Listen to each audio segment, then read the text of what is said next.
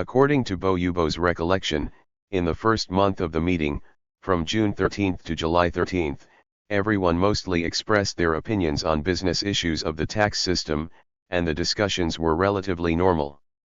During the group discussion, Gao Gang and others saw that there were many opinions on the new tax system, so they encouraged some participants to inappropriately criticize Bo Yubo, who was in charge of financial work. After Mao Zedong learned about these situations, he told Zhou Enlai to let Bo Yubo make a public review at the meeting so that everyone could put their words on the table and solve the problem. After Bo Yubo made his first review on July 13, the atmosphere of the meeting suddenly became tense, and the tone of criticism became increasingly high. Many inappropriate political labels were applied to Bo Yubo. Some even said that Bo Yubo had made a line error, which caused the meeting to go astray. On August 1, Bo Yubo made a second review, but it still failed to pass. In this way, it will be difficult to draw a conclusion and the meeting will not end. Mao Zedong had already discovered this abnormal phenomenon. He pointed out, you cannot assume that the contents of all speeches at the meeting are correct. In fact, some opinions are inappropriate. He adopted the method of moving troops and invited Chen Yun and Deng Xiaoping back from other places to attend the meeting. Chen Yun spoke at the meeting and criticized Bo Yubo's mistakes. At the same time, he clearly pointed out, comrades raised the issue of whether there are two lines within the Central Finance Commission at the meeting. I cannot say that the Central Finance Committee has two lines at a meeting like today. At a meeting, Deng Xiaoping also disagreed with describing Bo Yubo's mistakes as line errors. After Chen Yun and Deng Xiaoping spoke, the atmosphere of the meeting changed, providing a more normal atmosphere for Zhou Enlai to conclude the meeting. Towards the end of the meeting, on August 7, Gao Gang made a speech. His speech was very special. He was not as harsh as some speakers, but he had ulterior motives in placing some of Liu Shaokai's words and opinions on Bo Yubo's head for criticism. For example, some words during the land reform in 1947, some formulations in the Tianjin speech in 1949, opinions on the treatment of party members of rich peasants in northeast China in 1950, and views on the xianzhi agricultural cooperatives in 1951. Obviously, this was an insinuation to attack Liu Shaokai by criticizing Bo Yubo. Gao Gang's attempt to usurp the higher power of the party and the country has been revealed at the financial meeting. On August 11, a plenary meeting was held in Huiran Hall, and Zhou En made the conclusion. The conclusion quotes Mao Zedong's relatively complete statement on the general line for the transitional period. The general line for the transitional period has been included in the party's official documents, which is of great significance for unifying the thinking of the entire party and is a major outcome of the National Financial and Economic Conference. This conclusion was revised and finalized by Mao Zedong. After quoting the general line in the conclusion, Mao Zedong added another paragraph.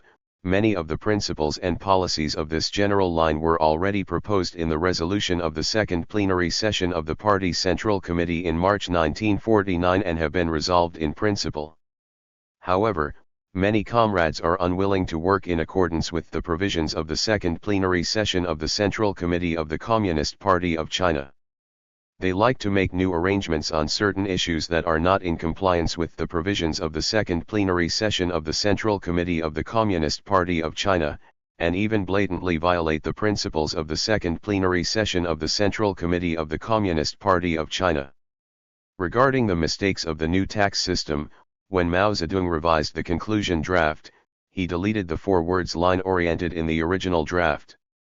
This important revision involves the characterization of Bo Yubo's problem. Mao Zedong supported the criticism of the new tax system and Bo Yubo at the Financial and Economic Conference. However, he did not agree with saying that Bo Yubo made a line error or a line error. The day before the closing of the National Financial and Economic Conference, on August 12, Mao Zedong delivered a speech. Among the existing archives, there is a printed copy of the resolution of the second plenary session of the Central Committee of the Communist Party of China that Mao Zedong carefully read and marked. The outline of his speech is written on the cover of this printed book. It can be judged that Mao Zedong wrote this outline after repeatedly reading the resolution of the second plenary session of the Central Committee of the Communist Party of China. His speech was based on the resolution of the second plenary session of the Central Committee of the Communist Party of China and further developed the resolution of the second plenary session of the Central Committee of the Communist Party of China. In his speech, Mao Zedong proposed that the struggle against bourgeois ideas should be carried out within the party. He said that after the 3 antis and 5 antis, we only gave a basic crackdown on corruption and waste within the party, but we did not solve the problem of the reflection of bourgeois ideas in the party. In order to ensure the success of socialist construction, we must oppose the reflection of bourgeois ideas in the party, government, military and civilian leading organs at the central, regional, provincial, and municipal levels first, and at the appropriate time, we must convene leading cadres at the regional level to conduct discussions and clarify the issues of the socialist road and the capitalist road. He said that in the transition period and the construction period, there is capitalism and socialism. The resolution of the second plenary session of the Central Committee of the Communist Party of China is China's new economic policy, which must now be made concrete. He once again criticized the new tax system. He said that the second plenary session of the Central Committee of the Communist Party of China made it very clear about utilization, restriction, and transformation. The capitalist economy will be restricted from several aspects. It has a leadership-led relationship with the socialist economy. Now it is equality between public and private, which goes against the line that the state-owned economy is the leading component. He said that if the new tax system continues to develop, it will inevitably deviate from Marxism-Leninism, deviate from the party's general line, and develop toward capitalism. The new tax system is a mistake that is good for capitalism and not good for socialism. Mao Zedong said that in order to ensure the success of socialist construction, we must implement collective leadership and oppose decentralism and subjectivism. We not only oppose subjectivism that blindly advances regardless of human and material resources, but also oppose conservative subjectivism. It was only because we opposed dogmatism and empiricism, that is, subjectivism, that the revolution won. This must be the case now so that construction can be successful. He stressed that collective leadership and opposition to decentralization were the main keys. Before criticizing the new tax system and criticizing Bo Yubo, Mao Zedong first made self-criticism. He said, while criticizing Bo Yubo's mistakes, both Zhou and Chen said they must be responsible, and I said I must be responsible too. Each has its own account. My mistakes were, caught too little and too late. This is the first and main one. In the past, I was busy with land reform and resisting US aggression and aiding Korea. After the 3 antis, I should have focused on finance and economics. I caught some, but I didn't drill them. I am new to financial and economic work, and I rely on veterans. In the past, I relied on seniority and rich experience in revolutionary work in the past. Now is the period of construction. I lack knowledge and have not yet penetrated into it, so I have to make up for it. Even if Tong died, I also had a share. I said that we should unify collection and expenditure, but I did not pay close attention to the collection and collection, but I did not pay close attention to the collection and expenditure. This meeting reminded me that we need to be unified and centralized, but hierarchical management is also necessary. Budget issues. It was started in November last year, and the central government also discussed it after the January financial and economic meeting. The 16 trillion in the budget is a false figure, I only know now. Too much profit was made and too much expenditure was made. Although I mentioned the 3 lines of defense, increasing production, saving, and issuing new products, my mistake was that I announced it in the newspaper too early. I should have taken my time, and I was also impatient and rushed forward. I have supported the land inspection and production determination. After arriving in Wuhan and Nanjing and hearing feedback on this issue, I said we should make a 5-year plan. Back in Beijing, Comrade Deng Zhui saw that I was relieved and said that inspecting land and determining property rights negated the achievements of land reform and was simply unworkable. I said, listen to you. I supported literacy at first, but then I stopped supporting it. I accepted everyone's opinions and revised my original opinions. It is my opinion to register the unemployed. There are 1.6 million unemployed people, plus a lot of people who are semi-unemployed.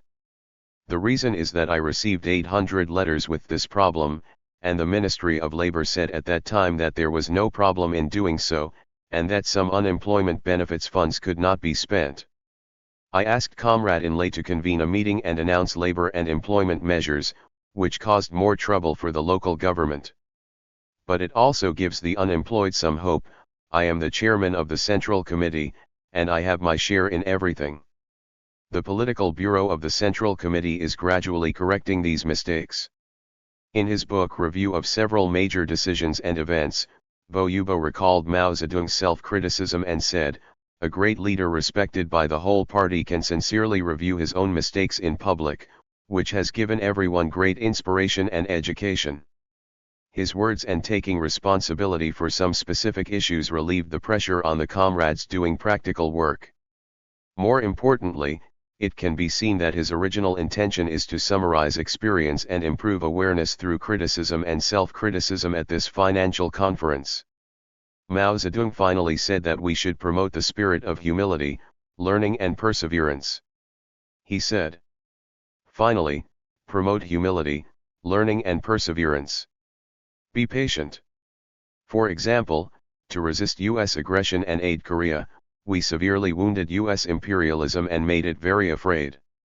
This is beneficial to our construction and is an important condition for our construction. The most important thing is that our army has been tempered and becomes brave and intelligent. Of course, we sacrificed people, spent money, and paid a price. But we are not afraid of sacrifice, and we will do it until the end. Hu Zongnan attacked the Shaanxi-Gansu-Ningxia border region, and we only had one county seat left, but we did not withdraw from the border region. We just ate leaves as long as we ate them, just to be ruthless. You must learn, don't be proud, and don't look down on others. Goose eggs look down on eggs, ferrous metals look down on rare metals. This attitude of looking down on people is unscientific. China is a big country and the party is a big party. There is no reason to look down on small countries and small parties. We must always maintain a learning attitude toward the people of fraternal countries and have a true internationalist spirit. In terms of foreign trade, some people are proud and arrogant, which is wrong. Education should be carried out throughout the party, especially among those who go abroad. We must study hard and work hard to basically complete socialist industrialization and socialist transformation within 15 years or more.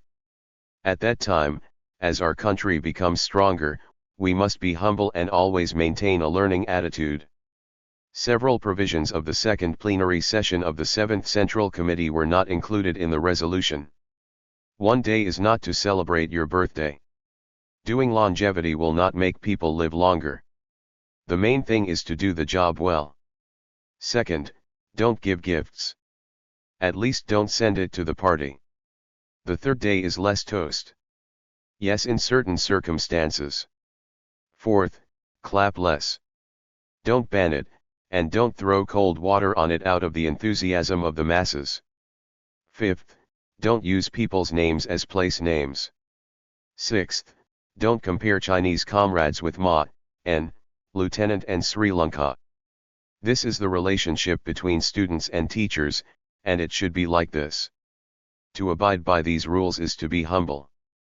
In short, we must adhere to the spirit of humility, learning and perseverance, adhere to the system of collective leadership, complete socialist transformation, and achieve the victory of socialism.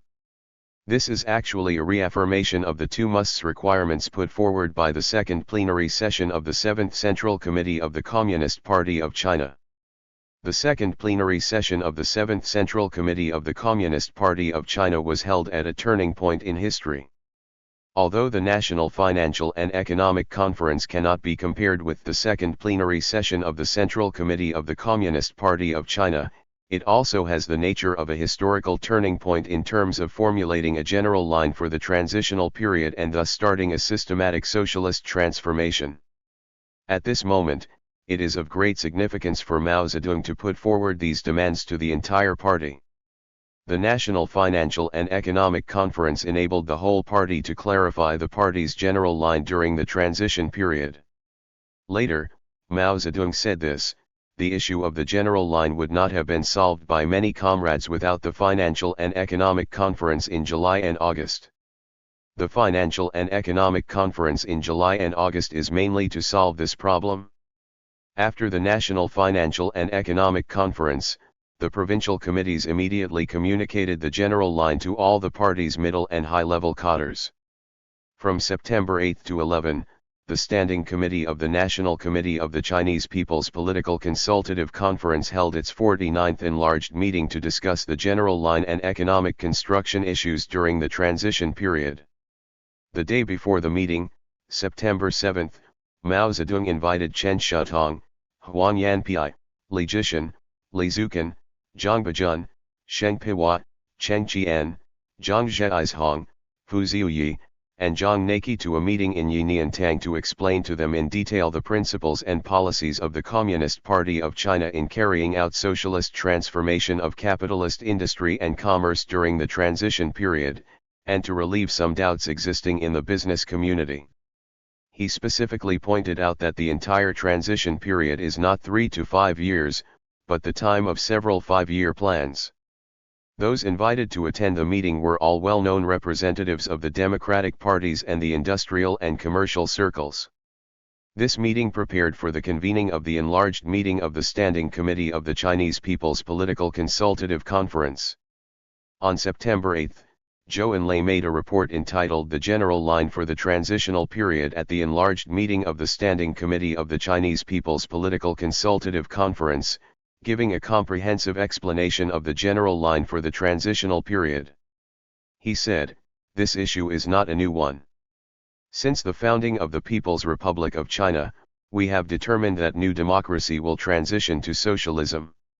Although the common program does not mention the future of socialism, this is because it was not mature enough to write it at the time. The so-called immature does not mean that it is not yet mature among the leading elements. To understand, it means that we need to go through publicity and education to the broad masses. The purpose of raising this issue now is to make it more clear and concrete." He said, "In our people's democratic national system and social system, we do not have to wait until one day for the state to declare that all the means of production belong to the state, but on this day. It is impossible for our country to adopt a gentle and gradual transition from new democracy to socialism based on international conditions, especially the situation of domestic class alliances and economic development. The method of peaceful transformation is not to suddenly announce the implementation of socialism one morning. During the transitional period, the proportion of socialist elements must be increased day by day. In the past, I have said to Mr. Sheng Piwa that the future will be abolition of classes and personal happiness, which means to adopt a gradual transition method to ensure that it will happen naturally." In his summary report on September 11, Zhou Enlai further pointed out, "The period of my country's new democracy construction is a period of gradual transition to socialism, which is also a period of gradual growth in the proportion of the socialist economic component in the national economy. The period of new democracy construction is a transition period, which is a theoretical breakthrough for the Communist Party of China on the issue of the transition from new democracy to socialism. It changed the original idea of first engaging in the construction of new democracy for a long period of time and then considering the issue of transformation to socialism." Subsequently, Zhou Enlai conveyed and elaborated on the general line for the transitional period at the Central People's Government Committee meeting, the Second Congress of Chinese Literary and Art Workers, and the Second National Organizational Work Conference of the Communist Party of China. On September 24, the National Committee of the Chinese People's Political Consultative Conference officially announced the general line for the transition period to the country in celebration of the 4th anniversary of the founding of the People's Republic of China. It took a full year from the time Mao Zedong first proposed the general line for the transitional period on September 24, 1952 to its official announcement. The general line goes through a process of brewing and formation, and the communication and publicity of the general line also goes through a process of gradually expanding its scope. It was fully discussed at multiple meetings of the Central Committee of the Communist Party of China, the National Financial and Economic Conference, the enlarged meeting of the Standing Committee of the National Committee of the Chinese People's Political Consultative Conference, the Central People's Government Committee meeting and other important meetings. It can be seen that Mao Zedong and the Central Committee of the Communist Party of China adopted a cautious attitude and prudent steps in formulating and announcing the general line. With the announcement of the general line for the transitional period, a publicity campaign was launched across the country. In order to meet the needs of study and propaganda, Mao Zedong asked the Central Propaganda Department to draft a study and propaganda outline on the party's general line during the transitional period. The outline went through several drafts. Mao Zedong was not satisfied with it at first. He became more satisfied after reading the 7th draft and made important revisions and additions. On December 13, he wrote to Hu Qiaomu, who was in charge of the drafting work, saying, "I have read this article once, and it is much better than before. I have made some additions and changes. Please invite Boda and Kaifeng to take a look at it to see if it is appropriate. If you have any comments, please let me know. If you have no comments, please send it to Shangkun and publish an expanded list to all comrades. Read it. It is best to print it out today, and ask all comrades to read it tomorrow and prepare to propose revisions. It is estimated that there will be some revisions. This outline is titled Struggle to Mobilize All Forces to Build Our Country into a Great Socialist Country." After Mao Zedong reviewed and revised the outline, a complete statement of the general line for the transitional period was finally determined, from the founding of the People's Republic of China to the basic completion of socialist transformation. This is a transitional period. The party's general line and general tasks during this transitional period are to be carried out over a long period of time. During this period, we will gradually realize the country's socialist industrialization and gradually realize the country's socialist transformation of agriculture, handicrafts, and capitalist industry and commerce. This general line is the beacon that shines on all our work. Without it, we will make right or left mistakes. This is a transitional period from the founding of the People's Republic of China to the basic completion of socialist transformation. This means that as soon as the People's Republic of China was founded, the Chinese Revolution entered the second stage, the stage of socialist revolution. This is a new formulation, and Mao Zedong felt the need to explain it, so he added a paragraph to the outline. We say that what marks the change in the nature of the revolution, the basic end of the new democratic revolutionary stage and the beginning of the socialist revolutionary stage is the change of political power, the demise and destruction of the Kuomintang's counter-revolutionary regime. The founding of the People's Republic of China does not mean that the great task of socialist transformation can be implemented in all aspects of the country immediately after the founding of the People's Republic. At that time, we still had to resolve the contradiction between feudalism and democracy, that is, the dominant position in the countryside at that time. The key contradiction is between feudalism and democracy, not between capitalism and socialism. Therefore, it will take 2 to 3 years to implement land reform in the countryside. On the one hand, we will implement democratic land reform in the countryside, and on the other hand, we will immediately start to take over bureaucratic capitalist enterprises and turn them into socialist ones in the cities.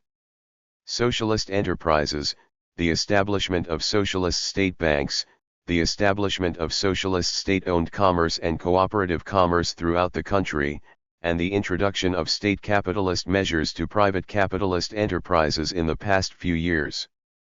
All this shows the complicated image of the first years of our country's transition period. There is this sentence in the outline reviewed by Mao Zedong: the essence of the party's general line during the transitional period is to make the socialist ownership of the means of production the sole economic basis for our country and society. This is an important theoretical point of view, a popular but inaccurate point of view in the international communist movement. Mao Zedong did not write this sentence, but he agreed with it and developed it. After this sentence, he added a paragraph: the reason why we must do this is because only by completing the transition from private ownership of the means of production to socialist ownership can it be conducive to the rapid development of social productive forces, and can it be conducive to a revolution in technology and the use of simple and backward tools and agricultural tools to work in most of our country's social economy. To change the situation of using all kinds of machines up to the most advanced machines to work, so as to achieve the purpose of producing various industrial and agricultural products on a large scale, meeting the people's growing needs, improving the people's living standards, surely strengthening the national defense power, opposing imperialist aggression, and finally consolidating the people's power and preventing counter-revolutionary restoration. This theoretical perspective represented the understanding of socialism by Mao Zedong and the Communist Party of China at that time, and the level of understanding they had reached on the issue of how to build socialism in a country with a very backward economy like China. The fundamental starting point is to rapidly develop social productive forces, to improve people's living standards, and to consolidate people's political power. However, it is unrealistic to believe that all this can be achieved only by making socialist ownership of the means of production the country's sole economic foundation. It is especially inconsistent with the reality of China, a country with a very backward economy. This reflects that the Chinese Communist Party's understanding of socialism and the fundamental issues of how to build socialism in China are still very immature, and it still lacks or even has no practical experience. As a guiding ideology for the Communist Party of China to build socialism in the following decades, this theoretical perspective has had a negative impact on the development of China's social economy and its excessive pursuit of purity. After the general line study and propaganda outline was released within the party, a large-scale study and publicity activity was launched with great fanfare across the country, promoting the rapid development of economic construction, especially the cause of socialist transformation. 8. General line for the transition period. The party's general line during the transitional period can be summarized as 1. Transformation and 3. Reforms. Its basis is the country's socialist industrialization. The propaganda outline states, socialist industry is the material basis for the socialist transformation of the entire national economy. Only sufficiently powerful socialist industry can attract, reorganize, and replace capitalist industry, support socialist commerce, transform and replace capitalist commerce, use new technologies to transform individual agriculture and handicrafts, expand production most rapidly, accumulate funds, cultivate socialist construction talents, cultivate socialist habits, and thus create the economic, cultural, and political prerequisites that guarantee the complete victory of socialism. Mao Zedong compared the relationship between the country's socialist industrialization and the 3 major socialist transformations to the main body and the 2 wings. Main body and 2 wings are inseparable and prerequisite for each other. The realization of national industrialization, that is, the transformation from an agricultural country to an industrial country, and the realization of socialist transformation are 2 aspects of the historical process of the transformation from new democracy to socialism. On the one hand, he said that the general line can also be said to solve the problem of ownership. On the other hand, he always emphasized the dominant position and leading role of socialist industrialization in the transformation into socialism. Achieving national industrialization is an ideal that countless people with lofty ideals have dreamed of while pursuing national independence in modern China. However, under the dual oppression of imperialism and feudalism, and under the rule of a decadent reactionary regime, realizing national industrialization could only be a dream. The road of saving the country through industry will not work, nor will the road of capitalist industrialization be realized. It was only under the leadership of the Communist Party of China that the reactionary regime was overthrown and the path was cleared for China to obtain the conditions for industrialization. National industrialization is the great goal of the Communist Party of China. As early as April 1945, Mao Zedong pointed out on coalition government, without independence, freedom, democracy, and unity, it is impossible to build truly large-scale industry. Without industry, there will be no solid national defense, no people's welfare, and no country's prosperity. The 105 years of history since the Opium War in 1840, especially the 18 years of history since the Kuomintang came to power, have clearly told the Chinese people this point. He added, after the political conditions for new democracy are obtained, the Chinese people and their government must take practical steps to gradually establish heavy industry and light industry within a few years, so as to transform China from an agricultural country to an industrial country. The task of the Chinese working class is not only to fight for the establishment of a new democratic country, but also to fight for China's industrialization and agricultural modernization. These ideas of Mao Zedong were further developed and concretized at the second plenary session of the 7th Central Committee of the Communist Party of China. At this time, the situation and tasks faced by the Communist Party of China have undergone fundamental changes compared with those at the 7th National Congress. The new democratic revolution for China's independence, freedom, democracy, and unity is about to win. The task of quickly restoring and developing the national economy and turning China steadily from an agricultural country to an industrial country has been urgently put on the agenda. The shift in the focus of the work of the Communist Party of China is not only a shift from rural to urban areas, but also a shift from revolution to construction. The latter has a more arduous task and far-reaching significance than the former. Deeply aware of these changes, it was Mao Zedong who repeatedly pointed out in a series of meetings and in some instructions that reminded the whole party to attach great importance to and take steps to realize them.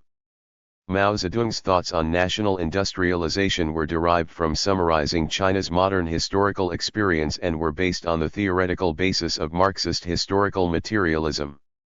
He has drawn a clear line between himself and the theory of saving the country through industry and from populism. In a letter to Qin Bangxian on August 31, 1944, he said, "The basis of the new democratic society is factories and cooperatives, not decentralized individual economy. Decentralized individual economy, family agriculture and family handicrafts industry is the foundation of feudal society, not the foundation of democratic society. This is what distinguishes Marxism from populism. In short, the foundation of new democratic society is machinery, not manual work.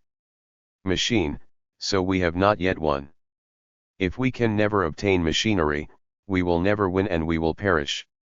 The current rural areas are not and cannot be the main foundation for the entire Chinese democratic society, from the agricultural foundation to the industrial foundation." Revolutionary tasks.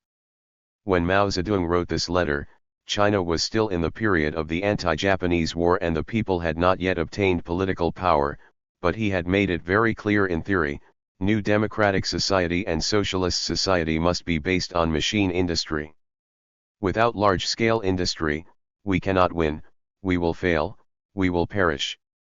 Building China into an industrialized, prosperous and powerful socialist country has been the wish of the Chinese people for many years, and it was also the goal pursued by Mao Zedong throughout his life. After the founding of New China, the task of restoring the national economy was very arduous, and it was impossible to start large-scale economic construction immediately. But Mao Zedong always thought repeatedly about the specific steps to achieve national industrialization from the perspective of national development strategy. The concept of 3 years of preparation and 10 years of planned economic construction proposed by him is the action program to guide economic work and industrial construction. In order to plan for the country's industrialization, Mao Zedong guided the formulation of the first 5-year plan for the development of the national economy during the period of national economic recovery. This is the first step in turning the country's industrialization from a century-old dream into reality, and it is also a key step of great significance. The first five-year plan was formulated by Zhou Enlai, Chen Yun, and Li Fukun. Mao Zedong guided this work from beginning to end. He chaired many meetings to listen to and discuss work reports, put forward guiding opinions, and carefully reviewed one draft plan after another. The basic principles, basic tasks, and other major issues of the five-year plan were all determined at the central meeting chaired by him. China's industrialization and the implementation of the first five-year plan started when the economy was very backward. It lacks funds, advanced technical equipment and sufficient construction talents, and has absolutely no experience in formulating national economic development plans. At that time, under the conditions that Western countries led by the United States adopted a hostile attitude towards New China and implemented a comprehensive blockade, the only help that could be obtained came from the Soviet Union. The Soviet government headed by Stalin gave China tremendous help, and the preparation of the five-year plan was also completed with direct help from the Soviet Union. In August 1952, entrusted by Mao Zedong, Zhou Enlai led a Chinese government delegation to the Soviet Union with the draft outline of the five-year plan to seek the opinions of the Central Committee of the Communist Party of the Soviet Union and the Soviet government. On September 24, Zhou Enlai and others returned to China. On the same day, Mao Zedong presided over a meeting of the Secretariat of the Central Committee of the Communist Party of China and listened to reports from Zhou Enlai and others on the status of negotiations with the Soviet Union. The meeting discussed the principles and tasks of the five-year plan. It was at this meeting that Mao Zedong put forward the preliminary concept of the general line for the transitional period for the first time and determined the fundamental guiding ideology for the formulation of the five-year plan. The five-year plan is integrated into the track of the general line for the transitional period and becomes a major step towards realizing the general line for the transitional period. At the end of that year, under the chairmanship of Mao Zedong, the leaders of the Central Committee of the Communist Party of China discussed the draft outline of the five-year plan. On December 22, the Central Committee of the Communist Party of China issued the instructions on the preparation of the 1953 plan and the outline of the five-year construction plan. The instructions stated, the country's large-scale economic construction has begun. The scale of this construction and the huge investment are unprecedented in Chinese history. In order to accelerate national construction, in addition to mobilizing national strength and concentrating national human and financial resources, the planning work of national construction must be strengthened so that large-scale construction can be carried out under the guidance of correct plans and avoid possible blindness. What policies should be adopted and what channels should be used to achieve industrialization in a backward country like China? This was the primary question before Mao Zedong and the compilers of the five-year plan, and it was a question that took a lot of thought for them. There are no more than two ways for countries around the world to achieve industrialization. One is the path taken by Western capitalist countries.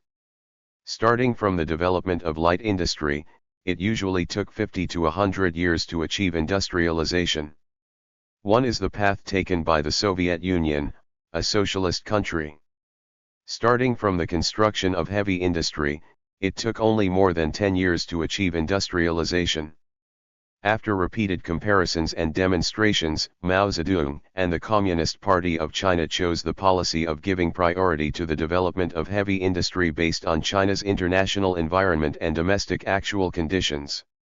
In June 1953, when Mao Zedong listened to a report on the preparation of the five-year plan at the National Financial and Economic Conference, he said, in order to ensure the country's independence, when we prepare the five-year plan, we must focus on heavy industry to enhance national defense and advance towards socialism. On June 14, 1954, at the 30th meeting of the Central People's Government Committee, when Mao Zedong talked about the necessity and importance of developing heavy industry, he said vividly, "What can we make now? We can make tables and chairs, we can make tea bowls and teapots, we can grow grain, and we can grind it into flour. We can still make paper, but we cannot make a car, an airplane, a tank, or a tractor.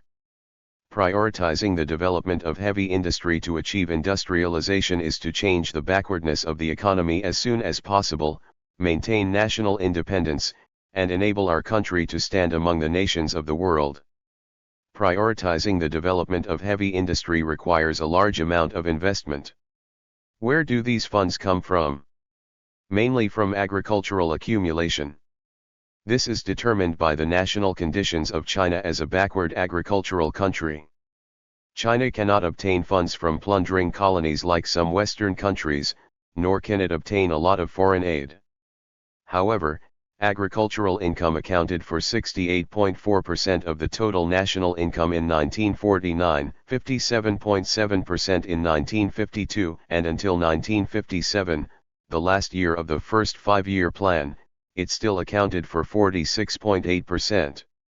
This has naturally become the main source of funds for China's industrialization. In order to take care of the interests of farmers as much as possible, the state adopts the method of narrowing the scissor gap so that part of the benefits obtained from industrial development can be returned to farmers. But after all, we still have to take more from farmers, otherwise there will be no industrialization at all. Some people, including those within the Communist Party and friends outside the party, hold objections to this. Some people also believe that because the focus of construction is on industry, the difference in living standards is that workers have 9 days and farmers have 9 days. These opinions aroused Mao Zedong's attention and uneasiness. He believed that this actually disapproved of industrialization and violated the general line of the transitional period, and must be answered. On September 12, 1953, at the 24th meeting of the Central People's Government Committee, after Peng Dehuai gave a report on the People's Volunteer Army's work to resist U.S. aggression and aid Korea, Mao Zedong delivered a speech. He talked about the issue of benevolent government in a targeted manner. He said, "Speaking of benevolent government, we must implement benevolent government. But what is the greatest benevolent policy? It is to resist U.S. aggression and aid Korea. To implement this greatest benevolent policy, we must make sacrifices, use money, and collect more agricultural taxes. If we collect more agricultural taxes, some people will scream and say that they represent the interests of farmers. I do not agree with this opinion. Resisting U.S. aggression and aiding Korea was a benevolent policy, and the current development of industrial construction is also a benevolent policy. There are two types of so-called benevolent government, one is for the current interests of the people, and the other is for the long-term interests of the people, such as resisting U.S. aggression and aiding Korea, and building heavy industry. The former is small benevolence, and the latter is great benevolence. Both must be taken into consideration, failure to do so would be a mistake. So where is the focus? The focus should be on benevolent governance.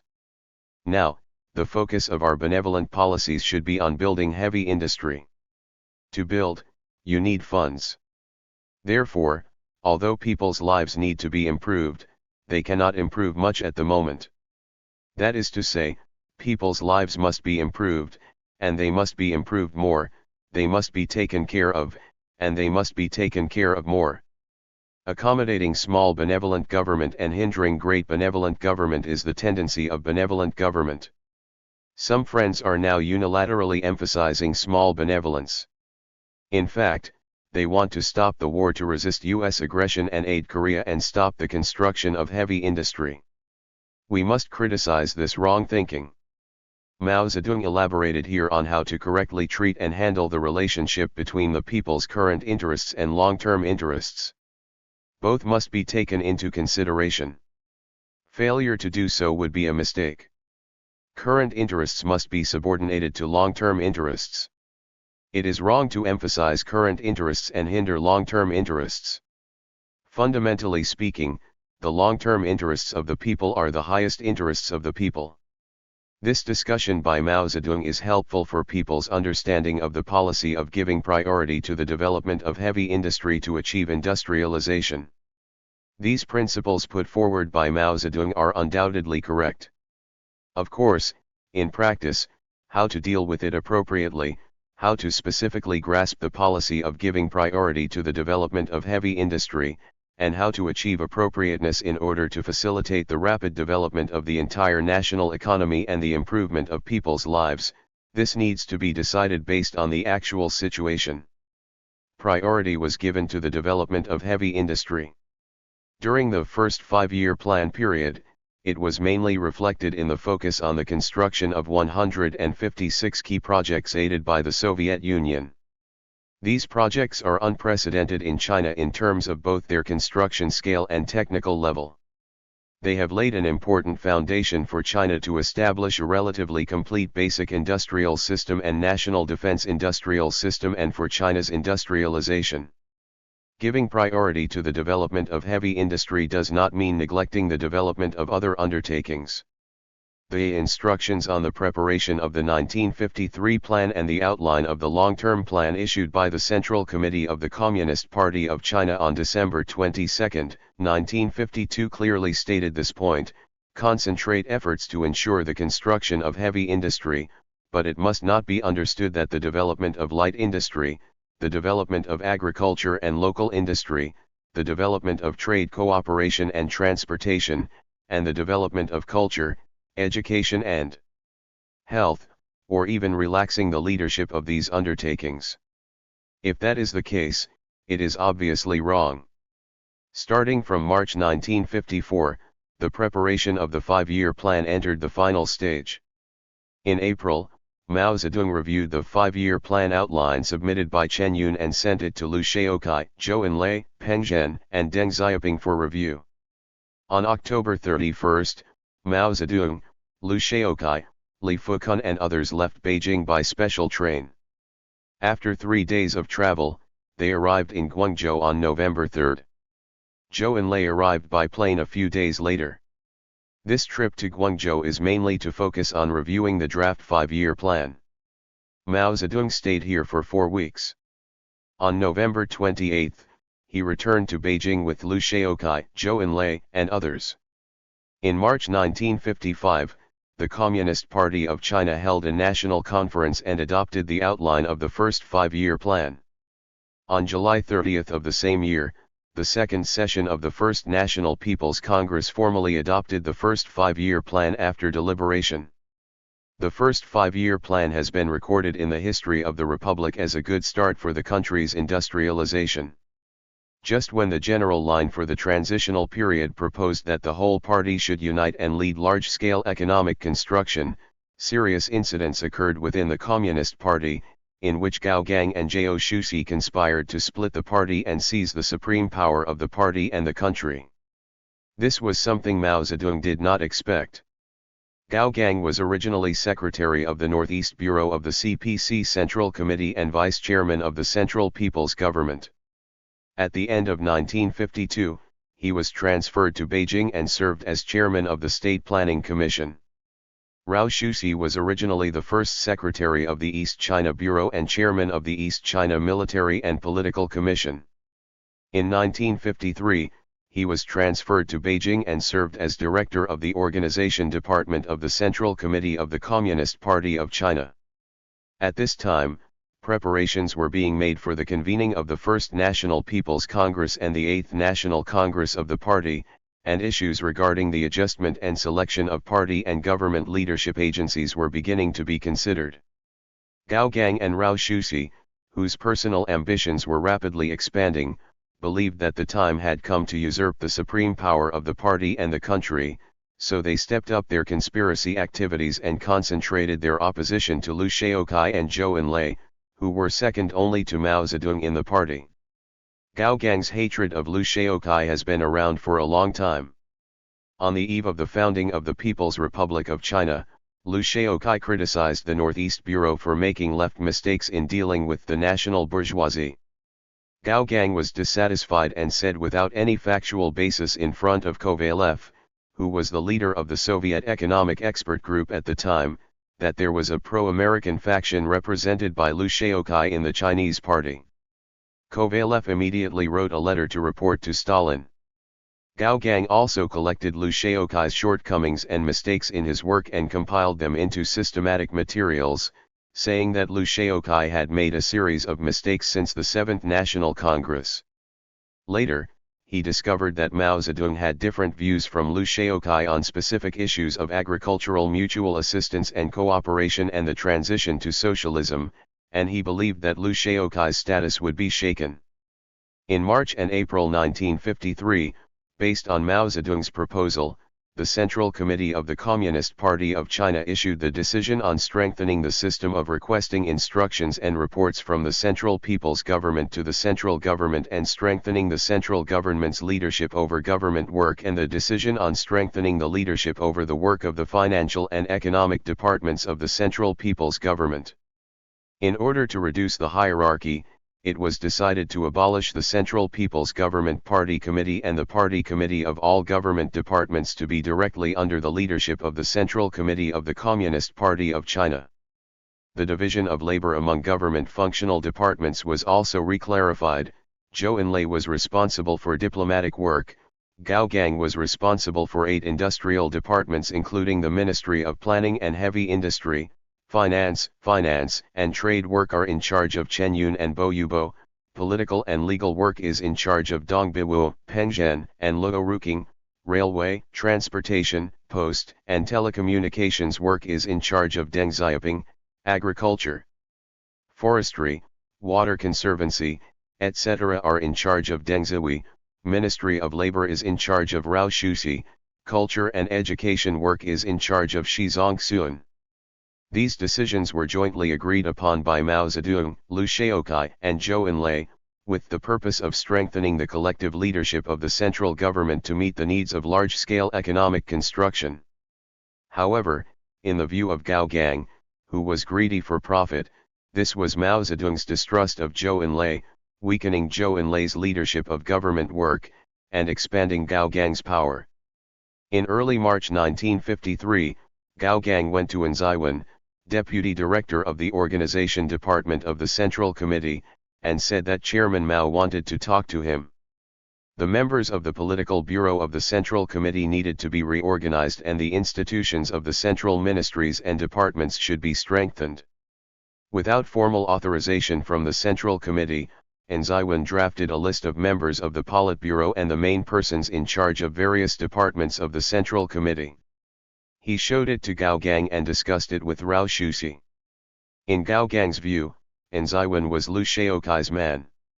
He believed that the list was made under Liu Shaokai's instruction, so he spread the word Bo but not Lin in the list of Politburo members, even Commander-in-Chief Zhu was missing.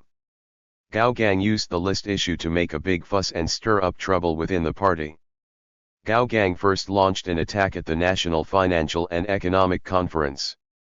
He and a handful of his followers made unprincipled remarks at the meeting, created disputes within the party, spread rumors outside the meeting, and slandered the Central Committee as having a circle, Liu Shaokai as having a circle, and Zhou Enlai as having a circle. He particularly focused on attacking Liu Shaokai while advocating himself. Rao Shuxi also stood with Gao Gang against Liu Shaokai at this time. The so-called circle issue was raised by Rao Shuxi at the National Financial and Economic Conference. Rao Shuxi first launched an unreasonable struggle within the organization department of the Central Committee against Enziwen, the deputy director of the organization department of the Central Committee, who he considered to be in Liu Shaokai's circle, and then launched a direct struggle against Liu Shaokai at the Second National Organizational Work Conference held in September and October 1953. After the National Financial and Economic Conference, the Central Committee of the Communist Party of China raised the issue of whether my country's highest state administrative organ should take the form of a council of ministers and whether the party Central Committee should add a vice-chairman or general secretary. In order to relieve himself of the heavy daily work and strengthen collective leadership, Mao Zedong once proposed dividing the central leadership team into a first line and a second line, and he retreated to the second line. Gao Gang believed that the time had come to seek the supreme power of the party and the country, and his conspiracy activities became even more unscrupulous. Under the banner of supporting Mao Zedong, he first targeted Liu Shaokai. He fabricated the claim that Mao Zedong was dissatisfied with Liu Shaokai's work. He also said that Mao Zedong planned to let Liu Shaokai sit in the parliament, Zhou Enlai be the chairman of the Council of Ministers, and Gao Gang be in charge of the Politburo. On another occasion, he advocated Lin Biao as chairman of the Council of Ministers. In October 1953, under the pretext of taking a vacation, Gao Gang went to East and Central and South China to lobby among senior cadres, intensified his party usurpation activities, and spread a large number of remarks that split the party and attacked Liu Shaokai. They said that the party emerges from the barrel of a gun and the party is created by the army, created military party theory, and openly opposed Mao Zedong's fundamental principle that the party commands the gun, but the gun will never be allowed to command the party, to incite and influence some senior cadres in the army and attempt to seize the party's leadership position. He divided the Chinese Communist Party into two parts, the party of the base areas and the army and the party of the white areas, and described himself as the representative of the party of the base areas and the army. He believes that the party central committee and the state leadership are now in the hands of the party in the white areas and need to be completely reorganized and controlled by the party in the base areas and the army, that is, him. In mid-December, when Gao Gang was intensifying his efforts to split the party and seize the supreme power of the party and the country, Chen Yun and Deng Xiaoping reported Gao Gang's conspiracy activities to Mao Zedong, which attracted Mao Zedong's attention. Regarding this period of history, Deng Xiaoping gave a detailed account. He said, after Comrade Mao Zedong proposed that the central government should be divided into a front line and a second line at the end of 1953, Gao Gang was very active. He first got the support of Lin Biao, and then he dared to do this. At that time, he was in northeast China, Lin Biao was in central and south China, and Rao Shuxi was in east China.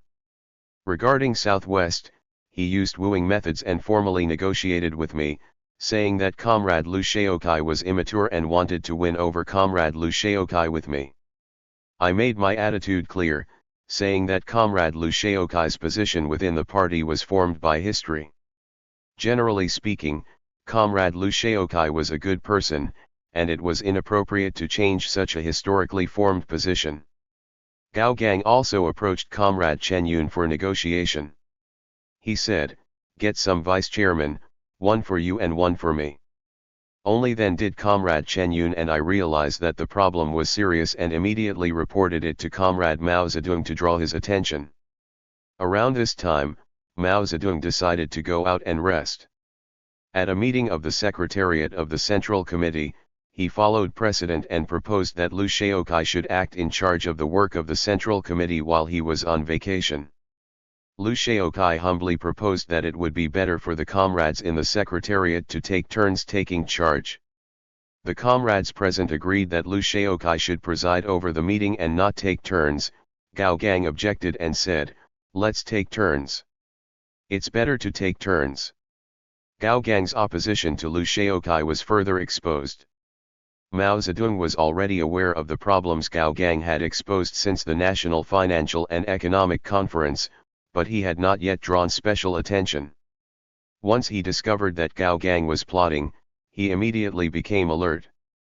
Immediately Chen Yun was sent on behalf of the Central Committee to go to Shanghai, Hangzhou, Guangzhou, and Wuhan where Gao Gang had lobbied, to greet the relevant persons in charge, and to inform Gao Gang of his conspiracy to oppose Liu Shaokai and split the party. Mao Zedong specifically asked Chen Yun to go to Hangzhou and tell Lin Biao what he said, "Don't be fooled by high-ranking officials. If Lin Biao doesn't change his opinion, I will separate from him and wait for him to change his mind before joining forces with him." In this way, the issue of high-level positions has been raised among a small number of senior leading cadres.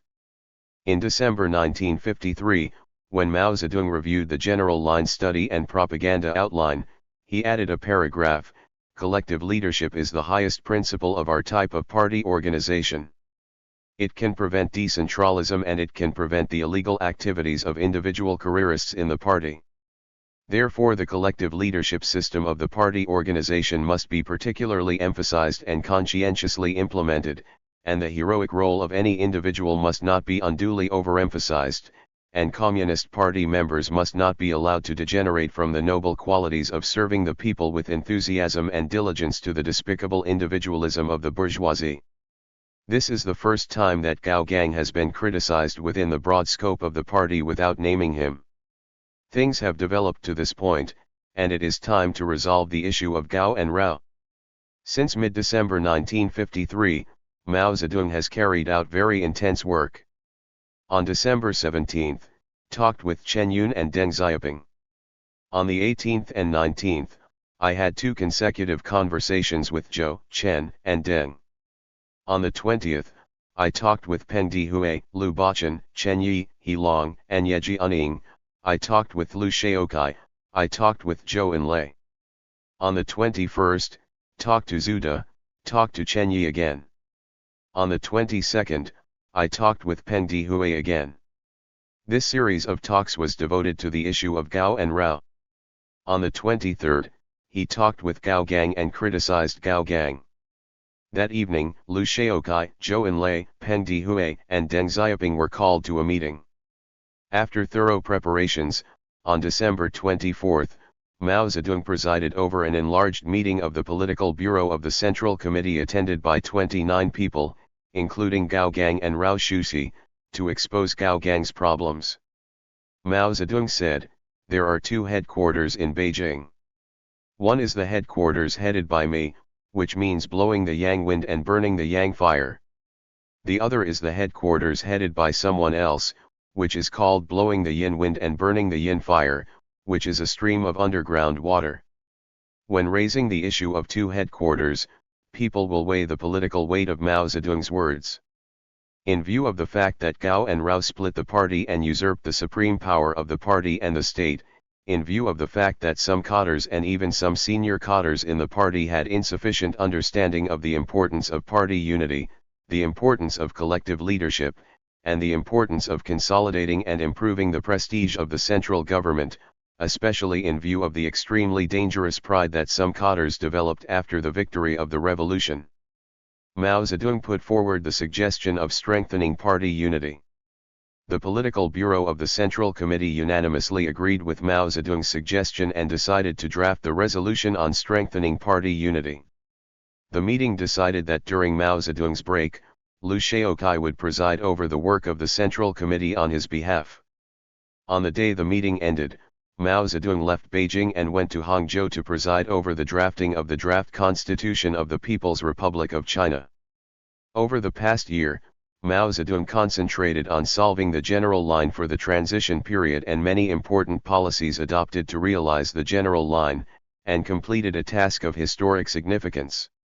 Subsequently, after a period of intense work, a decision was made to solve the Gao and Rao issues, and after the deployment was made, it was handed over to Liu Shaokai, Zhou Enlai, and Deng Xiaoping. From February 6 to 10, 1954, the Communist Party of China held the 4th plenary session of the 7th Central Committee of the Communist Party of China in Beijing. Entrusted by Mao Zedong, Liu Shaokai presided over the meeting and made a report. The meeting adopted the resolution on strengthening party unity. The 4th plenary session of the Central Committee of the Communist Party of China was held based on Mao Zedong's suggestions, and the policy and content of the meeting were also determined in accordance with Mao Zedong's opinions. On January 7, 1954, Mao Zedong wrote from Hangzhou to Liu Shaokai and the comrades in the Secretariat, saying, "The letter and the draft resolution have been received. The draft resolution has been revised to make it more well-founded and clearer. It would be appropriate to convene a plenary session of the Central Committee to pass this resolution to show caution. There can be 3 agendas: approving the work of the Political Bureau of the Central Committee since the 3rd plenary session, deciding to convene the party's National Congress within this year to discuss the first 5-year plan outline, adopting a resolution on strengthening the party's unity. Please report to Comrade Liu Shaokai. This report please send it to me via cable. As for the 3rd agenda, we should try our best to make only positive explanations and not criticize any comrades." At the same time, Mao Zedong wrote a separate letter to Liu Shaokai, saying, "If all comrades agree to hold a plenary session, after reading your report, it may be appropriate to read out the self-criticism you have prepared. Each of the two drafts will last about an hour. The self-criticism should be concise, and there are 3,000–4,000 words should be enough, and the content should be appropriate.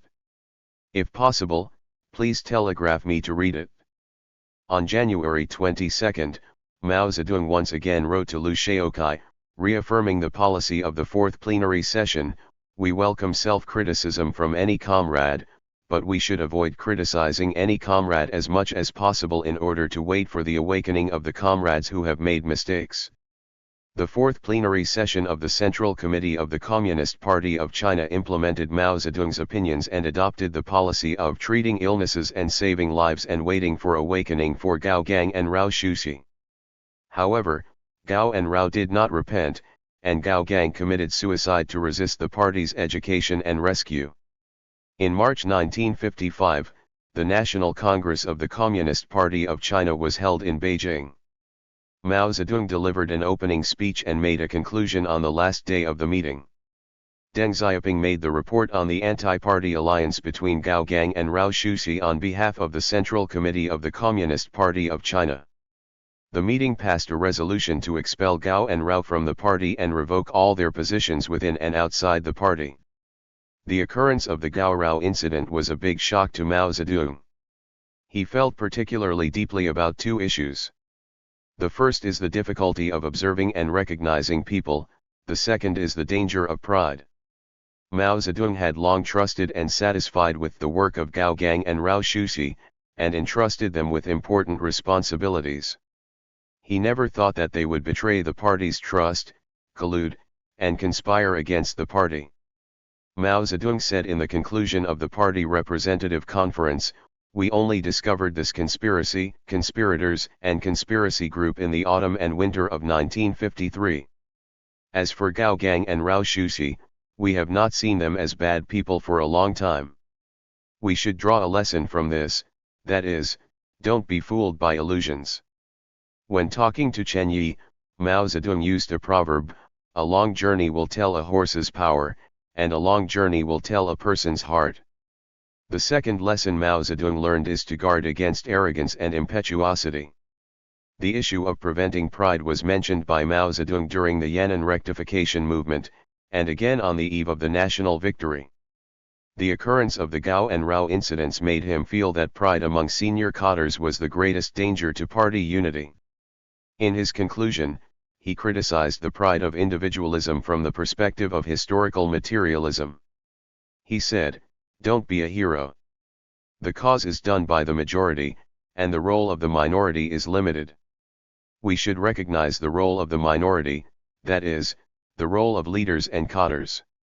However, there is no great role. It is the masses who have the great role. Without you, wouldn't the earth stop spinning?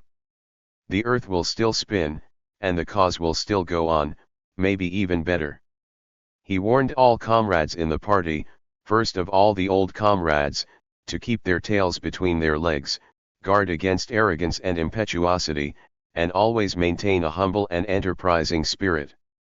In view of the lessons learned from the Gao-Rao incident, and at Mao Zedong's suggestion, the party's National Congress decided to establish supervisory committees at the central and local levels to strengthen supervision of party members, especially senior party cadres. The meeting elected the Central Supervisory Commission with Deng Biwu as secretary. This marks a step forward for the Chinese Communist Party in strengthening its own construction after becoming the ruling party. The struggle against Gao Gang and Rao Shuxi was the first serious intra-party struggle since the Chinese Communist Party came to power nationwide. Mao Zedong and other central leaders, in line with the policy of learning from past mistakes and learning from future ones, treating illnesses and saving the patient, focused on drawing lessons ideologically and politically through serious criticism and self-criticism, so that the entire party, especially senior cadres, could be educated.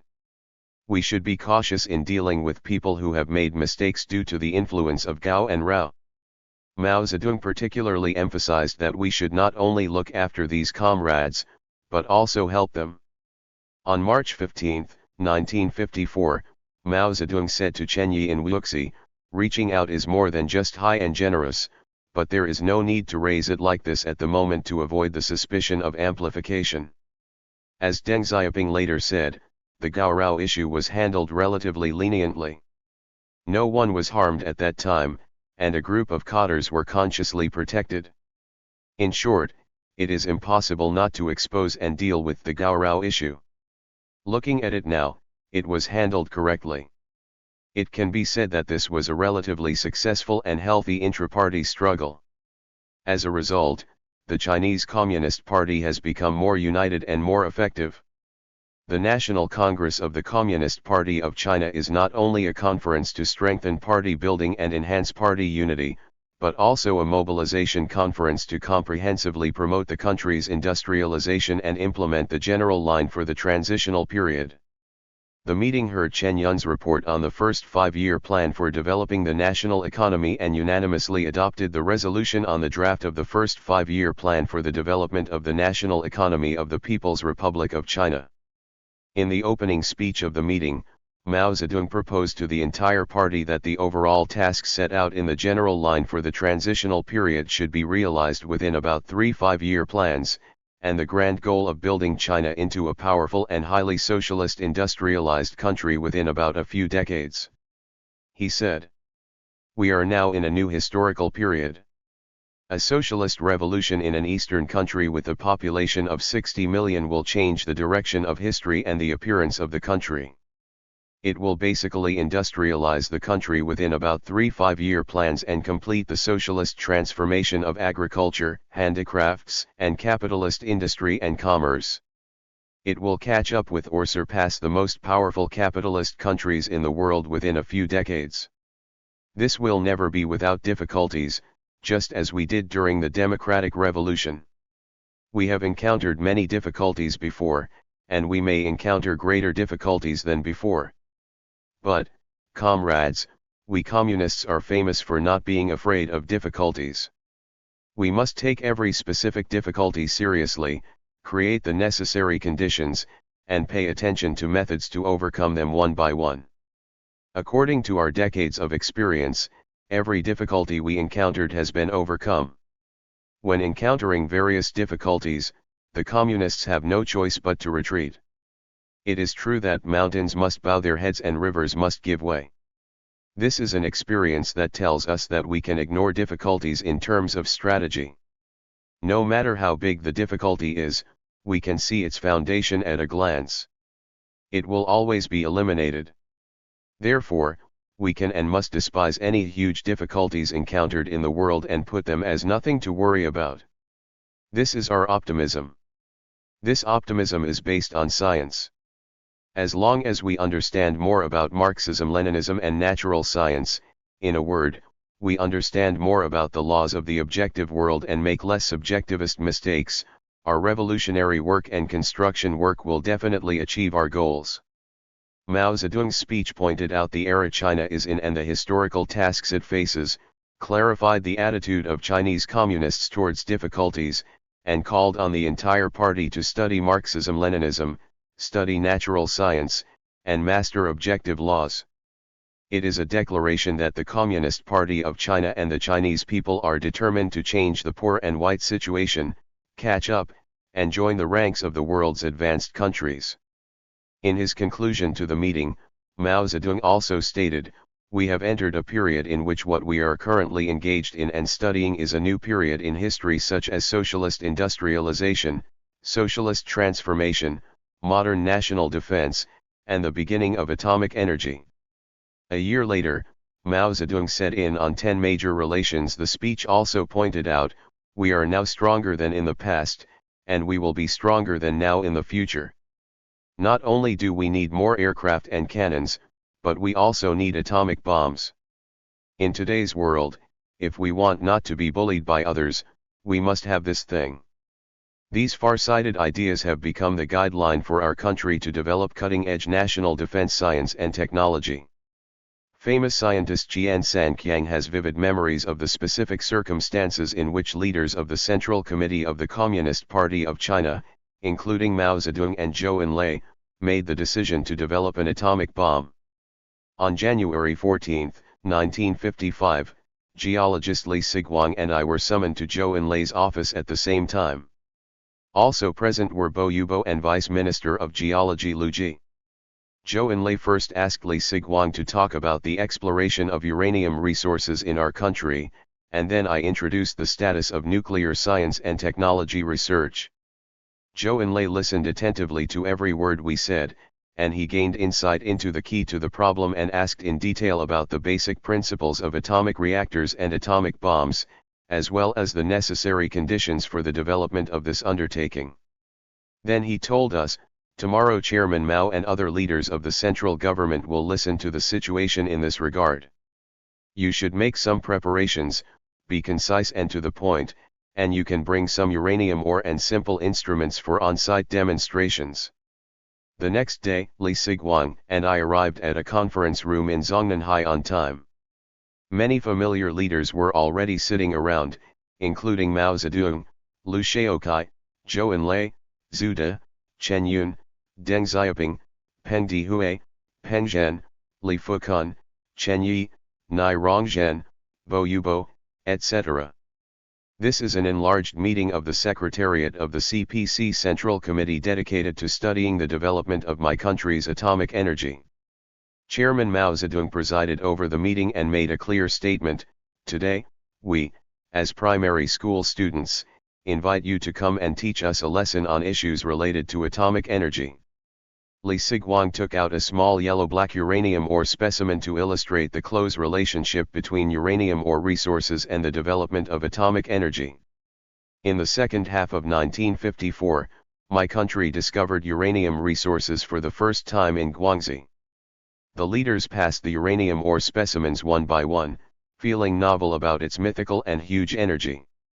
I reported on the overview of atomic energy development in several major countries and the work our country has done in recent years. Mao Zedong lit a cigarette and began to make a concluding speech. Our country now knows that there are uranium deposits, and further exploration will definitely find more uranium deposits. We have also trained some people, established a certain foundation for scientific research, and created certain conditions. In the past few years, there have been many other things, and it was too late to grasp this matter. This thing always needs to be caught. Now it's time to catch him. As long as you schedule it and work hard, you can definitely get it started. What do you think? Mao Zedong looked at everyone, and then emphasized, now that the Soviet Union is assisting us, we must do a good job. We can do it well if we do it ourselves. As long as we have people and resources, we can create any miracle. The meeting expressed great interest and determination in vigorously developing atomic energy. When it was time to eat, everyone came from the conference room to the restaurant. There were 3 tables of food, 6 ordinary dishes, mostly spicy. I was at the table with Mao Zedong, sitting opposite him.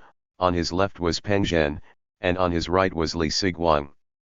Li Siguang switched to Hubei dialect to talk to Mao Zedong, feeling relaxed and very happy.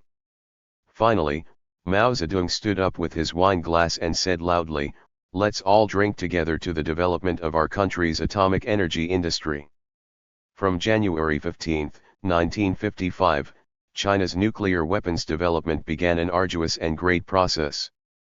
Subsequently, in December 1955, the famous scientist Ren Xinmin put forward suggestions for China to develop rocket weapons and rocket technology. In February 1956, the famous scientist Jian Suisun put forward opinions on establishing China's defense aviation industry. Their suggestions and opinions attracted great attention from the Central Committee of the Communist Party of China and the Central Military Commission and were adopted. China's missile development work is on the agenda. In October 1957, the Soviet Union launched its first artificial Earth satellite into space. In May 1958, Mao Zedong issued a call for "We also want to build some satellites." The 2 bombs and 1 satellite project, in accordance with Mao Zedong's instructions on vigorous coordination, under extremely difficult conditions and mainly relying on its own strength, has achieved world-renowned achievements and laid a solid foundation for China's national defense modernization. After the promulgation of the general line for the transitional period, as the cause of socialist transformation was carried out comprehensively and in depth, Mao Zedong led the criticism of bourgeois thought in the field of academic thought.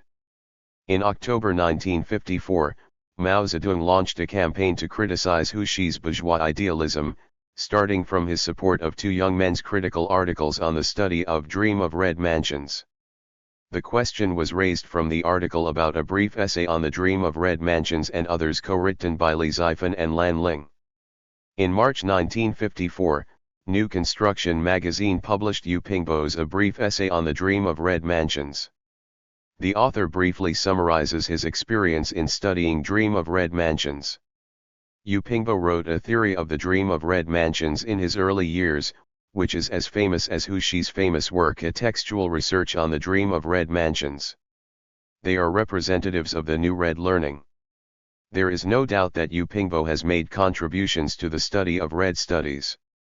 In a brief commentary on the Dream of Red Mansions, he criticized the new textual criticism school in recent years that regards A Dream of Red Mansions entirely as the author's family affairs. These criticisms are of positive significance. However, due to some restrictions, it was not possible for him to study Dream of Red Mansions from a Marxist perspective. The articles by Li Zifan and Lan Ling tried to use Marxist theory as a guide to comment on some non-Marxist viewpoints in the study of Dream of Red Mansions.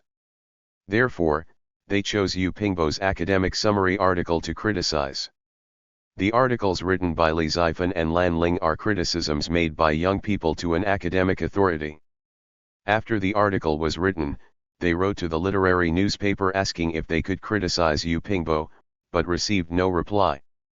They also submitted an article to Literature, History, and Philosophy, a journal of their alma mater, Shandong University, and Literature, History and Philosophy published this article in the September 1954 issue.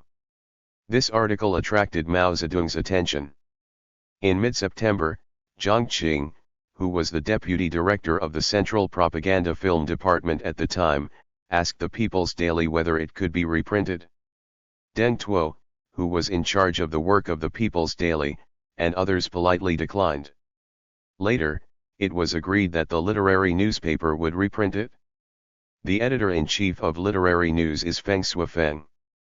In order to reprint this article, he wrote an editor's note, and the 18th issue of Literary News published at the end of September reprinted the article by Li Zifan and Lan Ling.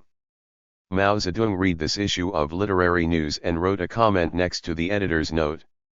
Mao Zedong used some sharp language and was clearly dissatisfied with the editorial, especially its attitude toward young people.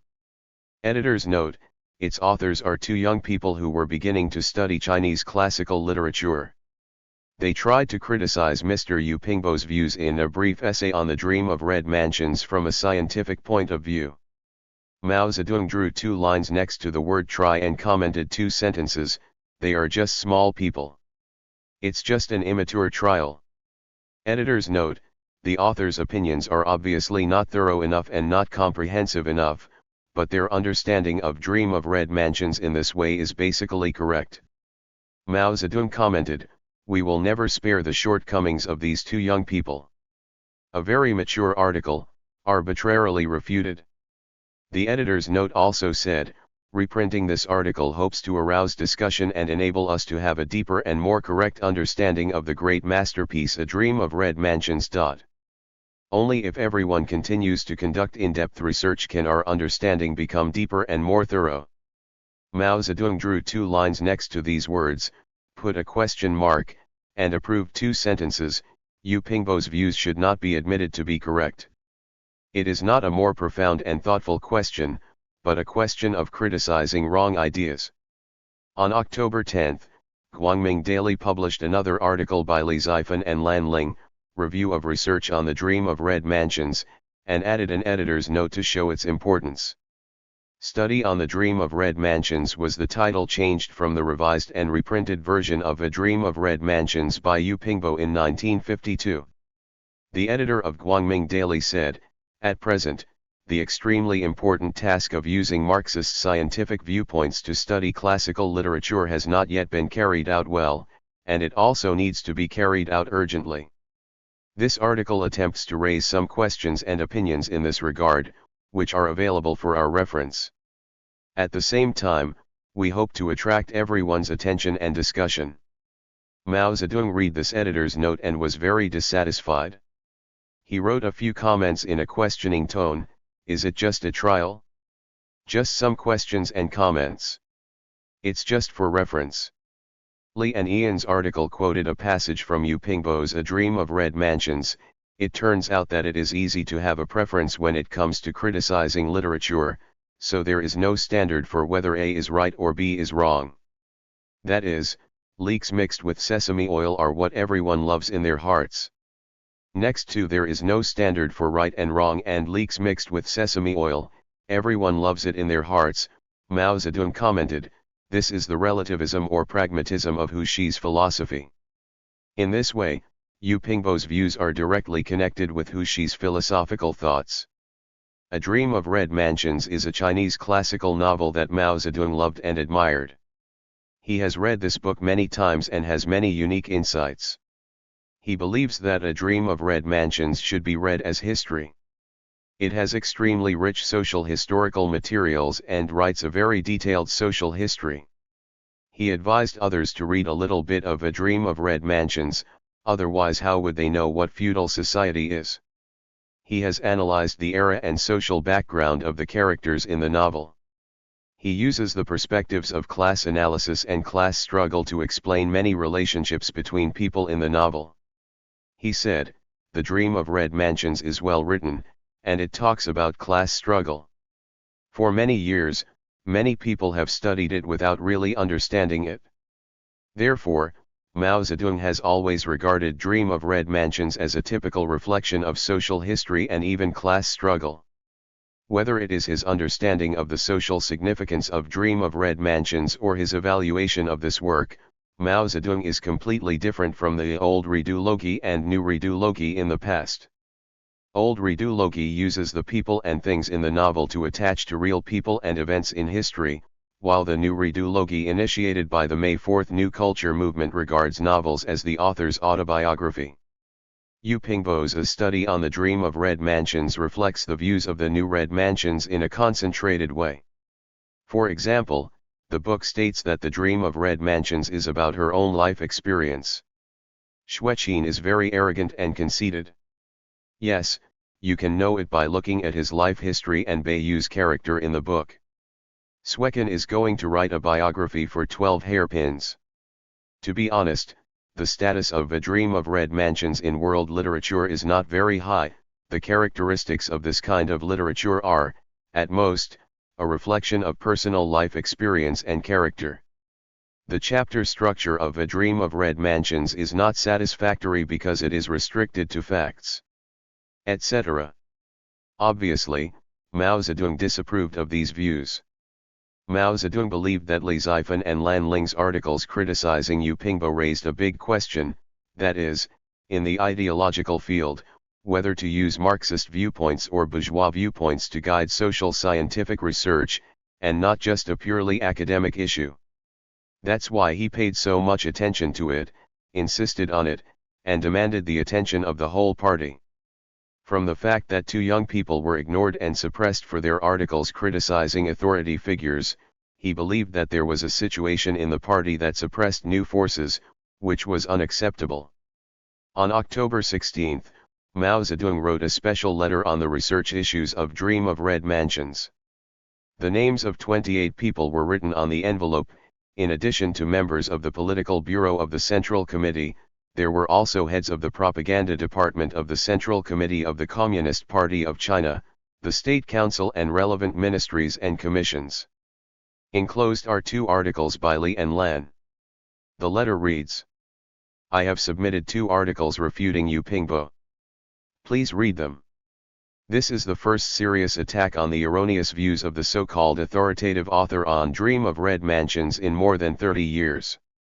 The authors are 2 Youth League members. They initially wrote to the literary newspaper asking if they could criticize Yu Pingbo, but they were ignored. They had no choice but to write to teachers at their alma mater, Shandong University, and gain support, and published their article refuting a brief essay on the dream of red mansions in the school's journal Literature, History, and Philosophy. The problem returned to Beijing. Some people requested that this article be reprinted in the People's Daily in the hope of causing controversy and criticism. However, some people opposed it on various grounds, so it could not be achieved. As a result, a compromise was reached and the article was allowed to be reprinted in the Literary Daily. Later, the Literary Heritage column of Guangming Daily published an article by these two young people refuting Yu Pingbo's research on the dream of red mansions. It seems that the struggle against the Huxi school's bourgeois idealism, which has poisoned young people for more than 30 years in the field of classical literature, may be launched. Things are done by too little people, while the big people often don't pay attention and often block them. They maintain a united front with bourgeois writers in terms of idealism and are willing to be prisoners of the bourgeoisie. This is almost the same as the situation when the films The Secret History of the Qing Palace and The Legend of Wu Xun were screened. Secret History of the Qing Dynasty, which has been called a patriotic film but is actually a traitorous film, has not been criticized so far after being screened across the country. Although the biography of Wu Xun was criticized, no lessons have been drawn so far. There are strange things that tolerate Yu Pingbo's idealism and block the very lively critical articles of little people. This is worthy of our attention. After the letter was written, Mao Zedong felt that he still needed to explain some policy issues, so he added another paragraph. Bourgeois intellectuals like Yu Pingbo should of course adopt an attitude of solidarity with them, but they should criticize their erroneous ideas that poison young people and should not surrender to them. Originally, the discussion on Dream of Red Mansions is an academic issue, which can and should be conducted on an equal basis. However, in this letter, Mao Zedong believed that the criticism of Yu Pingbo was a struggle against the bourgeois idealism of the Huxi faction. He believed that the relevant responsible persons who did not support or actively supported this criticism were speaking a united front with bourgeois writers on idealism and willing to be prisoners of the bourgeoisie. This reflected Mao Zedong's overestimation of the situation in the ideological and cultural circles at that time, and put great political pressure on those being criticized, making it difficult to discuss issues on an equal footing. On October 24, the Classical Literature Department of the Chinese Writers Association convened more than 60 classical literature researchers, writers, literary critics, and editors to hold a discussion on research issues on Dream of Red Mansions. At the meeting, the research methods of Hu Shipei and Yu Pingbo in the study of A Dream of Red Mansions were criticized. On October 27, Lu Ding'ai, Minister of the Central Propaganda Department, reported the situation of the seminar to Mao Zedong and the Central Committee of the Communist Party of China. The report stated, "This discussion should not stop at the book A Dream of Red Mansions and Yu Pingbo alone, nor should it be limited to the scope of classical literature research, but should be developed into other departments to thoroughly criticize the influence of Huxi's bourgeois idealism from the aspects of philosophy, history, education, linguistics, etc. At the same time, it is also proposed that those researchers of classical literature who lack correct viewpoints should still adopt a united and educational attitude so that they can benefit from this discussion and improve their research methods." On the same day, Mao Zedong sent this report to Liu Shaokai, Zhou Enlai, Chen Yun, Zhu De, and Deng Xiaoping for review, and told Lu Ding'ai to comply with it. On this day, Mao Zedong reviewed and revised Yuan Shuipei's article questioning the editor of literary newspaper. After the article cited the literary and art newspaper's attitude of suppressing young authors, Mao Zedong added a paragraph, "The literary and art newspaper here has close ties with bourgeois idealism and bourgeois celebrities, but is very alienated from Marxism and the new forces promoting Marxism. Isn't this obvious?" Mao Zedong approved this article to Deng Tuo for publication in the People's Daily. The next day, after Yuan's article was published in the People's Daily, Zhou Yang, Deputy Director of the Propaganda Department of the Central Committee of the Communist Party of China in charge of literature and art, called Yuan Shuipei to inquire about the situation. Yuan Gao, it was wholesaled by Chairman Mao. Zhou Yang immediately convened an enlarged joint meeting of the two presidiums of the China Federation of Literary and Art Circles and the Chinese Writers Association to criticize the errors of the Literary and Art Journal and the erroneous tendencies in the study of Dream of Red Mansions. Under this situation, Feng Shuifeng, as the editor-in-chief of Literary News, was forced to publicly review. On November 4, People's Daily published Feng Shuifeng's reviewing the mistakes I made in the literary newspaper. On November 10, People's Daily published another article signed by Li Ji, titled Editors of Literary Newspapers Should Thoroughly Examine the Bourgeois Style. Mao Zedong read this article carefully and wrote many comments.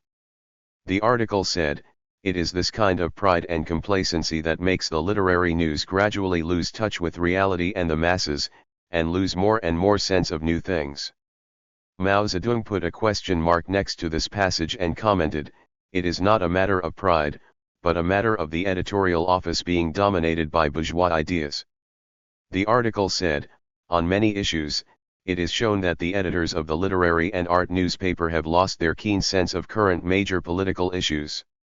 Mao Zedong commented, "It is not that we have lost our keenness, but that we have an extremely keen sense of being anti-Marxist." The article said, "The arrogance of the editor of Literary News is also reflected in the style of the boss of this publication." Mao Zedong drew a thick line next to arrogance and the style of the boss and pointed out, "It is not these problems, but their bourgeois anti-Marxist stance and views." It was unexpected that the problems between the editorial department of literary newspaper and Feng Shuifeng were raised to such a serious level. Soon, Mao Zedong saw Feng Shuifeng's review reprinted in Nanfang Daily on November 14. He also wrote some comments on this review. In the review, he said, "It is not accidental that I made this mistake. I have never paid attention to the fact that the bourgeois idealism of Huxi's school has long dominated the field of classical literature research, so I have never understood this fact and its seriousness." Mao Zedong commented, "Is it limited to classical literature?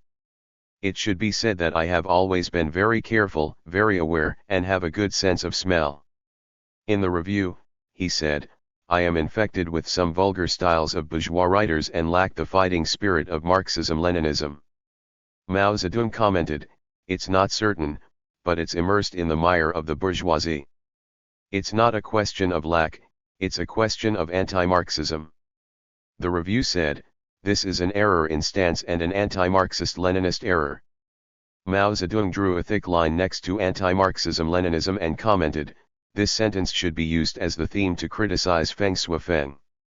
From the letter he wrote on October 16 about the research issues of A Dream of Red Mansions to the annotation of Feng Shuifeng's review article in mid-November, Mao Zedong's criticism became more and more high-key and his tone became more and more severe.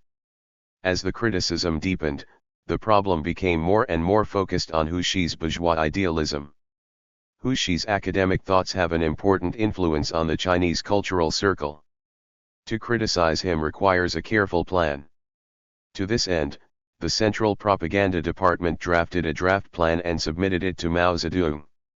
Mao Zedong was not satisfied and came to Zhou Yang on the evening of December 1 to discuss his opinions. The next day, based on Mao Zedong's opinions, the draft plan was fundamentally revised, and was discussed and approved at the joint enlarged meeting of the Presidium of the Chinese Academy of Sciences and the Writers' Association held that afternoon. This project mainly focuses on criticizing Huxi's thoughts, and the discussion topics are very wide, including criticism of Huxi's philosophical thoughts, criticism of Huxi's political thoughts, criticism of Huxi's historical views, criticism of Huxi's history of Chinese philosophy, and criticism of Huxi's literary thoughts, criticism of Huxi's history of Chinese literature, the status and role of textual research in the research of history and classical literature, the popular character and artistic achievements of Dream of Red Mansions and the social background of its production, criticism of research works on Dream of Red Mansions. Mao Zedong read Zhou Yang's report on December 2 and approved it the next day. Comrades Liu, Zhou, Zhu, Chen, Deng, Chen Boda, Hu Qiaomu, Deng Tuo, and Zhou Yang read it and handle it accordingly. On December 8, 1954, the Presidium of the China Federation of Literary and Art Circles and the Presidium of the Chinese Writers Association held an enlarged joint meeting. Guo Moruo and Zhou Yang gave speeches at the meeting, focusing on criticizing the bourgeois idealism of Hu Shi's school. Both speeches were sent to Mao Zedong for reading in advance. Mao said the weekly draft was good and Guo's draft was very good. The resolution on the literary and art newspaper passed at this meeting was also approved by Mao Zedong. The first article of the resolution is to reorganize the editorial organization of literary journal and re-establish the editorial committee. After that, criticism of Hu Shi's bourgeois idealism was widely carried out. Newspapers and magazines from all over the country published articles and editorials. Various types of symposiums, discussions, and criticism meetings have been held in the cultural, ideological, academic, educational, etc. fields, in short, in all fields that were deeply influenced by the Hu Shi school in the past. For a time, a massive wave of criticism formed. On March 1 of the following year, the Central Committee of the Communist Party of China issued the instructions on propagating materialist thoughts and criticizing bourgeois idealist thoughts, which proposed the task of promoting dialectical materialism and historical materialism among intellectuals and the broad masses of the people, and criticizing bourgeois idealist thoughts. This critical movement expanded from the criticism of the study of Dream of Red Mansions to the criticism of Hu Shi's academic thought, and then expanded to the entire cultural and ideological front to criticize bourgeois idealism. Upgrade and expand step by step. This criticism was caused by the suppression of a critical article. It may seem accidental, but in fact it is inevitable. During the Five Antis movement, Mao Zedong once criticized the left mistakes in dealing with bourgeois issues, pointing out that in a period when the bourgeoisie and petty bourgeoisie are allowed to exist, it is childish and ridiculous to not allow the positions and ideas of the bourgeoisie and petty bourgeoisie to exist. But since the general line for the transitional period was put forward, his thinking gradually changed. Since the bourgeoisie as a class is being gradually eliminated, it is inevitable to clean up and criticize bourgeois ideas and bourgeois idealism. Just read the instructions of the Central Committee of the Communist Party of China on propagating materialist thought and criticizing bourgeois idealist thought and you can see it very clearly. This instruction stated, in order to realize the party's general line, realize socialist construction and socialist transformation in our country within 3 5-year plans and a period of about 15 years, eliminate the elements of capitalism in urban and rural areas, and build a socialist society in a great country with a population of 60 million, we must promote the ideas of dialectical materialism and historical materialism among intellectuals and the broad masses of the people, and criticize bourgeois idealist ideas, and achieve victory on this ideological front. Without victory on this ideological front, the tasks of socialist construction and socialist transformation will be seriously hindered.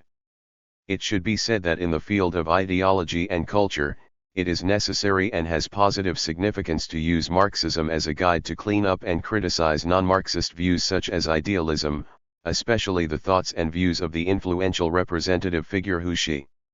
It is also necessary to criticize the phenomenon of suppressing little people from criticizing academic authority within the party in order to promote in-depth discussions on academic issues.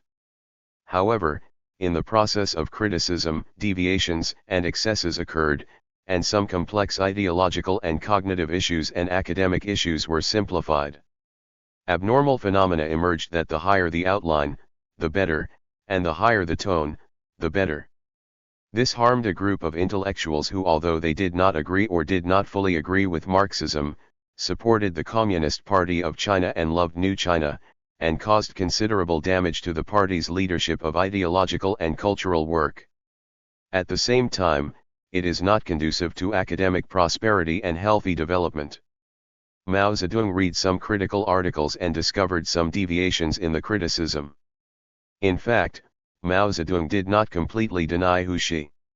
He still affirmed his role in the New Culture movement and his achievements in textual research. Later, he once said, "We were very good at criticizing Huxi at the beginning, but later it became a bit one-sided and wiped out everything about Huxi. We will write 1 or 2 articles to make up for it in the future." When the criticism of the research issues of Yu Pingbo's Dream of Red Mansions came to an end and the criticism of Huxi's school of thought was initially launched, the criticism of Hu Feng and his school's literary and artistic thoughts began again.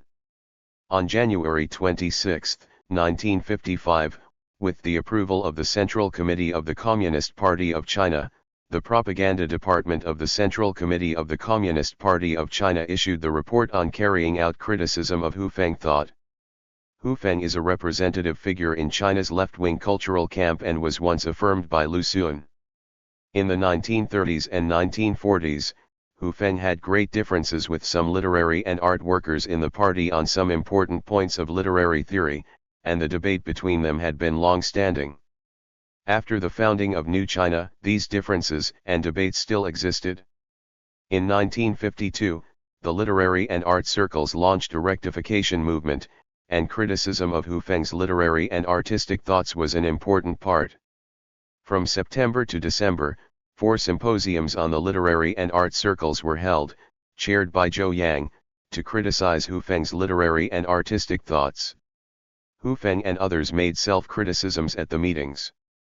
This symposium summarized the problems of Hu Feng's literary and artistic thought into 3 aspects: first, obliterating the role of worldview and class stance, and replacing socialist realism with old realism; second, emphasizing the abstract subjective fighting spirit and denying that petty bourgeois writers must remold their thinking and change their stance; third, worshipping Western European bourgeois literature and art and despising national literary and artistic heritage. Subsequently, Literary News published articles by Lin Mohan and He Qifang in the 2nd and 3rd issues of 1953, openly criticizing Hu Feng's literary and artistic thought. Before the publication of Lin and He's articles, in order to prevent the literary and art circles from being surprised, the China Federation of Literary and Art Circles convened a symposium on January 29. Lin Mohan gave a report and introduced the process of criticizing Hu Feng's literary and artistic thoughts and related circumstances. On February 25, a person who participated in the symposium wrote to Mao Zedong to report the meeting and said that he did not understand the criticism of Hu Feng's literary and artistic thoughts and felt depressed and distressed. When Mao Zedong saw this letter, he immediately wrote to Xiang Fu, Deputy Secretary General of the Propaganda Department of the Central Committee of the Communist Party of China, "Please investigate this matter and report it to me." This shows that Mao Zedong is already paying attention to criticism of Hu Feng's literary and artistic thoughts. On April 8, Xiang Fu reported the investigation results to Mao Zedong. The report said, after the publication of Lin Mohan and He Qifang's article criticizing Hu Feng's literary thought, the literary and art circles generally reflected that the criticism was correct and pertinent. It also said, in the past 2 years, there are indeed many shortcomings in general literary criticism, such as simplification, quotation out of context, lack of artistic analysis, more criticism than encouragement, etc. These phenomena last year the People's Daily editorial commemorating the 10th anniversary of the publication of Chairman Mao's speech at the Yan'an Forum on Literature and Art has pointed out that this left tendency has changed recently, but it has also shown that literary criticism is not active enough. We are collecting materials from the Literature and Art Department to study and improve the work of literary criticism. Hu Feng found the views in Lin Mohan's and He Qifang's articles unacceptable, and later refuted them one by one in the 300,000-word report on literary and art practice in the past several years. Hu Feng's 300,000-word report was written between March and July 1954. On July 22, it was handed over in person to Shi Zongxun, Director of the Cultural and Educational Committee of the Government Affairs Council in charge of literary and artistic work, and forwarded to the Central Committee of the Communist Party of China. Hu Feng's report concentrated on making a relatively systematic criticism of the leadership tendency in literature and art centered on Comrade Zhou Yang. His basic view is, for several years, the key issue in literary and artistic practice has been the rule of sectarianism, and the theoretical rule of subjective formalism as the weapon of this rule. After receiving Hu Feng's book of 300,000 words, the Central Committee of the Communist Party of China did not deal with it for a while.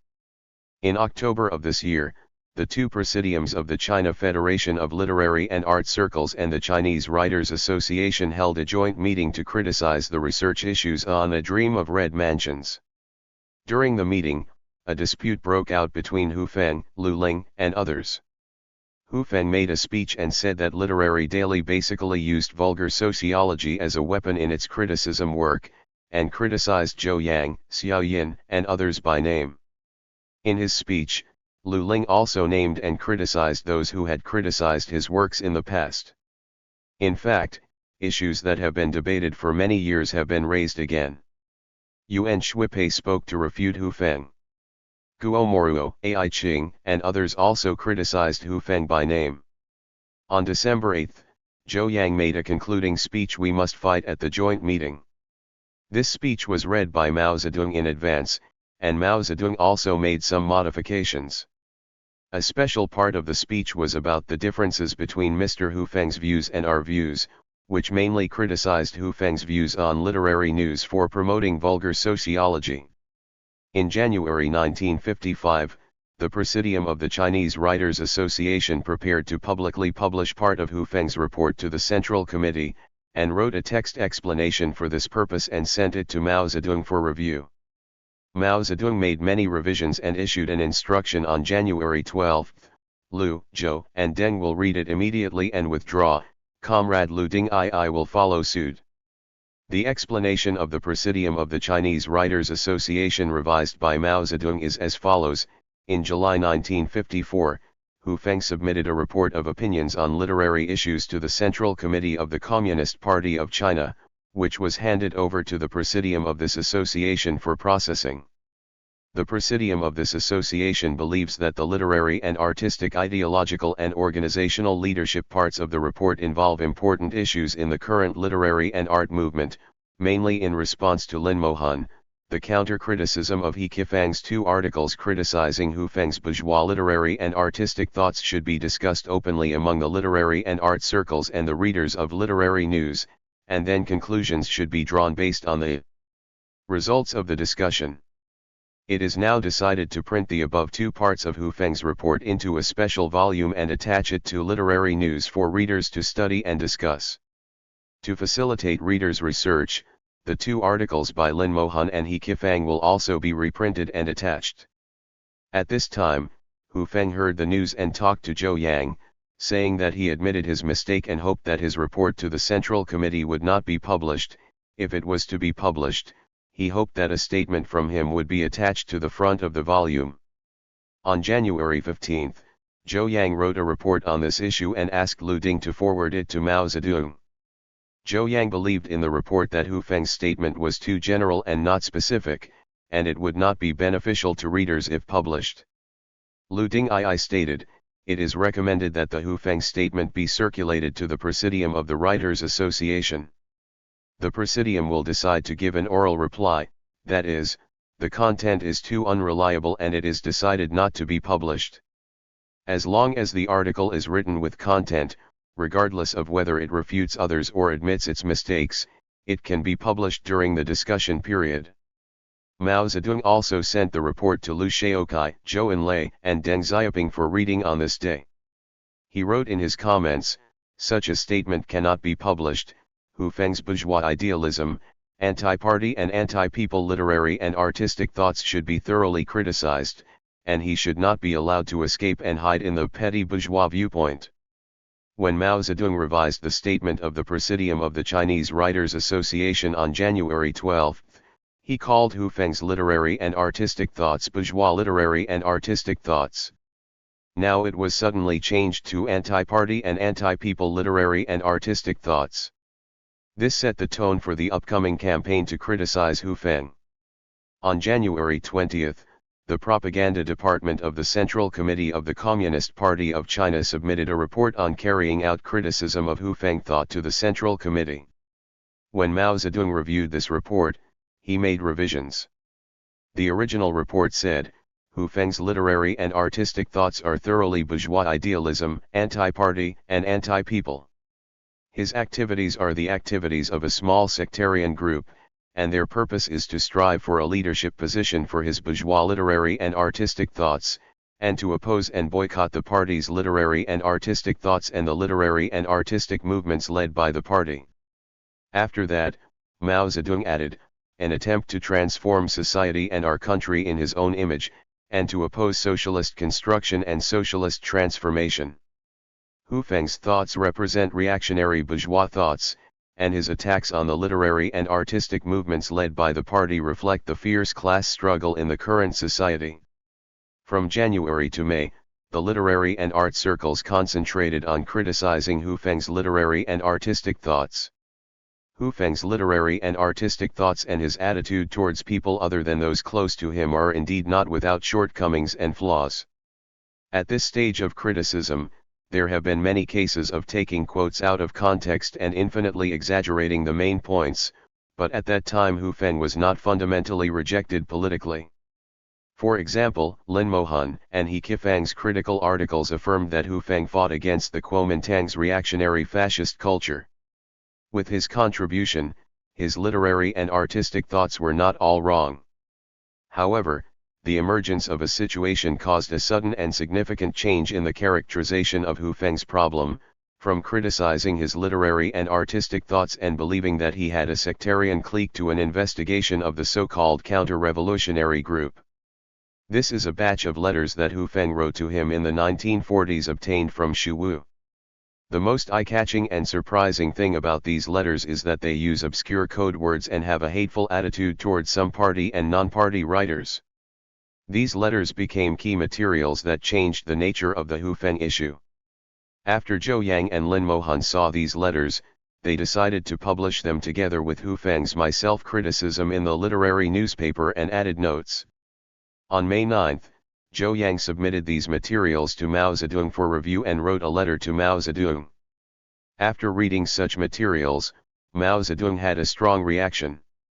He felt that the note was not enough, and he was not satisfied with the title of the Xu Wu materials, Some Materials About Hu Feng's Clique, so he changed it to Some Materials About Hu Feng's Anti-Party Clique. On May 11, Mao Zedong approved Zhou Yang and said, "The note is not good, so I have rewritten it. Can you and Comrade Lu Ding see if it can be used? If you think it can be used, please make another copy and print it. I hope the original manuscript will be returned to me. It can be published in the People's Daily and then reprinted in the literary and art newspapers. The note should be in larger characters. If you don't agree, you can come to my office after 11 o'clock tonight or tomorrow afternoon to discuss it." Mao Zedong's redrafted note read, Hu Feng's article My Self-Criticism was written in January this year, revised in February, and a postscript was written in March. We have only now published it together with Xu Wu's article Some Materials About Hu Feng's Anti-Party Group for one reason, which is to prevent Hu Feng from using our newspaper to continue to deceive readers. From the materials exposed in Xu Wu's article, readers can see that Hu Feng and the anti-party and anti-people literary and artistic group he leads has long been hostile to, hated the Chinese Communist Party and non-party progressive writers. Can readers smell the slightest hint of revolution in the letters written by Hu Feng to Xu Wu? Isn't the smell emanating from these letters exactly the same as what we have smelled from publications such as Social News and News World published by the Kuomintang Secret Service? The note also stated, what is fake, and the disguise should be stripped off. There may be people in Hu Feng's anti-party group who are deceived like Xu Wu and do not want to follow Hu Feng forever. They should provide the party with more materials exposing Hu Feng. Concealment cannot last long and will be exposed one day. The strategy of changing from attack to retreat cannot fool people. Review must be like Xu Wu's review, and fake review will not work. Lu Ling, we should get more confidential information from Hu Feng. All those who have mixed up with Hu Feng and have confidential information should also be handed over. It is better to hand it over than to preserve or destroy it. Hu Feng should do the job of peeling off the mask, rather than deceptive self-examination. Peeling off the mask, exposing the truth, and helping the party thoroughly understand the entire situation of Hu Feng and his anti-party group is the only way out for Hu Feng and everyone in the Hu Feng faction. On May 13, the note, Hu Feng's My Self-Criticism and materials provided by Xu Wu were published in the People's Daily. On May 24, People's Daily published the second batch of materials about Hu Feng's anti-party group. Mao Zedong reviewed and revised the editor's note and conclusion. Compared with the first batch of materials, most of the materials published this time are letters from the 1950s. Therefore, in the editor's note, Mao Zedong added a paragraph, pointing out, some people who sympathize with Hu Feng or who are verbally opposed to Hu Feng but who sympathize with Hu Feng in their hearts are saying that most of the materials are from before liberation and cannot be convicted based on them. Well, okay, now please look at the second batch of materials. In the concluding remarks, Mao Zedong added a paragraph calling Hu Feng a counter-revolutionary. He wrote, the counter-revolutionary Hu Feng elements, like other open or covered counter-revolutionaries, place their hopes on the restoration of the counter-revolutionary regime and the overthrow of the people's revolutionary regime. They believe that this is the opportunity they have to wait for. In this way, the characterization of the Hu Feng issue changed from Hu Feng's anti-party clique to Hu Feng's counter-revolutionary clique. On June 3, when Mao Zedong reviewed the draft of the Central Committee of the Communist Party of China's instructions on exposing the Hu Feng counter-revolutionary clique, he added Article 6, stating, all provincial and municipal committees and party groups must understand that the purpose of this struggle is not only to eliminate members of the Hu Feng counter-revolutionary clique, but mainly to use this struggle to raise the consciousness of the broad masses and to expose all kinds of hidden counter-revolutionaries, and further purify the revolutionary ranks. Therefore, when the struggle develops further, all hidden counter-revolutionaries and reactionaries must be publicly called upon to confess themselves. This kind of confession can be made to the group meeting, the general meeting, or written materials. However, such calls for confession should not be made among middle school students and primary school students. This instruction was issued after Mao Zedong approved it to Liu Shaokai, Zhou Enlai, Deng Xiaoping, and Peng Zhen. As a result, the exposure and investigation of the Hu Feng counter-revolutionary group developed into a nationwide anti-counter-revolutionary movement. On June 10, People's Daily published the third batch of materials about Hu Feng's counter-revolutionary group. Since this part of the material focused on exposing Hu Feng's so-called counter-revolutionary conspiracy, Mao Zedong read this material very carefully and added as many as 17 comments. In these notes, it is said that the Hu Feng group is not a simple literary group, but a counter-revolutionary political group under the guise of literary and artistic. Their strategies are often adopting offense as defense and the so-called clearing the emperor's side and so on. These assertions are inconsistent with the actual situation. Starting from these incorrect judgments, Mao Zedong proposed, because we revolutionaries are proud, complacent, careless, or have taken care of business and forgotten politics, many counter-revolutionaries have penetrated deep into our livers. At the same time, on June 10, the People's Daily published an editorial titled Lessons Must Be Learned from the Hu Feng Incident. When Mao Zedong revised this editorial, he added 3 paragraphs.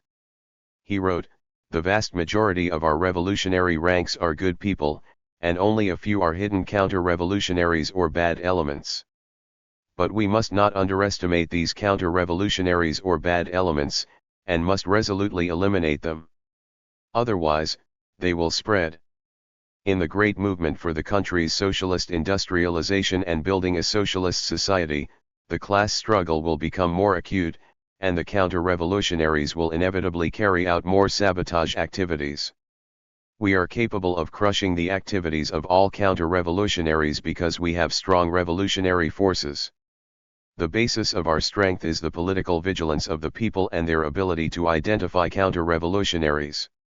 This requires our leading organs at all levels to pay full attention to strengthening their political education work among the masses.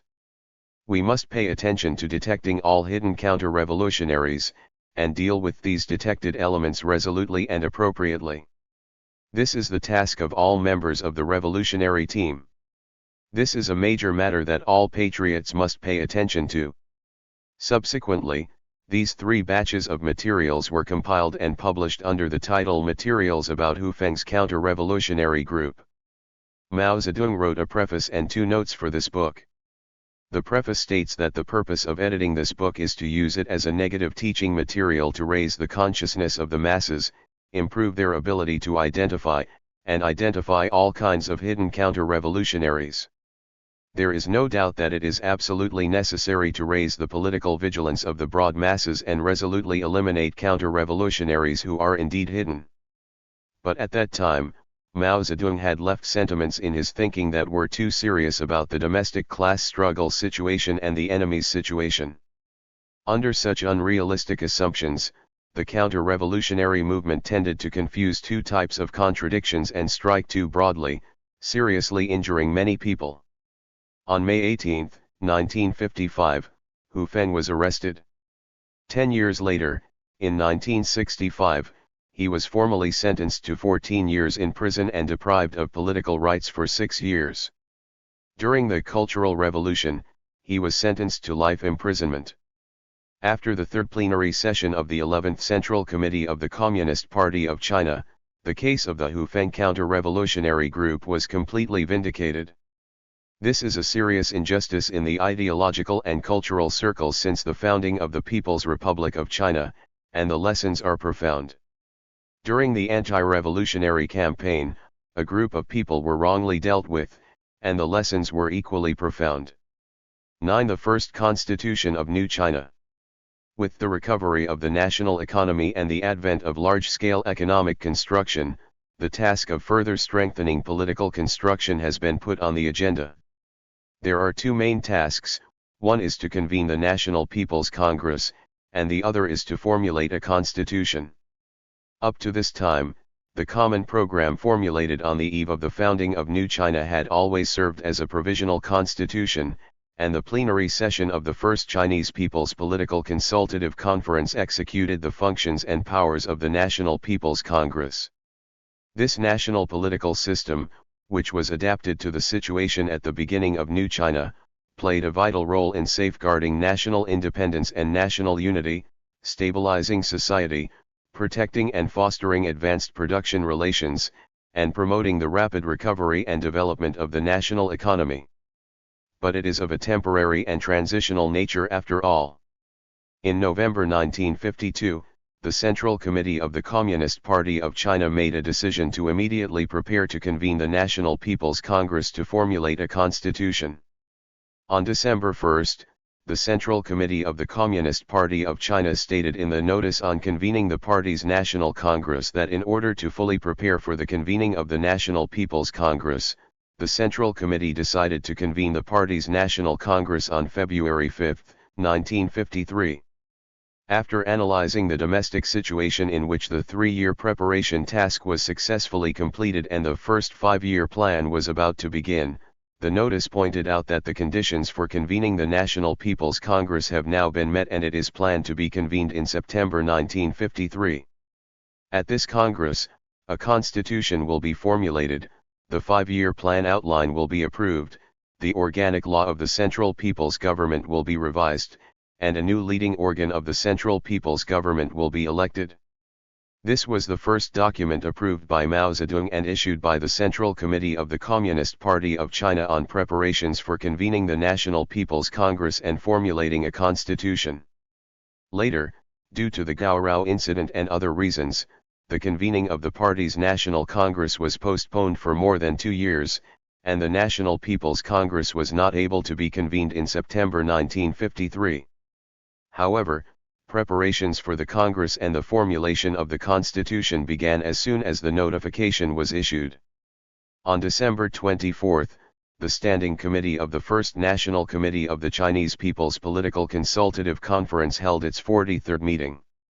Zhou Enlai was entrusted by the Central Committee of the Communist Party of China to propose to the meeting that the National Committee of the Chinese People's Political Consultative Conference recommend to the Central People's Government Committee that the National People's Congress and local People's Congresses at all levels be convened in 1953, and preparatory work such as drafting an electoral law and a draft constitution begin. The meeting accepted the proposal. On January 1, 1953, People's Daily listed convene the National People's Congress, adopt the Constitution, and adopt the National Construction Plan as one of the three great tasks of 1953 in its New Year's Day editorial and announced it to the whole country. On January 13, the Central People's Government Committee held its 20th meeting and formally adopted the resolution on convening the National People's Congress and local People's Congresses at all levels. According to the practice of the Chinese Communist Party, before deciding on such a major matter, Mao Zedong or other central leaders must communicate with people outside the party in advance and listen to their opinions. This time is no exception. Mao Zedong convened a symposium attended by 18 non-party Democrats on the 11th, and Zhou Enlai convened a CPPCC symposium on the 12th to listen to extensive opinions. Discussions at the two symposiums and the Central People's Government Committee meeting revealed that some people still have some concerns and questions about convening the National People's Congress and formulating a constitution now. To sum up, there are four main points. 1. What is the basis for doing this? 2. What is the effect of doing this? 3. Is it possible to do this? Is it difficult? 4. Is this detrimental to certain parties, classes, and groups? At the meeting of the Central People's Government Committee on January 13, Mao Zedong and Zhou Enlai explained these issues. Mao Zedong said, nationally speaking, military operations on the mainland have ended, land reform has been basically completed, and people from all walks of life have been organized. Therefore, according to the provisions of the Common Program of the Chinese People's Political Consultative Conference, the conditions are ripe for convening the National People's Congress and local People's Congresses at all levels. This is a great victory that the Chinese people have shed blood and sacrificed and struggled for democracy for decades. Convening the People's Congress can further promote people's democracy and strengthen national construction. We will establish and strengthen the struggle to resist U.S. aggression and aid Korea. He particularly emphasized, the government of the People's Congress system will still be a united front government of all nationalities, democratic classes, democratic parties, and people's organizations. It is beneficial to the people of the whole country. He also said, our focus is to take care of the majority and the minority. Those who are loyal to the cause of the people's country, have done a good job, have a good attitude towards the people, and have a share. Talking about the issue of fighting for democracy, he said, the Chinese people have been fighting for democracy for 50 or 60 years since the end of the Qing dynasty. The period from the Sino-Japanese War to the Revolution of 1911 was a climax.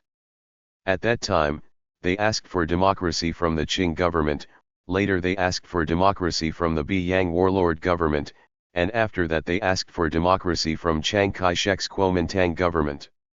Regarding the question of whether there are difficulties in holding elections and formulating a constitution now, Mao Zedong said that there will always be difficulties, but they are less difficult than the several things we have already done, such as resisting U.S. aggression and aiding Korea, land reform, suppressing counter-revolutionaries, 3 anti-5 antis, and economic recovery. Through our efforts, by training cadres well and arranging work well, we can overcome these difficulties and do a good job in the election work. Regarding the formulation of the Constitution, Mao Zedong said at the symposium on the 11th that the difficulties could be overcome. The revolution of 1911 led by Mr. Sun Yat-sen, a few days after the establishment of the Nanjing Provisional Government, 19 representatives came up with a provisional constitution. Our common program, after everyone's discussion, was actually put into effect in just 1 month. Zhou Enlai also said at a meeting of the Central People's Government Committee that although there were difficulties in drafting the constitution, they could be solved. The constitution is not eternal. It only stipulates what needs to be done now. The constitution we will formulate is the constitution at this stage. The convening of the National People's Congress to replace the plenary session of the Chinese People's Political Consultative Conference in the form of executing the functions and powers of the National People's Congress, and the formulation of a constitution to replace the common program are two major events in China's political life. China's political construction will take a new and important step and have won the support of the people across the country. However, it caused some fluctuations in certain aspects of society, mainly among some people in the national bourgeoisie and democratic parties. Therefore, Mao Zedong and Zhou Enlai took the trouble to persuade and explain in many meetings. After this meeting of the Central People's Government Committee, the top leadership of the country unified their thinking and eliminated some people's concerns. This played an important role in ensuring the smooth progress of democratic universal suffrage and the formulation of a constitution, and in gaining the full trust and full support of people from all walks of life across the country.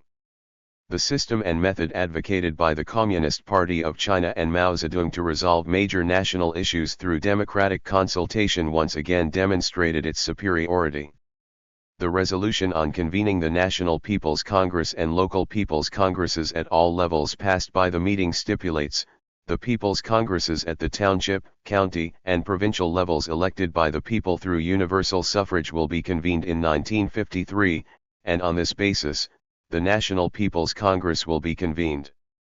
At this National People's Congress, the Constitution will be formulated, the outline of the country's 5-year construction plan will be approved, and the new Central People's Government will be elected.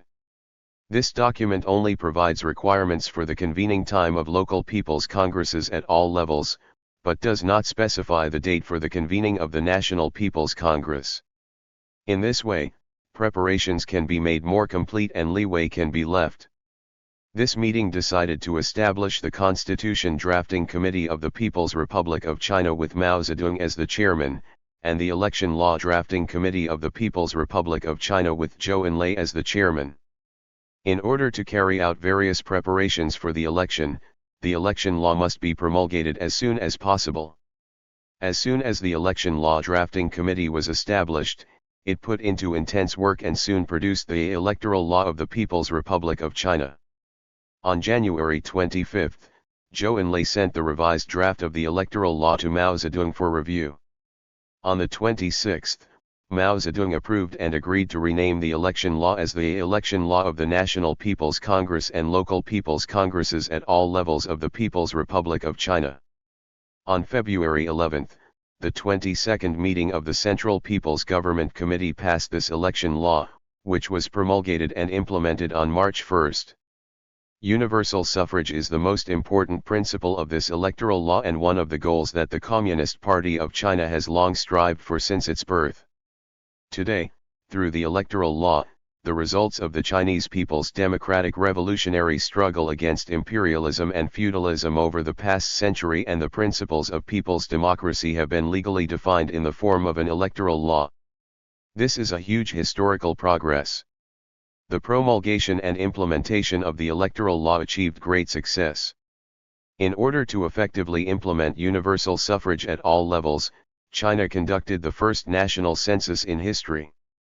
According to statistics, the national population at 2400 hours on June 30, 1953, was 601,912,371 people. On the basis of the census, voter registration work was carried out, and 323,896,84 voters were registered, accounting for 97.18% of the total population over the age of 18 in the election area. Electoral lists are publicly posted everywhere. Citizens who received their voter ID cards were generally excited and proud. Subsequently, elections were held in grassroots units across the country, with a total of 278,093,110 voters participating in the vote, accounting for 85.88% of the total registered voters. Nearly 300 million voters participated in the election. This was a democratic movement of unprecedented scale not only in China, but also in the world. On December 8, Mao Zedong and other leaders of the Central Committee of the Communist Party of China participated in the grassroots election in the Zongnanhai constituency of Xidan District, Beijing as citizens and cast their solemn votes. From June to August 1954, deputies to the People's Congress of Provinces, municipalities directly under the central government and autonomous regions and to the National People's Congress were elected across the country. Among the deputies to the National People's Congress, women account for 11.99% of the total, and representatives of ethnic minorities account for 14.44%. The implementation of universal suffrage enabled the Chinese people to independently exercise their sacred democratic rights for the first time. The success of the universal suffrage created very favorable conditions for the convening of the National People's Congress. In the process of electing deputies, Mao Zedong and the Central Committee of the Communist Party of China paid great attention to the proportion of democratic parties and non-party Democrats among deputies to the People's Congress at all levels and the arrangements for them. In June and July 1953, the United Front Work Department of the Central Committee of the Communist Party of China held the 4th National United Front Work Conference to discuss the organizational issues of the United Front and the arrangement of Democrats after the implementation of the People's Congress system, and adopted 2 related documents, which were forwarded to the entire party by the Central Committee of the Communist Party of China. On March 3, 1954, the Central Committee of the Communist Party of China approved the supplementary opinions of the United Front Department of the Central Committee on these 2 documents. These 3 documents have been carefully implemented in practice. After the First National People's Congress was convened, among the 35 official positions in the ministries and commissions of the State Council, 13 were non-CCP members, accounting for 37.2%.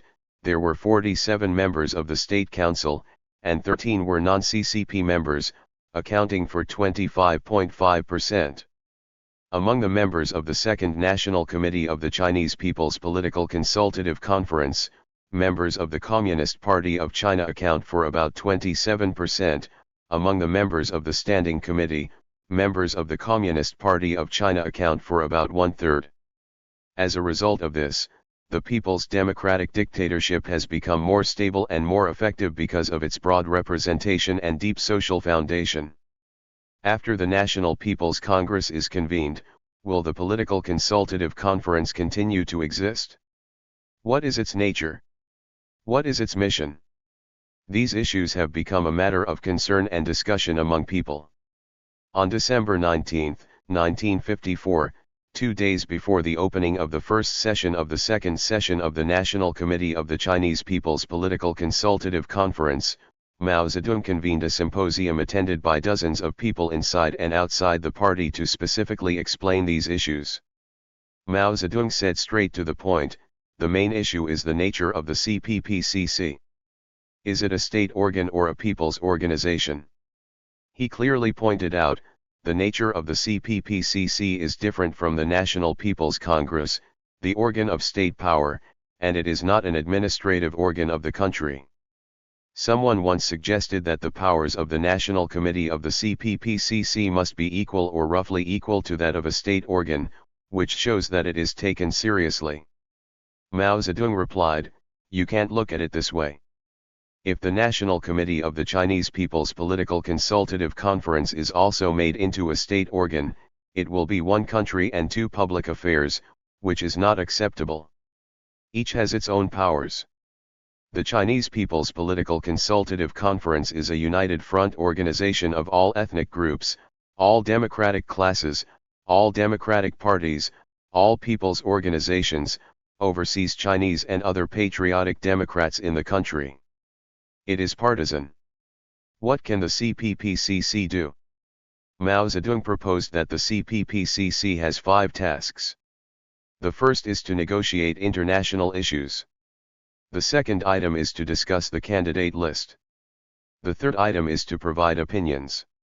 The fourth item is to coordinate the relationship between leaders of various ethnic groups, political parties, people's organizations, and social democrats.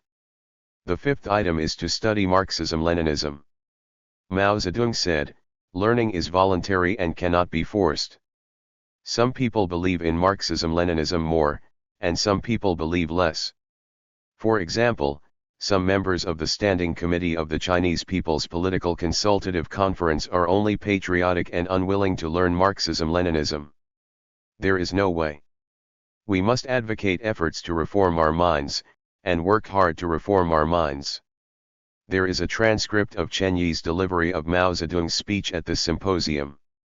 According to this transcript of the communication, Mao Zedong also talked about the following. The People's Congress is the organ of power, which does not prevent us from establishing the CPPCC for political consultation. It is very important for leaders of all parties, ethnic groups, and groups to come together to negotiate major issues in New China. The People's Congress already covers all aspects, and the Standing Committee of the National People's Congress is the permanent organ of the National People's Congress, and is certainly very representative. But it cannot cover all aspects, so the CPPCC is still necessary to exist and is not redundant. Chiang Kai-shek also organized political participation committees, but his approach was to turn agencies that had much to do into agencies that had nothing to do. He did not dare and was unwilling to make these agencies work. What he wanted was to stifle democracy. Our approach was to transform agencies that had little to do into agencies that had much to do.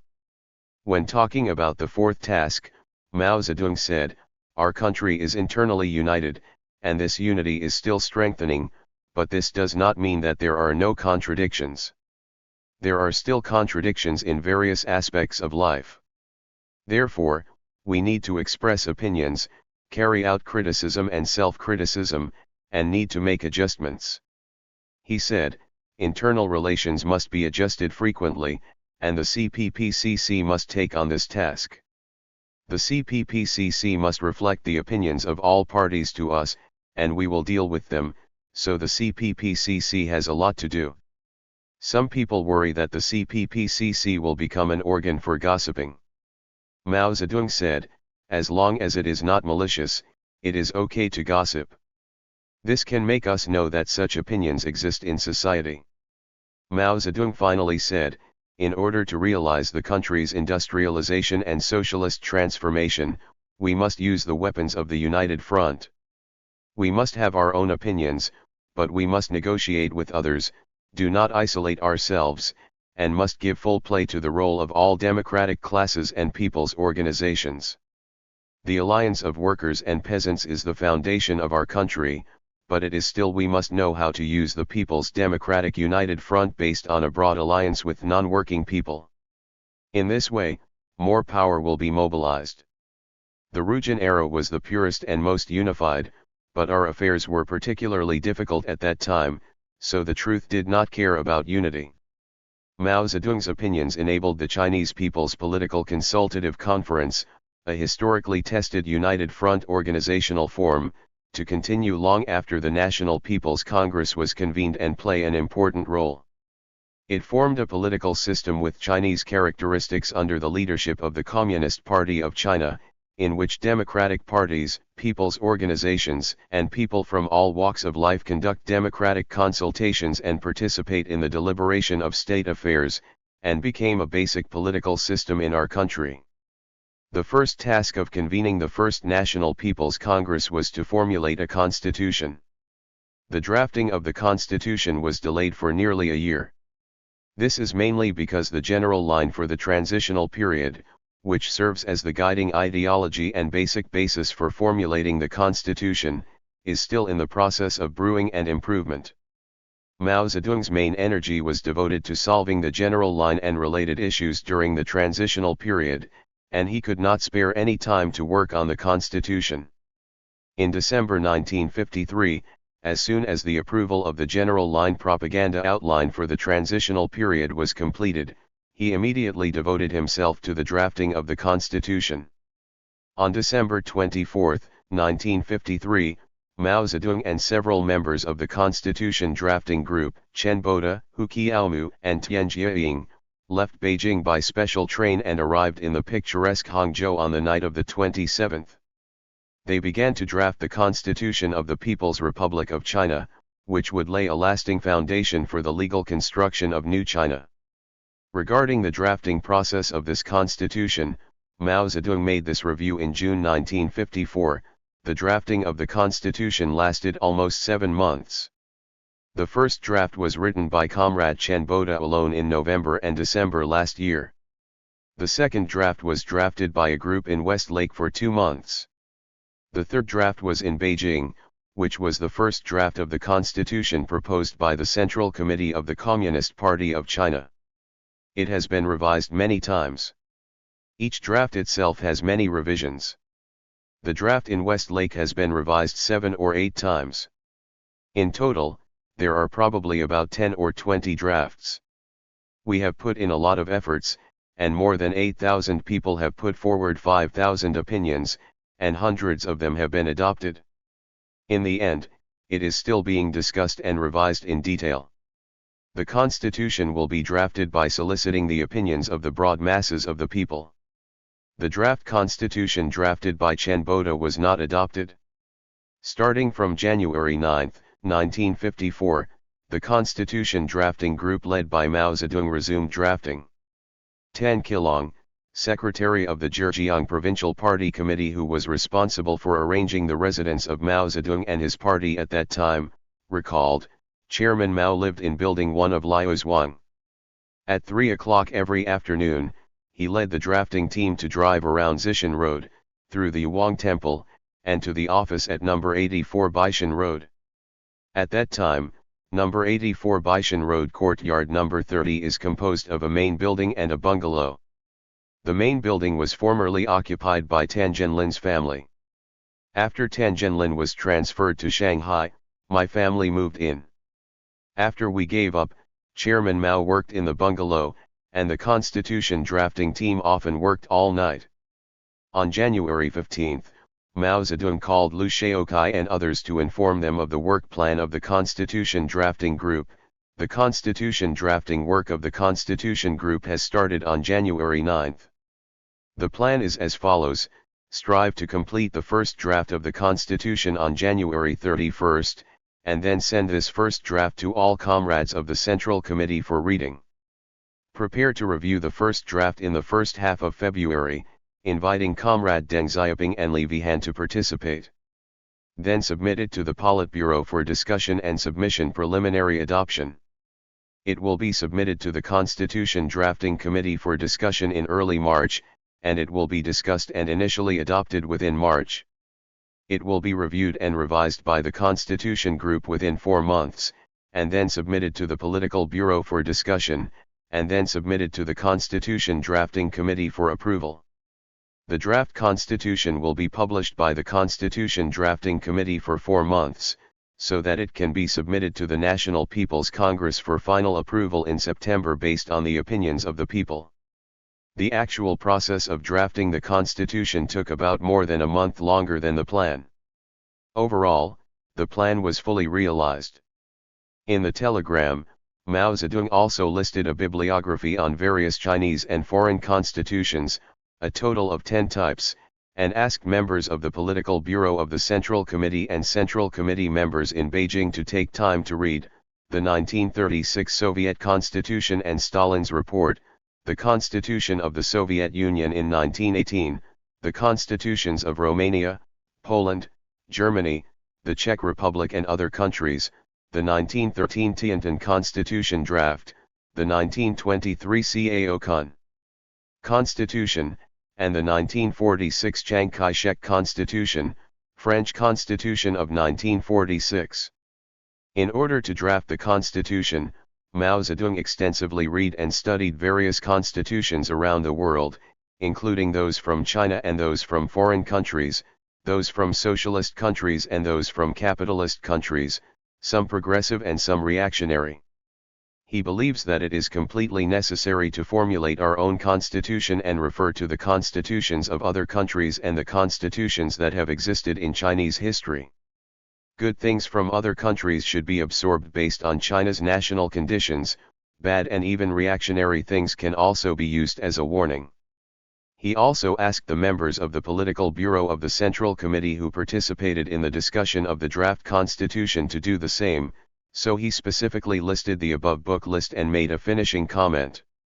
This is the first time that the top leaders of the Communist Party of China have studied law in such a systematic way, which is of great significance to the legal construction of New China.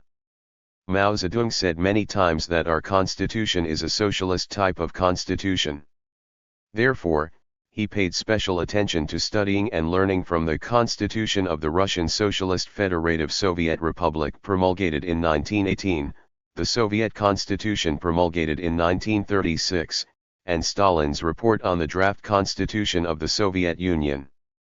In addition, attention was paid to the constitutions of some people's democracies in Eastern Europe.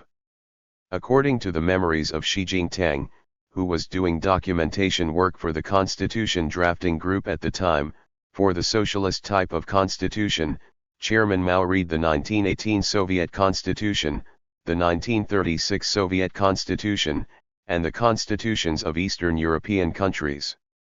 The 1918 Soviet Constitution included Lenin's The Stripped Declaration on the Rights of Working People was placed in front as the first article. Chairman Mao was inspired by this and decided to write a preamble in front of the general outline of the Constitution. This form of preamble is a feature of the Constitution of the People's Republic of China and has been maintained to this day. Mao Zedong also made a comparative study of the constitutions of capitalist countries. He adopts a historical materialist attitude towards the bourgeois constitution and bourgeois democracy, and does not write them off in one stroke. He said, when it comes to the constitution, the bourgeoisie is the first. Whether it is the United Kingdom, France, or the United States, the bourgeoisie has had a revolutionary period, and it was at that time that they started to work on the constitution. We cannot write off bourgeois democracy and say that their constitution has no place in history. But now the bourgeoisie class constitutions are completely bad, and the constitutions of imperialist countries especially deceive and oppress the majority. Our constitution is a new socialist type, which is different from the bourgeois type. Even though we are much more advanced than their constitutions during the revolutionary period. Among the constitutions of several major capitalist countries, Mao Zedong valued the 1946 Constitution of the French Republic more, believing that it represented a more progressive and complete bourgeois cabinet system constitution. He commented on China's previous constitutions since the end of the Qing dynasty, from the 19 Articles of Faith in the late Qing dynasty, to the Provisional Constitution of the Republic of China in the first year of the Republic of China, to several constitutions and draft constitutions of the Beiyang warlord government, to the Constitution of the Republic of China during the tutorial period of the reactionary government of Chiang Kai-shek, to Chiang Kai-shek's pseudo-constitution. There are positives and negatives. For example, the Provisional Constitution of the Republic of China in the first year of the Republic of China was a relatively good thing at that time. Of course, it was incomplete, flawed, and bourgeois in nature, but it was revolutionary and democratic. It was said that this constitution was very simple, and it was said that it was drafted in a hurry, and it only took 1 month from drafting to adoption. The other constitutions and draft constitutions are reactionary on the whole. The 19 Articles of Faith promulgated on September 13, the third year of Xiantong in the Qing dynasty, and the Provisional Constitution of the Republic of China promulgated when Sun Yat-sen was the interim president, have one common feature: there are not many articles and the text is concise. Mao Zedong appreciated this very much. He proposed that our constitution should have about 100 articles, and the text should be simple and clear, without multiple interpretations. Regardless of foreign constitutions or China's previous constitutions, they can only be used as a reference for formulating the new Chinese constitution. The constitution of New China must be based on the current reality of China. The fundamental guiding principle set by Mao Zedong for drafting the constitution was, based on facts and not fabricated out of thin air. What are the facts on which the constitution is based? This is the fact that the Chinese people have achieved complete victory in the long-term revolutionary struggle against imperialism, feudalism, and bureaucratic capitalism. This is the fact that the people's democratic state led by the working class and based on the alliance of workers and peasants has been firmly established. This is the fact that China has established a strong leadership position in the socialist economy, has begun to systematically carry out socialist transformation, and is transitioning step by step to a socialist society. This means that this constitution should summarize the experience of the people's democratic revolution led by the Chinese proletariat and fix the results of the people's revolution in the form of a fundamental law. At the same time, it should also focus on summarizing the experience in social reform, political power construction, economic construction, and cultural construction since the founding of New China, reflecting the major changes in social relations and class relations since the founding of New China, and the fact that it is gradually transitioning to a socialist society. Based on these facts, this constitution can only embody the principles of people's democracy and socialist principles, so it is a socialist type of constitution. Mao Zedong's letter to Liu Shaoqi on February 17, 1954 on the drafting of the constitution. There have been different opinions on whether the constitution should have programmatic content and the tasks to be accomplished in the future. Later, when Mao Zedong talked about this issue, he said, "Generally speaking, the law follows the facts, but it also has a programmatic nature before the facts." The 1918 Soviet-Russian constitution was programmatic. Later in 1936, Stalin said that the constitution can only recognize facts, but cannot engage in program. When Xiaomu praised Stalin, I disagreed with it. I supported Lenin. Our constitution has two parts, namely, the programmatic part, and some things are for the future, such as the three major reforms. The drafting of the constitution is progressing relatively smoothly. It started on January 9, and the first draft came out around February 17. Although it was delayed by half a month than originally planned, it only took less than 40 days. Subsequently, under the chairmanship of Mao Zedong, the drafting group read through the changes. The second reading draft was completed on February 24, the third reading draft was completed on the 26th, and the fourth reading draft was completed on March 9. At this point, the Constitution Drafting Group has completed the first phase of its tasks and provided a relatively mature draft for further discussions on amending the draft constitution at the Political Bureau meeting of the CPC Central Committee.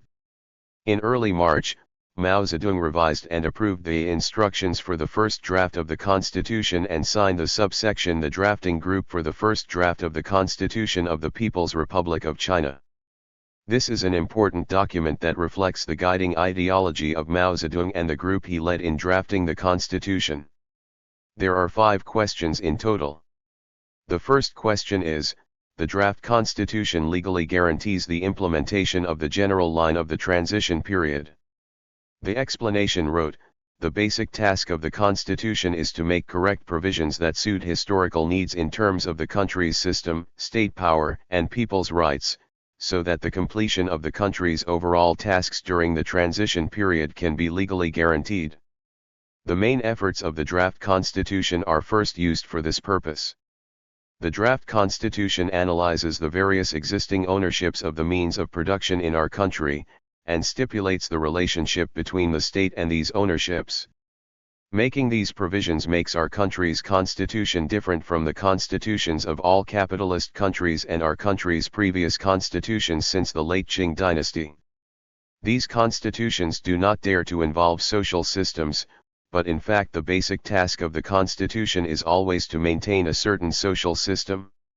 These provisions are basically the same as the constitutions of socialist countries, but there is also an important difference, that is, our country is still in the transition period. During this period, capitalist ownership still has a certain degree of legitimacy.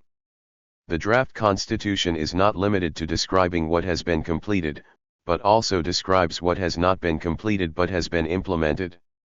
From this point of view, the draft constitution has a certain degree of programmatic nature, but in the entire draft constitution, there is nothing that has not yet been implemented, so it is still a constitution, not an ideal description. The second question is, the draft constitution legally guarantees the democratization of the developing country. The explanation points out, the socialism of the country fundamentally guarantees the democratization of the country. At the same time, the socialism of the country also requires further democratization of the country. The various provisions of the draft constitution on state institutions and people's rights legally guarantee the development of the country's democratization. The draft stipulates that our country implements a bottom-up Congress system. The people through the National People's Congress and local governments. The National People's Congress elects the State Council as the state management organ, and also elects its own executive committee as the daily work organ of the state power. The State Council not only reports to the National People's Congress, but also reports to the National People's Congress when the National People's Congress is not in session. The Executive Committee is responsible for and reports on its work. This system that is completely democratic and does not restrict each other is something that no capitalist country can and cannot have. This system reflects the political unity of the broad masses of our country. The explanation specifically talks about the issue of the president, saying, the system of the President of the People's Republic of China stipulated in the draft is also consistent with that of capitalist countries and the history of our country. Control is completely different. The President of the People's Republic of China is a symbol of the unity of the people. He is neither a legislative nor an executive head and has no special personal power. However, relying on his status and authority, he can make recommendations to the National People's Congress, the National People's Congress Executive Committee and the State Council, or convene the Supreme State Council, thus making his contribution to the country. Why should we have a national president? Mao Zedong explained this, to ensure national security, a chairman is established. China is a big country, and the purpose of setting up a chairman is to make the country safer. It is safer to have a speaker, a prime minister, and a chairman, so that problems will not occur in all three places at the same time. If the National People's Congress, if something goes wrong, we have no choice but to wait 4 years. The establishment of a national president will have a buffering effect between the State Council and the Standing Committee of the National People's Congress. The establishment of a national president in the national organization is the same as the division of the party's central leadership into a first line and a second line and the establishment of a vice president and a general secretary within the party at that time. This is an important suggestion made by Mao Zedong on the leadership system in order to ensure the security of the party and the country.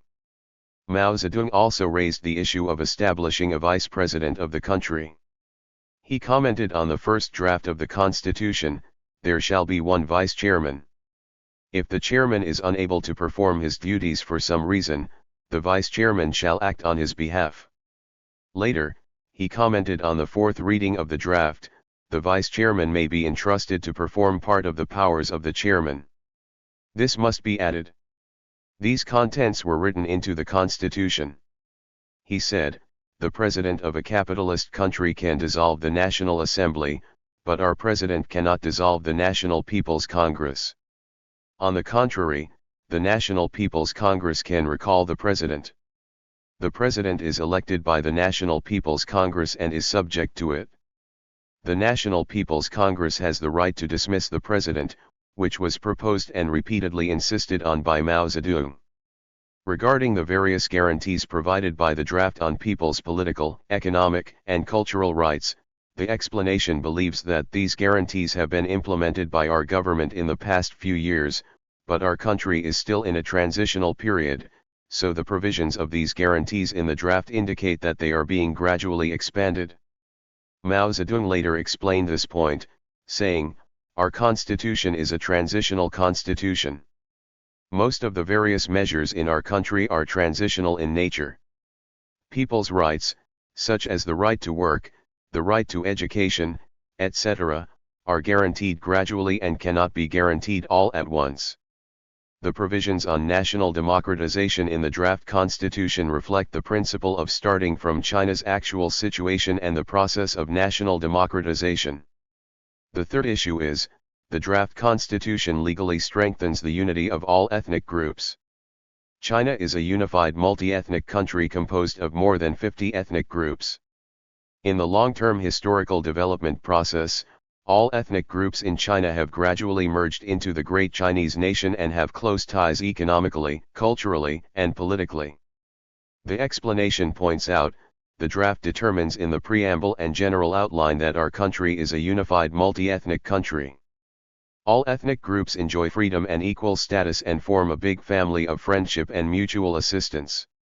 It opposes big nationalism and local nationalism, prohibits discrimination and oppression among ethnic groups, and prohibits division of ethnic groups. An act of unity. This is the basic principle of ethnic relations in our country. With regard to the implementation of regional ethnic autonomy in areas where ethnic minorities live together, the establishment of various ethnic autonomy organs according to the population of ethnic groups and the size of the area has been stipulated in principle in the Common Program. The draft constitution makes special and detailed provisions for ethnic autonomous regions. According to these regulations, the autonomous organs of various levels of ethnic autonomous regions are, on the one hand, part of my country's local state administrative agencies. Like ordinary local state administrative agencies, they are under the unified leadership of the Central People's Government and the higher-level People's Government. On the other hand, they enjoy special powers that ordinary state administrative local agencies do not have. The draft constitution has further provisions on regional ethnic autonomy and the political, economic, and cultural development of various ethnic minorities than the Common Program. The fourth question is, the draft constitution is the development of the Common Program. The explanation pointed out, the 1949 Common Program played the role of the interim constitution of the People's Republic of China. The Common Program has been proven to be completely correct in the historical practice of the past few years.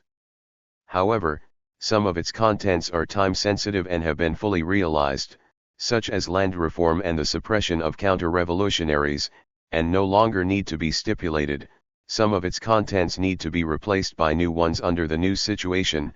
Some of the original provisions are too simple and require more detailed and specific provisions in the Constitution, and some of the original provisions need to be simplified or omitted in the Constitution. The draft Constitution made full use of the Common Program when drafting it, so the preamble of the draft states that the Constitution is based on the Common Program and has new developments in content. The draft Constitution retains all aspects of the Common Program regarding the nature of our country, people's democratic system, people's rights, and ethnic policies. The various basic principles of the Constitution have been stipulated in sufficient detail.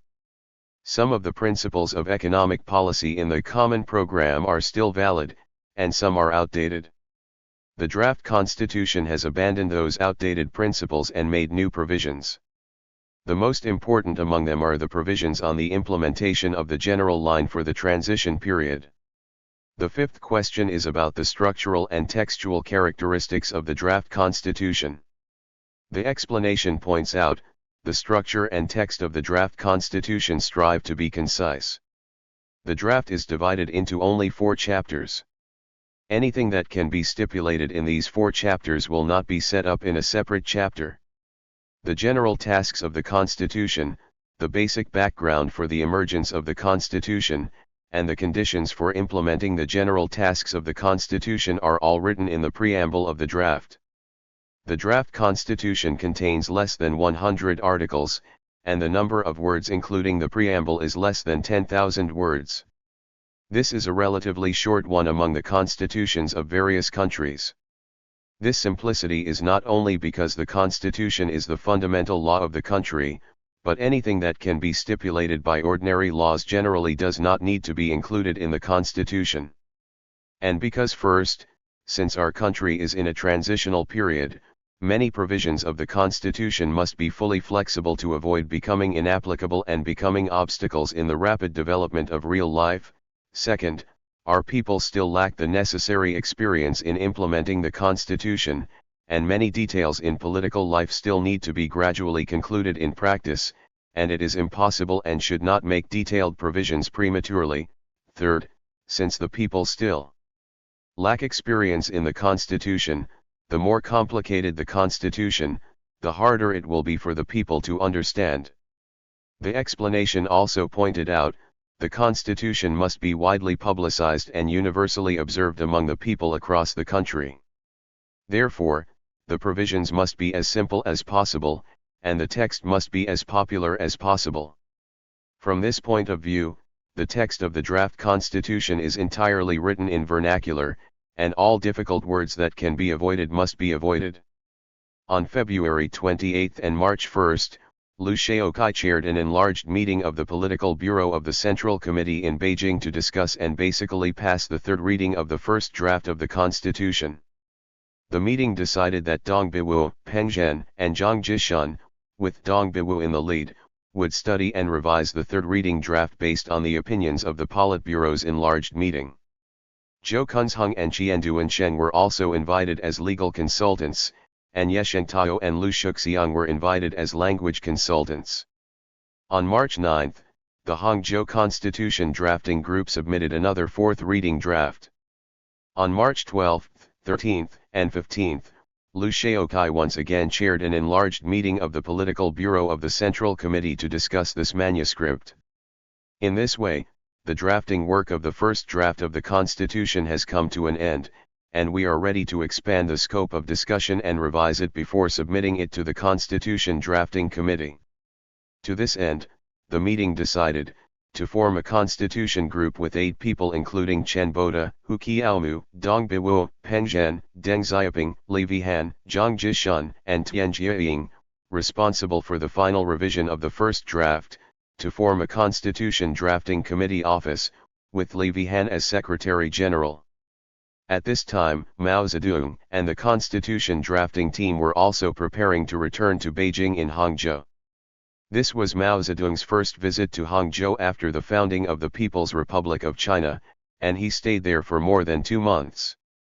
During his stay in Hangzhou, in addition to drafting the Constitution, his biggest achievement was to insist on climbing mountains every day, and almost visited all the large and small peaks near the West Lake.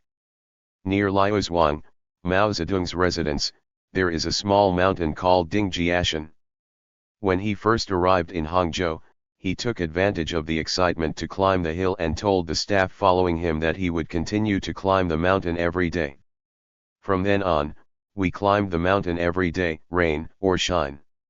If the weather is good, get up early and climb a bigger mountain, if it rains or get up late, climb a small mountain. With this persistence, I not only visited the scenic spots in West Lake, but also exercised and lost nearly 10 kilograms in weight. This was also an unexpected gain for Mao Zedong, who was tall and relatively fat. Wang Dongxing, who was climbing mountains with Mao Zedong at that time, Mao Zedong's health doctor Su Tao, and photographer Ho Bo all had some memories of Mao Zedong's mountain climbing. Wang Dongxing recalled, at the end of 1953, Chairman Mao went to Hangzhou to work on the Constitution. He lived in Liaozhuang, and Chen Boda, Hu Qiaomu, and Tian Jiaying also lived in Liaozhuang, and they went to Baishan to work. Chairman Mao liked to climb mountains. He got up around 12 o'clock every day, had something to eat and went hiking. He announced that Communism Party members were expelled from the party by riding on the mountain. Once we climbed to the top of the Jade Emperor Peak, which took more than 2 hours. We then went up to the South Peak, North Peak, Liaohe Pagoda, and even Feng Huang Mountain. Chairman Mao once asked us where the best scenery in Hangzhou was. Said, the best view is from the top of the mountain, with a panoramic view of Hangzhou. The West Lake is a pot, and the city of Hangzhou is next to the pot. Chairman Mao also asked us, which dynasty built its capital here? Why was the capital of the United States built here instead of moving to New York? Waiting with Chairman Mao, we gained a lot of knowledge. He said he would not go up the mountain if it rained or rained. He said he liked Hangzhou mainly because of its good weather and fresh air. Why did he like Zhongnanhai? Su Tao recalled this. One day, the chairman woke up early. He said to me, "I want to climb mountains now." I suggested that he climb Dingjiashan. This is a hill next to Liaozhuang. The chairman said, "I don't want to climb hills, I want to climb big mountains."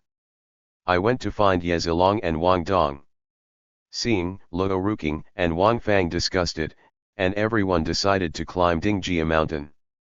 When the chairman heard that so many people did not agree with him climbing the mountain, he had to obey. Dingjia mountain was not high, with about 100 or 200 steps. When the chairman climbed it, it was like walking on a flat road. The next day, the chairman had to climb mountains after he woke up. After discussion, we suggested that he climb Bashi Mountain, Taiyun Mountain, Geliang Mountain, Qixialing Mountain, etc. These mountains are higher than Dingjiashan Mountain, about 200 meters above sea level. After that, he also climbed Baotai Mountain and Fenghuang Mountain, Shifeng, Tianzu Mountain, etc. During the heavy work of formulating the constitution, the chairman took time to climb mountains, which fully demonstrated the perseverance and mind of a great man. This was the chairman's largest, most time-intensive, and most special mountain climbing activity since the founding of the People's Republic of China. Ho Bo recalled, "Climbing mountains with Mao Zedong was the happiest moment I had with him. He didn't like being supported by others, so he used a bamboo pole as a walking stick, saying it was his third leg. He chatted with us while walking, learned about each of us' study and living conditions, and made many suggestions. Let everyone answer the questions, and tell everyone some informative and interesting questions, both at home and abroad, all over the world, to arouse everyone's interest in reading and learning. At this time, he is our loving elder and our respected teacher." In this way, Mao Zedong climbed the North Peak, South Peak, Wuyun Mountain, and other large and small peaks. A year later, when he climbed these peaks again, he composed 2 poems, 5 rhymes, Looking at the Mountain and Kiju, 5 Cloud Mountains. 3 climbs to the North Peak, Hangzhou can be seen in the sky. There are trees beside Fifeng Pavilion, and the wind is on Peach Blossom Ridge. When it's hot, I look for a fan, when I'm cold, I look for a beautiful woman. There is a flurry of air, welcoming the evening hawk. 5 clouds are flying on Wuyun Mountain, far away from the peaks and close to Fuji. If you ask what is good in Hangzhou, you can hear the cry of wild orioles here. These 2 poems show the majestic scene of him climbing up and overlooking the West Lake and the entire Hangzhou, which is fascinating.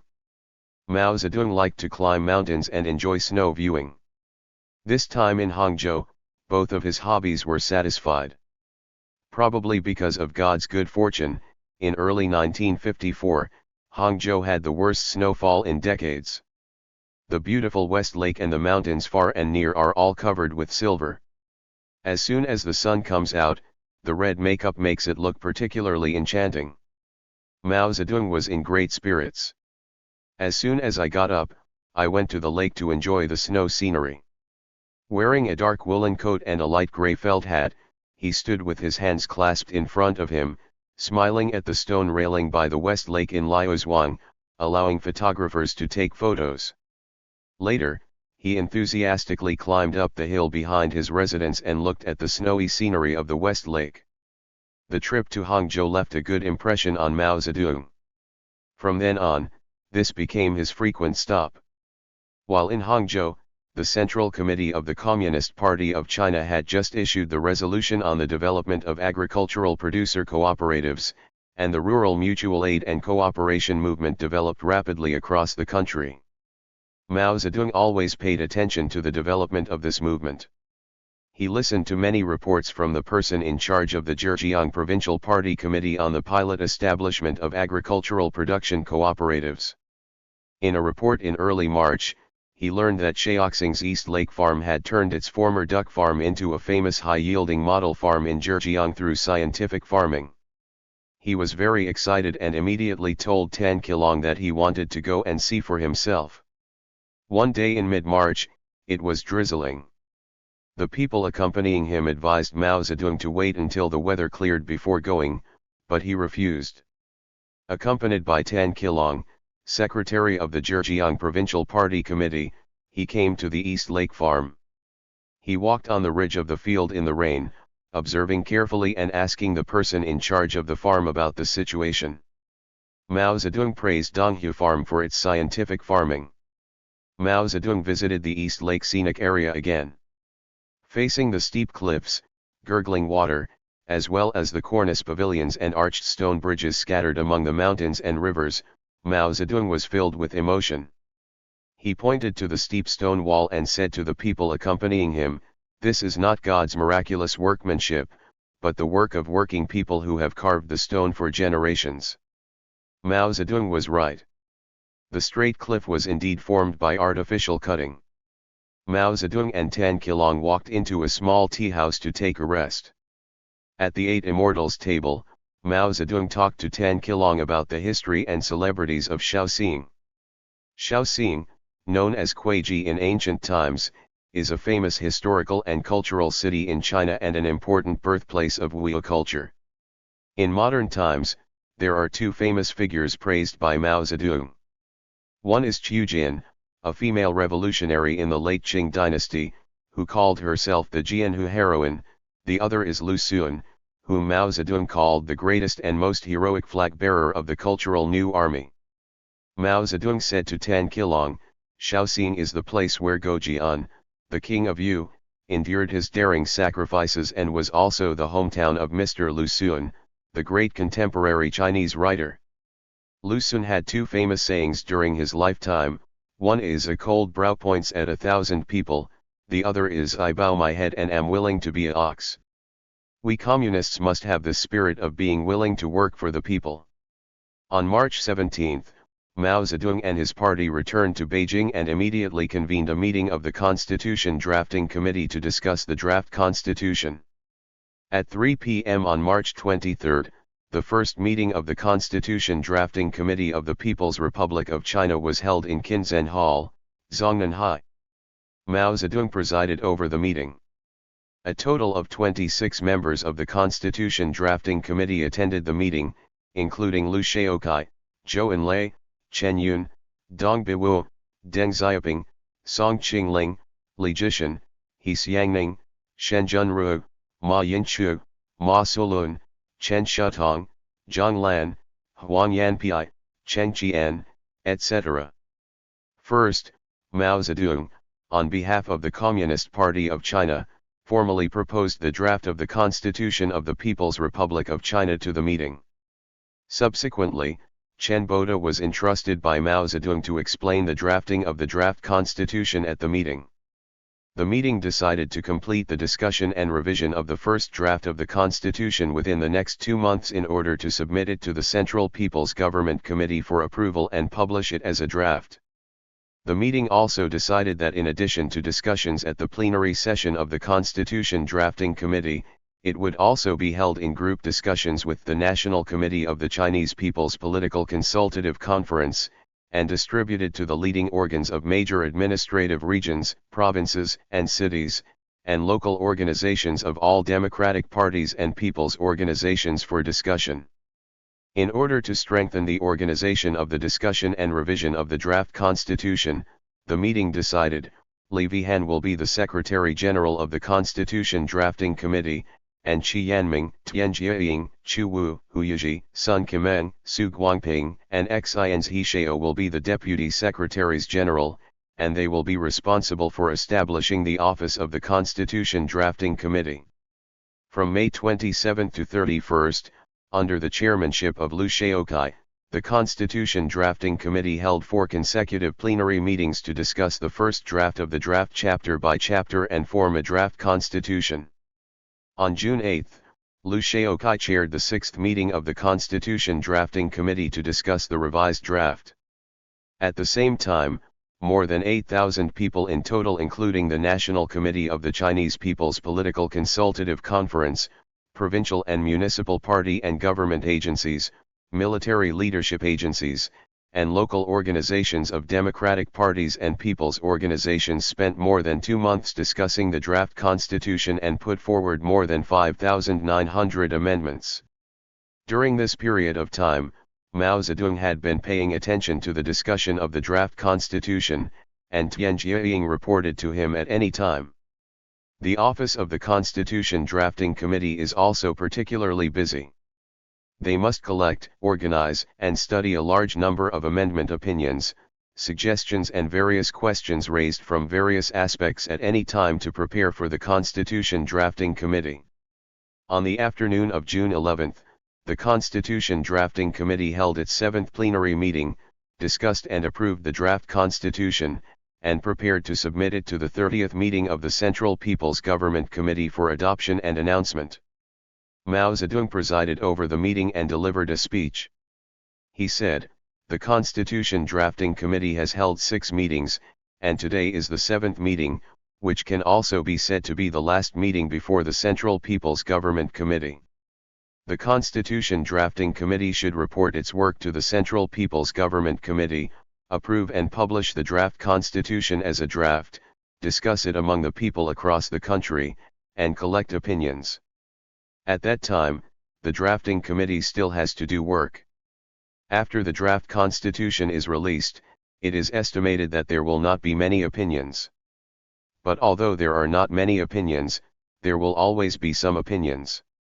Before reporting to the National People's Congress, the Constitution Drafting Committee must also prepare a report to the National People's Congress. After the draft constitution is drafted, it needs to be revised into the final draft. As for the National People's Congress to discuss it based on this report, that is its business.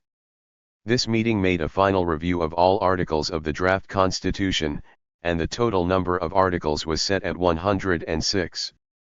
After 81 days of extensive discussions and repeated revisions from March 23 to June 11, the conditions for the draft constitution to be submitted to the people of the country for public discussion have become mature. On June 14, Mao Zedong presided over the 30th meeting of the Central People's Government Committee and unanimously adopted the draft constitution of the People's Republic of China and the resolution on promulgating the draft constitution of the People's Republic of China. Before the vote, 21 people including Li Jishan, Song Qingling, Zhang Lan, and Huang Yanpi spoke. They believe that the Chinese people have been demanding the establishment and implementation of a constitution for 50 or 60 years, but there has never been a truly democratic constitution.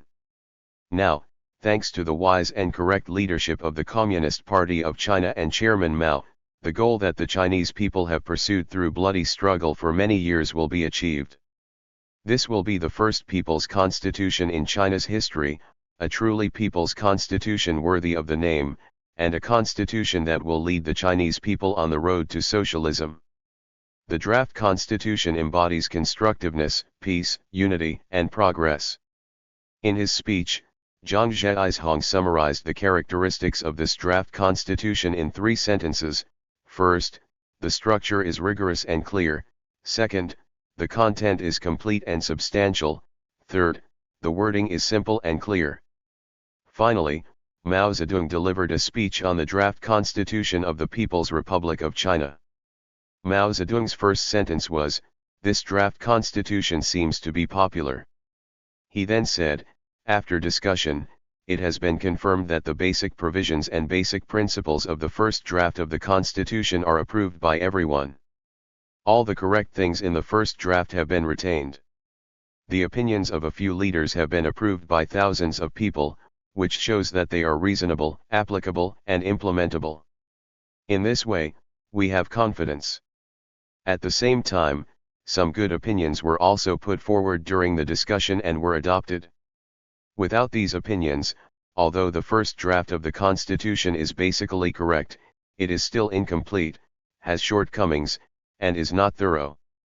The current draft may still have shortcomings and is not complete. This requires the opinions of the people across the country.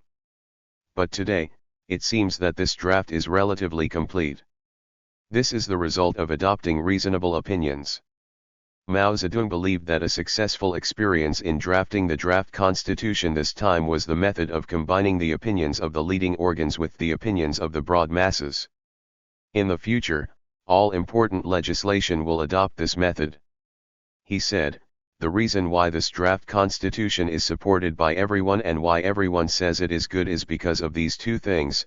One is that it correctly and appropriately summarizes experience, and the other is that it correctly and appropriately combines principles and flexibility. If this were not the case, I don't think everyone would agree with it or say it is good. When talking about the significance of the Constitution, he said, a group must have a charter, and a country must also have a charter. The Constitution is a general charter and a fundamental law. Using the Constitution as a fundamental law to fix the principles of people's democracy and socialism can provide a clear track for the people of the country and make the people of the country feel that there is a clear and correct path to follow, which can increase the enthusiasm of the people of the country. When talking about China's goal, Mao Zedong said, our overall goal is to strive to build a great socialist country. We are a big country with a population of 600 million. How long will it take to realize socialist industrialization, socialistization, and mechanization of agriculture, and build a great socialist country? We don't have to worry about death now. It will take about 3 5-year plans, or about 15 years, to lay a foundation. By then, will it be great? Not necessarily. I think it will take about 50 years, or 10 5-year plans, for us to build a great socialist country. It will be almost the same as it is now. The last page of Fu Ziyi's speech at the 30th meeting of the Central People's Government Committee on June 14, 1954. At the end of his speech, Mao Zedong explained a problem. He said, some people say that certain articles were deleted from the draft constitution because some people were particularly modest. It cannot be explained this way. This is not modesty, but because it is inappropriate, unreasonable, and unscientific to write in that way. In a people's democracy like ours, such inappropriate articles should not be written. It is not that they should be written but are not written because of modesty. There is no question of modesty in science. The Constitution is science. Which article did Mao Zedong refer to as being deleted here? There is an article in the earlier draft of the Constitution, the President of the People's Republic of China is the head of state. This is what Mao Zedong was referring to. The so-called issue of modesty or not is also an explanation based on Fu Ziyi's opinions on this article in his speech. Fu Ziyi said in his speech, finally, I would like to mention that at the conveners' meeting, everyone unanimously agreed to write an article, the President of the People's Republic of China is the head of state. But it was erased by Chairman Mao. But this cannot erase the heartfelt love of hundreds of millions of people. The more humble, the greater, and the greater, the humble. On the day the meeting ended, the draft Constitution of the People's Republic of China was officially announced and solemnly handed over to the people of the country for discussion and solicitation of opinions. The Chinese people, who have been ruled by feudal autocratic rule for thousands of years, have enjoyed such full democratic rights for the first time in history and the fruits of victory gained through the long-term People's Democratic Revolution. In the following 2 months, more than 150 million people from all walks of life across the country participated in the discussion of the draft constitution. They enthusiastically supported the draft constitution and put forward many amendments and supplementary opinions. Opinions raised during the discussion will be promptly reported to the central government by local party and government leading departments.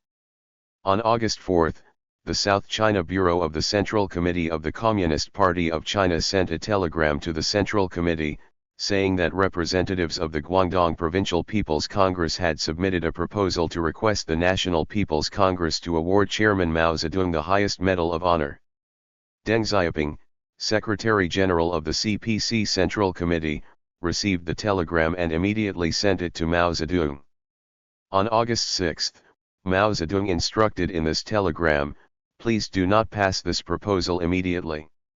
During the national discussion, Someone also proposed to name this constitution Mao Zedong's constitution, which was also rejected by Mao Zedong. After a nationwide discussion, some important changes were made to the draft constitution. On September 8, Mao Zedong chaired the 8th meeting of the Constitution Drafting Committee to discuss and revise the draft constitution for the final time. At this time, there are only 7 days left before the opening date of the first session of the First National People's Congress, September 15. On September 14, Mao Zedong presided over an extraordinary meeting of the Central People's Government Committee to conduct final deliberation on the draft constitution that would be submitted to the National People's Congress for discussion the next day. Mao Zedong spoke first and explained the 2 amendments proposed by deputies to the National People's Congress.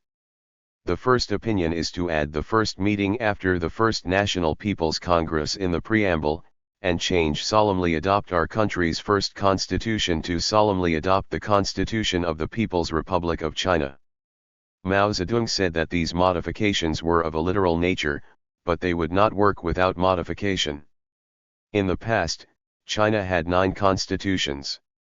It is inappropriate to say that this constitution is our country's first constitution. To say that it is the Constitution of the People's Republic of China is worthy of its name. This is a modification of a textual nature, but it is an important modification. It would be inappropriate not to change it. Another opinion is that in the general outline, all ethnic groups have the freedom to maintain or reform their own customs and religious beliefs. The Tibetan representative pointed out that this way of writing is inappropriate. It is okay to say reform religion, but to say freedom to reform religious belief seems to mean that religion is no longer needed. Linguists also believe that reformed faith makes no literal sense. Mao Zedong said that these opinions are reasonable. The Tibetan people believe in religion very strongly, and they are very afraid of any disturbance. Could you please change the sentence? To avoid misunderstandings, duplication, and language incomprehension. This article is completely copied from the Common Program, which shows that the Common Program also has errors. Finally, based on Mao Zedong's suggestion, the words "and religious beliefs" were deleted and replaced with "all have the freedom to maintain or reform their own customs and habits." The meeting unanimously approved both changes. After the vote, Mao Zedong said, "This is a relatively complete constitution. It was first drafted by the Central Committee of the Communist Party of China, then discussed by more than 500 senior cadres in Beijing, discussed by more than 8,000 people across the country, and then discussed by the National People's Congress for 3 months. This time, more than 1,000 representatives of the National People's Congress discussed it again. The drafting of the Constitution was considered cautious, and every article and word was carefully written, but it does not need to be said that it is flawless and seamless. This constitution is suitable for our current actual situation. It adheres to it is principled but flexible. The constitution is not seamless, there will always be flaws. It is said in the book, but I have never seen the clothes from the sky, and I have never seen them. For example, the clothes I am wearing have seams. The constitution, as well as other laws, will be revised in a timely manner whenever they are discovered. At 3 o'clock in the afternoon on September 15, 1954, the first session of the First National People's Congress of the People's Republic of China grandly opened in Huiran Hall, Zongnanhai, Beijing. Amid the warm applause of the 1,141 delegates present, Mao Zedong, chairman of the Central People's Government, declared the conference open. Mao Zedong said in his opening speech, "The first session of the First National People's Congress of the People's Republic of China has important tasks. The tasks of this meeting are: establish a constitution, enacted several important laws, adopt the government work report." Mao Zedong at the opening meeting of the first session of the National People's Congress on September 15, 1954. Elect new national leadership staff. Our meeting is of great historical significance. This meeting marks a milestone in the new victories and new developments of our people since the founding of the People's Republic of my country in 1949. The constitution formulated at this meeting will greatly promote our country's socialist cause. Our overall mission is to unite the people of the country, win the support of all international friends, strive to build a great socialist country, and strive to safeguard international peace and develop the cause of human progress. In his opening speech, he announced, "We are prepared to build an economically and culturally backward country like ours into an industrialized great country with a high degree of modern culture within a few 5-year plans." Amid warm applause from all the delegates, Mao Zedong ended his brief opening speech with some aphorisms. Our cause is just. The cause of justice cannot be defeated by any enemy. The core force leading our cause is the Communist Party of China. The theoretical basis that guides our thinking is Marxism-Leninism. We have full confidence to overcome all difficulties and hardships and build our country into a great socialist republic. We are moving forward. We are doing something extremely glorious and great that our predecessors have never done. Our goal must be achieved. Our goal will definitely be achieved. 60 million people across China unite and work hard for our common cause. Long live our great motherland. Mao Zedong's opening speech was a political declaration full of passion and confidence, expressing the Chinese nation's firm will to strive to build a strong socialist China. It is a true historical reflection of the prosperity of New China and the high mood of the people. At the same time, it greatly inspires millions of people to move forward bravely to achieve their goals. At this day's meeting, Liu Shaokai was commissioned by the Constitution Drafting Committee of the People's Republic of China to make a report on the draft Constitution of the People's Republic of China. Liu Shaokai said in the conclusion of the report, "During the National People's discussion, it was proved that our draft constitution represents the interests of the people of all ethnic groups in the country and is realistic. After the draft constitution is adopted by the National People's Congress, it will become our country's fundamental national law, and all people and all state organs must abide by it."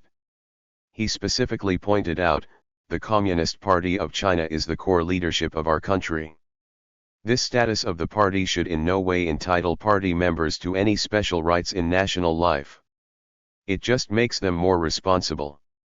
Members of the Communist Party of China must play an exemplary role in abiding by the Constitution and all other laws.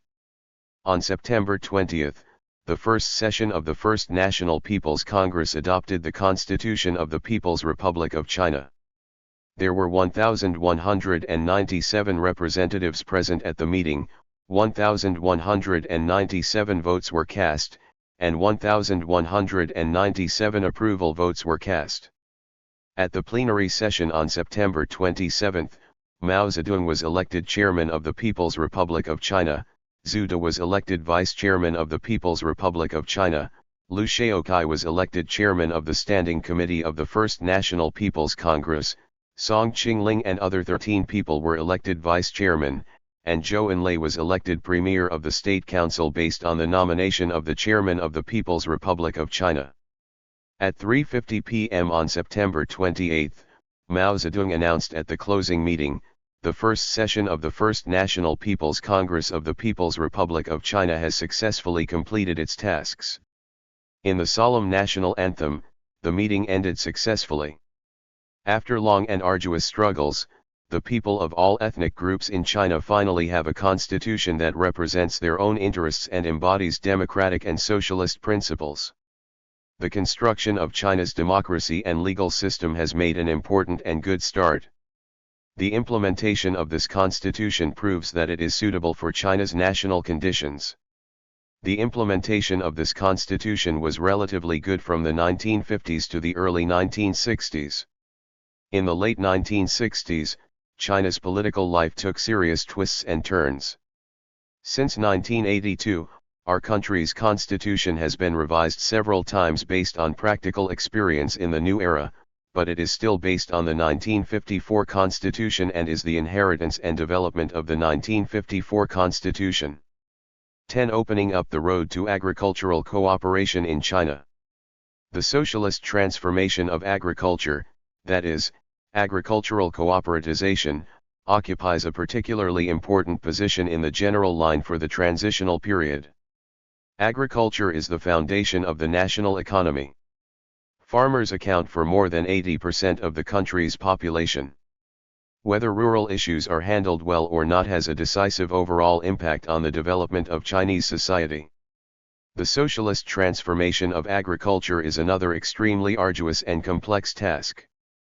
One can imagine the difficulty of transforming China's scattered and backward small-scale peasant economy that has been inherited for thousands of years into a socialist collective agricultural economy that is compatible with the country's industrialization and laying a good social foundation for agricultural modernization. Therefore, Mao Zedong paid special attention to the cause of agricultural cooperativization, invested extra energy, and guided the progress of this huge social change in rural areas from beginning to end. In accordance with the requirements of the general line for the transitional period, the socialist transformation of agriculture must be realized within 3 5-year plans or a longer period of time. In fact, in the vast rural areas, especially in the old liberated areas, after the land reform was completed, some poor farmers who had just obtained land began to organize and establish various forms of mutual aid and cooperative organizations. In 1950, there were more than 2,724,000 mutual aid groups in rural areas across the country, and more than 1,131,300 participating farmers. By 1951, the number of mutual aid groups had grown to more than 4,675,000, with 21 million participating farmers, nearly doubling the number. The number of agricultural production cooperatives also increased from 19 in 1950 to 130 in 1951. It was from 1951 that Mao Zedong attached great importance to and actively supported the emerging mutual aid and cooperation in rural areas. His exploration of the path of socialist transformation in rural China actually began at this time. In the spring and summer of 1951, a controversy arose surrounding the issue of mutual assistance and cooperation in the development of agricultural production in Xianzhi. The controversy was sparked by a report by the Xianzhi Provincial Committee of the Communist Party of China. On April 17, 1951, the Xianzhi Provincial Party Committee wrote a report to the North China Bureau and the Central Committee, titled Improving Mutual Aid Organizations in Old Areas. The report states, the development of mutual aid groups in old communities has reached a turning point, which requires mutual aid groups to improve, otherwise they will retreat. The report believes, with the recovery and development of the rural economy, farmers' spontaneous strength has developed. It is not developing in the direction of modernization and collectivization we require, but in the direction of rich farmers. This is the most fundamental reason for the disintegration of mutual aid groups. The conclusion of the report is, new factors must be fostered and strengthened within mutual aid organizations to gradually overcome the tendency of farmers to be spontaneous, actively and steadily improve agricultural production mutual aid organizations, and guide them towards a more advanced form, so as to completely reverse the trend of decentralization. The enhancement of new factors mentioned here refers to increasing public accumulation and increasing the proportion of distribution according to work within mutual aid organizations. The report believes that although these factors have not fundamentally changed the private foundation, they are a negative factor for the private foundation. For the private foundation, the policy should not be to consolidate it, but to gradually shake it, weaken it, and even negate it. The more advanced forms mentioned in the report mainly refer to primary agricultural production cooperatives. The report of the Xianzhi Provincial Party Committee was sent to the North China Bureau and the Central Committee. Liu Shaokai and the North China Bureau disagreed with the views in the report.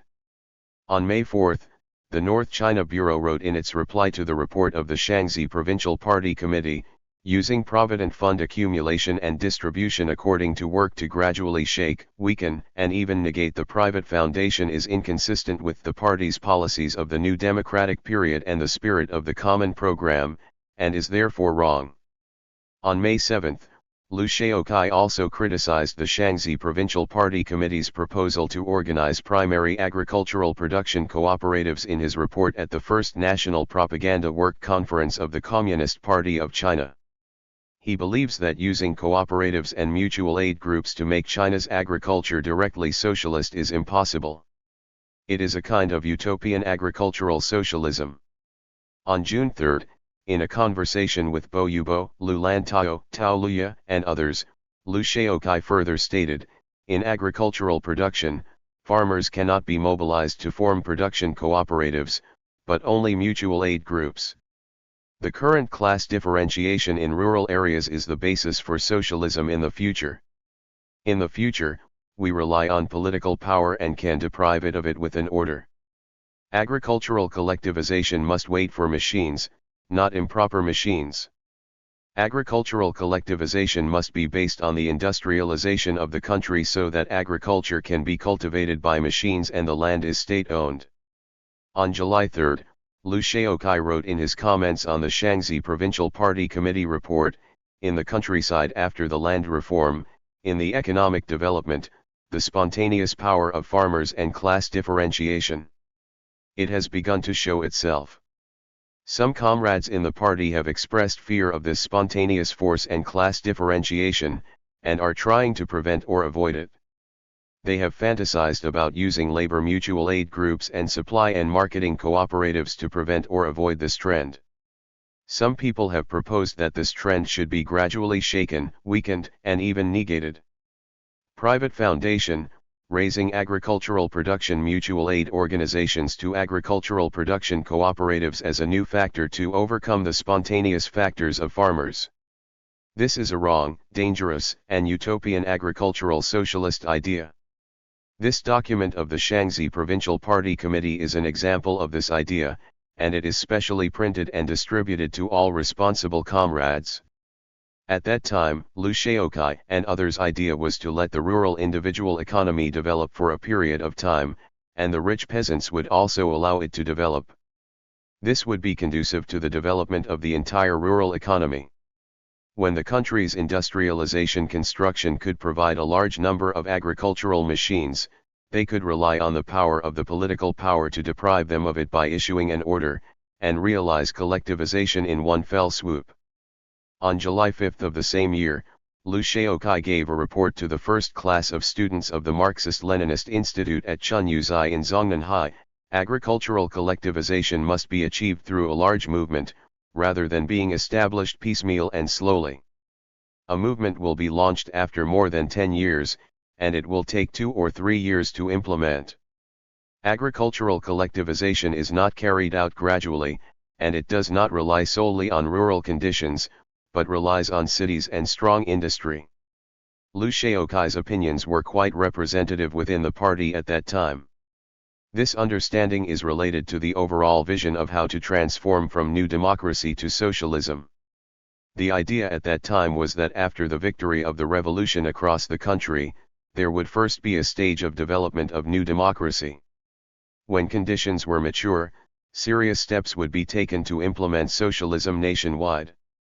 Mao Zedong soon learned of this and made it clear that he did not agree with the opinions of Liu Shaokai and the North China Bureau, but in favor of the report of the Xianzhi Provincial Party Committee. He talked to Liu Shaokai and Bo Yubo and Lu Lantao, who were in charge of the North China Bureau, and told them his attitude. Relevant comrades must also prepare to convene the first National Mutual Assistance and Cooperation Conference. Bo Yubo had a recollection of the content of this conversation. Chairman Mao criticized the view that mutual aid groups cannot grow into agricultural production cooperatives and the view that the private foundation cannot be shaken at this stage. He said, since Western capitalism has a handicraft stage in its development process, that is, a stage that has not yet adopted steam-powered machinery and relies on the division of labor in the factory to form new productive forces, it is also feasible for Chinese cooperatives to shake the private foundation by relying on the new productive forces formed by unified management. His reasoning convinced us. The debate surrounding the development of agricultural production cooperatives in Xianzhi ends here. This kind of debate within the party is normal when facing new problems with which there is little experience.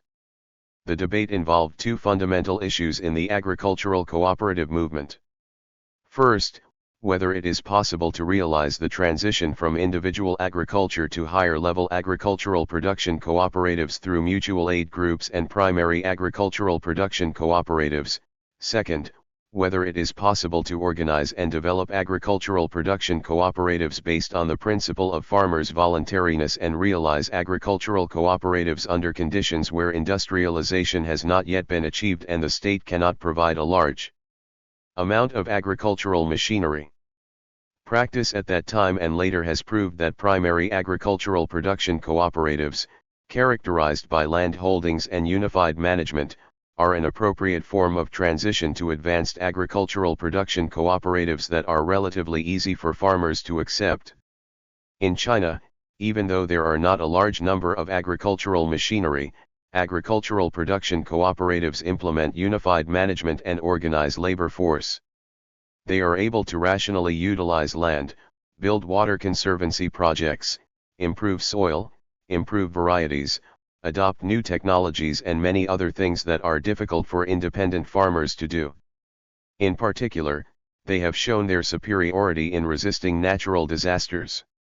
In the early days of the mutual aid and cooperation movement, the vast majority of primary agricultural production cooperatives established across the country were good or relatively good. They increased agricultural output and improved farmers' lives. They served as a demonstration and provided persuasive facts for the further development of mutual aid and cooperation. For a long time, the Soviet agricultural collectivization model had a profound impact on people. This model is to engage in mechanization first and then collectivization, relying on the power of the political power to forcibly eliminate the rich peasant economy and achieve complete collectivization in one fell swoop. Today, Mao Zedong put forward a brand new perspective, breaking through the Soviet model and blazing a new path for the socialist transformation of China's agriculture. Mao Zedong's view was not imagined out of thin air, but came from the practice of the masses. It was derived from the practical experience accumulated over a long period of time in China's mutual aid and cooperation movement. At the same time, it also drew on the historical experience of capitalist development to make new theoretical explanations. As early as October 14, 1943, Mao Zedong pointed out at the meeting of senior cadres of the Northwest Bureau of the CPC Central Committee, after the Agrarian Revolution, the feudal exploitative relationship was broken, which is the first revolution. However, if the second production relationship from individual labor to collective labor is not reformed, that is, the mode of production, productivity cannot further develop. By developing labor mutual aid organizations based on the individual economy, that is, farmers' agricultural production cooperatives, production can be greatly improved and increased. Double or more than that. If the labor force in the entire border area is organized into collective mutual aid labor organizations, the harvest of the 14 million acres of cultivated land in the border area will be more than doubled. This method will be promoted throughout the country, and it will be noted in China's economic history. Such reforms have not changed at all, but the production relations between people have changed twice. This is a revolution in the production system. After the nationwide land reform was carried out, what Mao Zedong wanted to promote was precisely the second revolution in rural production relations and production systems. In rural China, we must finally embark on the road of socialism and realize agricultural collectivization. On this fundamental goal, Mao Zedong and Liu Shaoqai were consistent. But in the guiding ideology of development steps, they were different in the early days of the founding of the People's Republic of China. Mao Zedong was very concerned about the class differentiation that emerged in the countryside after land reform and believed that it was inevitable, but he should strive to avoid the development of this trend. He believes that production can also be developed through capitalism, but that is a painful and long process. Organizing farmers through mutual aid groups and primary cooperatives is not only necessary to develop production, but also the only way to achieve collectivization. In September 1951, based on Mao Zedong's proposal, the first National Conference on Mutual Assistance and Cooperation was held in Beijing. After the meeting, the Resolution on Agricultural Mutual Aid and Cooperation was formed, which is the first guiding document of the Central Committee of the Communist Party of China on the Agricultural Mutual Aid and Cooperation movement. This draft resolution was circulated once in October. It was later revised and officially issued again in December. Mao Zedong directly presided over the drafting of this document. After the document was written, he asked Chen Boda, who was specifically responsible for the drafting work, to seek advice from Zhao Shulai, a writer who was familiar with farmers. After reading this, Zhao Shulai said that farmers now have no enthusiasm for mutual aid and cooperation, but only enthusiasm for individual production. Mao Zedong was inspired by this opinion. He said, "Zhao Shulai's opinion is very good. The draft should not only affirm farmers' enthusiasm for mutual assistance and cooperation, but also affirm farmers' enthusiasm for individual economic development. We need to have agricultural production cooperatives as well as mutual aid groups and individual households. It is necessary to protect not only the enthusiasm for mutual aid and cooperation, but also the enthusiasm of individual farmers to work alone.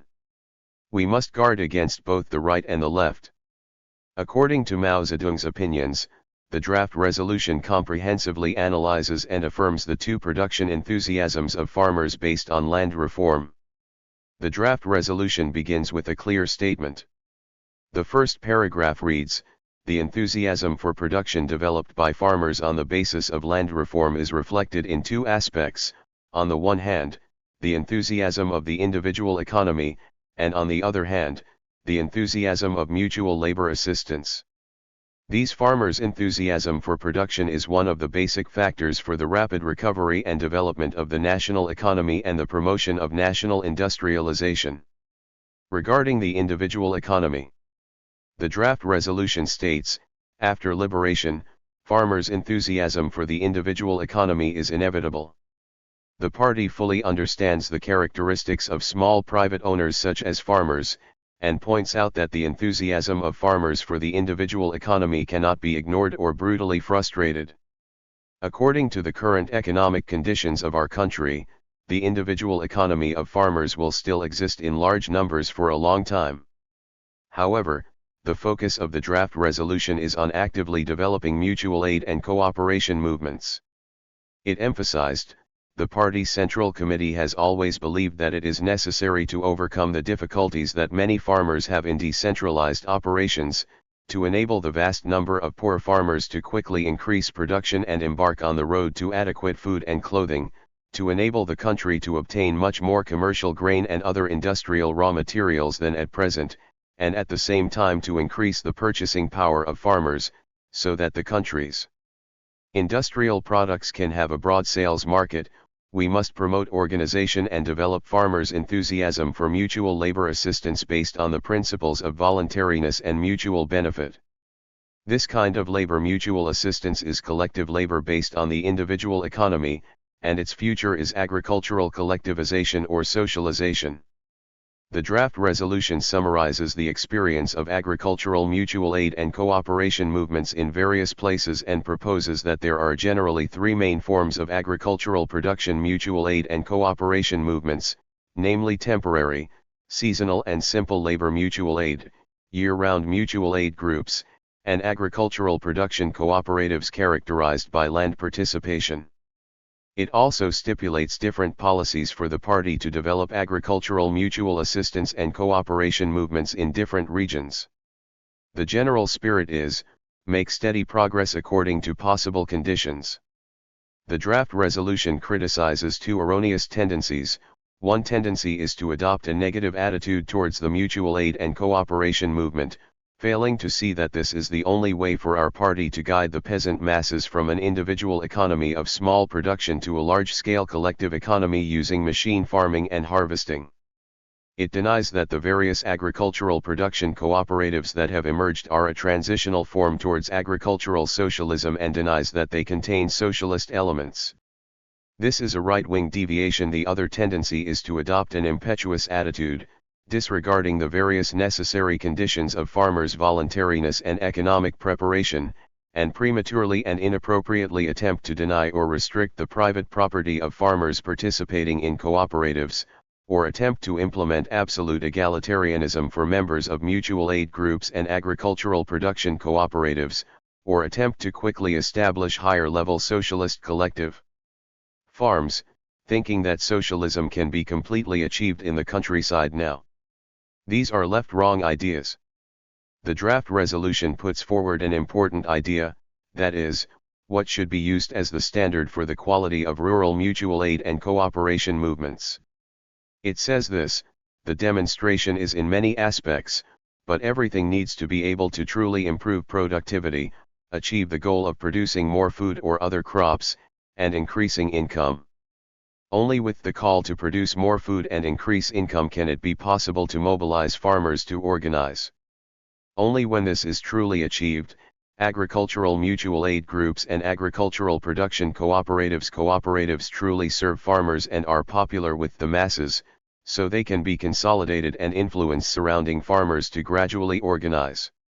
Therefore, improving productivity, producing more grain or other crops, and increasing the income of ordinary members are the standards for checking the quality of the work of any mutual aid group and production cooperative. The draft resolution also emphasizes that the principles of voluntariness and mutual benefit must be absolutely observed in the agricultural mutual assistance and cooperation movement. On December 14, Wang Zhen wrote a report to Mao Zedong, Shi Zongsun, and Zhang Zongsun on the content of the Xinjiang Military Region Production Conference and next year's production plan. The report stated that it plans to send military party members and cadres to help local farmers organize 10 collective farms. Mao Zedong was very happy. He called Wang Zhen on the 17th and said, "In your plan, you have a plan to use the experience of collective labor in the army to pilot a collective farm for 10 farmers. This plan is very good." In the draft resolution on the development of agricultural mutual assistance and cooperation that will be issued by the central government, it has been added that each province will pilot one or several collective farms. Of course, this kind of collective farm is currently only it can be a small number, that is, each province can only run one or a few. All military regions and localities that have used machines for farming and harvesting and individual collective farms, or those that plan to do so, are expected to treat this as a major event, work hard, and report their experiences to the central government at any time. Mao Zedong added the following words about collective farms in the revised draft resolution: where the farmers fully agree and where there are mechanical conditions, a small number of collective farms of a socialist nature can also be established on a trial basis, such as 1 to several in each province, in order to gain experience and serve as a demonstration for the farmers. The resolution of the Central Committee of the Communist Party of China on Mutual Aid and Cooperation in Agricultural Production summarizes the basic experience of the Communist Party of China in leading the rural mutual aid and cooperation movement, and generally reflects Mao Zedong's guiding ideology and a series of principles and policies on agricultural cooperative issues during this period. On the basis of this draft resolution, the whole party has achieved a common understanding of the issue of agricultural mutual assistance and cooperation. On December 15, Mao Zedong drafted a notice for the Central Committee of the Communist Party of China on the issuance of this draft resolution, requiring it to be issued to county and district committees, explained within and outside the party, and organized for implementation, emphasizing that agricultural mutual assistance and cooperation should be concerned as a major event. The widespread dissemination of the draft resolution promoted the development of the national agricultural production mutual assistance and cooperation movement. By the end of 1952, more than 65% of the organized farmers were in the old liberated areas and about 25% in the new liberated areas. More than 4,000 agricultural production cooperatives had been established across the country, and dozens of advanced cooperatives had been established. Agricultural production also developed greatly this year, with the total grain output reaching more than 320 billion jins, an increase of 40 billion jins over the previous year. On February 15, 1953, when Mao Zedong was planning to propose a general line for the transitional period, the Central Committee of the Communist Party of China adopted this draft resolution as a formal resolution, which was published in the People's Daily on March 26. Before publication, Mao Zedong made important modifications and additions to the resolution. On the one hand, the conditions for the trial establishment of high-level cooperatives were relaxed, and the requirement for trial establishment of a small number of socialist collective farms was changed from mechanical conditions to appropriate economic conditions. This means that agricultural machinery is not indispensable for running a high-level cooperative. On the other hand, it is emphasized that in the development of agricultural mutual assistance and cooperation, great attention must be paid to policy issues for independent farmers. He added a paragraph, after resolving many issues related to agricultural mutual assistance and cooperation, the party Central Committee believes that it is necessary to repeatedly call the attention of party committees at all levels and all comrades and non-party activists engaged in rural work. They must fully and enthusiastically care for, help and patiently educate independent farmers without barriers. They must recognize that their independent work is legal, do not ridicule them, and we must accuse them of being backward, and we are not allowed to use threats and restrictions to attack them. Agricultural loans must be given to both mutual aid cooperative organizations and independent farmers. We should not only give loans to mutual aid cooperative organizations and no or less loans to independent farmers. In a rural area, even if the vast majority of farmers have joined mutual aid groups or cooperatives, and there are only a handful of independent farmers, we should adopt an attitude of respecting and uniting with this minority. Another important addition is to further emphasize that agricultural production is the overriding work in rural areas. He pointed out categorically, the overriding work in the countryside is agricultural production, and other work revolves around agricultural production and serves it. Any so-called work tasks and working methods that hinder agricultural production must be avoided. This important supplement was written in response to the outstanding situation at that time, when the resolution was about to be officially announced in the spring of 1953, that in quite a few places party and government leaders interfered too much with farmers and were thus seriously alienated from the masses. In the second half of 1953, after the general line for the transitional period was formally proposed, the agricultural mutual assistance and cooperation movement had a clearer guiding ideology. Mao Zedong increasingly believed that in order to adapt to the growing needs of the country's industrialization and in order to drive and influence the transformation of other aspects of ownership of the means of production, it was necessary to accelerate the pace of agricultural socialist transformation and promote the development of the agricultural mutual aid and cooperation movement to a broader and higher stage. Beginning in the autumn of 1953, Mao Zedong and the Central Committee of the Communist Party of China took two major measures on the agricultural front that were interconnected and mutually reinforcing. The first is to implement the policy of monopolizing the purchase and marketing of grain, severing the connection between the rural economy and the urban capitalist economy, and creating the necessary economic environment to bring the rural economy into the track of the national planned economy. The first is to formulate the second resolution on agricultural production cooperation, namely the decision of the Central Committee of the Communist Party of China on the development of agricultural production cooperatives to set guidelines for improving the degree of agricultural cooperative movement. The introduction of the decision to implement unified grain purchase and marketing was caused by the overall tension in grain supply and marketing in the first half of 1953. This major move has been called the second major battle on the financial front of New China. During a rather long historical period, it played a major role in ensuring the country's economic construction, the basic living needs of hundreds of millions of people, and social stability. Before the implementation of unified grain purchasing and marketing, the grain market was still a free market. After farmers pay agricultural taxes, grain can be freely marketed. In addition to state-owned grain companies and supply and marketing cooperatives, There are also private grain merchants who deal in grain. The latter accounts for about 1/3 of the total merchandise volume on the market. In times of disaster, or when a large amount of grain is needed for national construction, these grain merchants compete with the country for grain sources, drive up grain prices, and drive up overall commodity prices, directly affecting the country's economic construction and people's lives. In the first half of 1953, the supply and marketing of grain was in an overall crisis. Less revenue was collected but more was sold. The rise in grain prices in Beijing, Tianjin, and other places had a lot to do with this. The situation at that time was quite serious. According to a report from the Ministry of Grain, in the grain year from July 1, 1952 to June 30, 1953, the country received 54.7 billion kilograms of grain and spent 58.7 billion kilograms of grain. The revenue and expenditure were evenly matched, resulting in a deficit of 4 billion kilograms. Grain stocks in major cities are rapidly decreasing.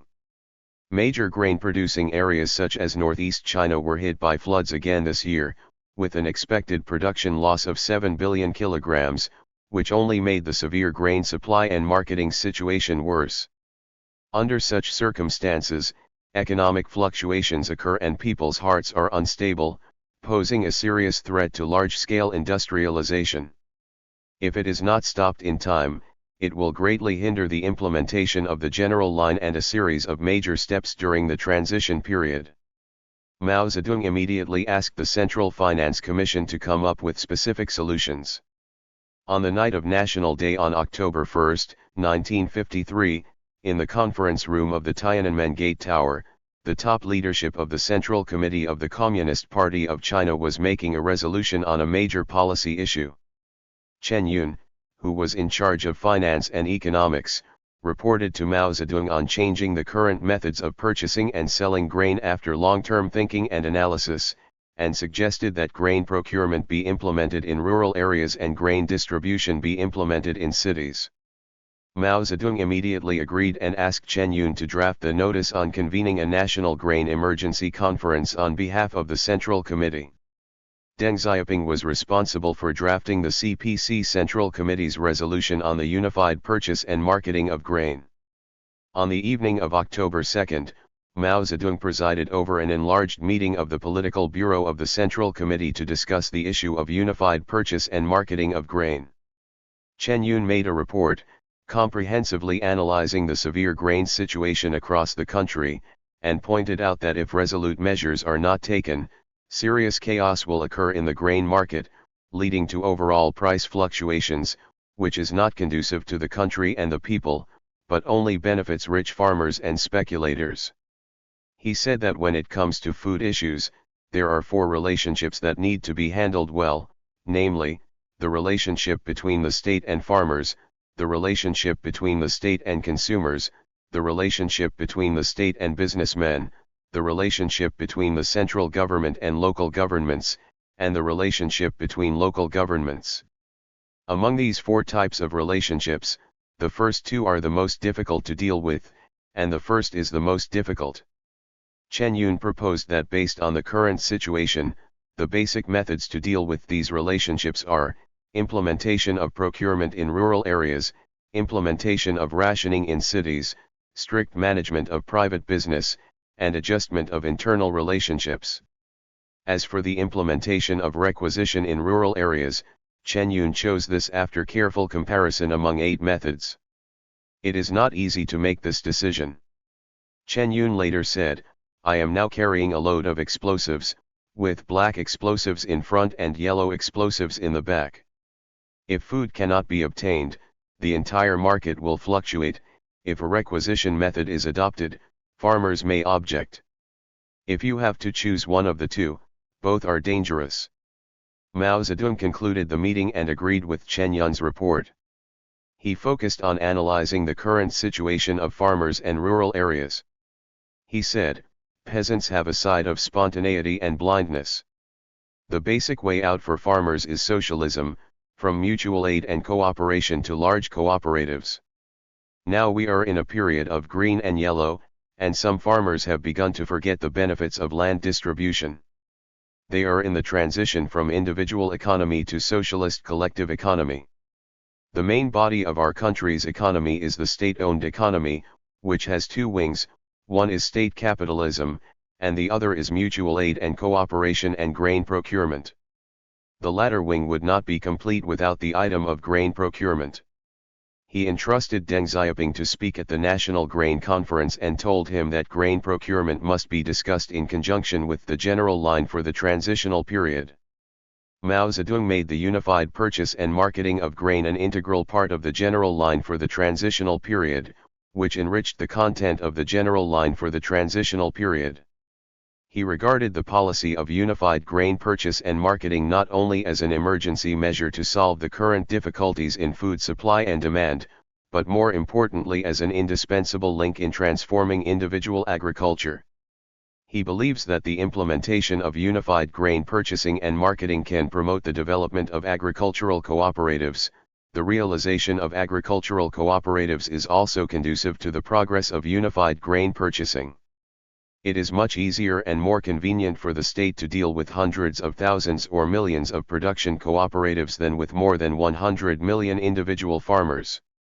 On October 16, 1953, the Central Committee of the Communist Party of China issued the resolution on implementing planned procurement and planned supply of grain. The unified purchase and marketing of grain began in early December, and was generally implemented nationwide in conjunction with the publicity and education of the general line during the ongoing transitional period in rural areas. Later, the unified purchase of oil and the unified marketing of cooking oil were implemented. In 1954, the unified purchase of cotton and the unified purchase and marketing of cotton cloth were implemented. After the decision on the unified purchase and marketing of grain was made, Mao Zedong made arrangements for the next stage of agricultural mutual aid and cooperation activities. As early as November 12, 1952, at the suggestion of Mao Zedong, the Central Committee of the Communist Party of China made a decision to establish the Department of Rural Work in the leading organizations at or above the Provincial Party Committee, stipulating that the central task of the Department of Rural Work is to organize and lead the mutual aid and cooperation movement of farmers in order to cooperate with the development of national industrialization and gradually guide farmers on the road to collectivization. This was an important organizational measure taken by Mao Zedong to promote the agricultural mutual assistance and cooperation movement. Mao Zedong personally appointed Deng Xiaoping, who had extensive experience in rural work, as Minister of the Rural Work Department of the CPC Central Committee. In early January 1953, Deng Xiaoping left Wuhan and arrived in Beijing. On January 17, he and Du Runzhong went to report to Mao Zedong. At 7 o'clock in the evening, Mao Zedong received them at their residence. Mao Zedong said, regarding rural work, the central government already has a document, that is, the document of the First Mutual Aid and Cooperation Conference. In this document, it is required to regard mutual assistance and cooperation as a historical task in the new era. Among them, two enthusiasms of farmers are formally proposed. One is the enthusiasm of individual economy, and the other is the enthusiasm of mutual assistance and cooperation. Your rural work department must give full play to the enthusiasm for mutual aid and cooperation, but you must also protect the enthusiasm of individual economics and not dampen it. He also said, didn't we talk about the two articles above? The first part is about democratic revolution, and the next part is about socialism. As far as rural areas are concerned, land reform has ended the democratic revolution, and now it is time to write a second article. Comrade Xiaoping, I will transfer you to be the commander of the countryside. According to Deng Xiaoping, when he was first transferred to Beijing, Mao Zedong told him, the task of the Central Rural Work Department is to complete agricultural socialization within 10 to 15 years or more, coordinate with the country's industrialization, and realize agricultural collectivization, that is, organize farmers and transition to collective farms through mutual assistance and cooperation. There is a process to accomplish this task. This process should begin now. In October of this year, the general line for the transitional period was announced to the whole country. The Central Committee of the Communist Party of China decided to convene the Third Agricultural Mutual Aid and Cooperation Conference in advance to study in detail the guidelines and arrangements for vigorously promoting the agricultural mutual aid and cooperation movement. At that time, Deng Zhi was inspecting work in other places. In order to hold this meeting well, on October 15, Mao Zedong called in Chen Boda and Liao Yuyan, deputy ministers of the Central Rural Work Department, to talk. He said, "If we run agricultural production cooperatives well, we can drive the development of mutual aid groups.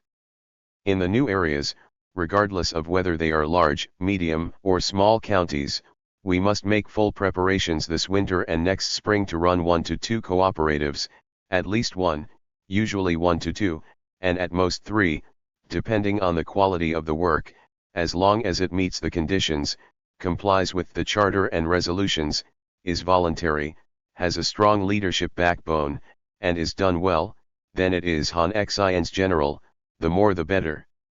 The Central Bureau and the Rural Work Department of the provincial and municipal party committees must seize this matter and focus their work on this issue. The general rule is to go through mutual aid groups and then to cooperatives, but if you start a cooperative directly, you can also give it a try. If you take a straight path and go well, you can start it quickly, so why not? Yes. Rural work departments at all levels should regard mutual assistance and cooperation as an extremely important matter. Individual farmers, whose production increases are limited, must develop mutual assistance and cooperation. As for the rural positions, if socialism does not occupy them, capitalism will inevitably occupy them. Can it be said that we are neither taking the road of capitalism nor the road of socialism? The capitalist road can also increase production, but it takes a long time and is a painful road. It is a given that we will not engage in capitalism. If we do not engage in socialism, we will lose both ends. If you can't make a cooperative big, make it medium-sized. If you can't make it medium-sized, make it small. But if you can make it medium-sized, you should make it medium-sized. If you can make it big, you should make big one. Don't be unhappy when you see big ones. A cooperative with 100 or 200 households is considered big, and it can even be 300 or 400 households. Old districts should develop more. Some new districts may develop faster than some old districts. We need to break the notion that new districts must be slower.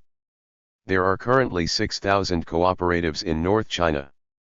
Doubling it, apportionment, quadrupling it, discussion, double, 1.5, or 2 times the number in the Northeast.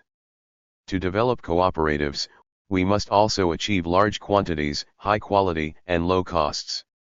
The so-called low cost means no waste products. The final result is to produce more grain, cotton, sugar cane, vegetables, etc.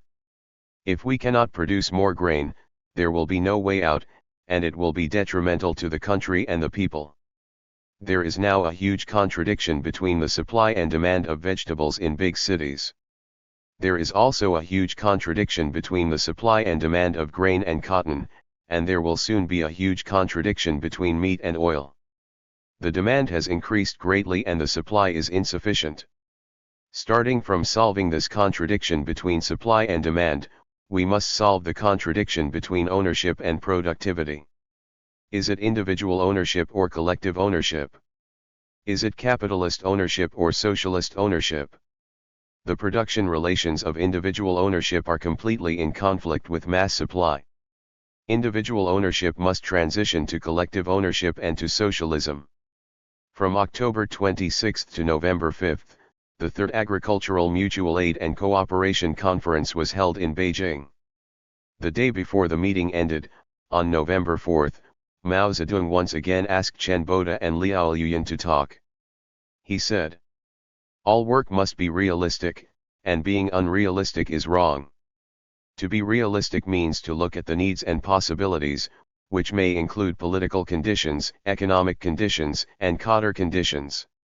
The development of agricultural production cooperatives is now both necessary and possible, and has great potential. If we do not explore it, it will be steady but not forward. Correcting impatience and reckless advancement is always a wind.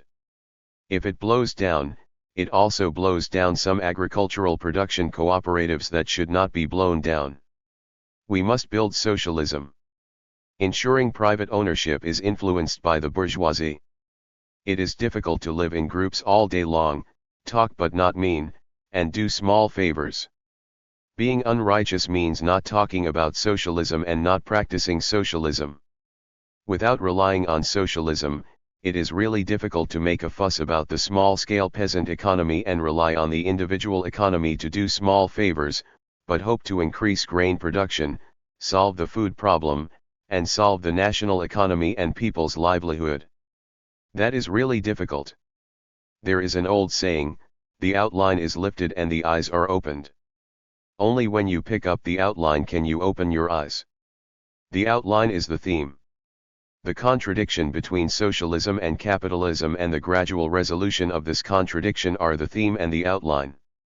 After raising this outline, overcoming the 5 excesses and various political and economic work to help farmers, everything is under unified control. Today's agricultural production cooperatives are still based on private ownership. Individually owned land, large livestock, and large agricultural tools are owned by shareholders. There are also contradictions between socialist factors and private ownership within the cooperative. This contradiction must be gradually resolved.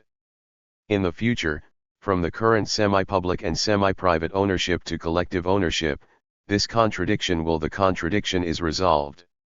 The steps we have taken are stable, from the budding socialist mutual aid groups to semi-socialist cooperatives, and then to fully socialist cooperatives.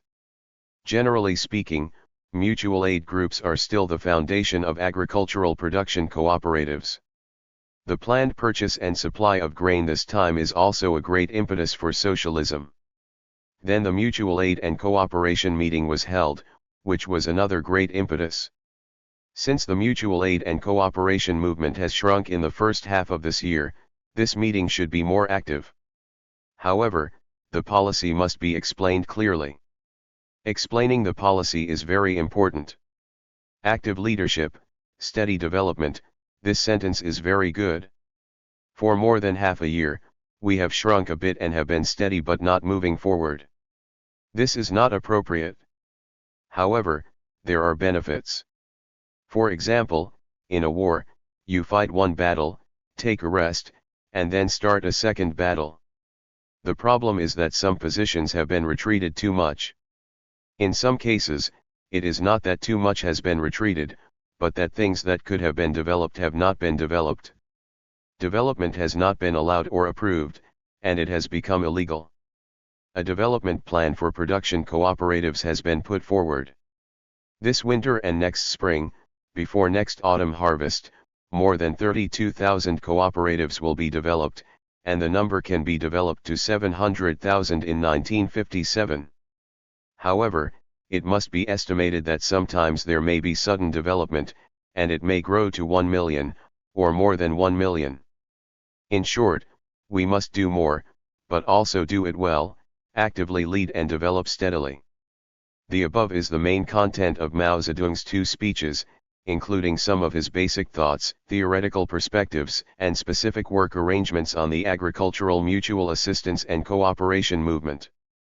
First, the focus of the mutual aid cooperative movement has shifted from mutual aid groups to agricultural production cooperatives. Second, it emphasizes that individual ownership does not adapt to the development of productivity. Only by transitioning to collective ownership can productivity be improved and the contradiction between supply and demand of food and other agricultural products be resolved. Third, proposing to resolve the contradiction between the 2 roads of socialism and capitalism in rural areas is the program guiding all work in rural areas. Fourth, it stipulates the specific development path of China's agricultural cooperatives, but also proposes that under certain conditions, primary cooperatives and even advanced cooperatives can be established directly without going through mutual aid groups. Fifth, the attitude towards the development of cooperatives is that as long as the conditions are met, the more the better, and the larger the scale, the better. It is necessary to break the notion that mutual aid and cooperation movements in new areas must be slow. The conditions mentioned here refer to compliance with the Charter and resolutions, being voluntary, having a strong leadership backbone, and being well run. Sixth, it is reiterated that the main criterion for testing the success of a cooperative is whether it increases production. These basic thoughts of Mao Zedong were further developed and strengthened in the practice of guiding agricultural cooperation in the future. Mao Zedong's two speeches were targeted, criticizing the impatience and haste in correcting agricultural mutual assistance and cooperation that occurred in the spring of 1953. Here's the thing. Since the Second Agricultural Mutual Aid and Cooperation Conference in September 1952, farmers in various places have further increased their enthusiasm for developing mutual aid and cooperation, and mutual aid and cooperation have made great progress. However, starting from the autumn harvest, impetuous and aggressive tendencies appeared in some areas to varying degrees, mainly blind pursuit of advanced forms of mutual aid and cooperation, trial establishment of agricultural production cooperatives, greed for more, return of cattle farming tools to the public for free in disguise, and blind emphasis on adding socialist elements. This caused uneasiness among farmers, mainly middle peasants, and affected production. At the same time, the phenomenon of excessive interference with farmers is relatively common in rural areas, which is the so-called five mories. The Central Rural Work Department and Deng Zhui discovered these situations, reported them to Mao Zedong, drafted several documents on behalf of the Central Committee to correct the impetuousness of mutual assistance and cooperation, and issued them for implementation. After a period of work, this tendency was overcome and farmers' production mood became stable. However, when correcting rash advances, some places appeared to be unwilling to actively develop mutual assistance and cooperation. There are also some agricultural production cooperatives founded by grassroots cotters and farmers on their own initiative, which are not recognized and are considered illegal. This is what Mao Zedong said: the mutual aid and cooperation movement has shrunk in the first half of this year and steadied but not advanced. Correcting impatience and rash advancement is always a gust of wind. If it blows down, it also blows down some agricultural production cooperatives that should not be blown down. Generally speaking, Mao Zedong's criticism of the 1953 correction of mutual assistance and cooperation was relatively mild. However, this incident left a deep impression on Mao Zedong. Mao Zedong's two talks were the first to systematically elaborate on his thoughts on agricultural cooperation, and initially formed a set of theories, principles, and policies for guiding China's agricultural cooperation movement.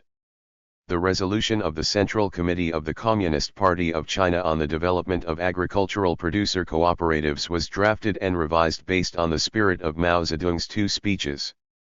The draft resolution was discussed at the Third Agricultural Mutual Assistance and Cooperation Conference. After the meeting, under the chairmanship of Mao Zedong, further revisions were made. It was formally adopted by the Central Committee of the Communist Party of China on December 16 and announced on January 9, 1954. This is the second resolution of the Central Committee of the Communist Party of China on the agricultural mutual assistance and cooperation movement. This resolution takes the general line for the transitional period as the basis for all arguments, analyzes the main obstacles that exist in the development of the agricultural economy and restricts the development of the national economy, and stipulates the most fundamental tasks of the party in rural work. The resolution pointed out, according to the party's general line, my country's national economic construction not only requires the upsurge of the industrial economy, but also requires a certain corresponding upsurge in the agricultural economy. However, the isolated, decentralized, conservative, and backward individual economy restricts the development of agricultural productivity, and it increasingly exposes great contradictions with socialist industrialization. This small-scale agricultural production has increasingly shown that it cannot meet the needs of the broad masses of farmers to improve their lives, and cannot meet the needs of the entire national economy. In order to further improve agricultural production, the most fundamental task of the party's work in the countryside is to be good at educating and promoting the peasant masses to gradually unite and organize with principles and methods that are easy to understand and acceptable to farmers, and gradually implement socialist transformation of agriculture, so that agriculture can transform from a backward individual economy of small-scale production into an advanced cooperative economy of large-scale production, so as to gradually overcome the incompatibility between the development of the two economic sectors, industry and agriculture, and enable farmers to gradually and completely get rid of poverty and achieve a life of common prosperity and universal prosperity. Compared with the first resolution, the second resolution has many new contents and new features. First, starting from the analysis of the two enthusiasms of farmers, we raise the issue of the struggle between the two roads of socialism and capitalism in rural areas. The resolution said that farmers' enthusiasm for individual economic development and mutual assistance and cooperation reflect the dual nature of farmers themselves as workers and private owners. The enthusiasm for mutual assistance and cooperation developed from the nature of farmers as laborers shows that farmers can lead to socialism. The enthusiasm of individual economies developed from the nature of farmers as private owners and sellers of agricultural products shows that farmers' spontaneous tendency is towards capitalism. This inevitably creates a struggle between the two development roads of socialism and capitalism in the countryside, and due to the recovery and gradual growth of the agricultural economy, the struggle between these two development roads has become more and more obvious and cannot be ignored. Our policy it is to actively and cautiously guide the enthusiasm of farmers' individual economy to the track of mutual assistance and cooperation through many specific, appropriate and diverse transitional forms, thereby overcoming the tendency of capitalist spontaneous forces based on individual economy and gradually transitioning to socialism. Secondly, the development of primary agricultural production cooperatives is an important link in promoting the mutual aid and cooperation movement, and it is affirmed that this is the appropriate form to guide farmers to transition to fully socialist agricultural production cooperatives. To illustrate this point, when Mao Zedong revised this resolution, he specially added a paragraph: "This is a transitional form that naturally and unforcedly attracts farmers to socialism." This form allows individual farmers and farmers who have joined mutual aid groups not to feel sudden when they enter advanced, socialist agricultural economic organizations, but to be mentally and materially prepared in advance, thus being able to avoid various losses caused by the sudden rise. Third, it stipulates the specific path for the socialist transformation of China's agriculture. This is, through simple temporary mutual aid groups that work together and perennial mutual aid groups that implement certain divisions of labor and have some small amounts of public property on the basis of common labor, to agricultural production cooperatives that implement land ownership and unified management and have more public property, to higher-level agricultural production cooperatives that implement complete socialist public ownership by collective farmers. This cooperative development path from those with the buds of socialism to those with more socialist elements to complete socialism is the path to gradually realize socialist transformation of agriculture pointed out by the Communist Party of China. Fourth, in terms of the guidelines for developing the agricultural mutual aid and cooperation movement, if the first resolution emphasizes steady advancement, the second resolution adds an additional line of active leadership. While actively leading and promoting the development of agricultural production cooperatives, Mao Zedong did not ignore another aspect of the problem.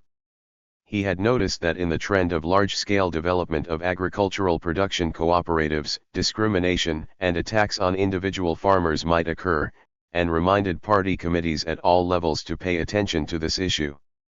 When the resolution was revised, a section on protecting the enthusiasm of independent farmers for production was added. After reading it, Mao Zedong said, "Section 7 is a good addition, but it should be used a little more. You can quote some words from past resolutions. According to his suggestion, this section quoted 2 paragraphs from the first resolution on agricultural mutual assistance and cooperation about caring for, helping and patiently educating independent farmers. Among them, the sentence "we must fully and enthusiastically care for, help and patiently educate independent farmers without any barriers" was added by Mao Zedong when he revised the first resolution. The resolution stipulated the development plan for the national agricultural production cooperatives in recent years, from the winter of 1953 to the autumn harvest of 1954. The national agricultural production cooperatives should develop from the existing more than 14,000 to more than 35,800. In the first 5-year plan, that is, by 1957, the number of agricultural production cooperatives nationwide should strive to grow to about 800,000, and the participating farmers should strive to reach about 20% of the total number of rural farmers. From the comparison of the 2 resolutions, it can be seen that after 2 years of practice, Mao Zedong's thoughts on agricultural cooperation have undergone new developments and changes. The publicity of the general line during the transitional period, the implementation of the policy of unified grain purchase and marketing, and the promulgation of the resolution of the Central Committee of the Communist Party of China on the development of agricultural producer cooperatives marked the full launch of the agricultural socialist transformation movement. The agricultural mutual aid and cooperation movement has gained momentum. The number of agricultural production cooperatives has increased from 14,000 in the winter of 1953 to more than 90,000 in the spring of 1954, an increase of more than 5 times, more than 1.5 times the number planned, and the number of participating farmers has reached more than 1.7 million. With cooperatives developing rapidly, the Central Rural Work Department convened the Second National Rural Work Conference from April 2 to 18, 1954, and formulated a new development plan. The number of agricultural production cooperatives would grow to 300,000 or 350,000 in 1955, to 1.3 million or 1.5 million in 1957, with farmers participating in cooperatives accounting for about 35% of the total rural households in the country. Around 1960, strive to achieve basic cooperativization in basic areas across the country. After the meeting, the Central Rural Work Department wrote a report on the meeting to the Central Committee of the Communist Party of China and Mao Zedong. The central government forwarded this report on June 3. It is worth noting that when reviewing and revising the report of the Central Rural Work Department, Mao Zedong put forward a new idea and new summary, which was to carry out 2 revolutions at the same time in the process of agricultural cooperation, namely the social revolution and the technological revolution. The original report stated that the contradiction between this requirement for a large-scale planned increase in production and the decentralized and private nature of the small-scale peasant economy is becoming increasingly obvious, and the difficulties are increasing. This is a fundamental contradiction. The only way to resolve this contradiction is to implement agricultural cooperation, which requires a gradual transition from individual ownership to collective ownership and a gradual transition to socialism. Mao Zedong revised this passage to read, "The contradiction between this requirement for a planned large-scale increase in production and the decentralized private ownership of the small-scale peasant economy and the backward nature of agricultural technology is becoming more and more obvious, and the difficulties are increasing." These are 2 fundamental contradictions. The first policy to resolve these contradictions is to implement social revolution, that is, agricultural cooperation, and we must gradually transform the individual ownership of working farmers into transition to collective ownership and gradually transition to socialism. The second policy is to carry out technological revolution, that is, to gradually use machinery and implement other technological reforms in agriculture. This is a new idea and new summary proposed by Mao Zedong, which was later greatly developed in his report on the problem of agricultural cooperativization. Mao Zedong got rid of the concept of mechanization first and then cooperation, and opened up a new path of Chinese-style agricultural socialist transformation. However, this does not mean that Mao Zedong did not attach importance to mechanization, and believed that agricultural cooperation can be based on manual labor for a long time. No. He advocated the simultaneous development of social revolution and technological revolution. He believed that adequate agricultural machinery was the material foundation upon which agricultural cooperatives relied. This is an important part of his theory on socialist revolution and construction. From October 10 to 30, 1954, the Central Rural Work Department held the 4th Mutual Aid and Cooperation meeting. The purpose was to summarize the work of agricultural cooperation in the past year and formulate new development plans. At this time, there were 120,000 new agricultural production cooperatives across the country. According to the requirements of various places, the conference proposed to develop 600,000 agricultural production cooperatives before the spring plowing in 1955, which means doubling the development targets proposed at the Second National Rural Work Conference. By 1957, the last year of the first 5-year plan, more than half of the country's rural households will join cooperatives. This is a large-scale development plan and was quickly approved by the Central Committee of the Communist Party of China. This meeting clarified the party's class policy in rural areas during the transition to socialism. During the discussion, there were some differences of opinion at the meeting, mainly focusing on the issue of whom to rely on. Some believe that land reform relies on poor peasants and production relies on middle peasants. Some believe that new middle peasants cannot be relied on because their economic status has risen and they will ideologically resist socialism. Some advocate replacing the slogan of relying on poor peasants with relying on new middle peasants. Some advocate that poor peasants and new and old middle peasants should become the reliance of cooperativization, etc.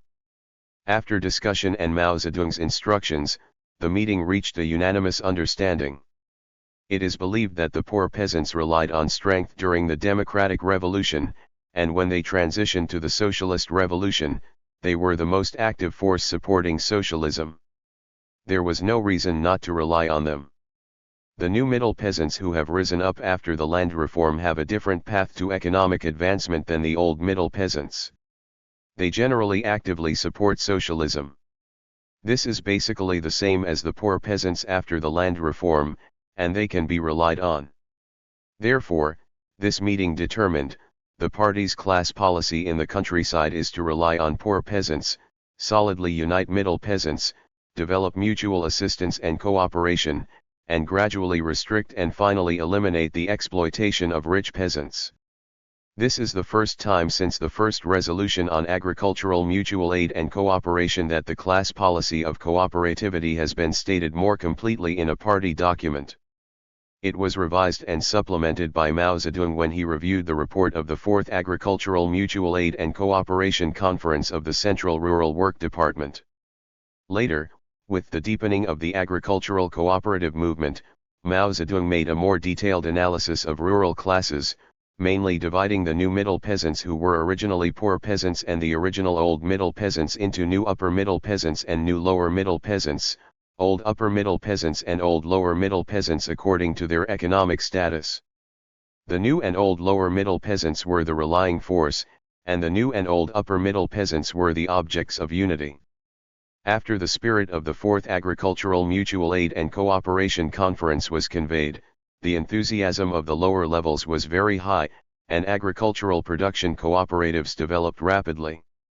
By early January 1955, in just 2 months, more than 380,000 new cooperatives had been established across the country. Quite a few of these new societies were established without or with poor preparation. At the same time, the unified purchase of grain in rural areas was in full swing. In addition, due to the severe floods in 1954, the National Grain Production Plan was not completed, but grain purchases exceeded the original plan by 10 billion jins. On the one hand, agricultural production cooperatives have developed too fast, and on the other hand, the amount of grain purchased has increased, causing uneasiness among farmers, especially middle peasants. Various places have reported grain shortages. In many places, Large numbers of farm animals have been sold, slaughtered indiscriminately, sheep killed, and trees felled. This situation attracted the attention of the Central Committee of the Communist Party of China and Mao Zedong, and they immediately took a series of measures. On January 10, 1955, the Central Committee of the Communist Party of China issued the Notice on Rectifying and Consolidating Agricultural Producer Cooperatives. The notice said, in just a few months, cooperatives have been able to achieve such great development. It is certainly a good sign that a large number of farmers have seen that cooperatives have both economic advantages and are a general trend, so they have enthusiastically joined cooperatives. However, this favorable situation requires a comprehensive assessment. We cannot just blindly applaud and view cooperative work as too easy and simple, and ignore the serious doubts and concerns that farmers, especially middle peasants, may have when changing production relations, and it may cause shock in the countryside. There are many reasons for the recent large-scale selling of farm animals, killing of sheep, and felling of trees. However, it must be understood that in the development of the cooperative movement, farmers are afraid of losing their property to the public and want to seize it early. The notice decided that the current cooperative movement should basically be transferred to a stage of controlled development and emphasis on consolidation. Specifically, 3 different situations will be treated differently. In places where the original development plan has been basically completed or exceeded, development should be stopped and all efforts should be directed to consolidation. In places where the original development plan is still far from being completed, the established cooperatives should be carefully consolidated and prepared to continue development during consolidation. In places where preparations are insufficient and has been carried out in a hurry, the relevant provincial committees should effectively help the county committees to rectify the cooperatives, and allow necessary and reasonable reductions in the number of existing cooperatives and member households without harming the enthusiasm of activists and ensuring the quality of new cooperatives. On January 15, the Central Committee of the Communist Party of China issued the emergency instructions on vigorously protecting farm animals. In February, the central government held a national financial and economic conference to focus on studying the current rural situation and national grain purchase and sales issues. Based on feedback from various places, the meeting concluded that the current situation in rural areas is quite tense. In many places, farmers are killing pigs and cattle in large numbers, are not enthusiastic about accumulating fertilizer, are not actively preparing for spring plowing, and are not in a high mood for production. There are reasons for this: that the mutual aid and cooperation movement was too rough and too fast, but the main reason is that farmers have no confidence in the unified grain purchase and feel that too much is being purchased and too little is left for themselves. Therefore, the meeting determined that the annual grain procurement amount from July 1955 to June 1956 was 90 billion catties, which was roughly the same as the previous year. It was believed that the purchase of 90 billion catties, which required less from farmers, was a concession to the majority of middle peasants and a step for the party and the government to further strengthen unity with the new and old middle peasants who accounted for more than 60% of the rural population. This was completely necessary. Based on the opinions discussed at the meeting, the emergency instructions of the Central Committee of the Communist Party of China and the State Council on rapidly arranging grain purchase and sales work and stabilizing farmers' production emotions were issued on March 3. At this time, the food shortage in the countryside and the emergence of some forced orders in the agricultural cooperative movement were also reflected in Mao Zedong from different aspects.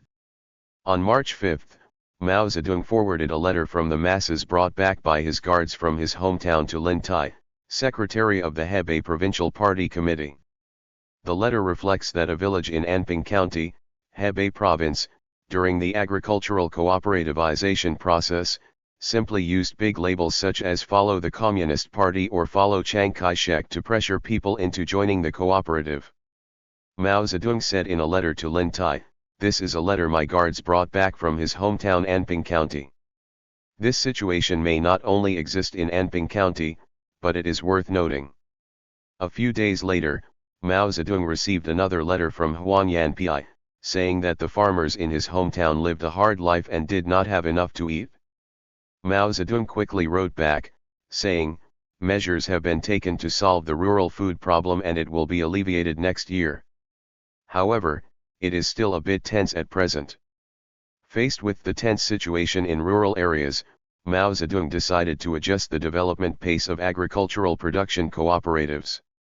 According to Du Runzhen's recollection, on March 8, Deng Zhui also told me that Mao Zedong had told us to pay attention to the relationship between the party and farmers, and that farmers had a heavy burden.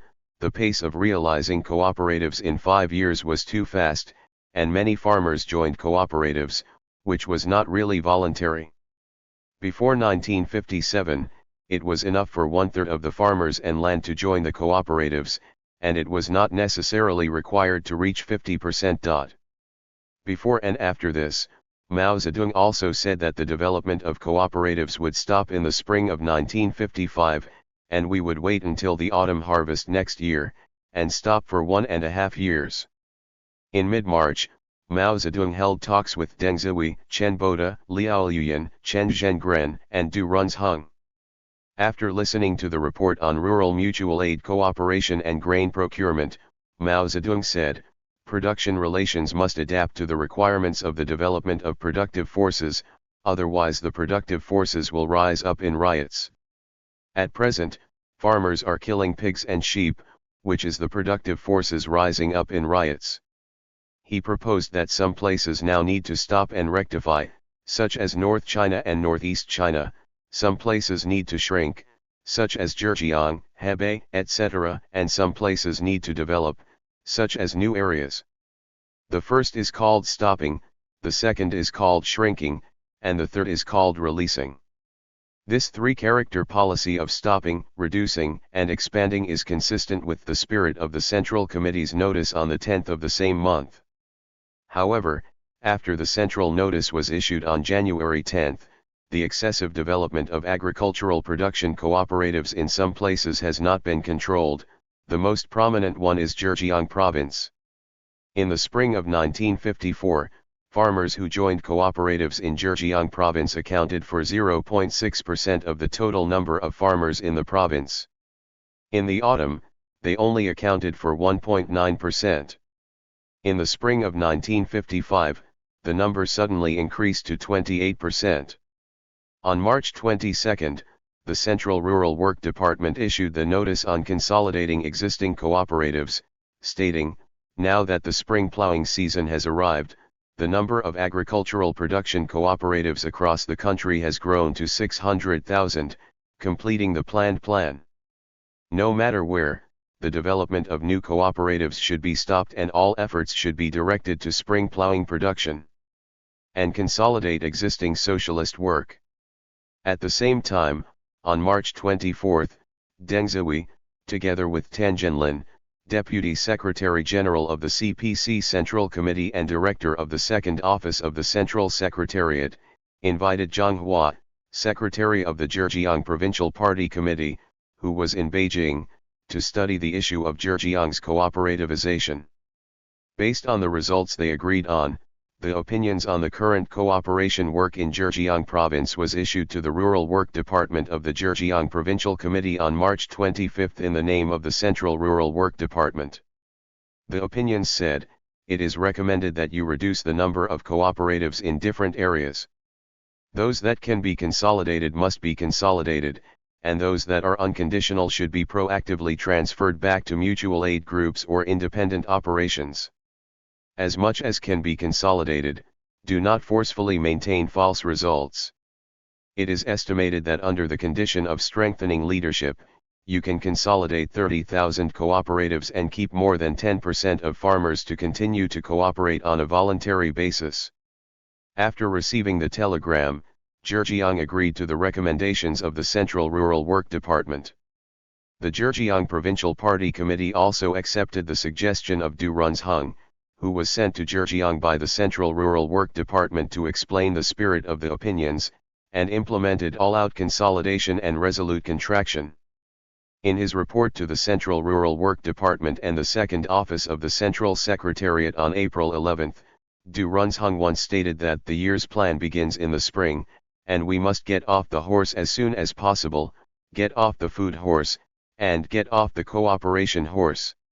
He also said at the meeting of the Zhejiang Provincial Party Committee, the middle peasants do not invest in the cooperatives and are clamoring to withdraw from the cooperatives. The poor farmers are short of food and have to make advance payments to the cooperatives and are emotionally unstable. It is difficult for these cooperatives to get started. If they do not get started, they will delay spring plowing and production and affect the workers' and peasants' alliance. This is the origin of Mao Zedong's later criticism of some comrades who wanted to quickly dismount from the current road of cooperativization.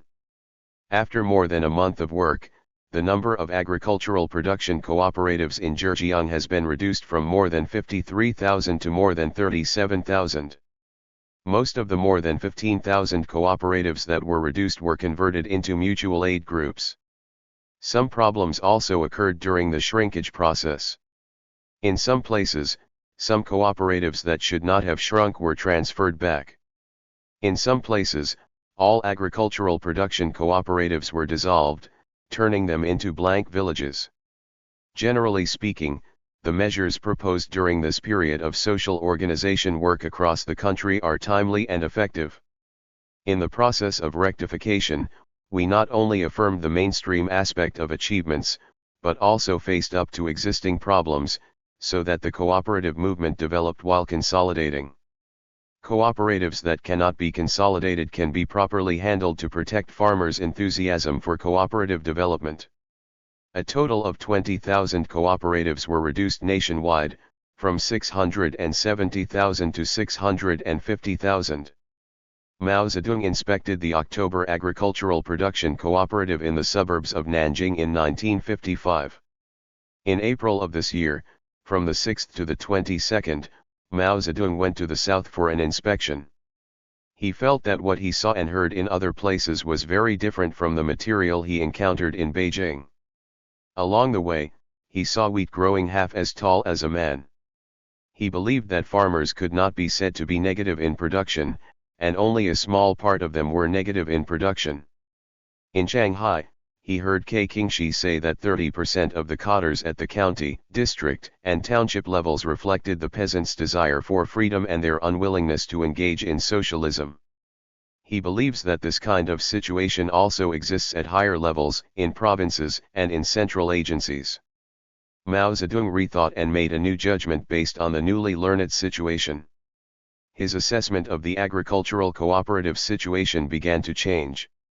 During Mao Zedong's inspection trip, the Central Rural Work Department held the Third National Rural Work Conference.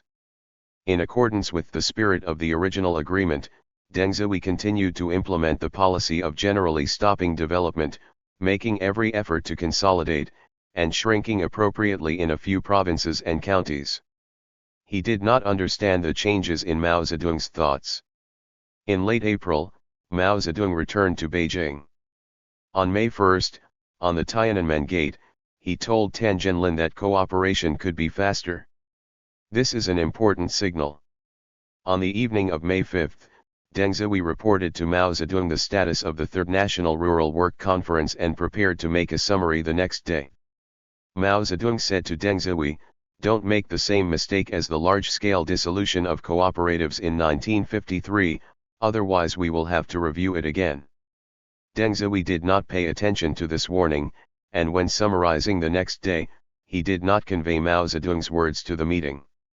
In his summary, he still followed the spirit of Mao Zedong's conversation with him in March and said, "Now according to the chairman's decision, development will generally be stopped this year, but a few provinces can still consider development after autumn." The Third National Rural Work Conference decided to stop the development of agricultural production cooperatives in general areas for 1.5 years and make every effort to consolidate them. On the evening of the 9th, Mao Zedong convened a meeting with Li Xiannian, Deng Zhui, Liao Luyan, and Chen Qiudong at Yiniantang to study food issues and cooperativization issues.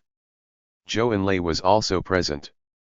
Mao Zedong said, the originally planned purchase of 90 billion jins of grain can be reduced to 87 billion jins. This can ease the situation. This is also a concession. Reducing the number of grain requisitions will lead to socialism, increase agricultural production, and lay the foundation for agricultural cooperatives. He asked Deng Zhihui, is it possible to change to 40% by 1957? Deng Zhihui still insisted on the figure agreed with Mao Zedong in March, saying, last time I said 1/3, it is better to be about 1/3. Mao Zedong did not force it, saying, 1/3 is fine. But he also said, the countryside is conflicted about socialist transformation. Farmers want freedom, and we want socialism. Among county, district, and township cadres, there are a group of cadres who reflect the sentiment of farmers. According to K. Kingshi, there are 30%. Not only among county, district, and township cadres, but also among cadres at the provincial level, and among cadres from central government agencies. He also said, it is only a small number of farmers who are in negative mood about production. I saw along the road that the wheat is half deep and the production is negative. Mao Zedong's remarks revealed his dissatisfaction with the work of the Central Rural Work Department since early 1955. The tense situation that has arisen in the countryside since the spring of 1955 is mainly due to two reasons. One is excessive grain procurement, and the other is the too rapid pace of agricultural cooperation. Mao Zedong and Deng Zhihui had different ideas on how to solve this problem. Mao Zedong's idea was to make concessions to the farmers on the food issue and reduce the amount of requisitions, so as to ease the tense relationship with the farmers, so as to accelerate the pace of agricultural cooperation, increase agricultural production, and fundamentally solve the food problem. In Mao Zedong's words, socialism can be achieved by reducing grain procurement. Mao Zedong always believed that only by realizing agricultural cooperation can agricultural production be increased. Deng Zhihui had a different view. He advocated making concessions to farmers on the issue of cooperativity in order to unleash farmers' enthusiasm for production, increase production, and solve the food problem. He believes that the most prominent factor causing tension in rural areas is the food problem, but the most fundamental factor is still the problem in the cooperative movement. The main cause of trouble is in the cooperative aspect. From this time on, Mao Zedong and Deng Zhihui and others had differences of opinion on their assessment of the rural situation and the policy of agricultural cooperation. On May 17, Mao Zedong chaired a meeting at Yiniantang attended by party secretaries from 15 provinces and municipalities in East China, Central South China, and North China, focusing on issues such as the unified purchase and marketing of grain, and the development of agricultural production cooperatives. This meeting will be held from 1 p.m. to 10 p.m. At the meeting, the provincial and municipal party committee secretaries reported on the current situation and development plans of agricultural production cooperatives in various provinces and cities. Mao Zedong proposed that Jiangsu should compete with Zhejiang, and Hunan, Hubei, Guangdong, and Guangxi should all develop freely. Therefore, the secretaries of Henan, Hubei, Hunan, Guangdong, Guangxi, Jiangsu, and other provinces re-reported at the meeting their plans to develop agricultural production cooperatives before the spring plowing of 1956.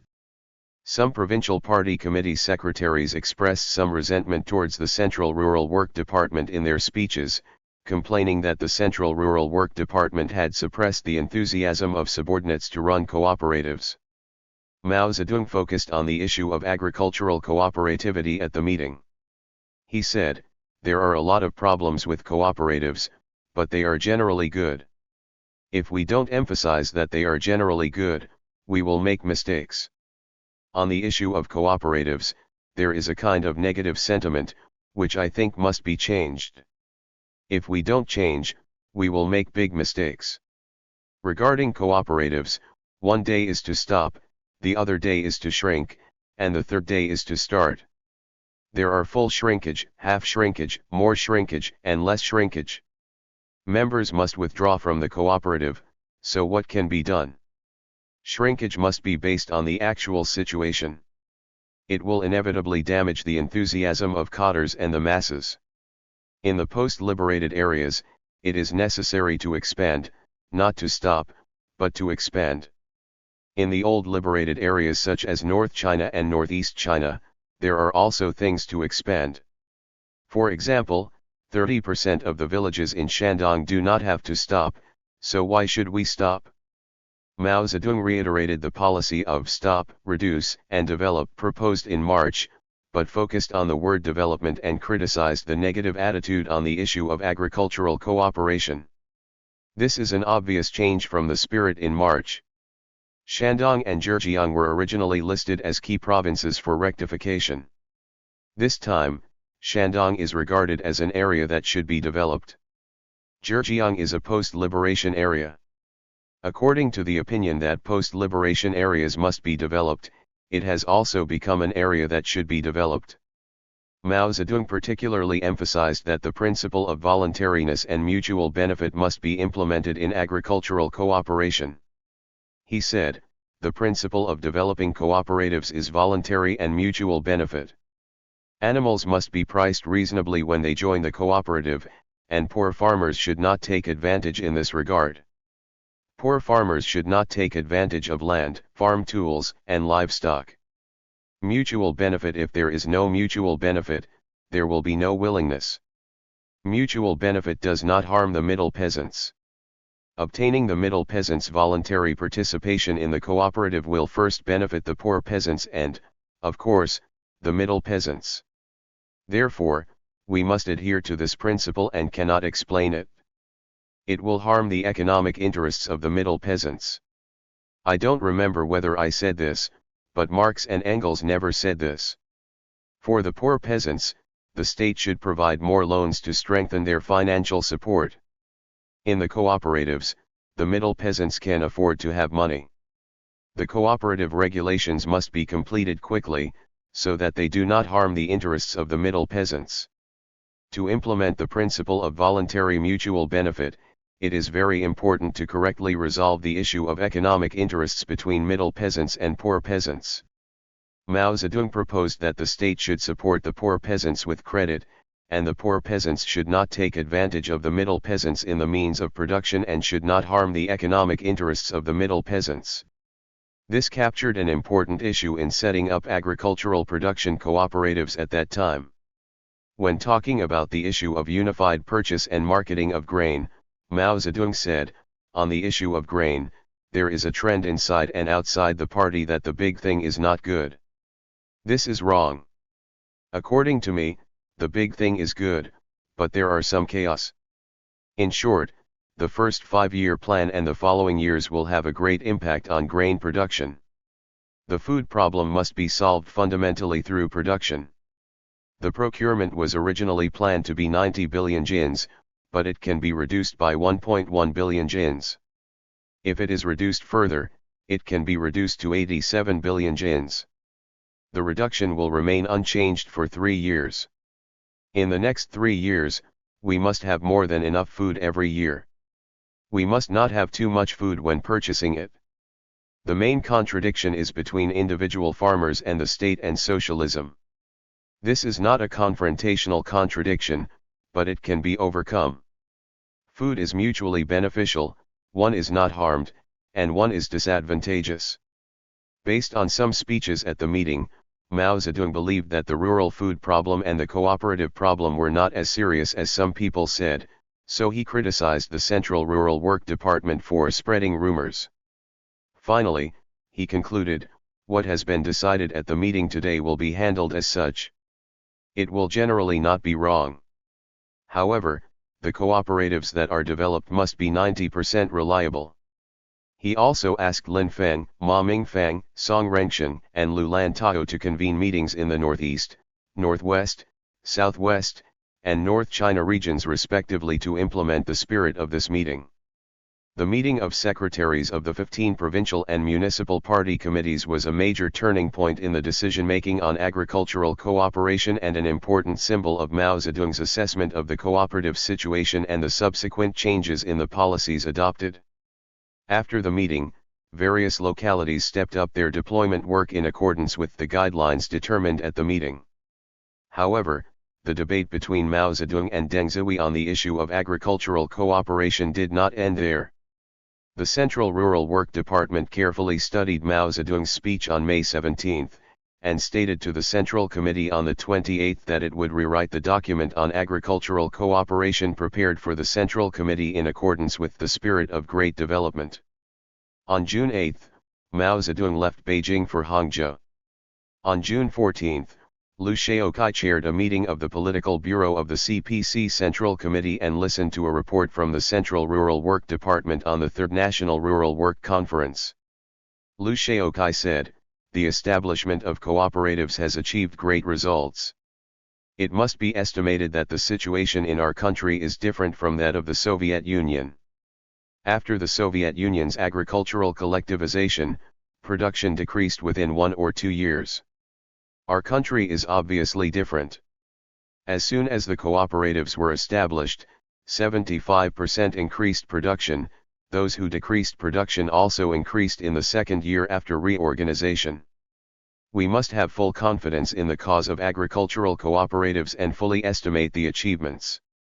The meeting approved a plan to develop 1 million agricultural production cooperatives before the autumn harvest of 1956. Liu Shaoqi also said, "Next spring the number will grow to 1 million. Close the door and let the middle peasants knock on the door voluntarily. The key is to ensure that the middle peasants voluntarily come." The national agricultural production cooperatives have stopped developing and gone all out to consolidate, and then continue to develop. This is a major change in the guiding principles. However, Mao Zedong was full of optimism in his assessment of the situation. He was still dissatisfied with the plan of doubling the agricultural production by half a year and felt that it was insufficient. He suggested doubling the number, that is, increasing the number of cooperatives to about 1.3 million, so that each of the more than 200,000 townships across the country, except for some border areas, would have one to several small, semi-socialist agricultural production cooperatives. On the evening of June 23, Mao Zedong returned to Beijing. On June 25, Ho Chi Minh led a Vietnamese government delegation to visit China and arrived in Beijing.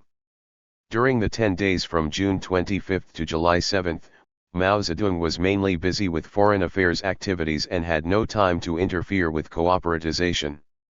On July 9, Liu Shaoqi called Mao Zedong's secretary on duty and told him that Deng Xiaoping had some opinions on the issue of agricultural cooperation and told him that he was going to talk to Mao Zedong and suggested convening a meeting of the Secretariat of the Central Committee for Deng Xiaoping to participate.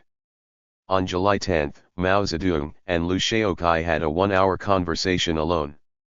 On July 11, Mao Zedong summoned 7 people, Deng Xiaoping, Liao Yuyan, Liu Jianxuan, Du Runzhong, Chen Boda, Chen Zhengren, and Tan Zhenlin, to talk at Yiniantang, starting at 12 noon and talking at 5:40 p.m. First, Deng Xiaoping reported, introducing the basic situation of agricultural cooperation across the country. After listening to the report, Mao Zedong severely criticized Deng Xiaoping, saying that Deng Xiaoping thought he understood the farmers and was very stubborn. Deng Xiaoping made a self-examination and said, "Chairman, I never said to cut down the cooperatives." Mao Zedong said, "I am relieved that you have not said about cutting down the cooperatives.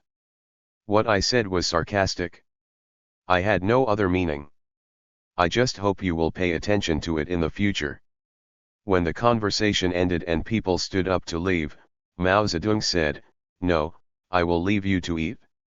According to Liu Jianxuan, who participated in the conversation at the time, he said he was very nervous because it was the first time he had dinner with Chairman Mao. That conversation left the impression to some parties that Mao Zedong and Deng Xiaoping had reconciled, and it seemed that the matter was over. However, Deng Xiaoping was still worried about doubling the number of cooperatives in 1956. After repeated consideration, he reported to Liu Shaoqi on July 15, saying that if 1.3 million was not enough, 1 million would be better. Liu Shaoqi said, "Mr. Deng, you are experts, We will consider this opinion. Deng Xiaoyi's opinions were reflected to Mao Zedong. Why did Deng Xiaoyi insist that in 1956 the number of cooperatives could only grow to 1 million but not to 1.3 million? There are three main reasons. The entire cooperative movement should be adapted to the progress of industrialization. There are many problems in the existing 650,000 cooperatives, and the task of consolidation is very arduous, so a good foundation must be laid. Regional imbalances, the level of cadre leadership and the level of mass consciousness are different, so it should be gradually promoted. He also believes that, our party cadres have this characteristic, that is, they have to overfulfill any tasks. If the plan is made for more than 1 million cooperatives, more will be required to implement it, and as a result, more cooperatives will lose production. No one expected at the time that Deng Xiaoyi's persistence would trigger Mao Zedong's criticism of women with small feet and his criticism of right opportunism on the issue of agricultural cooperation. Mao Zedong said to Deng Xiaoping, Deng Xiaoyi's thoughts are very stubborn and must be bombarded with artillery. He also proposed to convene a national conference of prefectural party committee secretaries. Deng Xiaoping eased the matter and asked whether a meeting of provincial and municipal party secretaries should be held first. Mao Zedong accepted Deng Xiaoping's suggestion. Mao Zedong attached great importance to the upcoming meeting of provincial and municipal party committee secretaries, and later called it a meeting that would determine the outcome of China's agricultural cooperative development and even China's two roads of socialism and capitalism. He made careful preparations for this meeting. On July 18, Mao Zedong wrote to Du Runzheng, Secretary-General of the Central Rural Work Department, requesting all materials from the Third National Rural Work Conference held in April and May, including Deng Xiaoyi's summary report. In order to find out the situation in the countryside, Mao Zedong sent several guards around him back to their hometowns to conduct investigations, including those in Henan, Guangdong, Guangxi, and Hunan. On July 19, Mao Zedong read their reports and wrote something about each report. A survey report on a village in Langkao, Henan, said that due to successive years of floods, 50% of the households in the village were short of food. There is nothing to eat this spring, so I have to eat leaves.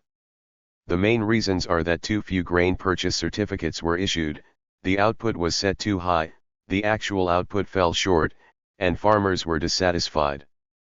Mao Zedong wrote a comment in the report, this township is short of food and the farmers are dissatisfied. It is worth noting.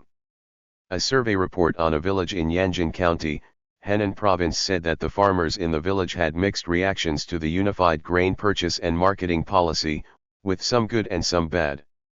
In fact, only a few did not eat. When the cooperative was first established, due to the fast pace and failure to adopt the principle of voluntary and mutual benefit, some people were confused and prepared to withdraw from the cooperative. Some of the animals in the community died. The members were constantly quarreling and their production mood was not high. Mao Zedong's comments were, there are some food problems in this township, but they are not serious.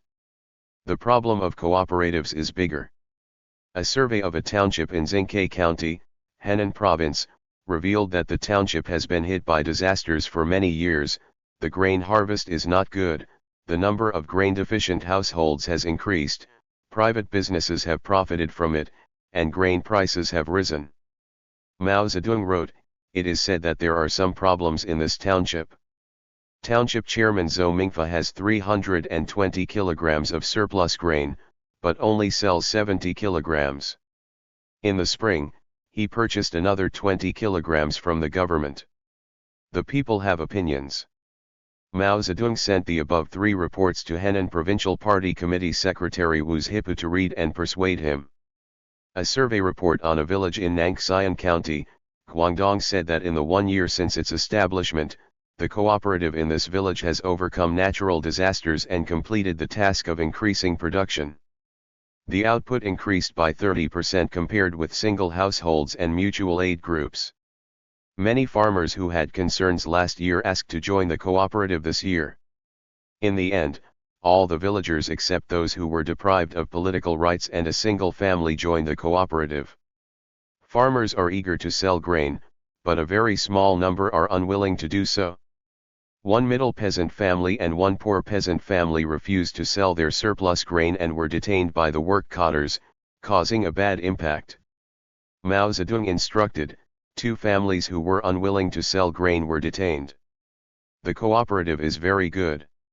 A survey report on a village in Fangcheng County, Guangxi Province said that the main response to the village's food problem was complaints, and the vast majority of these complaints were middle peasants working alone. It is understood that not one of the 10 households of middle peasants who complained was truly suffering.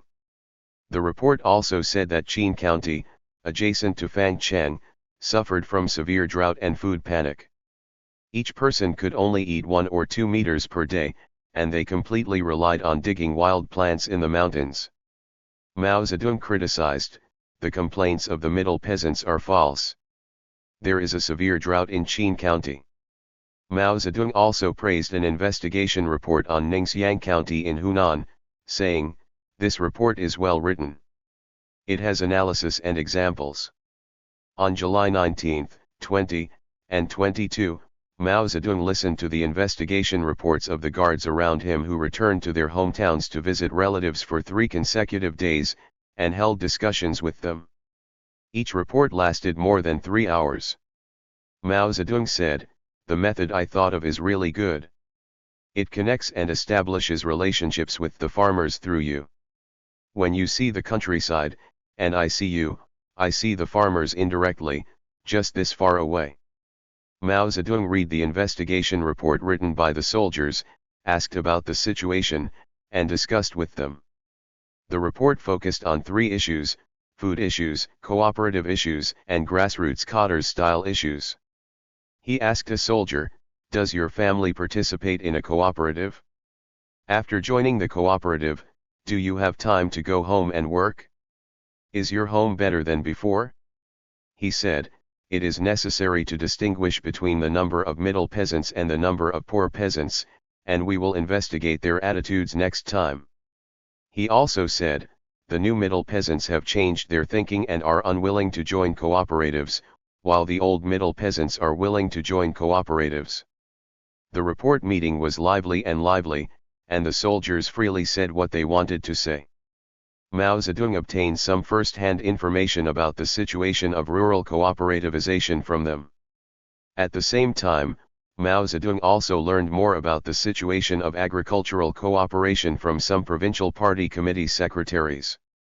On July 26, he went to Xianzhi Provincial Party Committee Secretary Tao Luya alone to report on the situation of Shaanxi's agricultural cooperativization. Tao Luya said, "The development of junior cooperatives is gradual, and they develop and grow on the basis of mutual aid groups. The 3-year pilot program has been progressing step by step. This created conditions for rapid development in 1954. By April 1955, cooperative farmers accounted for 41% of the total number of farmers." Mao Zedong asked, "Your primary cooperatives have been extended to the public. Are there any reductions in production or death of cattle?" Tao said, "In 1954, the province's grain production decreased by 4.8%, while the grain production of 20 counties including Pinshan and Wuxiang, where primary cooperatives accounted for more than 60%, increased by 3.8% compared with the previous year. The province's large livestock production increased at an annual rate of 10% from 1951 to 1954. Mao Zedong was very happy to hear this. He analyzed the Soviet Union's lessons from collectivization, reduced production, dead cattle, and the fact that agricultural production has not yet reached the highest level before the October Revolution. When Tao Luya left, Mao Zedong repeatedly told him that he must accept the lessons of Soviet collectivization, must increase production, must increase cattle, and must make our cooperatives do better than the Soviet collective farms. Shaanxi is an old area and has certain representativeness. Mao Zedong later said in his report on agricultural cooperative issues that the current climax of cooperative social reform in rural areas has arrived in some places. In his mind, Xianzhi may belong to such a place. On July 26, the Central Rural Work Department submitted to Mao Zedong a briefing on the recent situation of the agricultural cooperative movement, which mentioned that the development plan for cooperatives in 1955 to 1956 was more than 1.03 million, not the 1.3 million required by Mao Zedong. On the 29th, Mao Zedong issued this briefing to the meeting of provincial and municipal party committee secretaries. Mao Zedong wrote a lot of words on the front and back of this briefing, recording many of his thoughts on the issue of agricultural cooperation at this moment. Regarding the development of agricultural cooperatives, he wrote, "At present, we are not criticizing the issue of rash advancement, not criticizing the issue of exceeding objective possibilities, but criticizing the issue of not making progress, but criticizing the issue of not recognizing and not using the objective possibility, that is, not recognizing and not using the objective possibility. That is, the broad masses of peasants have an enthusiasm to take the socialist road due to lack of land, poverty, or not yet affluent life, but some of us do not recognize and do not use this objective possibility." Mao Zedong raised this question: the two sides of farmers, the contradiction between the two ideas of collective operation and individual operation, which side is dominant? This question was actually raised in 1951 when the first resolution on agricultural mutual assistance and cooperation was drafted. His answer and judgment was, with propaganda and demonstrations of cooperatives, the idea of collective management first becomes dominant among some people, then among the second group of people, then among the third group of people, then among the majority of the people, and finally among the entire people. We should gradually create this advantage. Mao Zedong wrote again with a critical tone, "We must have a firm direction and not waver. If you want others not to waver, you must first not waver yourself. You must see the essential aspects of the problem and the dominant or mainstream aspects of things, so that you cannot waver. The non-essential aspects and secondary aspects of things must not be ignored, and all existing problems must be solved. However, you should not regard these as the mainstream of things, which confuses your own direction." What is very striking is that Mao Zedong wrote this paragraph: "Increase production, it must be completed and strive to exceed the production increase targets stipulated in the 5-year plan. Production must not be reduced." Can it be achieved? Will our party make a big mistake on this issue? Can we avoid the mistakes made by the Soviet Union?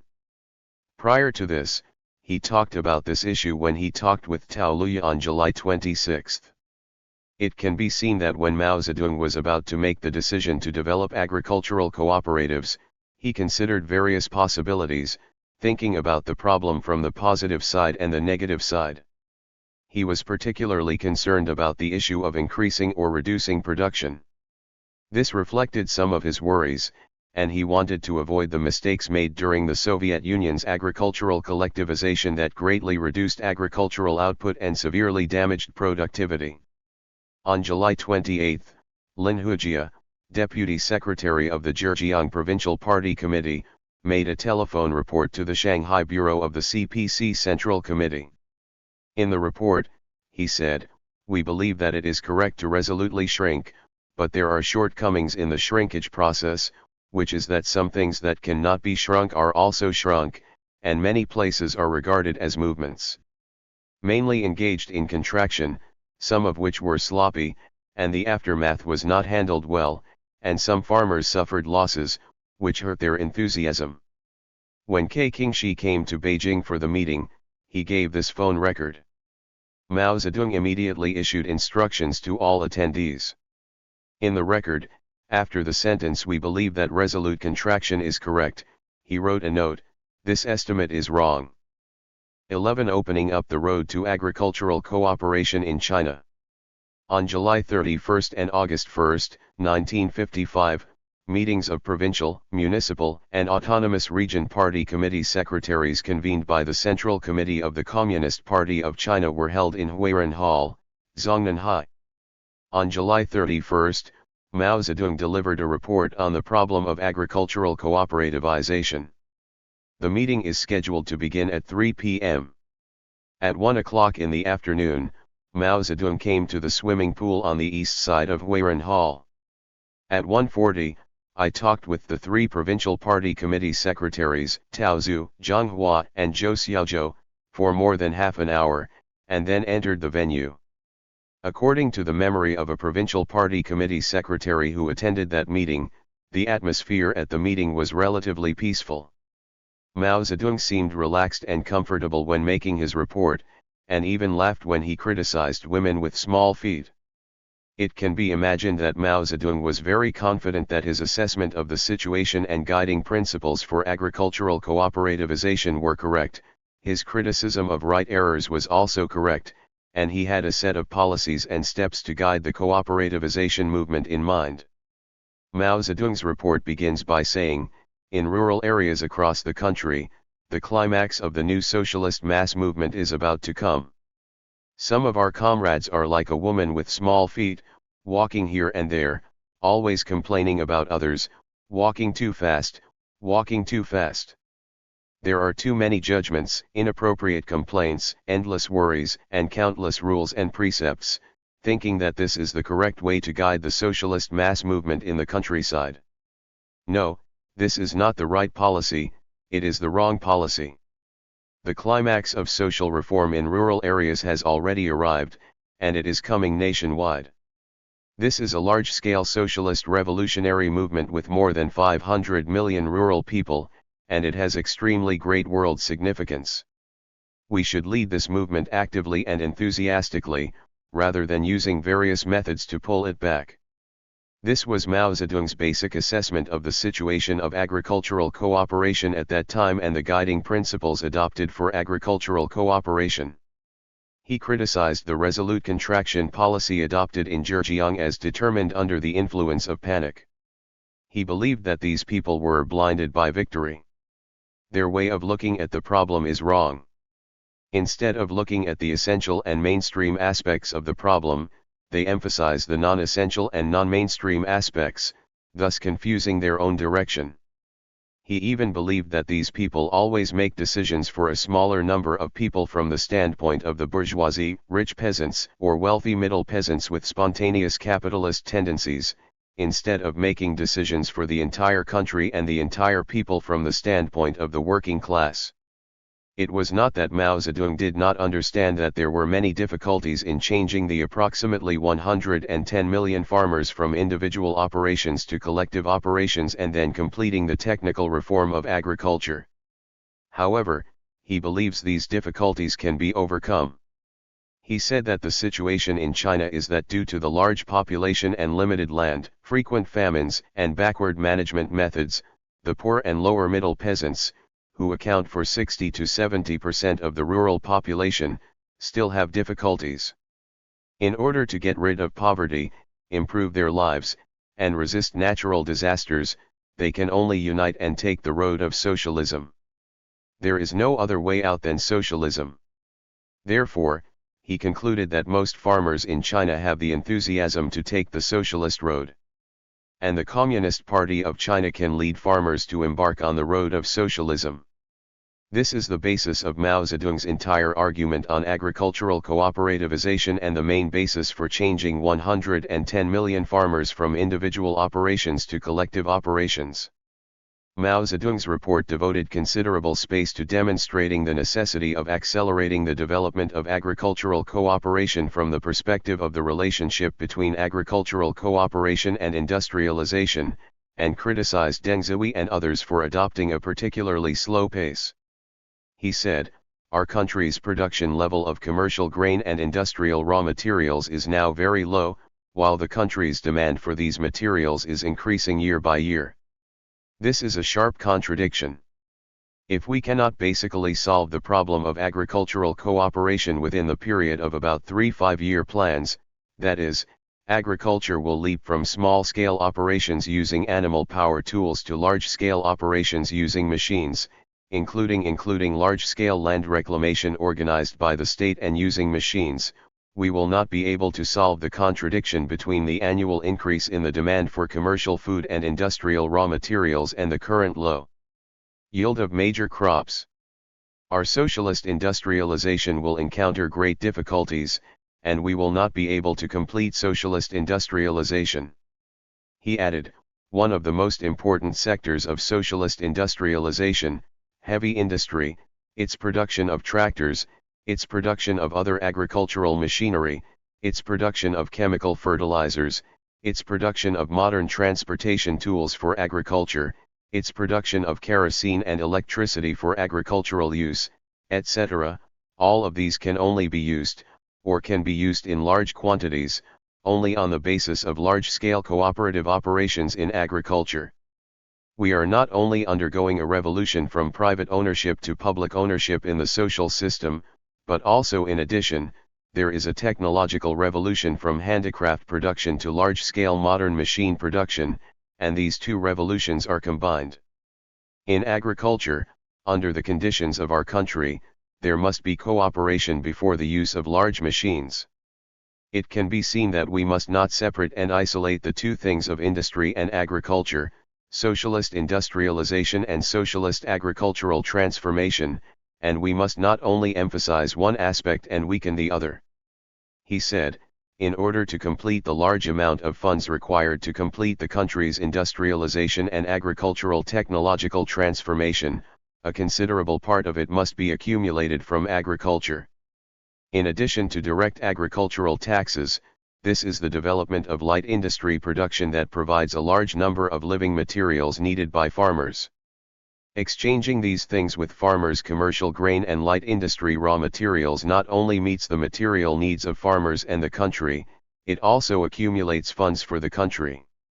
The large-scale development of light industry requires not only the development of heavy industry, but also the development of agriculture.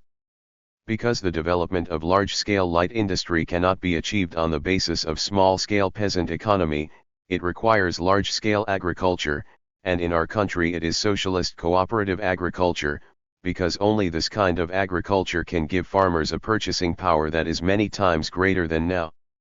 Regarding the development steps of agricultural cooperativization, Mao Zedong proposed that it would take 18 years to complete cooperativization, that is, from the founding of the People's Republic of China to the last year of the Third Five-Year Plan, that is, 1967, and to adopt a step-by-step approach. He made a general plan for the process of social reform and technical reform.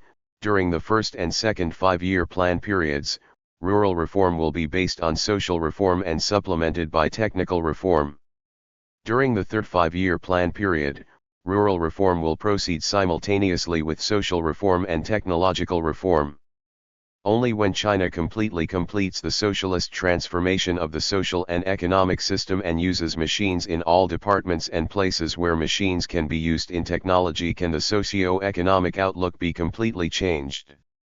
At the same time, he has seen that due to China's economic conditions, technical reform will take longer than social reform.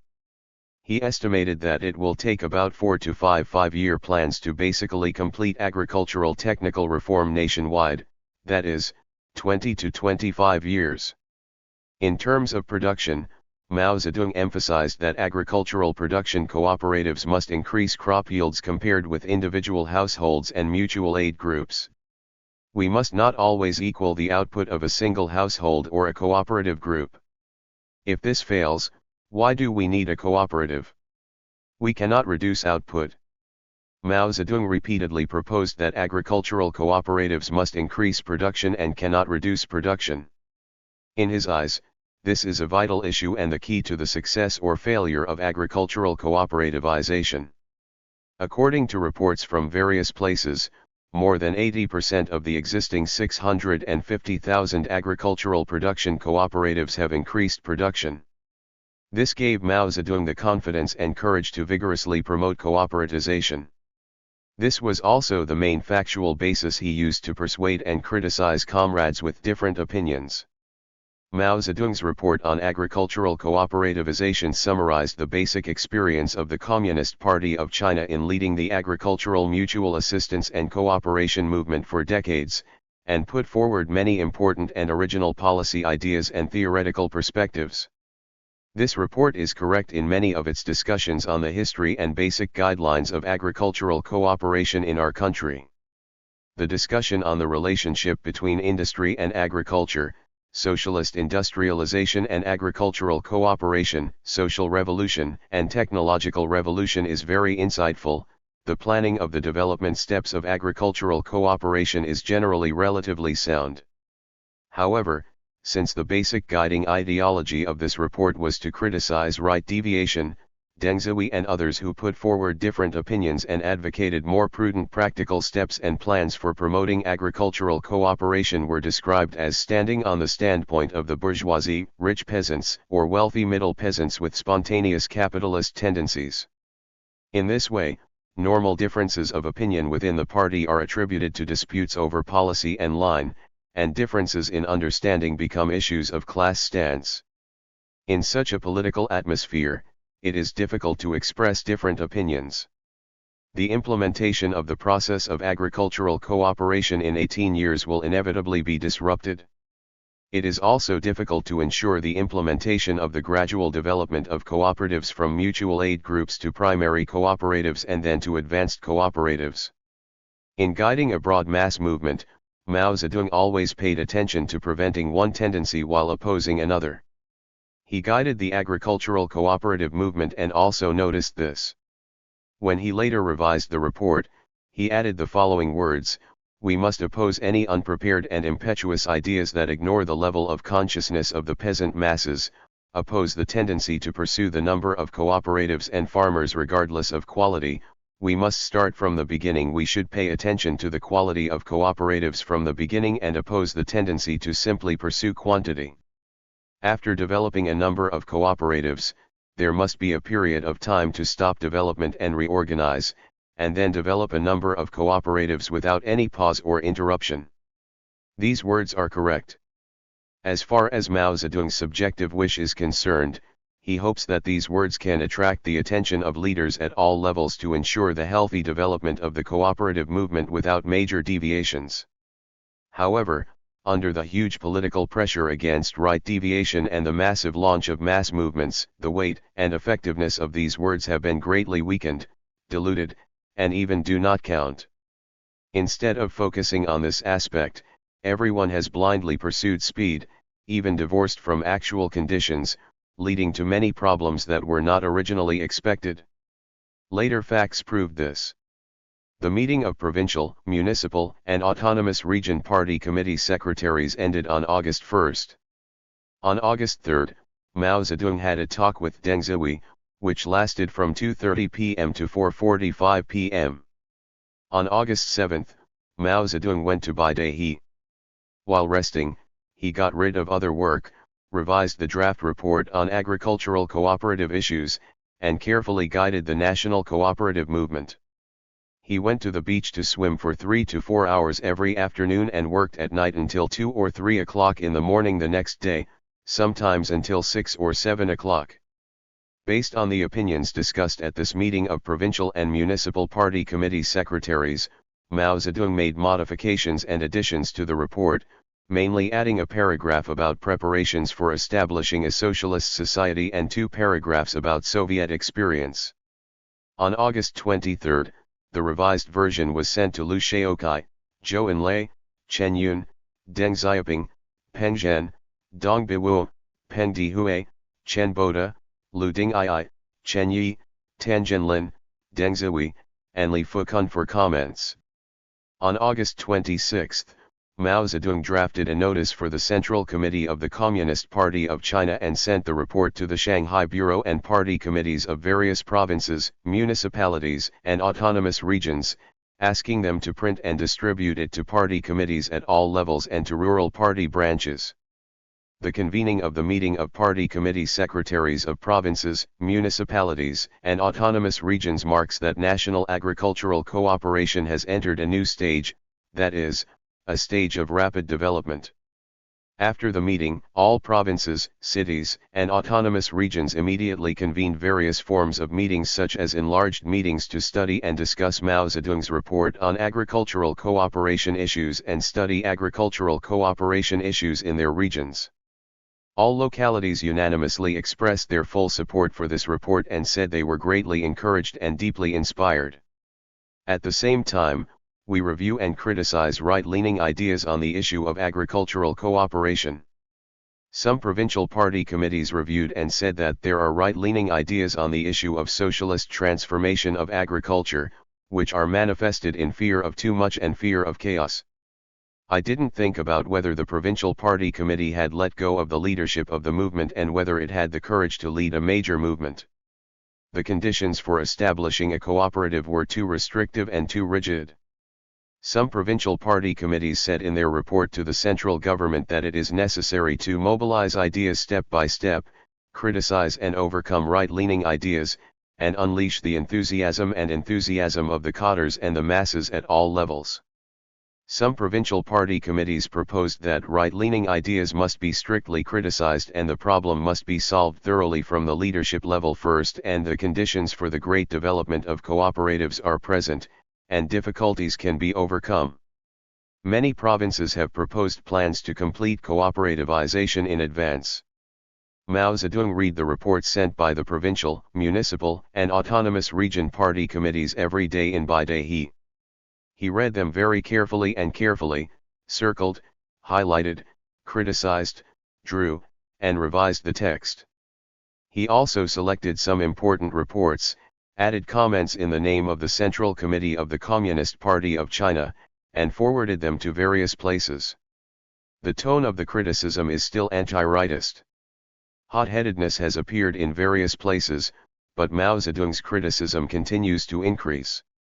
The criticism he wrote in the report of the Anhui Provincial Party Committee said, the Anhui Provincial Party Committee sharply criticized the right opportunism on the issue of agricultural cooperation. This criticism is completely necessary. Before this, it only talked about right ideas and right mistakes. This criticism used the term right opportunism. The comments written in the report of the Liaoning Provincial Party Committee once again emphasized that the speed of socialist transformation of agriculture must be consistent with the speed of socialist industrialization. We cannot only emphasize industrialization and weaken the socialist transformation of agriculture, otherwise we will encounter great difficulties. At present, many people in the party do not understand this. On September 20, the Central Rural Work Department wrote a review report to the Central Committee and Chairman Mao Zedong on the development of agricultural cooperatives. Mao Zedong read the report, approved some opinions, sent it to Lu, Zhou, Chen, Zhu, Peng Deng Xiaoping, Chen Boda, and Liao Luyan for immediate reading, and dismissed it to Deng Zhihui.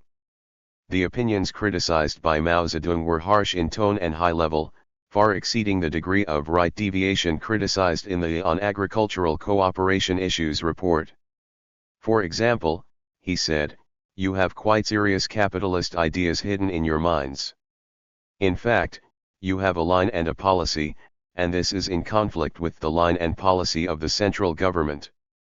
Therefore, the central government has always been unable to convince you for a long time.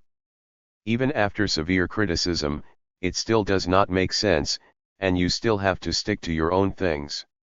It was not until the meeting on August 1 that the serious change began. Whether it is complete is still a question. Mao Zedong's comments sharply criticized right deviation and urged all localities to speed up the pace of cooperatives. At the same time, they also reminded all localities to pay attention to the rectification of existing cooperatives. The report of the Hubei Provincial Party Committee did not mention this issue. He wrote in his comments, "The issue of rectifying existing cooperatives with great force, in several batches, and seriously rather than superficially is a very important issue that was not mentioned in the Hubei report. The central government hopes that you will pay serious attention to it."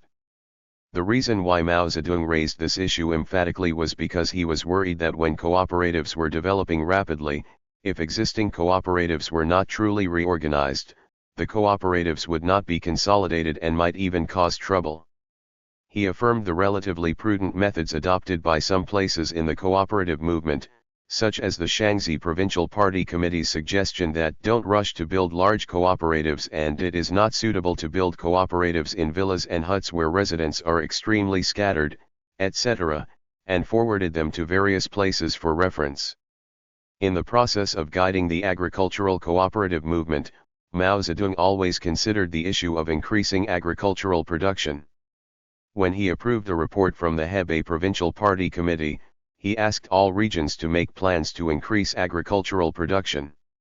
He wrote, "What is particularly noteworthy about this report is that in addition to the cooperative plan, it also makes a plan for increasing agricultural production in the province.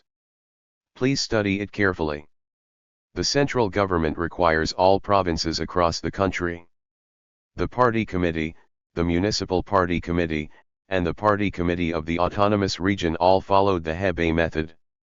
After studying the issue of increasing agricultural production in their own regions, they made a comprehensive plan and reported it to the central government." The forewords "it is the most important" show how much Mao Zedong attached great importance to this issue. At this time, Mao Zedong had already begun formulating a national agricultural development plan. The Communist Party of China has long implemented an important slogan in its rural work, which is "Rely on the poor peasants to solidly unite with the middle peasants." Is this slogan still applicable to the agricultural cooperative movement? To this question, the report on the problem of agricultural cooperativization did not provide an answer. Some people think that our party seems to have given up on this slogan now. Mao Zedong gave a detailed explanation of this issue when forwarding the report of the Fujian Provincial Party Committee. He said, "The slogan of relying on the poor peasants to solidly unite the middle peasants is still basically correct at present. Some people say that the current formulation seems to abandon the slogan of relying on the poor peasants to consolidate the middle peasants. This is wrong. We are not abandoning the slogan, but concretely making it according to the new situation.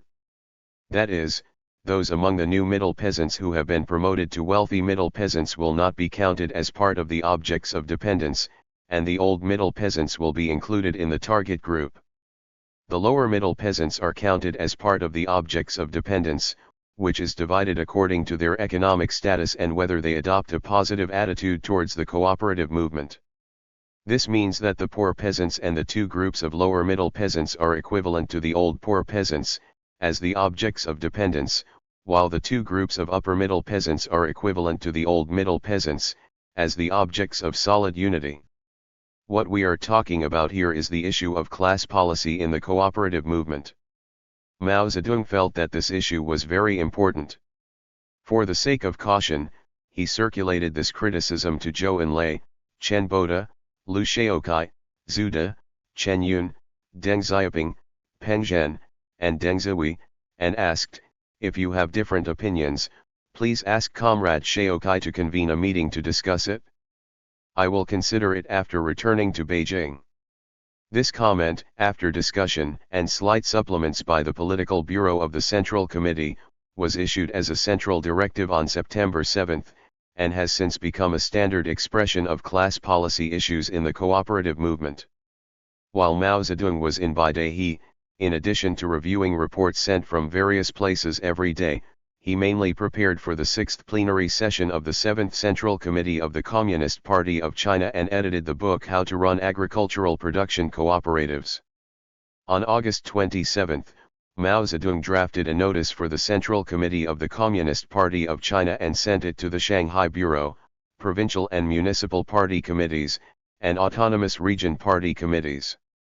The notice said, before and after National Day this year, the Central Committee may convene provincial, municipal, district and local party committee secretaries to come to Beijing to participate in a central meeting to discuss agricultural cooperative issues and other issues.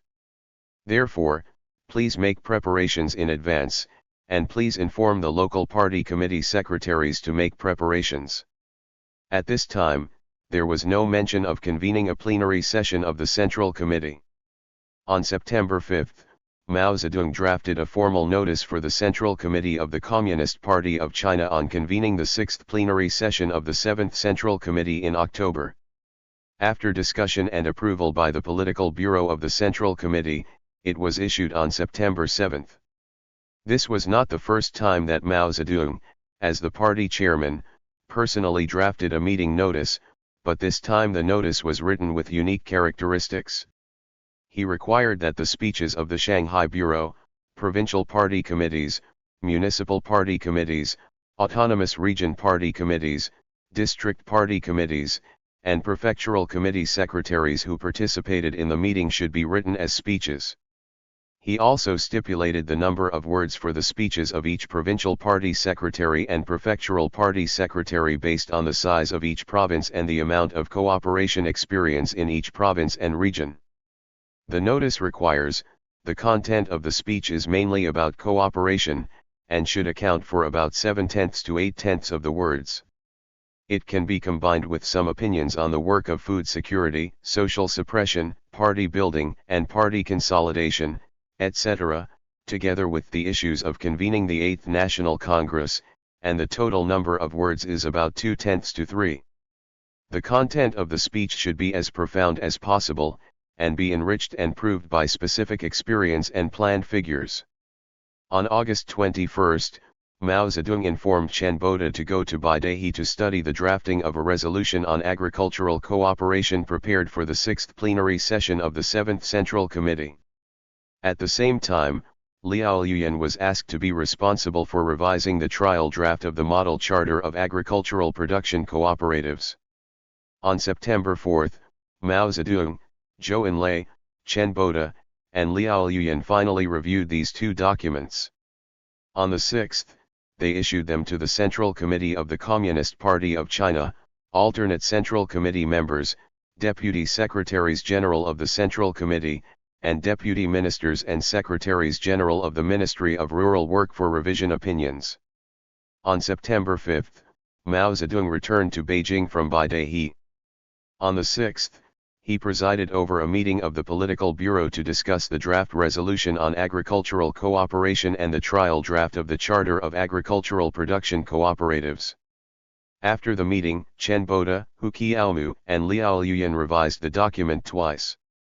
On the evening of the 11th, he chaired another Politburo meeting to discuss revisions to the draft resolution.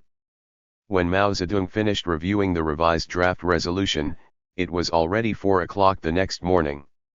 He wrote an instruction asking Liu Shaokai, Chen Yun, Deng Xiaoping, and Chen Boda to read the draft resolution that day, and asked Yang Shankan to immediately print it and distribute it to the Central Committee of the Communist Party of China. On the 13th, together with Liu Shaokai, Chen Yun, and Deng Xiaoping, I listened to Li Xianyan's report on the convening of the 9-province grain conference. On the 14th, I left Beijing and went to Baidehe, where I stayed until the 25th. In Baidehe in mid to late September, the weather has gradually entered the mid-autumn festival, and the autumn wind blows, giving people a hint of chill from time to time. However, Mao Zedong was very interested in swimming and went to the sea every day, rain or shine. One day, it rained heavily and strong winds rolled up huge waves as high as a person. Mao Zedong still went into the sea and swam for 10 minutes. Mao Zedong went to Baidehe again, mainly to edit How to Run Agricultural Production Cooperatives.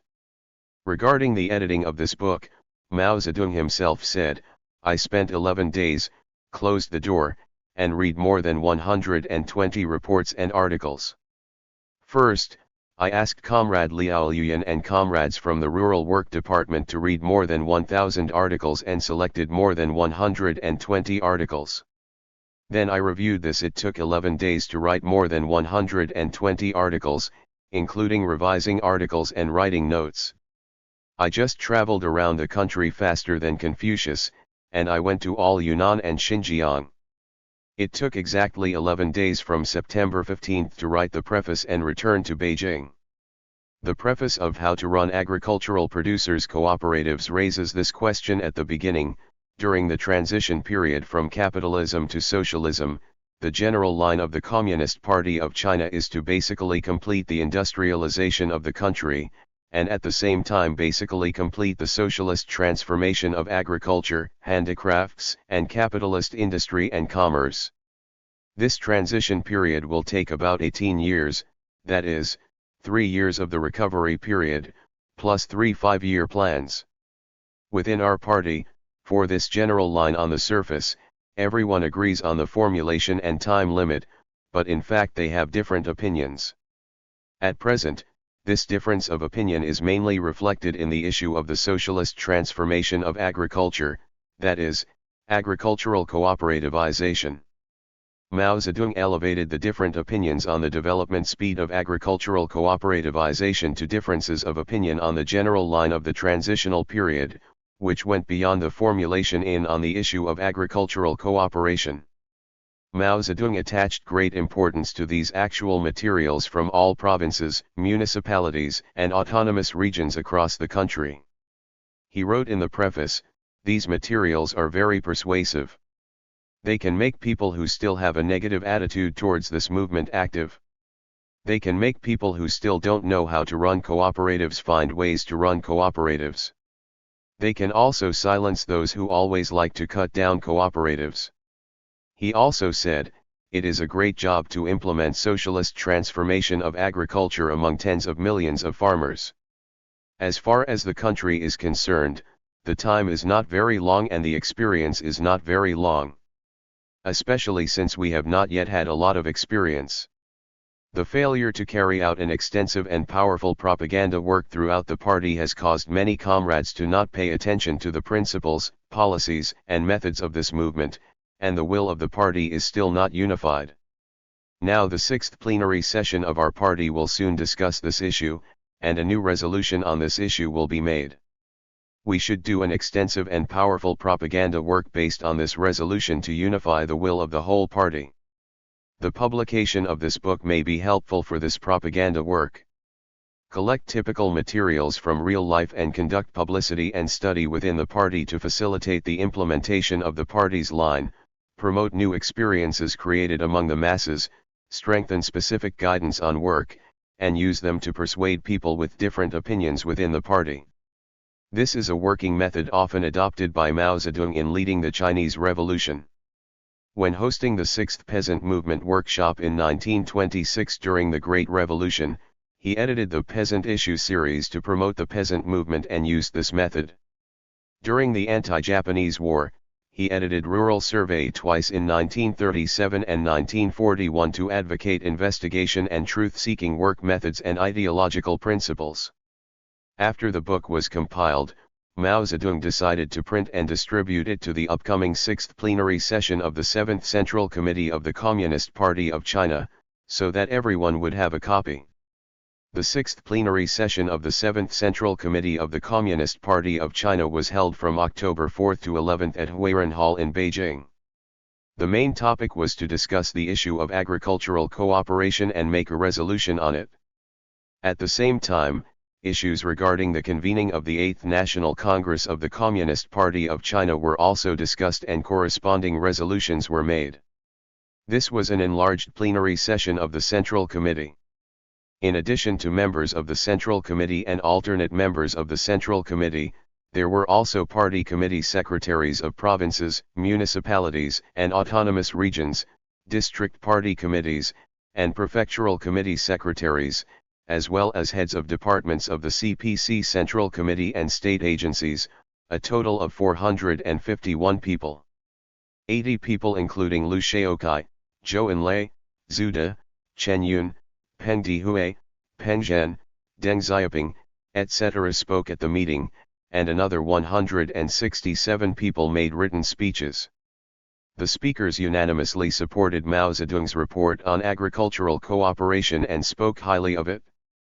Liu Shaokai said in his speech, "Comrade Mao Zedong's report on agricultural cooperativization is an extremely important historical document in the struggle to further implement the general line since the formulation of the party's general line."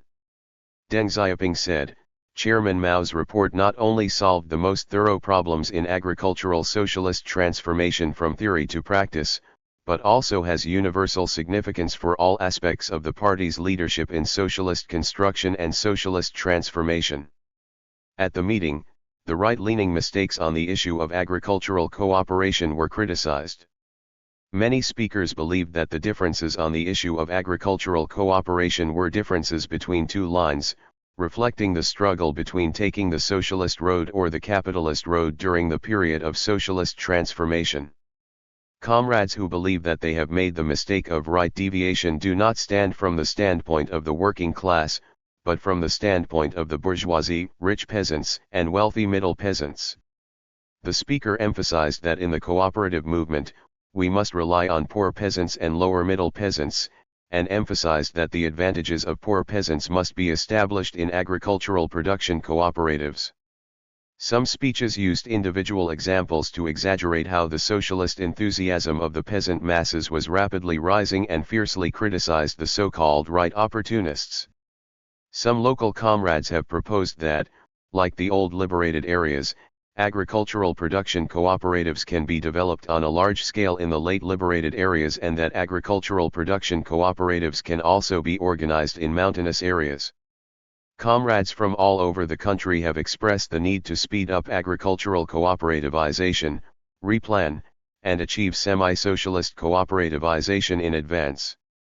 Some speeches also pointed out that right-leaning conservative thinking exists not only in agricultural cooperation, but also in other aspects. Due to the continued criticism of right deviation, opinions on accelerating the development of agricultural cooperation have become one-sided. This situation can also be reflected in the speeches of some central leaders. For example, Zuda said, "I heard the comrades' speeches with great confidence, which made me, a person who has always been optimistic, even more optimistic.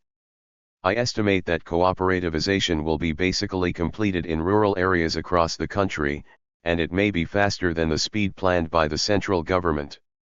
Liu Shaokai also said, "According to the regulations of agricultural cooperativization made by comrades of provincial and prefectural committees, according to the plan report, semi-socialist agricultural cooperativization across the country will be basically completed within the next 3 to 4 years. The speed of the development of the movement may greatly exceed the speed of cooperativization stipulated in our country's 5-year plan, and may also exceed the speed proposed by Comrade Mao Zedong in his July 31 report." On the last day of the meeting, Mao Zedong made a conclusion. His first sentence at the beginning was, "Our meeting is a big debate. It is a big debate on the question of whether our party's general line is completely correct during the transition from capitalism to socialism." This big whole-party debate was caused by the policy of agricultural cooperation, and the comrades' discussion also focused on this issue. However, this debate involves a wide range of areas involving agriculture, industry, transportation, finance, trade, culture, education, science, health, and other departments. The work involves the transformation of handicrafts and capitalist industry and commerce, the suppression of counter-revolution, the army, and diplomacy. In short, it involves all aspects of the work of the party, government, military, and civilians, because since the promulgation of the general line, there should be such a big debate. Our party has not yet had such a debate. This debate must be held in rural areas as well as in cities, so that the speed and quality of work in all aspects can be adapted to the tasks stipulated in the general line, and there must be comprehensive planning. This is a summary of the outlines of the 6th plenary session of the 7th Central Committee, and it is also a mobilization for launching a major debate in the whole party and accelerating work in all aspects in the future. Mao Zedong said that the major gain from this plenary session was the resolution of many disputes on the issue of agricultural cooperation. He listed 13 issues. First of all, whether it is better to develop big or small. He said that this is a major issue that was highly debated and has now been resolved. The view of advocating small development is wrong. Other issues, such as whether late liberated areas can develop, whether mountainous areas, backward townships, and disaster-stricken areas can develop, whether cooperatives can be established in ethnic minority areas, whether they can establish cooperatives without funds, carts, cattle, and wealthy middle peasants, the issue of it is easy to establish a cooperative but difficult to consolidate, whether it is possible to establish a cooperative without agricultural machinery, and whether poorly run cooperatives must be disbanded, etc., he believes have been solved through discussion. Mao Zedong criticized some views and statements one by one, such as it is easy to establish a cooperative but difficult to consolidate, the cooperatives are to blame for the death of the cattle, the tension in the countryside is basically due to too many cooperatives, the cooperatives only have 3 years of superiority, etc. Finally, he answered a question raised at this meeting: should some high-level societies be established in the recent period? He said a batch should be held. But he also said, as for the conditions for high-level cooperatives and how many high-level cooperatives should be established, I will not say anything today. I still ask everyone to study the condition issue and talk about it next year. Each locality can implement it according to the situation and reality. In short, if the conditions are mature, you can open it. If the conditions are not mature, don't open it. Start with a small number and gradually increase it later. Mao Zedong's above-mentioned summary of the debate on the issue of agricultural cooperation described some issues that required careful investigation and research before they could be solved realistically, and some issues that required a period of practical testing to prove their correctness, as superstitions, and dispelled and criticized them. This would hardly help encourage the rapid development of agricultural cooperation that was divorced from reality. Based on everyone's speeches, Mao Zedong put forward a new plan for national agricultural cooperativization. Most areas would basically complete semi-socialist cooperativization by the spring of 1958. Part of a few areas can be basically completed by the spring of 1957, and some areas can be basically completed by the spring of 1956, other parts of a few areas will take longer to be basically completed. What does it mean to basically complete semi-socialist cooperation? This means that 70 to 80% of the rural population must join semi-socialist cooperatives.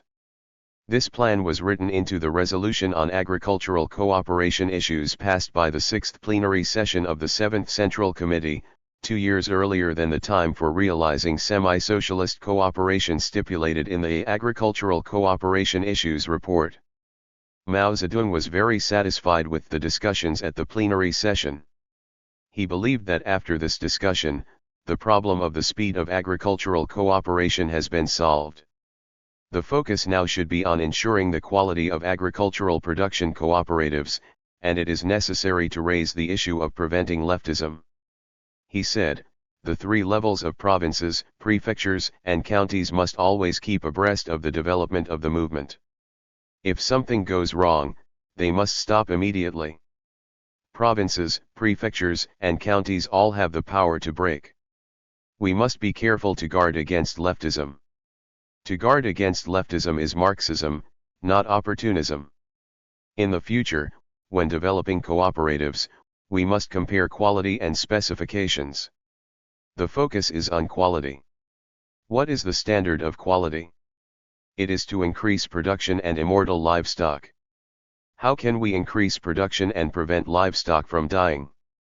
This requires abiding by the principle of voluntariness and mutual benefit, comprehensive planning, and flexible guidance. We must avoid the mistake that the Soviet Union made by killing livestock in large numbers. Please be careful and make sure not to cause any major problems or the death of a group of cows. I'm just afraid of dead cows. Because we still have very few tractors, cattle are precious and the main tool for agricultural production. When Mao Zedong revised on the issues of agricultural cooperation for the 3rd time after the 6th plenary session of the 7th Central Committee, he mainly added focus on the quality of cooperatives and opposed the tendency to simply pursue quantity. He even proposed, some places can pause and engage in rectification, some places can develop and rectify at the same time. Some members of some cooperatives can be allowed to withdraw from the cooperative, and individual cooperatives can be temporarily dissolved. In the instructions drafted by Mao Zedong for the Central Committee of the Communist Party of China on November 1, he stated more clearly, From now on, the requirements of all parts of the country are mainly about the quality of cooperatives, not the quantity. Because the quantity issue has attracted the attention of the whole party, but the quality issue has not yet attracted the attention of the whole party. Mao Zedong raised the issue of guarding against leftism and raised the issue of paying attention to the quality of cooperatives and controlling the speed of cooperative development, which are all very important. However, the political atmosphere against right deviation was too strong and the voice was too loud, leaving a very strong impression on people. Therefore, Mao Zedong's words did not attract enough attention from leaders and cadres at all levels. The sixth plenary session of the 7th Central Committee mainly criticized Deng Zhihui, Minister of the Central Rural Work Department. Deng Zhihui made a review at the meeting. From the Provincial and Municipal and Autonomous Region Party Committee Secretaries meeting on July 31 to the 6th plenary session of the Central Committee of the Communist Party of China, Mao Zedong's criticism of Deng Zhihui and the Central Rural Work Department had been sharp and severe. He even believed that the Central Rural Work Department had its own line and policy that conflicted with the central line and policy. When the 6th plenary session of the Central Committee of the Communist Party of China opened, Mao Zedong saw that everyone had unanimously criticized the right-leaning conservatives, unified their thinking, solved the problem, and Deng Zhihui also made a self-examination. At this time, he no longer used harsh language or slammed the hand to criticize Deng Zhihui, and he also said some positive words to Deng Zhihui. He said, "Comrade Deng Zhihui made self-criticism. Although some comrades in various group meetings felt that he was not thorough, our comrades in the political bureau and some comrades talked about it and felt that it was basically good. At this time, he has this understanding, which is already good. Comrade Deng Zhihui has done a lot of work in the long-term revolutionary struggle in the past and has achieved achievements, which should be recognized." After the spirit of the 6th plenary session of the Central Committee of the Communist Party of China was implemented, Mao Zedong quickly received reports from the party committees of various provinces, municipalities, and autonomous regions on the progress of agricultural cooperation. Judging from reports, by late November, more than 50% of the rural households in most provinces had joined the cooperative. Leaders of these provinces believed that semi-socialist cooperativization could be basically completed in the second half of 1956. Based on this, Mao Zedong made a new judgment. It seems that the enthusiasm of the masses in all provinces is very high. If the minimum number of farmers in all provinces in the country can reach more than 40% this winter and next spring, it can be certain that in the second half of 1956, all provinces in the country can basically complete the primary form of cooperativization. This means that the time for cooperation is nearly 2 years ahead of the just passed resolution of the 6th plenary session of the Central Committee of the Communist Party of China. From July to October 1955, Mao Zedong firmly grasped agricultural cooperativization as a central link in promoting and driving the cause of socialist transformation and construction. After an ideological struggle within the party, his theory and ideas of agricultural cooperation were ideologically accepted by the whole party, and a resolution was solemnly made. After the plenary session, he was most concerned about implementing the resolution into practice, turning it into practical actions for the party and the people, and continuously expanding the work results in practice. On November 1, Mao Zedong left Beijing, took a special train south, and arrived in Hangzhou on the 5th. He investigated and understood agricultural cooperativization and agricultural production along the way. Here is a timetable of Mao Zedong's journey south, taken from an archive. On November 1, the special train departed at 9:25 p.m. It was in Tianjin at 11:50. It stopped for an hour and talked with Tianjin Municipal Party Committee Secretary Huang Huaqing and Vice Mayor Wan Xiaotang. On November 2, at 6:58 in the morning, I went to Dezhou Station, parked for an hour, and talked with the Secretary of the Dezhou Prefectural Committee. Arrive in Jinan at 10:43 a.m. and talk with Tianjinlin and Shandong Provincial Party Committee Secretary Xu Tong, ending at 1 p.m. At 9:10 p.m., the conversation with Jinan Municipal Party Committee Secretary, Deputy Secretary, and Mayor ended at 9:55 p.m.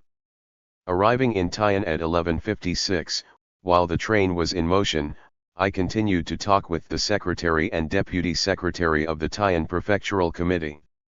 On November 3, I arrived in Yanzhou at 1:54 a.m. and ended my conversation with the Tian District Party Committee Secretary at 2 a.m. At 2:25, I talked with the Secretary and Deputy Commissioner of the Yanzhou Prefectural Committee. At 6:45, I arrived in Suzhou, parked for an hour, and talked with the Secretary and Commissioner of the Suzhou Prefectural Committee. Arrive at Fuliji at 9:40, talk with the Secretary and Commissioner of the Prefectural Committee at 45, and end at 10:55. Arrive in Bangbu at 11:45, talk with Anhui Provincial Party Committee Secretary Zhang Zishan and Vice Governor Zhang Kaifan at 11:50, and end at 1:30 p.m. On November 4, I arrived in Chuzhou at 1:45 in the morning. At 1:54, I had a conversation with the two deputy secretaries of the Chuzhou Prefectural Committee. It ended at 2:50. Arrive at Pukou at 3 o'clock. Talks with Jiangsu Provincial Party Committee Secretary Zhang Weiqing, Governor Hui Yu, and Nanjing Municipal Party Committee Secretary and Mayor were held at 3:25 and ended at 5:28. Arrive in Zhenjiang at 7:21, talk with the Secretary and Commissioner of the Zhenjiang District Committee at 25, and end at 8:18. Arrive in Wuxi at 10:54, talk with Wuxi Party Committee Secretary and Mayor, end at 11:55.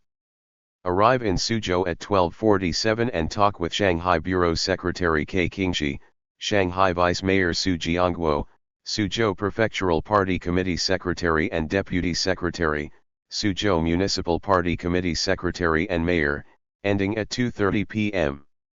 K. Qingxi and Su Jiangguo accompanied Mao Zedong and arrived in Shanghai at 4:25. Mao Zedong got off the bus in Shanghai, swam in a swimming pool for an hour, got on the bus and continued traveling. On November 5, I talked with K. Qingxi, Su Jiangguo and other leaders of Shanghai at 6 a.m. and at 9:40 a.m., I had breakfast in the middle. At noon, get off the car again and swim for an hour.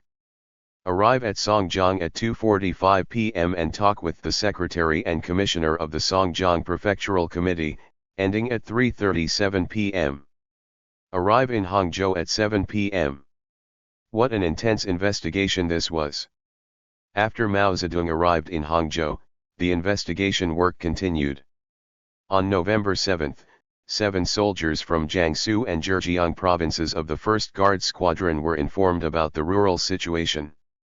On November 10, I also learned about the situation in their hometowns from several soldiers who had just returned from visiting their homes. In Mao Zedong's words, investigating these soldiers who live in the countryside is equivalent to indirectly investigating the countryside. In Mao Zedong's mind, the big problem of agricultural cooperation had been solved, and a comprehensive plan for agricultural development was very much needed. He went to Hangzhou this time, conducted research along the way, and made some preparations for this matter. While he was in Hangzhou, he convened a meeting of several provincial party committee secretaries from East and Central and South China to study agricultural development plans and came up with 15 items. Participants in the meeting were K. Qingxi, Wang Renzhong, Wu Zhipu, Lu Shunyuan, Tao Zhu, Xiao Shiping, Xu Tong, Zhang Zishan, Zhou Xiaozhou, and Zhang Hua. On November 18, Mao Zedong left Hangzhou and headed north. Arrive in Tianjin on the 20th. In Tianjin, a meeting was convened with the provincial party committee secretaries of several northern provinces and the party committee secretaries of the Inner Mongolia Autonomous Region. Based on the discussions at the Hangzhou meeting, 2 items were added to become the 17 articles on agriculture. Those attending the meeting were Wu De, Wu Lanfu, Bai Jian, Wu Yaneng, Ma Wenrui, Tao Luya, Huang Udong, and Wang Qin. Returned to Beijing that evening. The main result of Mao Zedong's inspection of the South was that he jointly agreed with the party committee secretaries of 14 provinces and autonomous regions in Hangzhou and Tianjin on the 17 articles on agriculture. This is the first blueprint to comprehensively plan the prospects for my country's agricultural development, including agricultural cooperation, agricultural production, health education, cultural facilities, road construction, etc. Later, after continuous revision and addition, the National Agricultural Development Program from 1956 to 1967 was formed, with a total of 40 articles, referred to as the 40 articles, and the content was more detailed and specific than the 17 agricultural articles. Later, in 1958, when Mao Zedong reviewed the formation process of the 40 points, he said, "The 40 points, it doesn't matter the 40 points at the beginning. I don't know how I came up with 15 points in 7 meetings and 8 meetings in Hangzhou, and then 2 were added at the Tianjin meeting, making 17 points. In January 1956, I talked about it at the intellectuals meeting, and then went to the second meeting. The 40 articles were not formed until the Hangzhou conference. A year and a half later, at the Qingdao conference last summer, comrades from all provinces and from the central government also participated, and they proposed revisions. After the third plenary session of the Central Committee of the Communist Party of China last September, everyone felt that it was acceptable and made some suggestions, which resulted in the current draft. The emergence of the 40 points reflected Mao Zedong's eagerness to change the backwardness of China's rural areas, accelerate the development of agricultural production, especially grain production, actively improve the people's material and cultural living conditions, eliminate serious diseases that endanger people's health, and build a prosperous country with a beautiful environment. This document can also be seen as a sign that Mao Zedong began to shift from focusing on socialist transformation to focusing on economic construction. Because this document was formulated in an atmosphere where the entire party was opposed to right-leaning conservatism, people were generally overheated, and most of the targets proposed exceeded actual possibilities. Except for agricultural cooperativization, all other targets failed to be realized as scheduled. During the 6th plenary session of the Central Committee of the Communist Party of China, some provincial party committee secretaries suggested that the materials in how to run agricultural production cooperatives were outdated and new materials should be supplemented. Mao Zedong adopted this opinion. When he concluded, he said, "How to run an agricultural production cooperative, you can take it back, take a look, send in the materials you want to add, suggest what should be removed, what should be revised, and suggestions for revisions where there are errors in the notes. It must be submitted to the General Office of the Central Committee before October 25. Mao Zedong returned to Beijing from Hangzhou in late November. Starting in December, he began to rewrite how to run agricultural producer cooperatives, mainly with the help of his secretary Tian Jiaying. The situation of agricultural cooperation across the country has developed rapidly, far exceeding people's expectations, and this was something Mao Zedong never expected. When the book was compiled in September, more than 38 million farmers participated in cooperatives, accounting for 32% of the total number of farmers. By the time of this reorganization, in late December, just over 3 months apart, the number of rural households participating in cooperatives had reached more than 75 million, accounting for 63.3% of the total rural households in the country. A great social transformation involving 500 million farmers is unfolding across the country with great vigor. Mao Zedong was very excited about this. During the days when he was compiling the book, he concentrated on carefully selecting the materials and carefully revising the text. Some materials were so poorly written that Mao Zedong corrected them intensively, just like a teacher correcting a composition. He also retitled most of the materials, changing some long, cumbersome, and headache-inducing titles into clear, vivid, and powerful ones that highlighted the theme of the article and attracted attention.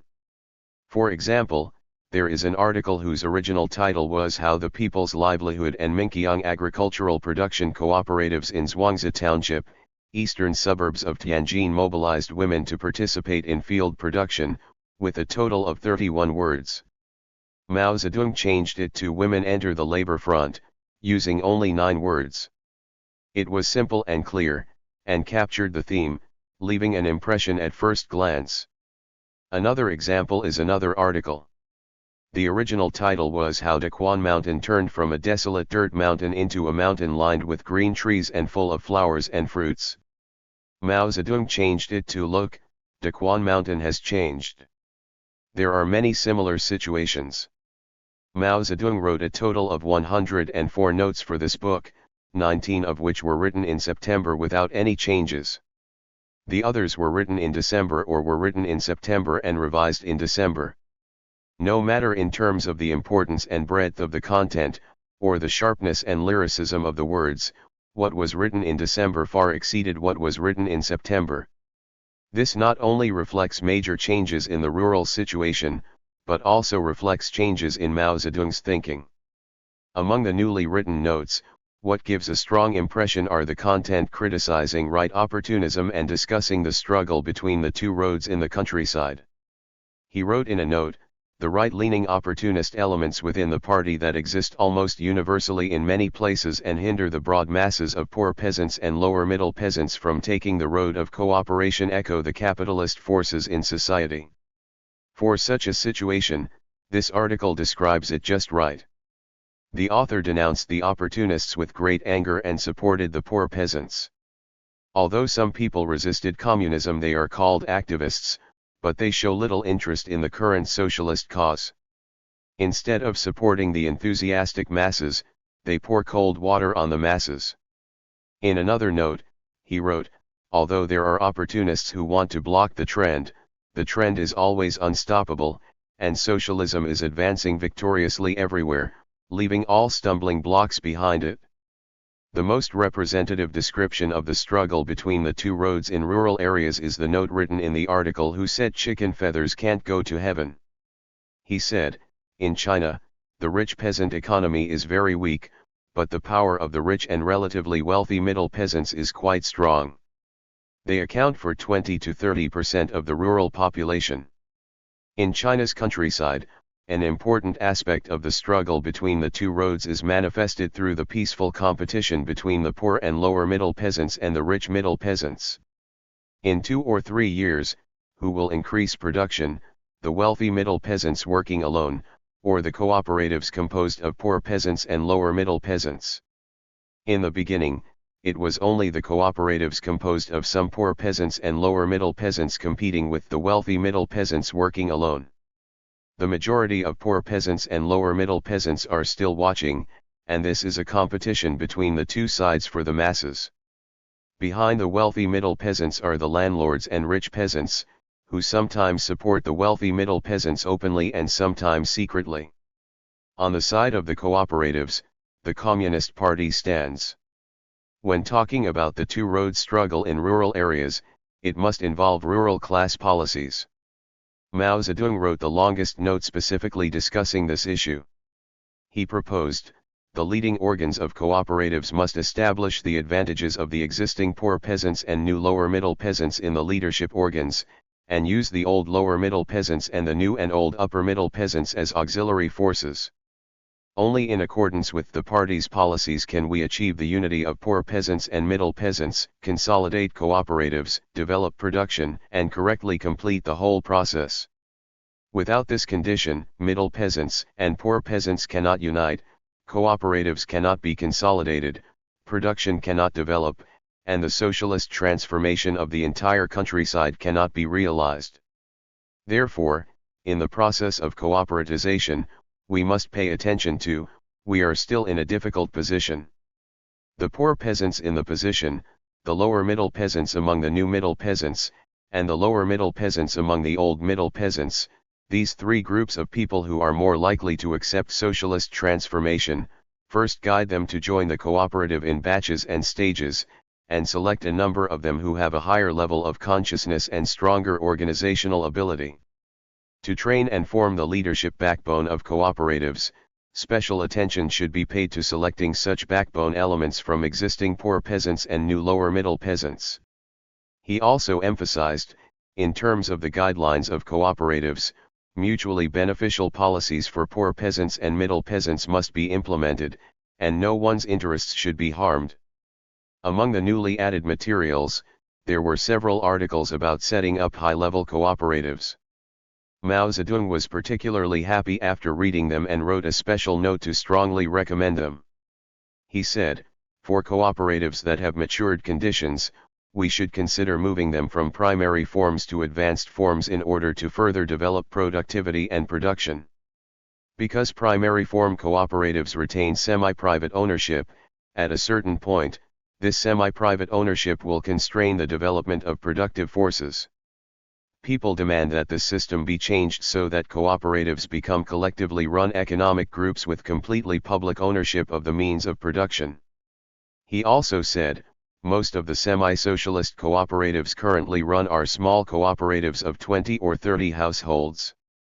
But small cooperatives have fewer people, less land, and less capital. They cannot carry out large-scale operations or use machines. Such small cooperatives still restrict the development of productive forces and cannot stay for too long. They should be gradually merged. Not only can large cooperatives be established in plain areas, but also in mountainous areas.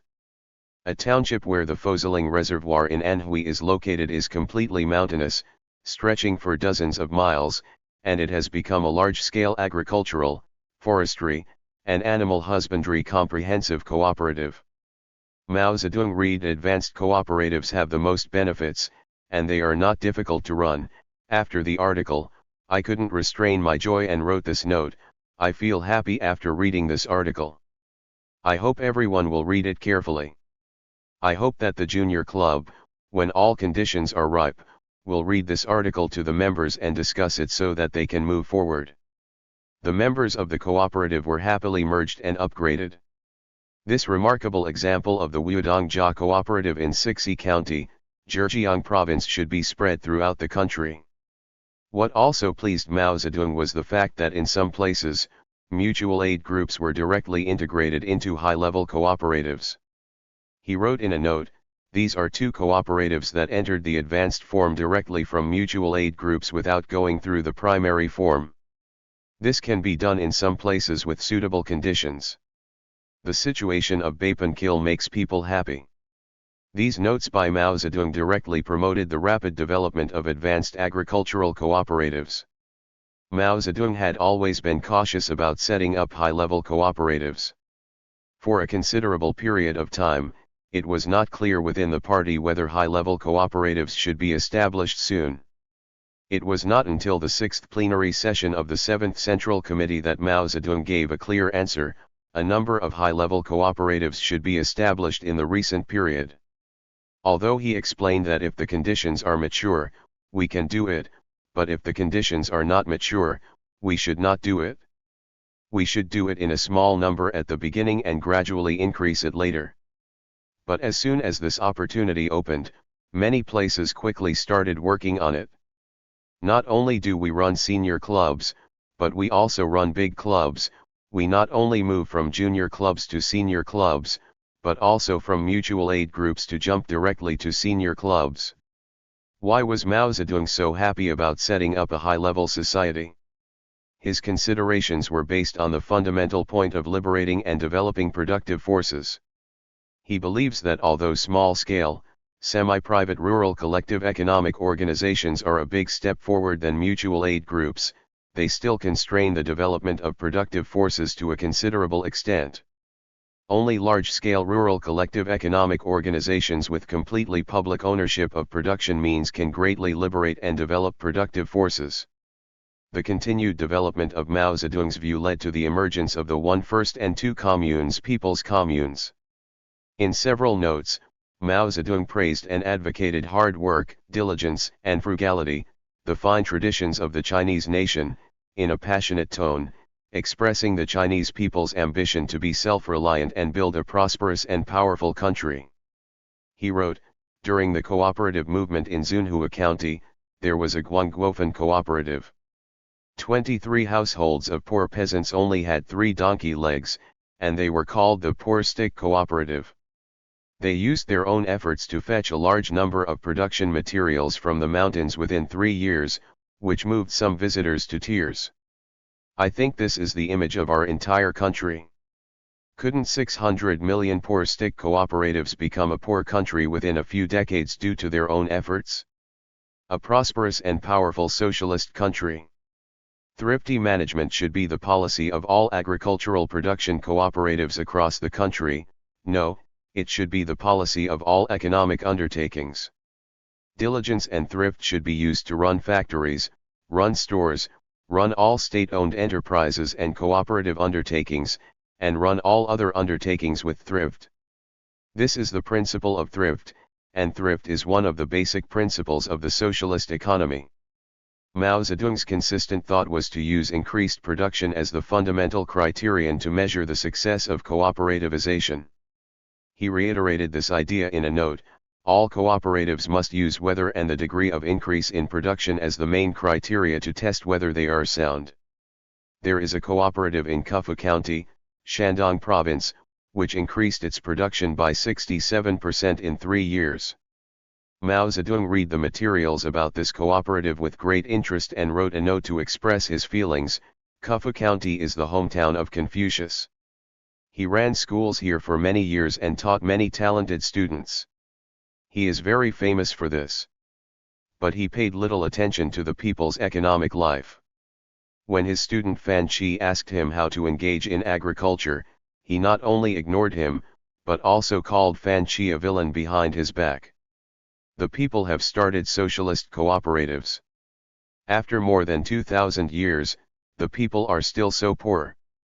After 3 years of cooperatives, the economic and cultural life has begun to change.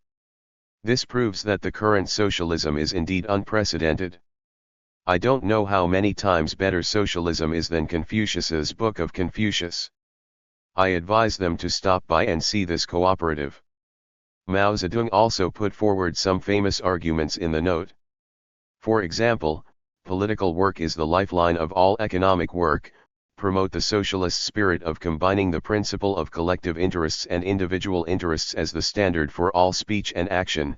To do ideological and political work, it must be done very concretely and meticulously based on the life experience of farmers, and cannot use rough attitudes and simple methods. It must be done in conjunction with economic work, and cannot be done in isolation. The notes also cover all aspects of rural construction, including construction of water conservancy projects, soil and water conservation, greening barren hills and wastelands, developing sideline businesses, promoting pig raising, improving farmers' cultural, scientific and technological level, etc. The 104 notes written by Mao Zedong total more than 40,000 words, which can be regarded as a big article. He always liked this big article. Later, he said at a central meeting that after the founding of the People's Republic of China, he never wrote any more articles. He only wrote on the problem of agricultural cooperation, on the correct handling of contradictions among the people, and also wrote some notes for the socialist upsurge in China's rural areas. These notes fully demonstrated Mao Zedong's high revolutionary enthusiasm for the socialist cause and the agricultural cooperative movement, and his firm belief and eager hope to quickly change the backwardness of China's rural areas. It also fully demonstrated the momentum and style of a great statesman in leading the revolutionary movement.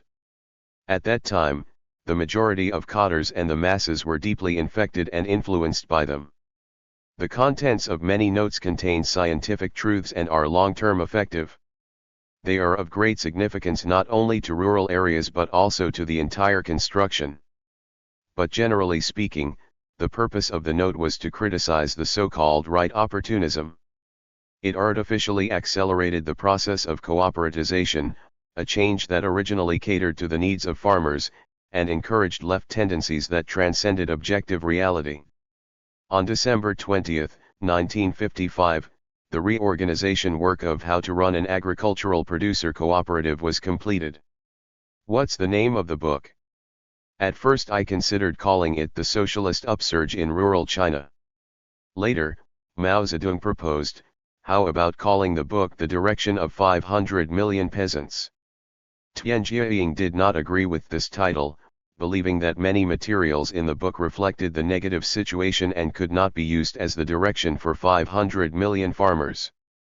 He advocated still using the socialist upsurge in China's rural areas and stated the reasons to Mao Zedong, which was accepted by Mao Zedong. As soon as the compilation work was completed, Mao Zedong went south to Hangzhou. On December 27, he wrote the preface to the Socialist Upsurge in China's Rural Areas in Hangzhou. The preface says, "This is a material book for people working in rural areas." I originally wrote a preface for this book in September.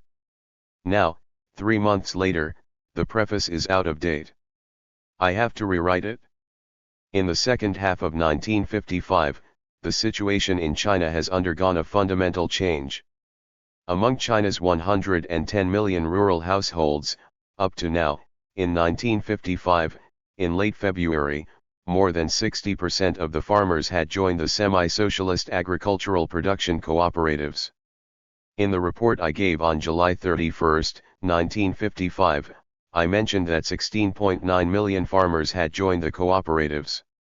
Within a few months, more than 50 million farmers had joined the cooperatives. This is an amazing event. Is it carried out in a healthy state? Absolutely. The issue facing the whole party and the people of the country is no longer a matter of criticizing the right-wing conservative thinking in terms of the speed of socialist transformation of agriculture. The issue now is not in these aspects, but in other aspects.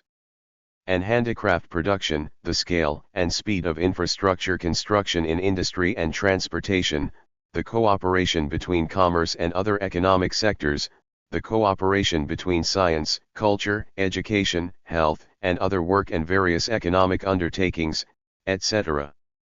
In these aspects, there are shortcomings of underestimating the situation, and they should be criticized and overcome to adapt to the development of the overall situation. This preface shows that Mao Zedong further developed the request he put forward at the 6th plenary session of the 7th Central Committee to launch a major debate to speed up work in all aspects into a criticism of right conservative thinking in various fields and on all fronts, and brought it before the whole party and the people of the country. The book The Socialist Upsurge in Rural China was published in January 1956. It turned out that Mao Zedong decided to send a publication message. When Tian Jiaying sent him the draft message for review, he chuckled and said, "This news is useless, it is outdated." He told Tian Jiaying that he was very happy. He was not so happy when the country was liberated in 1949. For Mao Zedong, the liberation of the whole country had long been expected and had long-term mental preparation. However, the victory of agricultural cooperativization came so quickly and smoothly, but it was beyond his expectation.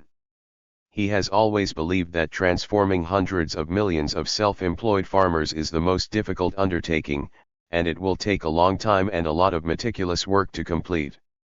Who knew that such a difficult problem could be solved so smoothly after 3 meetings, a report, and the joint efforts of all parties? Facing the rapid development of agricultural cooperativization, Mao Zedong was not without some worries and for a time entered into a relatively calm thinking. On January 19, Wang Renzhong called the Central Rural Work Department about Hubei Province's Advanced Cooperative Development Plan and said that a meeting of prefectural party committee secretaries was being held in Hubei. Some people agreed with the provincial party committee's plan, that is, the development of 10,000 advanced cooperatives in the province before spring plowing would be stopped and development would be resumed around the autumn harvest. Others advocated letting go of development and basically achieving advanced cooperatives before spring plowing. He believed that the provincial party committee's plan was relatively sound. He did not know what the central government thought, so he asked for instructions. Wang Renzhong also said that the recent propaganda in some newspapers has had a certain stimulating effect on the impatience of some comrades. Therefore, Liao Yuyan, Deputy Minister of the Central Rural Work Department, wrote a report to Mao Zedong on the 19th. Mao Zedong gave instructions on the same day. I agree with Comrade Wang Renzong's opinion, control the number to about 10,000. Then send it to Comrade Deng Tuo of the People's Daily and Comrade Wu Lengzi of the Xinhua News Agency, and pay attention to control in terms of propaganda. By the end of January 1956, farmers who had joined cooperatives accounted for 80% of the total farmers. In just a few months, the target of basically completing cooperativity proposed by Mao Zedong was reached and exceeded. At that time, Mao Zedong once pointed out, some comrades are hot-headed and should stop publishing cooperative figures in newspapers and emphasize quality first.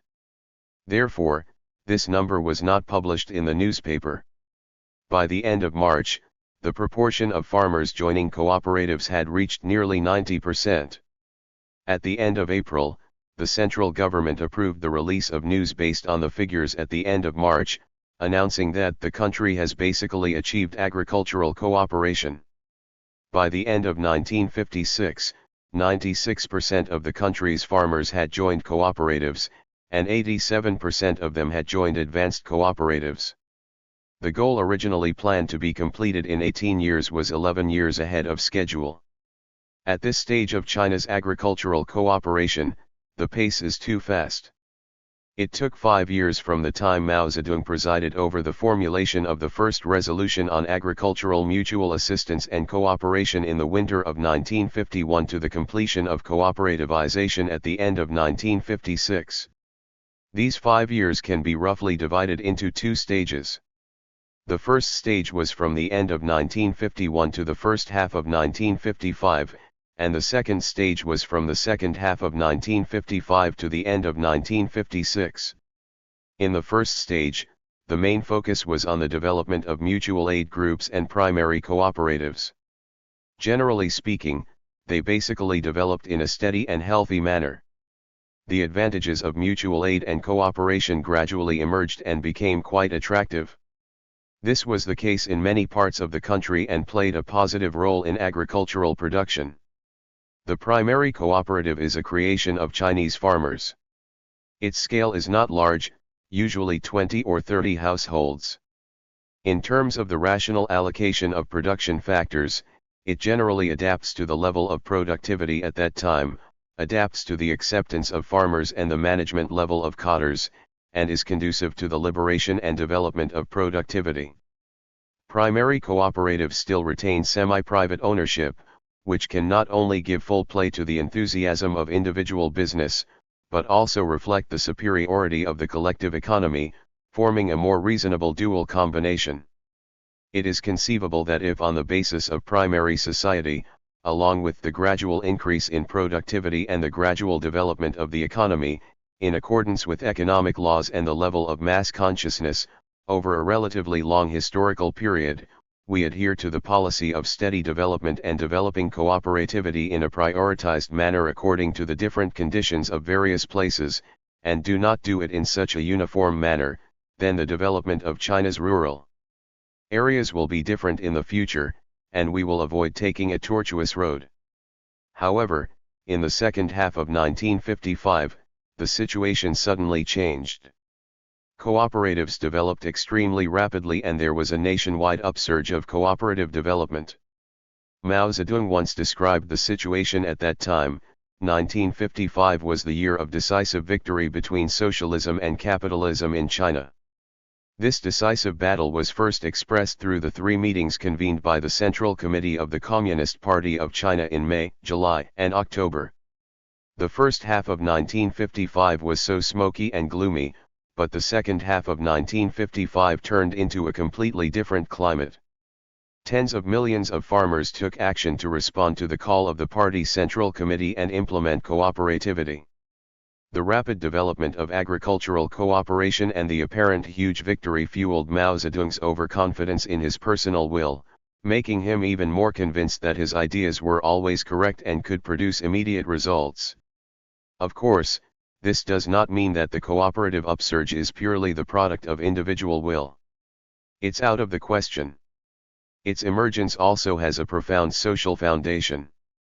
The Chinese people, who have been in poverty for a long time, are generally eager to get rid of their original poverty and backwardness after the victory of the revolution and the establishment of a new country.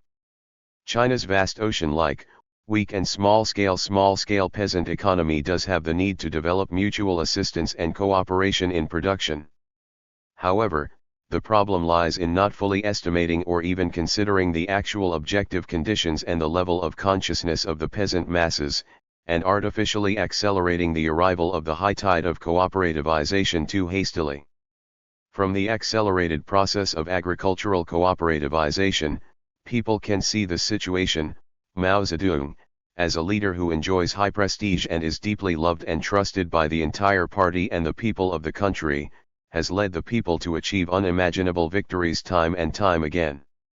When he puts forward an idea and implements it vigorously and resolutely, cadres at all levels always follow the trend and actively implement it, lest they fall behind others. In this way, some indicators that exceed Mao Zedong's expectations and regulations are often proposed in the process of mutual comparison. These were reflected to Mao Zedong, which made him very excited, and he further put forward new requirements and higher targets. Such mutual influence and repeated cycles make the originally proposed requirements that were more in line with reality gradually become more and more deviated from reality. Another important reason why Mao Zedong was eager to transition from primary cooperatives to advanced cooperatives and to merge small cooperatives into large cooperatives was that he focused more on giving full play to the strengths and advantages of collective operations, but seriously underestimated the enthusiasm, vitality, and potential of individual farmers. He often ignored it and even regarded it as a spontaneous tendency of capitalism. Production relations must be suitable for the level of development of productive forces. Under the conditions of manual labor, the enthusiasm of farmers for self-employment plays a very important role in agricultural production, which has been proved by the history of China's agricultural development.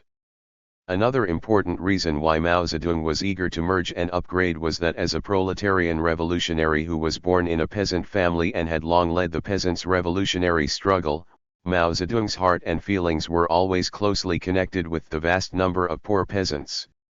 He believes that large and high-level cooperatives are conducive to improving productivity and can better provide strong guarantees for the production and life of the poor farmers. Despite all the problems, from the founding of the People's Republic of China to the basic completion of agricultural cooperation in 1956, China's rural areas did indeed undergo earth-shaking changes and completed two historic social changes. It not only achieved the democratic revolutionary goal of land to the tiller, but also completed the socialist transformation of the scattered and backward individual peasant economy. This vast and profound socialist transformation movement did not cause social shocks, nor did there appear the mass deaths of livestock and the reduction in grain production that Mao Zedong was worried about. On the contrary, grain production increased year after year. On the basis of the collective economy, we have accomplished many things that single-family farmers simply cannot do, and have shown strength in resisting natural disasters. In particular, farmland water conservancy infrastructure of varying scales has been widely carried out across the country, providing important material conditions for long-term benefits for future agricultural development, and creating favorable conditions for the implementation of mechanical farming, mechanical drainage and irrigation, and scientific farming. These all have far-reaching impacts.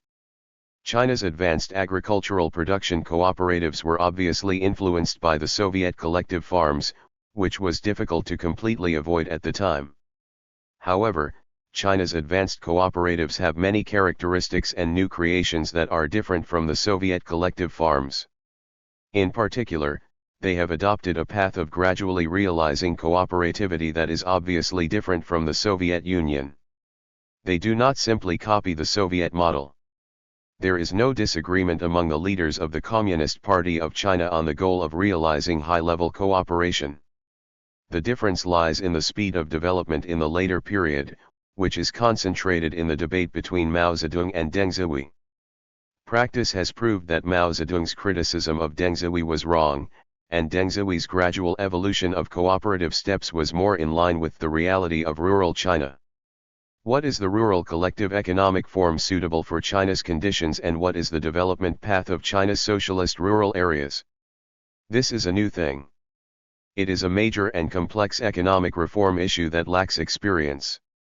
Therefore, it requires long-term practice and exploration to fully and deeply understand it step by step.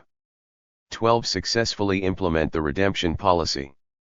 The Chinese Communist Party adopts different forms and methods in its socialist transformation of capitalist industry and commerce and in its socialist transformation of agriculture and handicrafts. At the beginning of the founding of the People's Republic of China, when Mao Zedong talked about the implementation of socialism throughout the country in the future, he only pointed out the general direction of nationalizing private industry, but did not specify how to implement nationalization of private industry.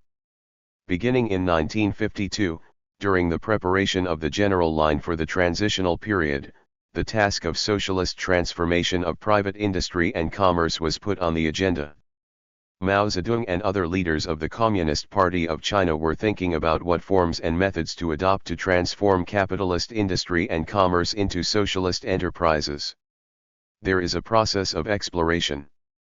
On September 24, 1952, Mao Zedong gave a speech at a meeting of the Secretariat of the Central Committee of the Communist Party of China. Based on careful observation of actual life in the past 3 years, he pointed out that capitalist industry and commerce is undergoing qualitative changes through public-private partnership, processing and ordering, workers' supervision, capital disclosure, etc., and has become a new type of capitalism. It was the germ of a new understanding. On October 20 of the same year, Liu Shaoqai said in a letter to Stalin, "In 10 years, more than 90% of China's industry will be state-owned, and less than 10% of private industry will be private. And these private industries will generally rely on the state to supply raw materials, purchase and market their finished products, bank loans, etc., and will be included in the national plan, and will not be able to operate independently. By then, we can make this part of private industry when expropriating capitalists' factories and returning them to the state. We imagine that in most cases the capitalists will be advised to dedicate their factories to the state, and the state will retain the property consumed by the capitalists, allocate jobs to working capitalists, and ensure their livelihood. In special circumstances, the state may also pay part of the price to the capitalists. The factory dedication method proposed by Liu Shaoqai here is just an idea, and it is something in the future, not something that needs to be done now." At about the same time, on October 25, Zhou Enlai said in a discussion with some capitalist representatives after the second Standing Committee meeting of the All-China Federation of Industry and Commerce Preparatory Committee, "It is still not possible to say completely what method will be used to enter socialism in the future, but in general, it is the path of peaceful transformation. After China has gone through the anti-imperialist and anti-feudal bloody revolution, it will not shed a second blood. Peaceful transformation will take a long time, and the transformation will be very natural. Of course, it will happen when the conditions are right. If we achieve class elimination and individual happiness through various state capitalism methods, there is no need to talk about dedicating factories now. China's industrialization is a matter of 10 or 20 years. Haste makes waste, and we must make steady progress. Talking about dedicating factories now will not only be impossible, but also lead to big deviations.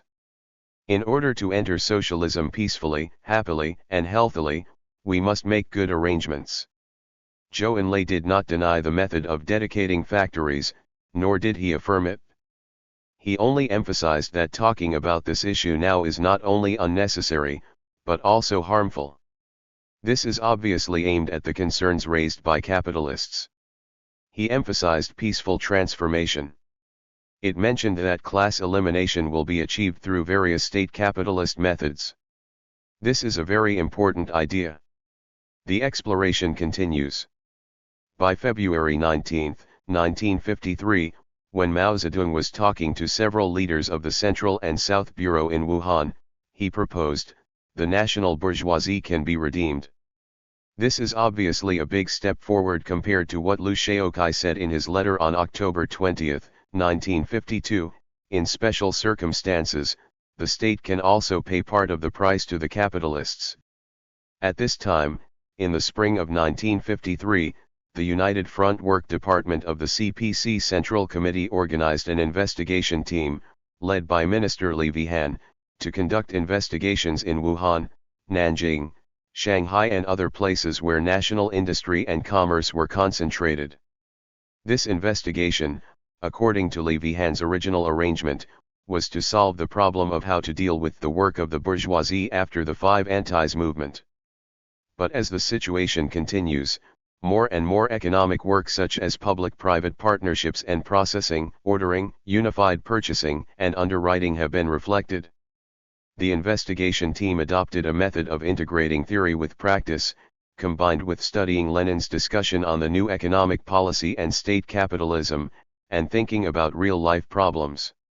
Li Vihan focused his attention on the issue of state capitalism, which became the theme of this investigation. In May, the investigation team wrote an investigation report on problems of public-private relations in capitalist industry and submitted it to Mao Zedong and the Central Committee of the Communist Party of China on May 27. Li Vihan summarized the main contents of this investigation report in his report to Mao Zedong and the Central Committee of the Communist Party of China. The report starts again with the common program. He said, the state capitalist component is one of the 5 economic components of the common program. It is a transitional form we propose to capitalism. After 3 years of hard work and struggle, it has developed considerably.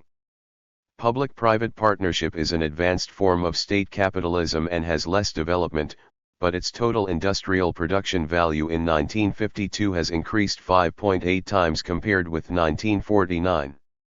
There has been great development in forms such as processing and ordering, acquisition, underwriting, unified purchasing, and unified marketing. According to the estimate of the Private Enterprise Division of the State Planning Commission, the national proportion is 35 to 40%. The various elements of state capitalism from low to high levels have included the main industries and major factories of capitalist industry, and are still developing. Experience seems to have proved that the various forms of state capitalism are the main forms for us to utilize and restrict industrial capitalism, and are the means by which we gradually integrate capitalist industry into the country. The main form of the national planning track is the main form in which we transform capitalist industry and make it gradually transition to socialism. It is the main link in our use of capitalist industry to train cadres and transform bourgeois elements. It is also the main link in our united front work with the bourgeoisie. Grasping this main form and main link will be economically and politically beneficial to leading and transforming other parts of capitalism and bourgeois elements. This is the first time that state capitalism has been so clearly proposed as the main form of transforming capitalist industry and commerce, and it requires a certain amount of political and theoretical courage. Li Vihan made a special statement at the beginning of the report. Because of our ignorance of business, some of our views and opinions may be wrong, but because we feel that this issue is very important, we raised it emphatically. After the investigation report was submitted, it received great attention from Mao Zedong and the Central Committee of the Communist Party of China. Mao Zedong personally called Li Vihan and said that he would submit it to a meeting of the Political Bureau of the Central Committee for discussion. The investigation report was affirmed by Mao Zedong. Li Vihan was very happy, and the comrades in the investigation team were also very excited. This investigation report received great attention because it provided a very timely and appropriate answer to a major problem that Mao Zedong was seeking to solve, and it coincided with Mao Zedong's thinking. This idea is to adopt a gradual approach and step by step through many intermediate links to transform the capitalist economy into a socialist economy. On June 15 and 19, the Political Bureau of the Central Committee held a meeting to discuss the investigation report and listen to Li Vihan's report. It was at this meeting on June 15 that Mao Zedong completely and systematically expounded the general line for the transitional period. Li Vihan's report to the Politburo meeting was drafted separately on the basis of the investigation report, and was titled Several Issues Concerning the Utilization, Restriction, and Restructuring of Capitalist Industry and Commerce. Mao Zedong made many changes during his review. One important change was to change the word reorganization in the title to reform. At that time, Mao Zedong distinguished the transformation of capitalist industry from the reorganization of capitalist business. For industry, two methods were used, processing and ordering, and public-private partnership. For business, he squeezed it out year by year, turning commercial capitalists into industrialists. So the focus is on transformation. With the participation of Hu Qiaomu and based on the opinions raised during the meeting discussion, the document was revised in 3 drafts. Mao Zedong prepared to submit it as a party resolution to the party's National Representative Conference for discussion and adoption. Later, I felt it was not too mature, so for the sake of caution, I changed it to Li Vihan's report to the National Financial and Economic Conference. This is the first relatively systematic document issued by the Communist Party of China on the utilization, restriction, and transformation of capitalist industry and commerce. It clearly outlines the basic theories and policies for gradually realizing the transformation of capitalist industry and commerce, and organically combines the policy of utilizing, restricting, and transforming capitalist industry with the policy of uniting, educating and transforming the bourgeoisie. This is a creation in the history of the development of Marxism-Leninism. This document proposed the policy of utilization, restriction, and transformation of capitalist industry, while the policy of utilization, restriction, and exclusion of capitalist commerce was adopted. Later, Mao Zedong changed his policy of squeezing out private business. In a conversation with some representatives of the democratic parties and the industrial and commercial circles on September 7, he said, "Private business can also implement state capitalism, and it cannot be ruled out by the word exclusion. There is little experience in this area and needs to be studied." At this point, utilization, restriction, and transformation as the general policy for capitalist industry and commerce were finally perfected. During the meeting of the Political Bureau of the Central Committee to discuss Li Vihan's report, a small disturbance occurred. Gao Gang did not agree with the policy of state capitalism, but he did not say anything at the meeting. After the meeting, he said to Li Vihan, "Have you read Stalin's 2 lines? Do you know that Bukharin's peaceful growth into socialism?" Stalin's book 2 lines contains Stalin's articles criticizing Bukharin's peaceful growth into socialism. At that time, Gao Gang was in a high position and was plotting to usurp the supreme power of the party and the country, but this had not yet been exposed. When these words come out of his mouth, people will feel how heavy they are when it comes to the peaceful growth into socialism criticized by Stalin as right-wing opportunism. Li Vihan was a little nervous and said to the relevant comrades, "Don't be too happy, not everyone agrees." Li Vihan personally went to Gao Gang's home to find out what happened. Gao Gang argued that this was not his opinion, but Zhang Wenqin's. Li Vihan found Zhang Wenqin again. Zhang Wenqin only introduced Bukharin's views to him, but actively supported the state capitalist policy during the Politburo discussions.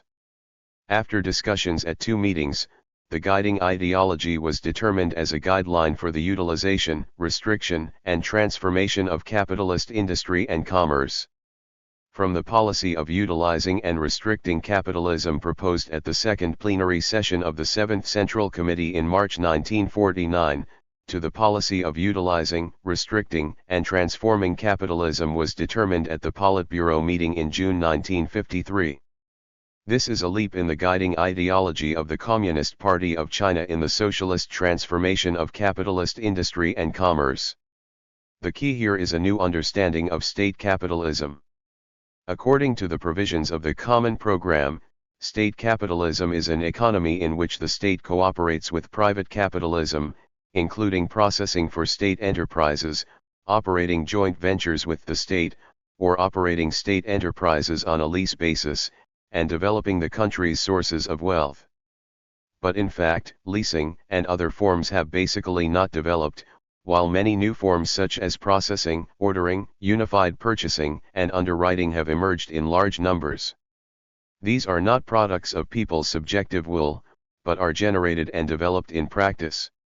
From the beginning of the founding of the People's Republic of China to 1952, in the process of implementing financial and economic unification, combating speculation, stabilizing prices, adjusting industry and commerce, and implementing the policy of unified purchasing and marketing of major agricultural products such as grain and cotton, in order to solve the difficulties of private industry and commerce, ease the tension between public and private, and labor and capital, reduce worker unemployment, and maintain economic recovery and development and social stability, a series of new forms such as processing, ordering, unified purchasing, and underwriting came into being.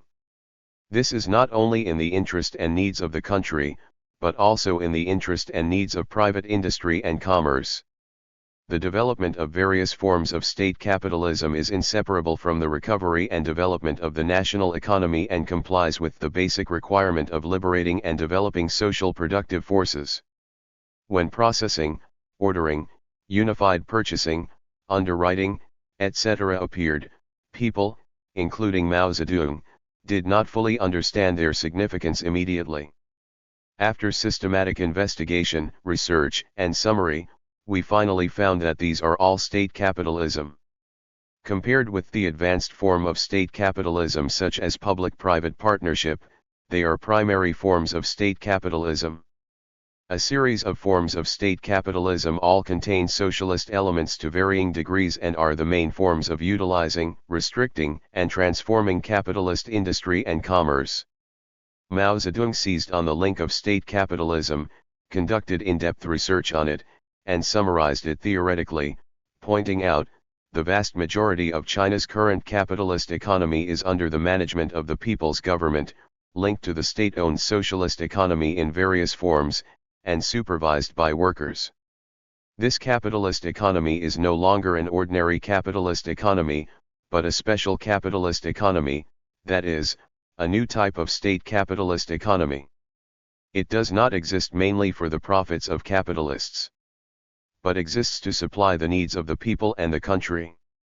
Yes, workers also produce a part of the profits for the capitalists, but they only account for a small part of the total profits, only about 1/4. The remaining 3/4 are produced for the workers, for the state, and for the expansion of production equipment. Therefore, this new state capitalist economy is very socialist and is beneficial to workers and the country. In order to strengthen unified leadership over the socialist transformation of private industry and commerce, Mao Zedong proposed that the United Front Work Department of the Central Committee should be responsible for this work.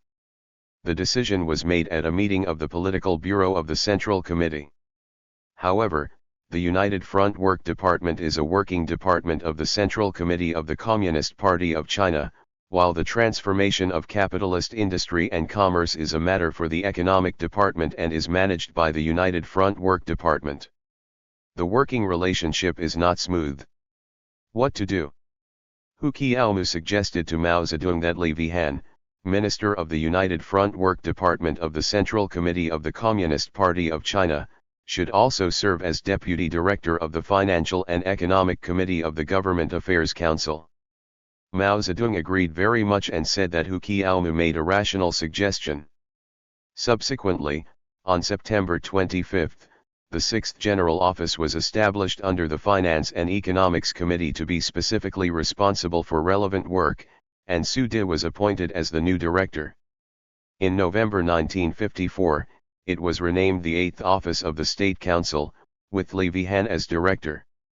After the National Financial and Economic Conference held in the summer of 1953 and several Politburo meetings of the Central Committee, the party's general line for the transitional period was determined, and the party's direction for the transformation of capitalist industry and commerce was also clear. The most urgent task is to communicate and discuss it inside and outside the party, first among leading organs and upper-level representatives from all walks of life, to achieve ideological agreement. To this end, from September 8 to 18, the 49th enlarged meeting of the Standing Committee of the National Committee of the Chinese People's Political Consultative Conference and the 24th to 28th meeting of the Central People's Government Committee were held consecutively. The enlarged meeting of the Standing Committee of the National Committee of the Chinese People's Political Consultative Conference also invited some representatives from the business community to participate. At these two meetings, Zhou Enlai made a report on the general line for the transitional period. In response to the bourgeoisie's concerns about socialist transformation, Zhou Enlai systematically expounded the Chinese Communist Party's policies and steps on socialist transformation, as well as the future of the capitalist industrial and commercial circles. On September 7, the day before the enlarged meeting of the CPPCC Standing Committee, Mao Zedong invited 10 non-party figures to speak at Yiniantang. They were Chen Shutong, Huang Yanpi, Li Jishan, Zhang Bajun, Cheng Qian, Fu Ziuyi, Zhang Naki, Li Zukan, Sheng Piwa, and Zhang Zheizhong. Zhou Enlai, Chen Yun, Chen Yi, Li Vihan, and others participated. Mao Zedong first affirmed that state capitalism is the only way to transform capitalist industry and commerce. He said, with more than 3 years of experience, it can be affirmed that completing the socialist transformation of private industry and commerce through state capitalism is a relatively sound policy and method. The policy of Article 31 of the Common Program should now be clarified and gradually concretized. The so-called clear start. This means that in the minds of central and local leaders, we must first affirm that state capitalism is the only way to transform capitalist industry and commerce and gradually complete the transition to socialism. This has not yet been achieved by the Communist Party and the Democrats. The purpose of this meeting is to achieve this. Regarding the principles and steps for transforming capitalist industry and commerce, Mao Zedong said, make steady progress without being too hasty. It will take at least 3 to 5 years to bring basically the country's private industry and commerce onto the track of state capitalism, so there should be no shocks and uneasiness. As for completing the entire transition period, that is to say, basically completing the industrialization of the country and basically completing the socialist transformation of agriculture, handicrafts, and capitalist industry and commerce cannot be accomplished in 3 to 5 years, but will take several 5-year plans. On this issue, we must oppose both the idea of a long-term goal and the idea of impetuous advancement. This means that the socialist transformation of capitalist industry and commerce will be completed in 2 steps. The first step is to use 3 to 5 years to basically bring private industry and commerce onto the track of state capitalism. The second step is to use several 5-year plans to complete socialist transformation and achieve nationalization. And we must move forward steadily and not be too hasty. 3 pages of talking points written by Mao Zedong on September 7, 1953, with some representatives of democratic parties and industrial and commercial circles. Mao Zedong also said, the implementation of state capitalism must not only be based on needs and possibilities, but also be based on the voluntariness of the capitalists, because this is a cooperative undertaking, and since cooperation cannot be forced, this is different from landlords. Regarding the issue of profit distribution, this is an issue that the business community is most concerned about. Beforehand, Mao Zedong conducted a survey with comrades working in trade unions and in big cities and learned some information.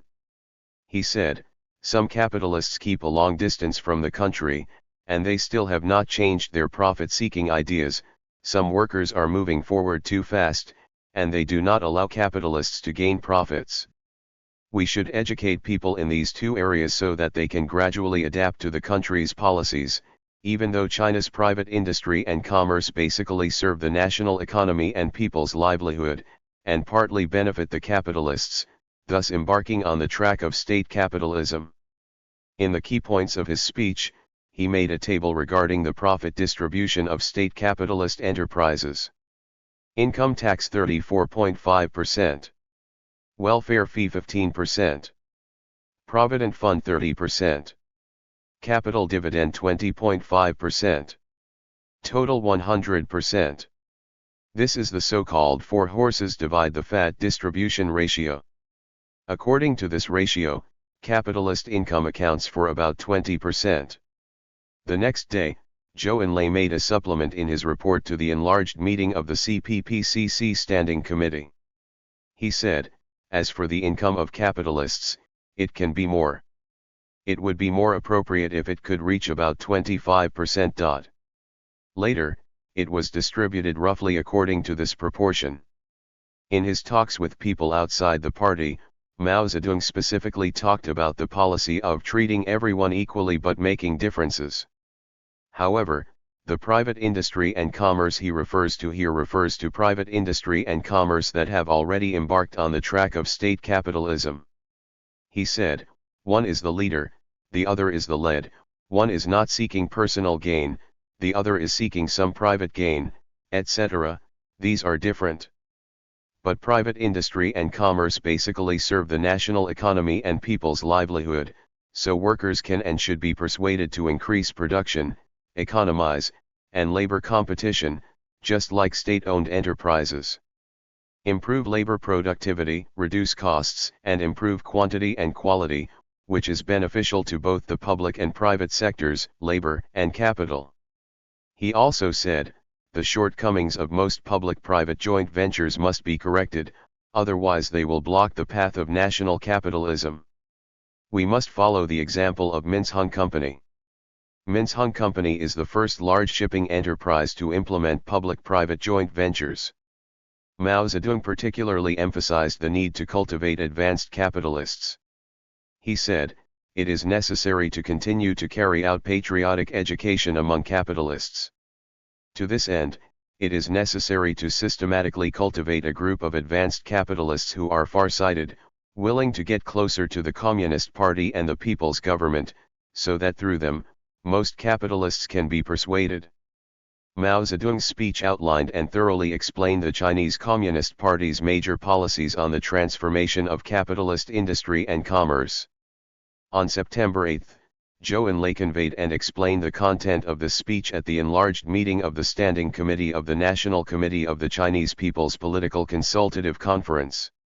On September 12, the Central Committee of the Communist Party of China forwarded talking points to all central bureaus, sub-bureaus, provincial and municipal committees, specifically stating, the cultivation of advanced capitalists as instructed in the chairman's talking points is expected to be carried out in a systematic manner, so that a group of such capitalists can be cultivated in all walks of life, large, medium and small. In this way, the spirit of Mao Zedong's speech was quickly conveyed to the entire party's senior leading cadres. The implementation of state capitalism involves the vital interests of the business community. Mao Zedong wanted to hear the reactions of people in the business community and at the same time do their work. On September 15, after the 25th meeting of the Central People's Government Committee adjourned, Mao Zedong invited Sheng Piwa, Rong Yiren, Bao Das-han, Guo Daihuo, and Hu Zhuan to speak at Huiran Hall. These five are all well-known representatives in the industrial and commercial circles and have important influence in the industrial and commercial circles. For Mao Zedong, this conversation was both investigation and propaganda. Mao Zedong took the lead in doing the work of advanced capitalists. The atmosphere of the conversation was very harmonious. It lasted from 7:45 p.m. to 10:05 p.m., and they had dinner together. It was a heart-to-heart conversation.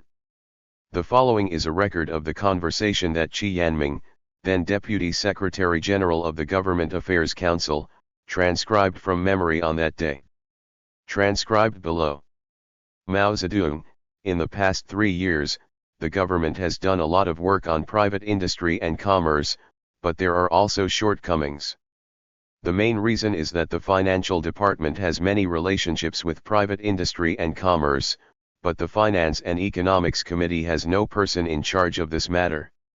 It is planned that Li Vihan of the United Front Work Department of the Central Committee will be appointed as Deputy Director of the Finance Committee, and the organization office will manage the affairs of private industry and commerce.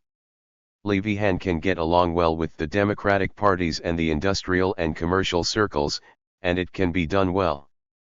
Guo Daihuo, in the past 3 years, workers and peasants have made great contributions, but the business community has not done much. Mao Zedong, you can't say that. 3 years of recovery and development would not have been possible without the business community.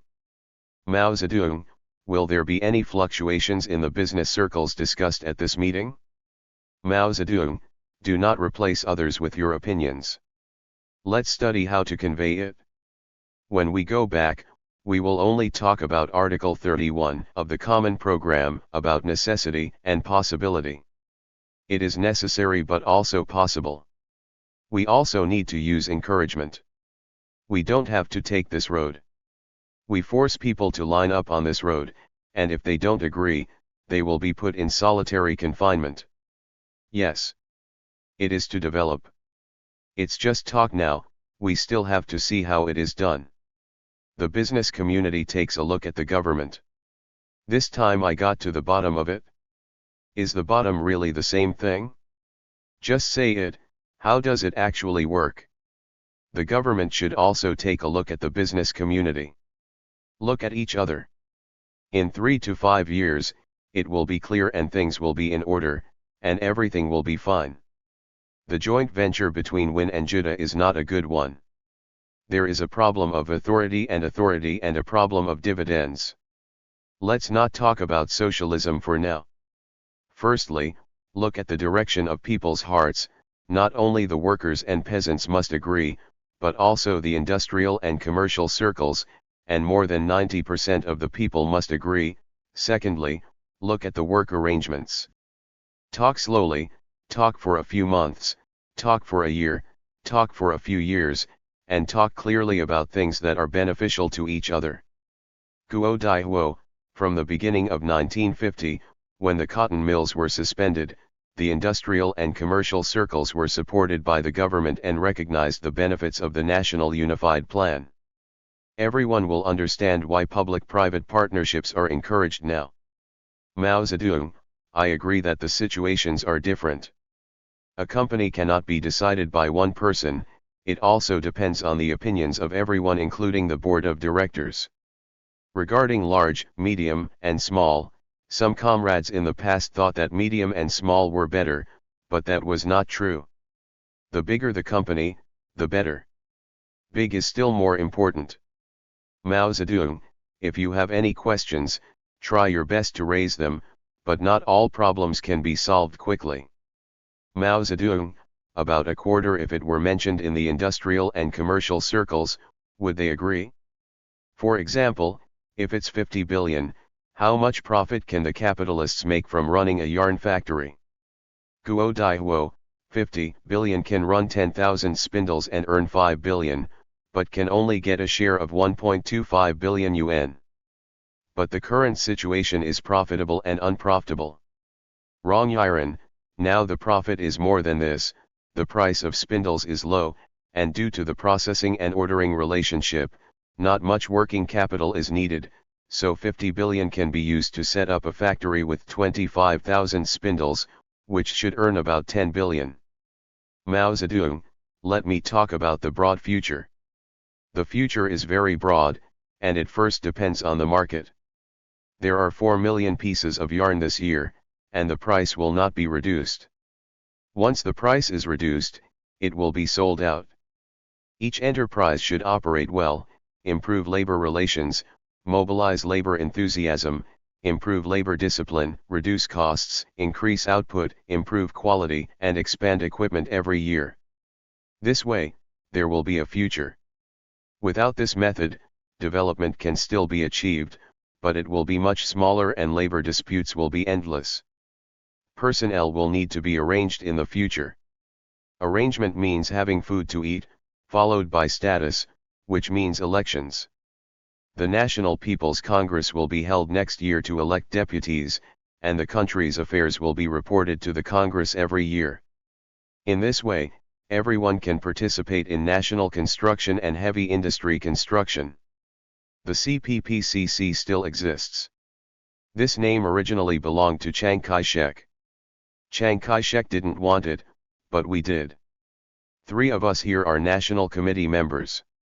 When the Second National Committee of the Chinese People's Political Consultative Conference is held in the future, the number of elections can be expanded. Mr. Hu remembers what I said in Chongqing, the Chinese national bourgeoisie and the proletariat have the same destiny. They are all oppressed by imperialism and feudalism. In the past, the national bourgeoisie was neutral and participated in revolutions. Historically and now, judging from the situation of enterprises, we have no reason to exclude them. After the general line and the policy of transforming capitalist industry and commerce spread, as expected by Mao Zedong, it caused fluctuations among the broad masses of industrial and commercial people, and they were generally shocked and uneasy. Some people have serious resistance and say they got on a pirate ship. Under the general trend, in order to maintain their capitalist position, some big capitalists would rather take out a company to pay off debts rather than implement joint ventures, saying it is better to chop off one finger than injure 9. A small number of people resisted socialist transformation by means of the 3 suspensions, withdrawal of funds, and destruction of production. In response to this situation, in accordance with the instructions of the Central Committee of the Communist Party of China, the All China Federation of Industry and Commerce Member Congress was held from October to November 1953. Li Vihan gave a speech, expounding the content, significance, and steps of the general line for the transitional period and the policy on the utilization, restriction and transformation of capitalist industry and commerce.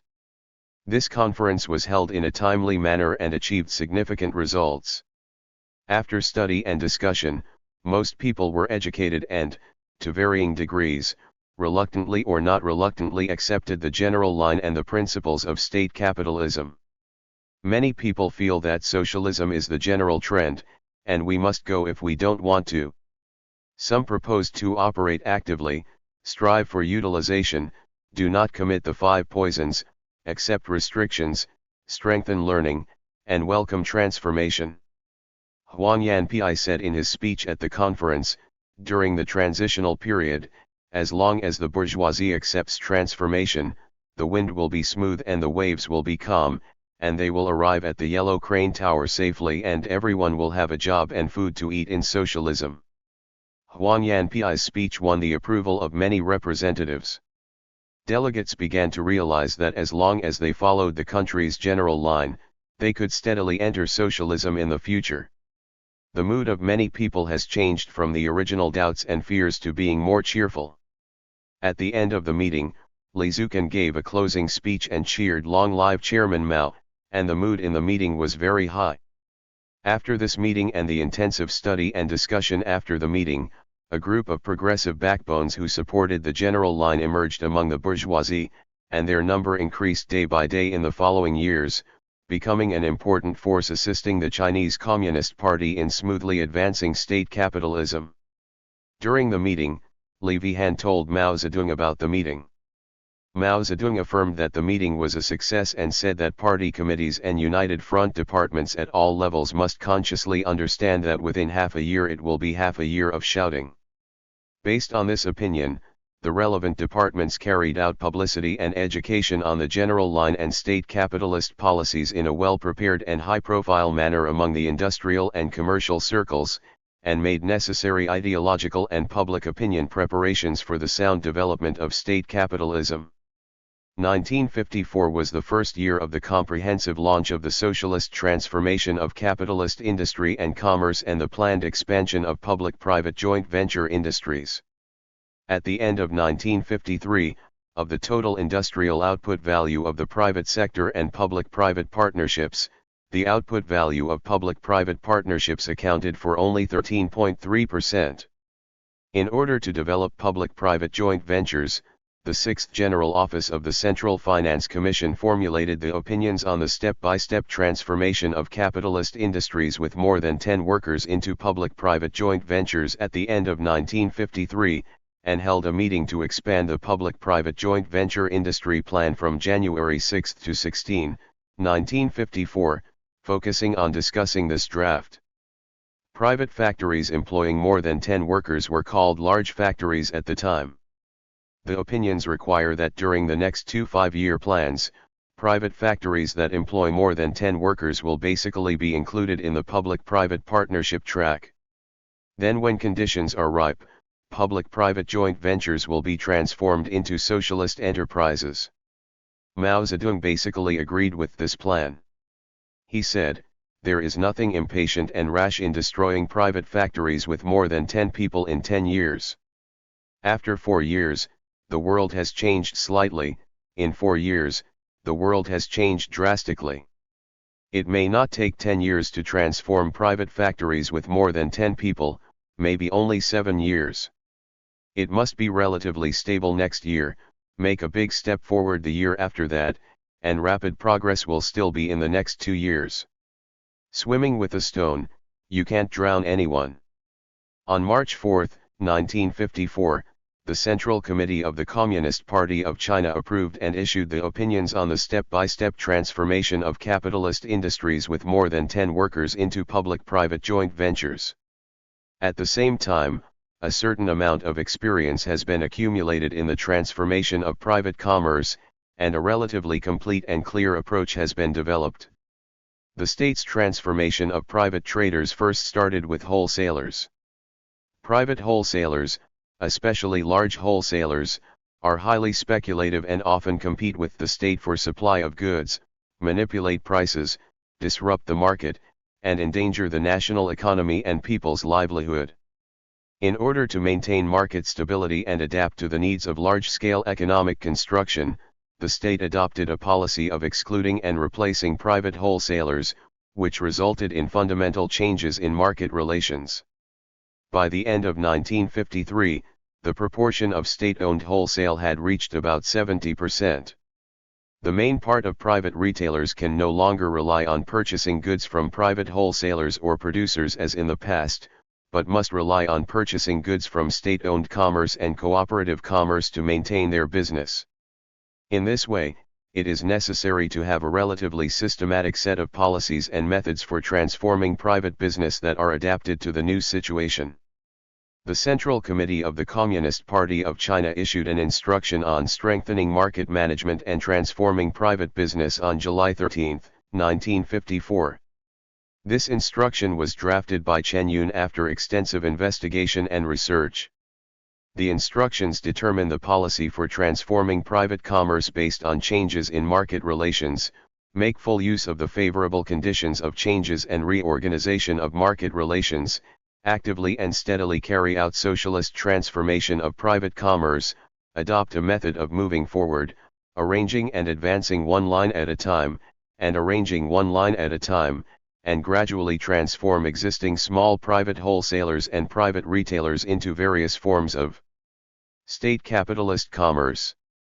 After the directive was issued, the entire private industrial and commercial transformation was promoted steadily and in a coordinated manner. In 1954, the transformation of capitalist industry and commerce was generally progressing steadily, but public-private partnership took great strides, greatly exceeding the development targets set at the beginning of the year. This year, we adopted the so-called eating apples method of jointly operating one enterprise at a time, and jointly operated 793 large-scale industrial enterprises related to the national economy and people's livelihood. The output value for that year reached 2.56 billion yuan, which exceeded the total output value of all joint ventures in the past few years. The proportion of private industrial output value dropped to 24.9%. The way of eating apple creates new contradictions. The big apple has been eaten, leaving a large number of small and medium-sized private industrial enterprises that are scattered and backward, facing serious difficulties in production.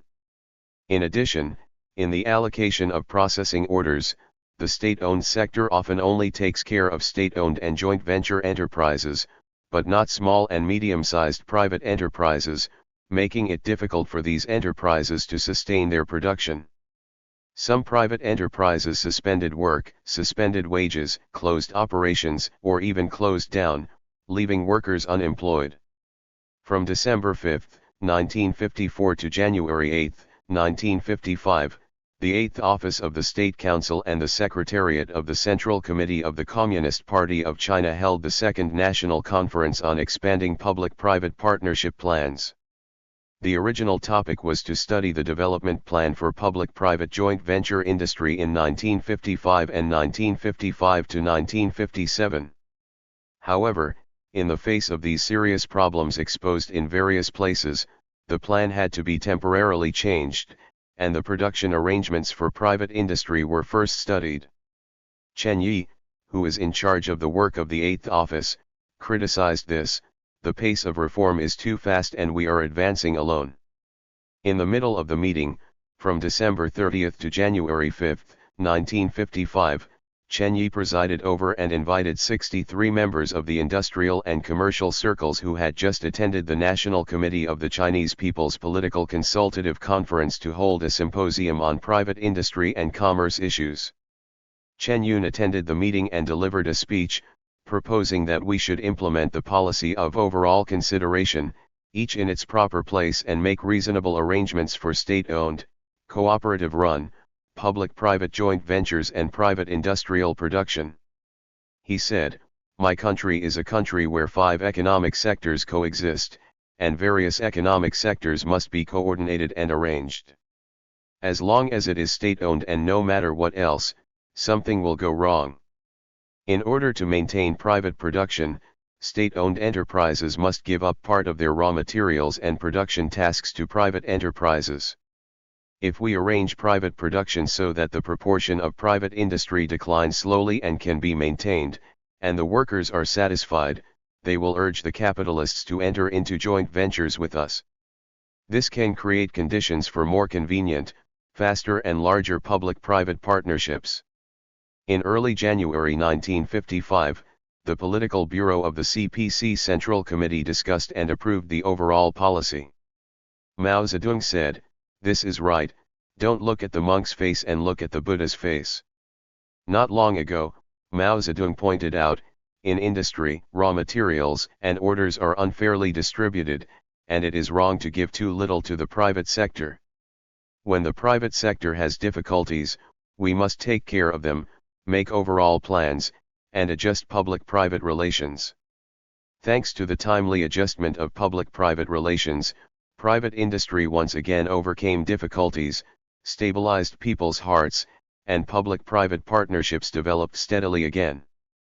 However, since Mao Zedong's report on the problem of agricultural cooperation in July 1955, and especially since the 6th plenary session of the 7th Central Committee of the Communist Party of China in October adopted the resolution to speed up agricultural cooperation, under the huge influence of the upsurge of agricultural cooperation, private industrial and commercial reform can no longer make steady progress at the previous pace.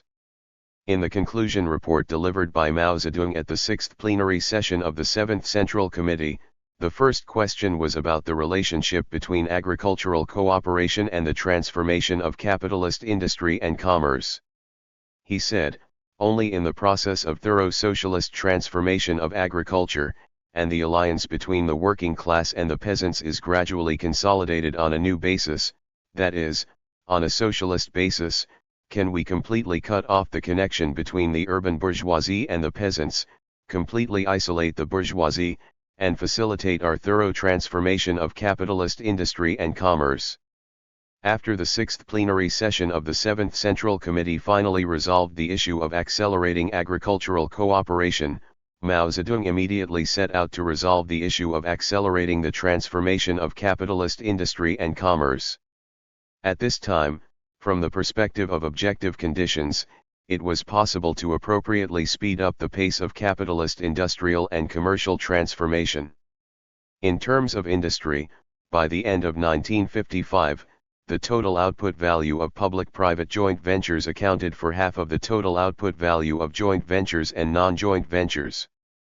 The remaining half of the output value was small and medium-sized enterprises with more than 120,000 households, and most of them were integrated into the track of state capitalism such as processing and ordering.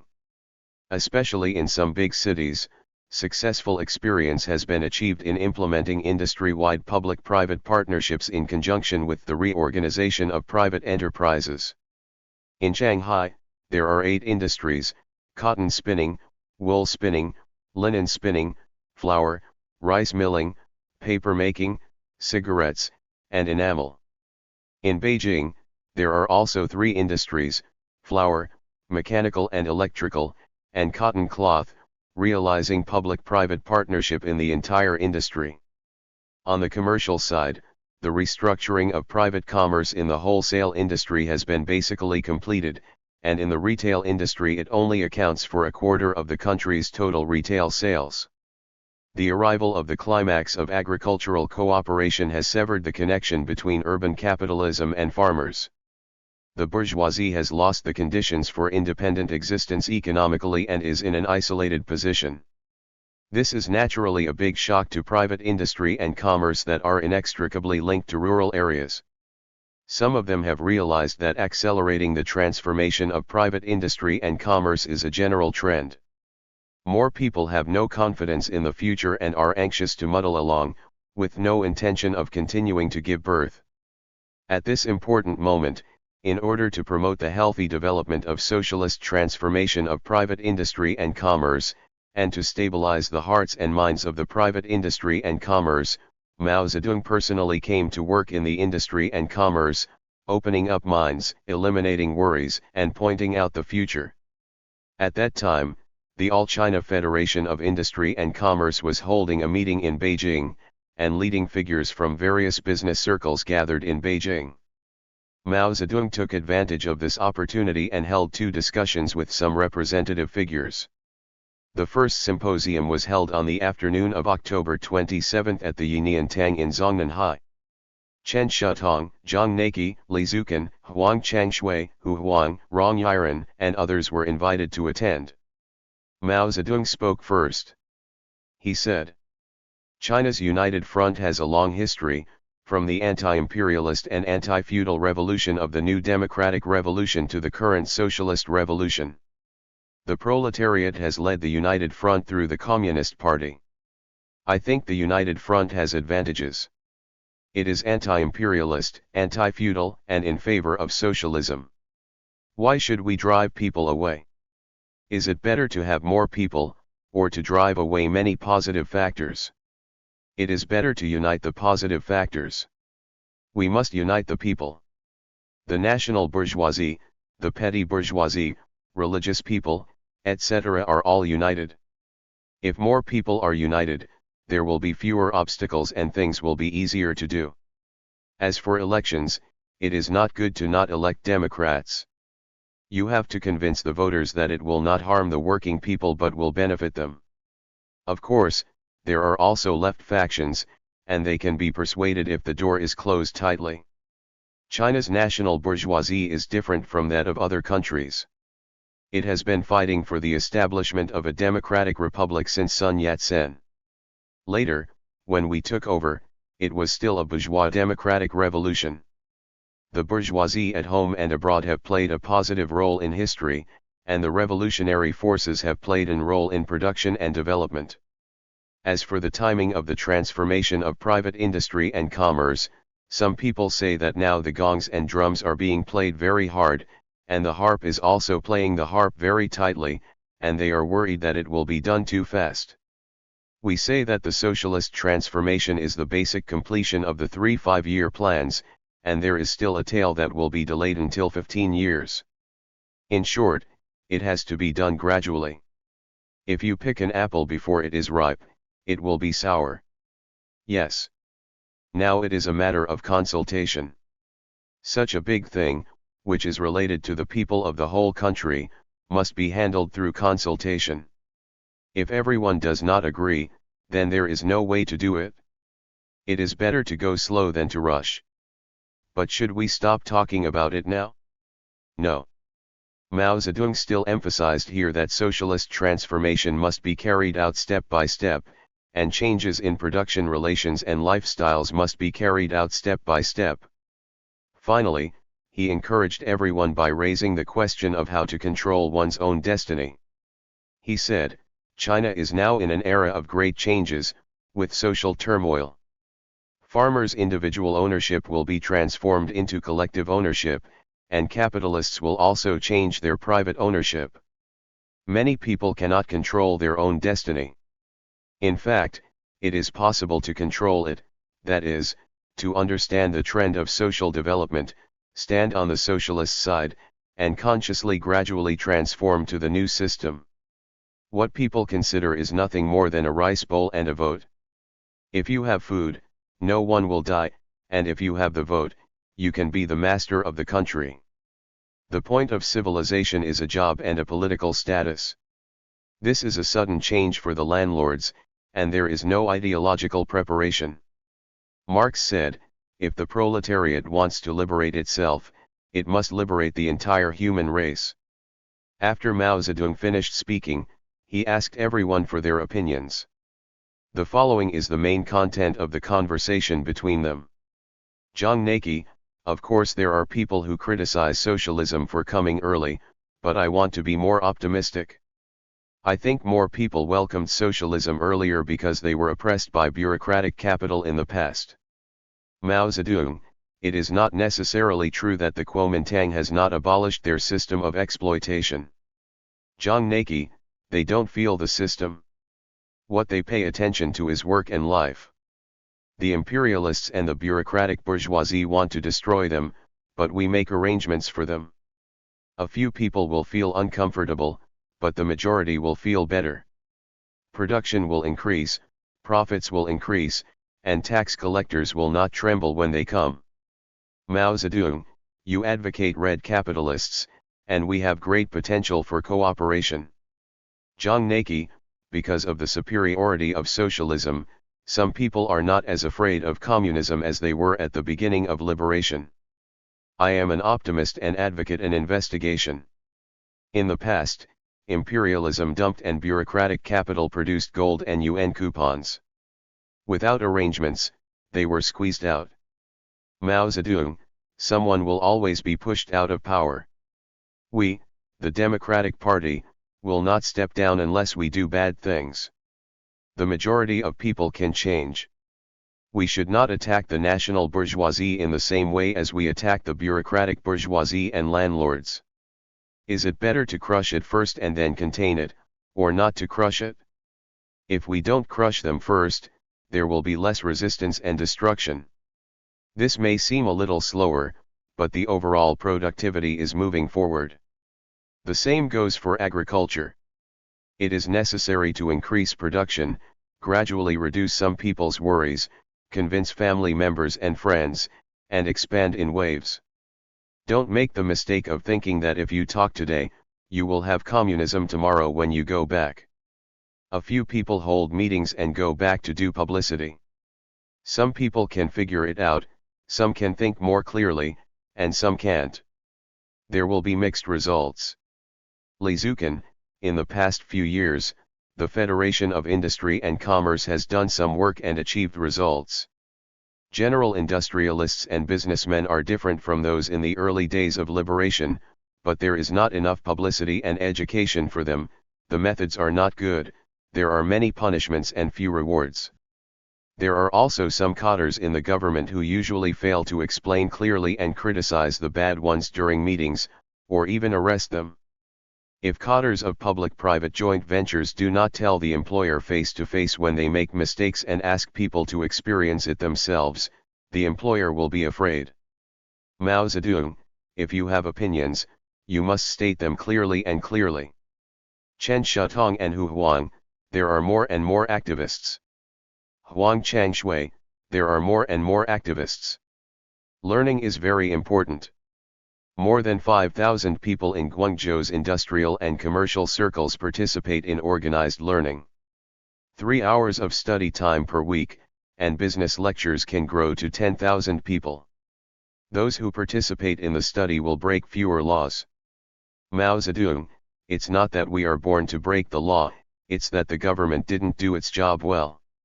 Rong Yiren, government cadres criticize industrial and commercial people for having a three-dependence mentality, that is, relying on the state for business, relying on banks for funds, and relying on workers for production. If you rely on it, you will be criticized, but if you don't rely on it, it's bad.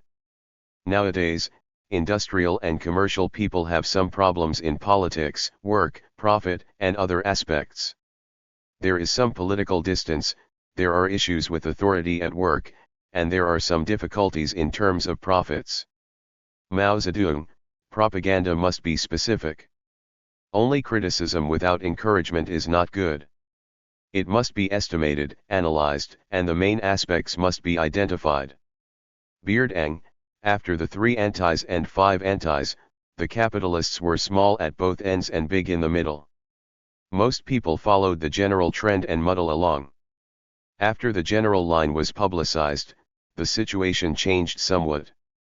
After the chairman's report on cooperative issues was published, the business community was very interested. Mao Zedong, once you talk about the ghosts, you won't be afraid anymore. Hu Huiyan, now I am afraid that the foundation will be unstable. I hope that the industrial and commercial transformation will also reach a climax. The government will strengthen its leadership and the industrial and commercial circles will be bolder. Now there is a foundation. As soon as he heard that, he hoped that the transformation of industry and commerce would also reach a climax. Mao Zedong immediately stated, the whole formulation is that the transformation of private industry and commerce will basically be completed in 3 5-year plans, leaving some tail. Afterwards, have dinner with everyone. The discussion continued after dinner, and Mao Zedong turned the topic to the issue of controlling one's own destiny. He said, the purpose of the center is to make ideological preparations through a group of foresights, so that everyone can control their own destiny. In the old society, even Chairman Chiang Kai-shek could not control his own destiny. 15 buckets are used to fetch water. Now we need to gradually reduce the number of buckets and use pumps instead of buckets. I am a propagandist. To move toward communism, we must build our country into a truly prosperous and powerful country. 2 days later, on the afternoon of October 29, Mao Zedong held his second symposium on the reform of industry and commerce. The day before the meeting, Mao Zedong informed Peng Zhen and Deng Xiaoping, tomorrow afternoon at 4 o'clock in the Qinzhen Hall, all members of the Central Committee of the Communist Party of China and Deputy Secretaries General should be invited to attend the meeting, and Chen Boda should also be notified to attend. The seats should be more crowded, with about 300 people. Please decide whether it is possible. I think this symposium is of great significance and the timing is good. As a result, the participants in this symposium included members of the Executive Committee of the All China Federation of Industry and Commerce, members and alternate members of the Central Committee of the Communist Party of China in Beijing, heads of various people's organizations, and government departments. The scope was relatively large, and the location was changed to Huiran Hall in Zhongnanhai. The symposium began with a speech by Chen Yun, focusing on the production arrangements and transformation of private industry and commerce. Then Mao Zedong spoke, straight to the point. The theme was how to control one's own destiny.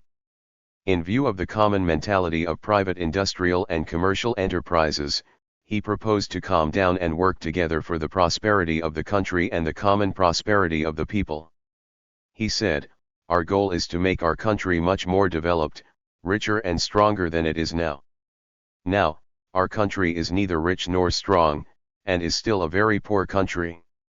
However, now that we implement such a system and such a plan, we can become richer and stronger year by year, and we can see it getting richer and stronger year by year.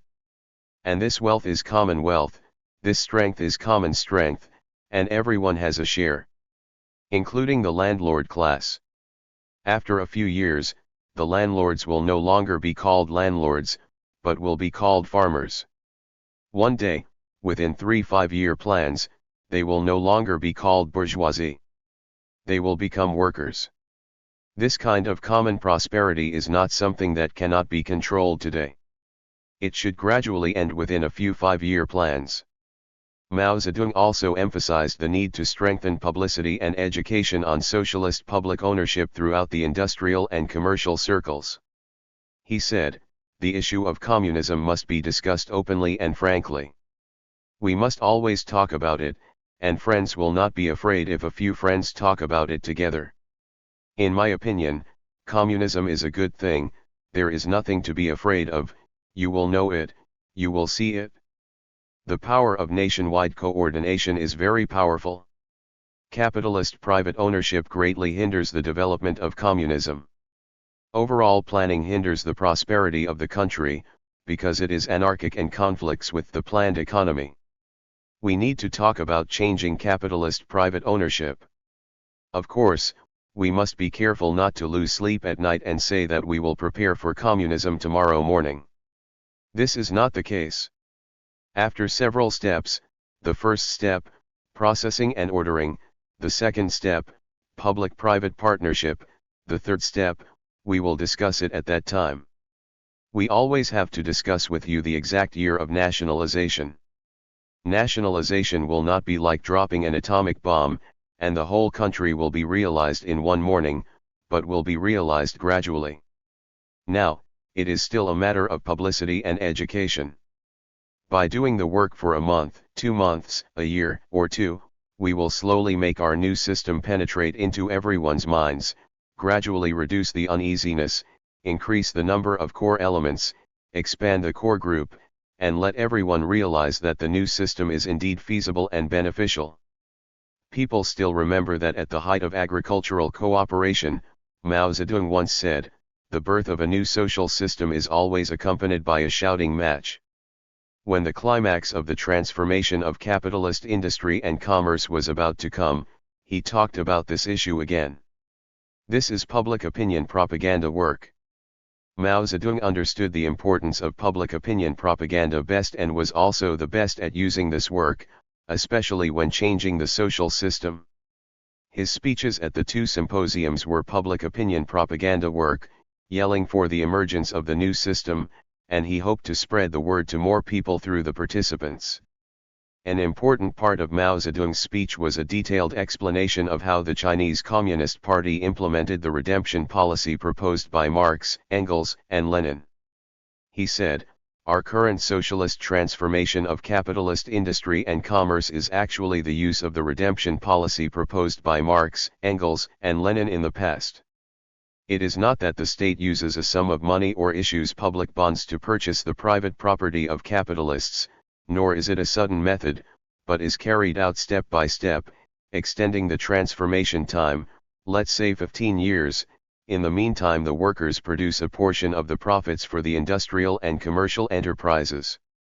It is probably several hundred million per year, and it is several billion in 10 years. The valuation of the fixed assets of the national capitalists is as follows, 2.5 billion yuan in the industrial sector and 800 million yuan in the commercial sector. I think that if the recovery period is added to 15 years, the profit produced by the working class will exceed this figure." He went on to say, "For capitalist industry and commerce, is it better to adopt the method of confiscating all the bureaucratic capital in 1949 and not paying a cent, or is it better to delay it for 15 or 18 years, let the working class produce part of the profits for them, and gradually turn the entire class over? What? There are 2 methods, one for evil and one for good, one for strong change and one for peaceful change. The method we are taking now involves many transitional steps, a lot of publicity and education, and arrangements for the capitalists. It should be said that this method is better. Setting 1949 as the starting point of the redemption period is consistent with Mao Zedong's theoretical view that the founding of the People's Republic of China marked the beginning of the socialist revolutionary stage, or is based on this theoretical view. At this symposium, Mao Zedong also proposed the goal of catching up with the United States. He said, "Our goal is to catch up with the United States, and to surpass the United States. The United States only has a population of more than 100 million, and we have a population of more than 600 million. We should catch up with the United States." Comrade Li Fucun made a report, Didn't he say that it will not take 100 years to catch up with the United States? I also agree with this view. How many decades will it take? It depends on everyone's efforts, at least 50. Maybe 75 years. 75 years is the 15-year plan. When we catch up with the United States and surpass the United States, we will breathe a sigh of relief. All walks of life in the country, including the business community and all democratic parties, must work hard to build our country into a prosperous and powerful country. Finally, Mao Zedong talked about leadership methods. He requires leaders to strive to adapt to the objective laws of development to make work better, progress faster, and have fewer shortcomings and mistakes.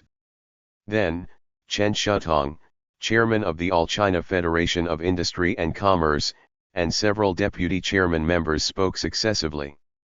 Chen Shutong said, after listening to Chairman Mao's instructions, everyone felt excited, happy and grateful. Since the founding of the People's Republic of China, our people's government has not made anything clear to us first and then acted upon it, rather than suddenly. After several years of education and concrete facts, everyone has seen and recognized the superiority of socialism, so their thinking has changed. Now that the climax of agricultural cooperativization is approaching, the industrial and commercial circles should realize this new situation and take a step forward in their work to adapt to this new situation. Deputy Chairman Li Zucan said, after we discussed on the issue of agricultural cooperation last time, we reported to the chairman that some comrades in industry and commerce often said, the climax of agricultural cooperation is coming, and it has already arrived in some places. With the arrival of the climax of agricultural cooperation, it is inevitable that capitalist industry and commerce will also reach a climax when they accept socialist transformation. This is not only a foreseeable speculation in the face of the development of the new situation, it will be an inevitable phenomenon. The comrades of the Democratic National Construction Association discussed and issued a document calling on industrial and commercial members across the country to take the lead in taking practical actions to actively encourage capitalist industrial and commercial workers to further accept socialist transformation and to welcome the arrival of such a climax. I suggest that all comrades here today, in the solemn Huiran Hall, in front of Chairman Mao, everyone should make a guarantee that they must do the core work well. If you have no objections, please stand up and express your determination. The climax of capitalist industry and commerce further accepting socialist transformation is coming, and we should be prepared to welcome this climax. Deputy Chairman Rong Yiran said, I am a capitalist. It has been more than 50 years since my family established an industry in 1905, and the Shenzhen cotton mill has a history of more than 40 years. Our development has not been smooth sailing. From 1933 to 1935, due to the international recession and the impact of successive civil wars, the company was in great difficulty. The Japanese attempted to occupy the company through the British Bank, and Song Ziwen also attempted to annex it, but he overcame the difficulties with the support of workers and colleagues. On the eve of liberation, we were oppressed by imperialism and reactionaries, coupled with the opportunistic methods adopted by the presiding officers, and internal contradictions, resulting in the situation of being strong on the outside and cotters on the inside. If it hadn't been for liberation, it's hard to predict what Shenzhen's situation would have been. After liberation, colleagues in the industry were very united and cooperated with each other, and the relationship was very good. The cotton textile industry has developed from processing and ordering, unified purchasing and underwriting, and individual public-private partnerships to industry-wide public-private partnerships. It has advanced and developed step by step, from difficulties to improvements. The production, welfare, and profits of Shanghai's cotton textile industry are gradually improving, and so are other industries. Transformation is being carried out line by line and industry by industry, and arrangements have been made for large, medium, and small businesses. In the early days of liberation, due to difficulties, we did doubt whether the Communist Party had any solution to the economy. Facts have proved that the Communist Party's methods are very good. When they first accepted processing orders from the state, some industrial and commercial workers were afraid of being constrained. Later, they fought for processing orders. Now 90% of factories have accepted processing orders from the state. Judging from the development of national construction, the investment in the first 5-year plan was 76.6 billion yuan, and the assets of private industry and commerce were only 3.3 billion yuan, a huge difference. Shanghai Shenzhen's capital was only 70 million yuan, not even 1,000th. Of course we value our enterprises, but if we only see our own enterprises and cling to private ownership, it would be too narrow-minded. We also need to continue to carry out the construction of several 5-year plans to make our country more developed and our life better. Therefore, I have infinite good hopes for the future. Hello everyone, including me, why should I be reluctant to part with private ownership? People always have ambition. Under the leadership of the Communist Party, the motherland has stood up and made a comeback in the world. It still needs to build a prosperous and powerful country. I have a share in this. Therefore, although my company is already a public-private partnership, I am not satisfied. I want to move towards full ownership. We must follow Chairman Mao's instructions, keep in close contact with the vast number of industrial and commercial people, learn to control our own destiny, and move toward communism. Deputy Chairman Huang Changshui said, "The practice of private industry and commerce undergoing socialist transformation over the past few years has fully proved that Chairman Mao, the Communist Party of China and the People's Government's policy of socialist transformation of private industry and commerce is completely correct. At the same time, it also makes us deeply realize that under the leadership of the party and the People's Government, it is possible for private industry and commerce to undergo socialist transformation. Of course, we also realize that it is not completely without difficulties for private industrial and commercial enterprises to accept socialist transformation, and there are still many difficulties. In particular, the more in-depth, concrete, and advanced the cause of socialist transformation becomes, the more complex, detailed and arduous our work becomes. But this is only a difficulty in progress. With the correct leadership of Chairman Mao, the party, and the People's Government, we have the determination and confidence to gradually overcome the difficulties and move forward on the road of socialism." Deputy Chairman Hu Huang said, "Now, more and more private industrial and commercial enterprises are willing to accept transformation through state capitalism. For example, some wholesalers in Sichuan have turned to industries that are beneficial to the national economy and people's livelihood. Some have become wholesalers for state-owned companies, and many have ended their businesses and joined the work of state-owned companies. They all support these new arrangements of the government with great gratitude. Talking about socialism and communism with the industrial and commercial circles today is no longer as unfamiliar as it used to be. We should unite with members of the federations of industry and commerce across the country, unite with comrades from the Democratic National Construction Association, and more broadly, unite private industry and commerce across the country, unite around the party, and sincerely accept socialist transformation." Mao Zedong listened carefully to the speeches of the leaders of the Federation of Industry and Commerce, and spoke again. According to the speeches at the meeting, he raised the issue from another aspect, that is, he emphasized that the transformation of capitalist industry and commerce must be carried out in a prepared, orderly, and step-by-step manner. There must be no wind and everything will fall into place when conditions are ripe. He said, "I listened to several speeches and thought they were very good. As for the issue of conveying it back, I feel that there are some things that need your attention. That is to say, don't create a gust of wind and say that communism is coming. That's not what it means. Today there are millions of large, medium, and small capitalists, and their personnel are uneven, and the degree of progress is also inconsistent. It is not impossible to cause a gust of wind to cause damage at all. In short, don't say that it is going to communism, causing a gust of wind, Like a typhoon, that is not good. Regarding socialist transformation, we need to be fully prepared, including ideological preparation, publicity and education, etc. A lot of work must be carried out in an orderly manner to avoid possible losses. Our socialist transformation has achieved results, and we can see great achievements in the future. There has been no shortage of goods on the counters and shelves of our stores. After such a great revolution, we have not been out of stock. This is a great thing. Aren't we talking about a socialist climax now? I'm afraid that a climax is coming. Please pay attention to this. You are all advanced elements and say that there will be a climax.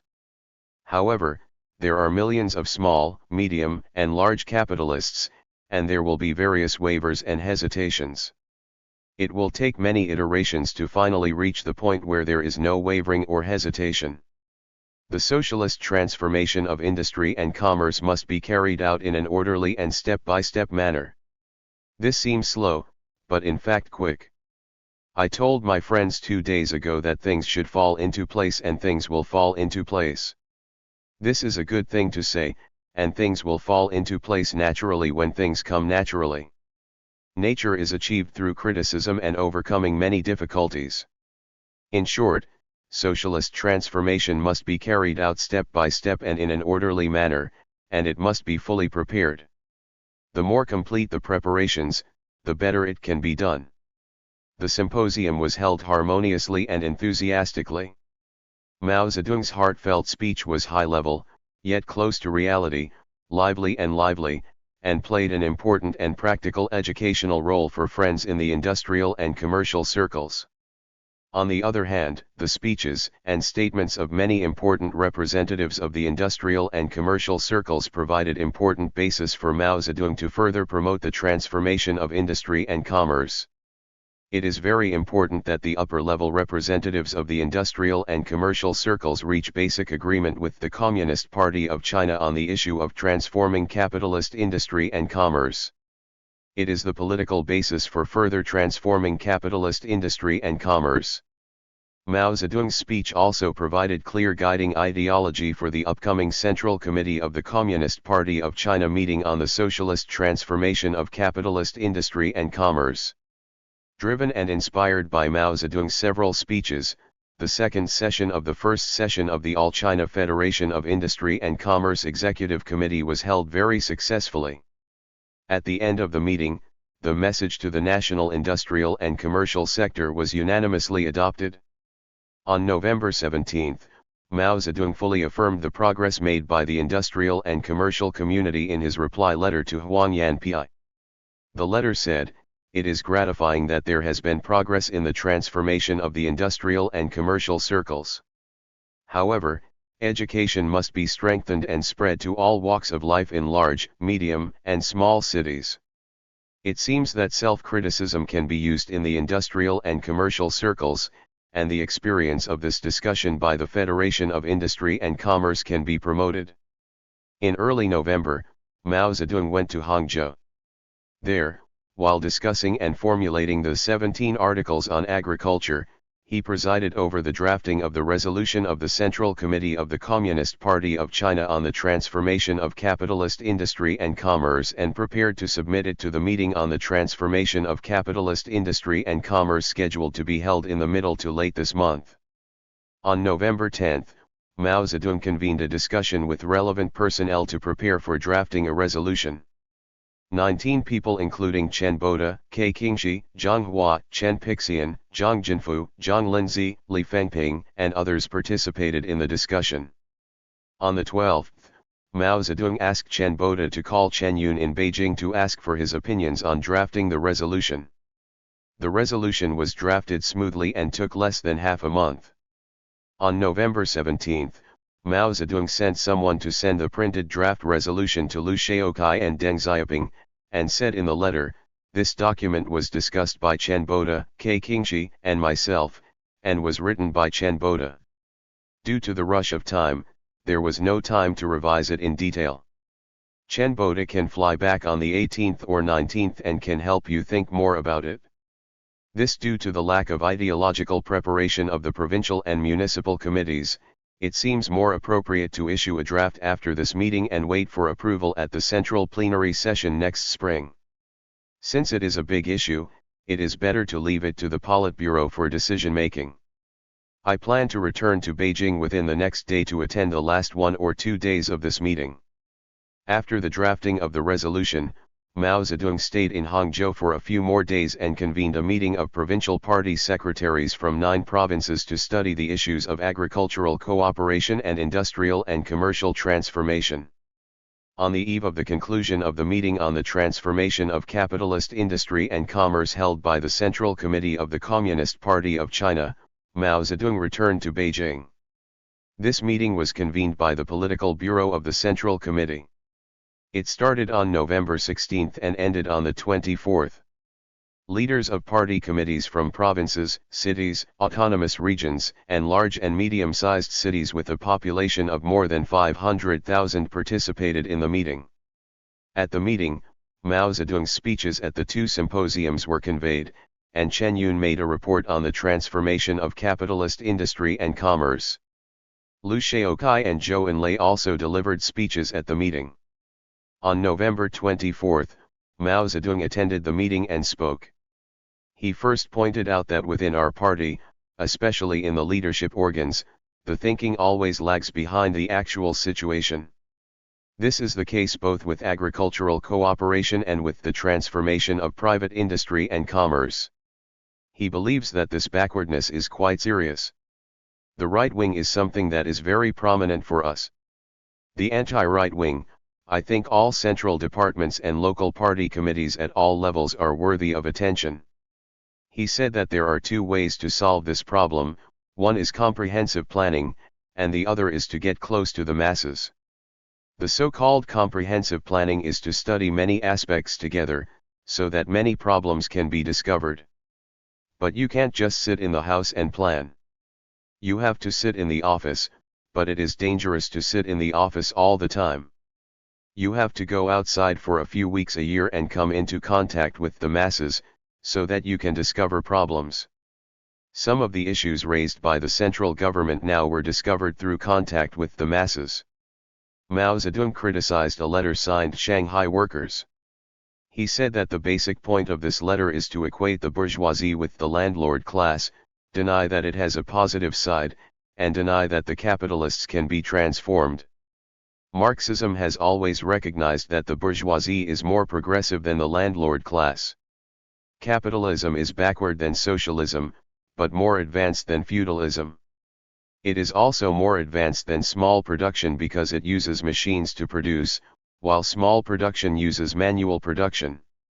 This letter opposes the party's line in a left manner and cannot represent the working class.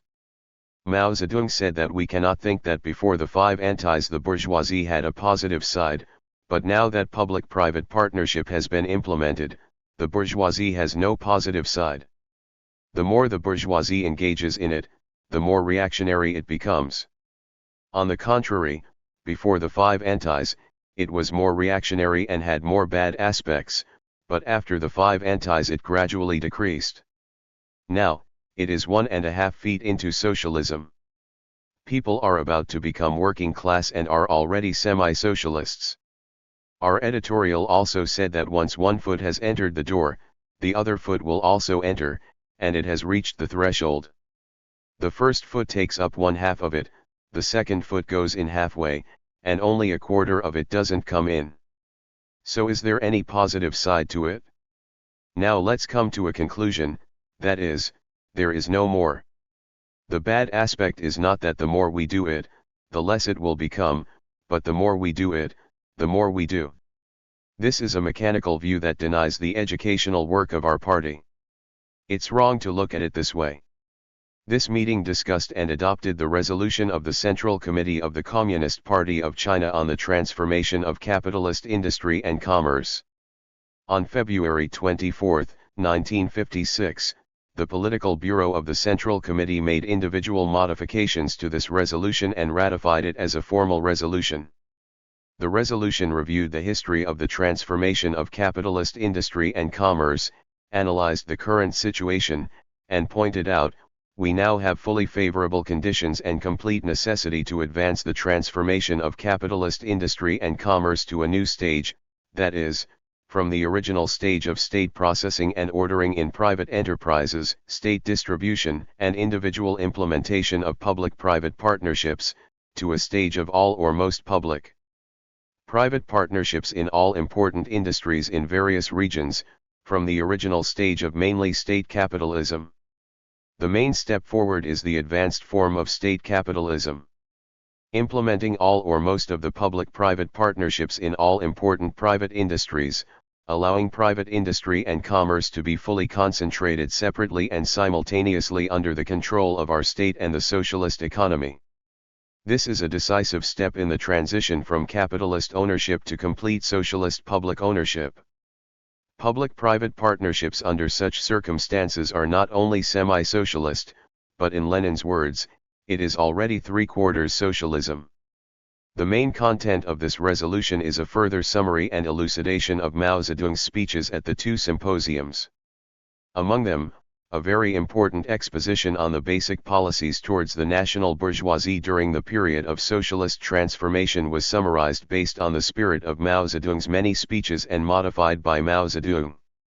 This is, for the bourgeoisie, we first use the methods of redemption and state capitalism to change the ownership of the bourgeoisie with compensation rather than for free, and gradually rather than suddenly.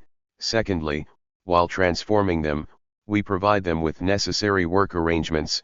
Thirdly, we do not deprive the bourgeoisie of their right to vote, and provide appropriate political arrangements for their representative figures who actively support socialist transformation and contribute to this transformation. The resolution particularly emphasizes that in the process of transforming capitalist enterprises, educational methods must be adopted. This fully reflects the peaceful transformation nature of China's socialist revolution. The resolution said that there are two methods of education. One is the method of mass struggle like the Five Antis, which is a fierce method that does not involve negotiation with the capitalists. After the attack and resistance of the bourgeoisie are basically defeated, it is possible to adopt another method, that is, to strengthen the education of capitalists through lectures, classes, symposiums, study classes, and guidance and criticism and self-criticism. Mao Zedong added and rewritten a paragraph here, not recognizing the possibility that the vast majority of the capitalist class can be transformed using educational methods, ignoring or denying the great significance of propaganda and education methods in transforming capitalists, is not recognizing the special conditions of the Chinese Revolution. Does not recognize the powerful power of the people's democratic dictatorship led by the working class, does not recognize the strong prestige and capabilities of the Chinese Communist Party, and does not recognize the correctness of the Chinese Communist Party's fundamental policy of forming an alliance with the bourgeoisie and adopting state capitalism as a transitional form. This view is undoubtedly completely wrong. Emphasizing the use of educational methods to transform capitalists is one aspect. On the other hand, the resolution also pointed out that transforming private industry and commerce is a complex class struggle and will inevitably encounter wavering or resistance from capitalists. However, as long as we adopt correct principles, policies, and methods, we can reduce their wavering or resistance and prevent the occurrence of right deviation within the party. The resolution made important adjustments to the original arrangements for basically completing the transformation of capitalist industry and commerce in the 3 5-year plans.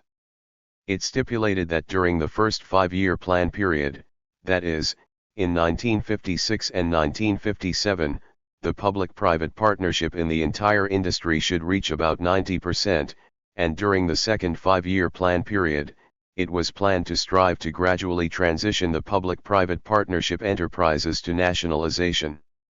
This means that the transformation of capitalist industry and commerce will be completed 5 years ahead of schedule.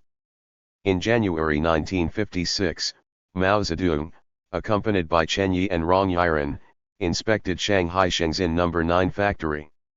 The resolution finally proposed to guard against both leftism and rightism.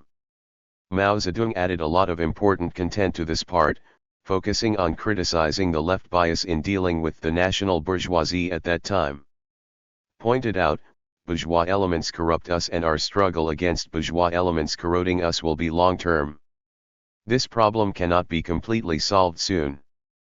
But after the 3 antis and 5 antis, the obvious right deviation within the party on this issue is no longer a major deviation. Incidents of corruption exist, but not many. What occurs most within the party is a deviation in the form of left. The resolution of the Central Committee of the Communist Party of China on issues concerning the transformation of capitalist industry and commerce formed under the chairmanship of Mao Zedong summarized the fresh experience in the transformation of capitalist industry and commerce since the general line for the transitional period was proposed, and promptly provided guidelines and policy guidance for the upcoming upsurge of capitalist industry and commerce transformation. It played an important role in unifying the understanding of the whole party and ensuring the relatively healthy development of capitalist industry and commerce transformation. After the Central Committee of the Communist Party of China held a meeting on the reform of capitalist industry and commerce, the reform of capitalist industry and commerce began to reach its climax.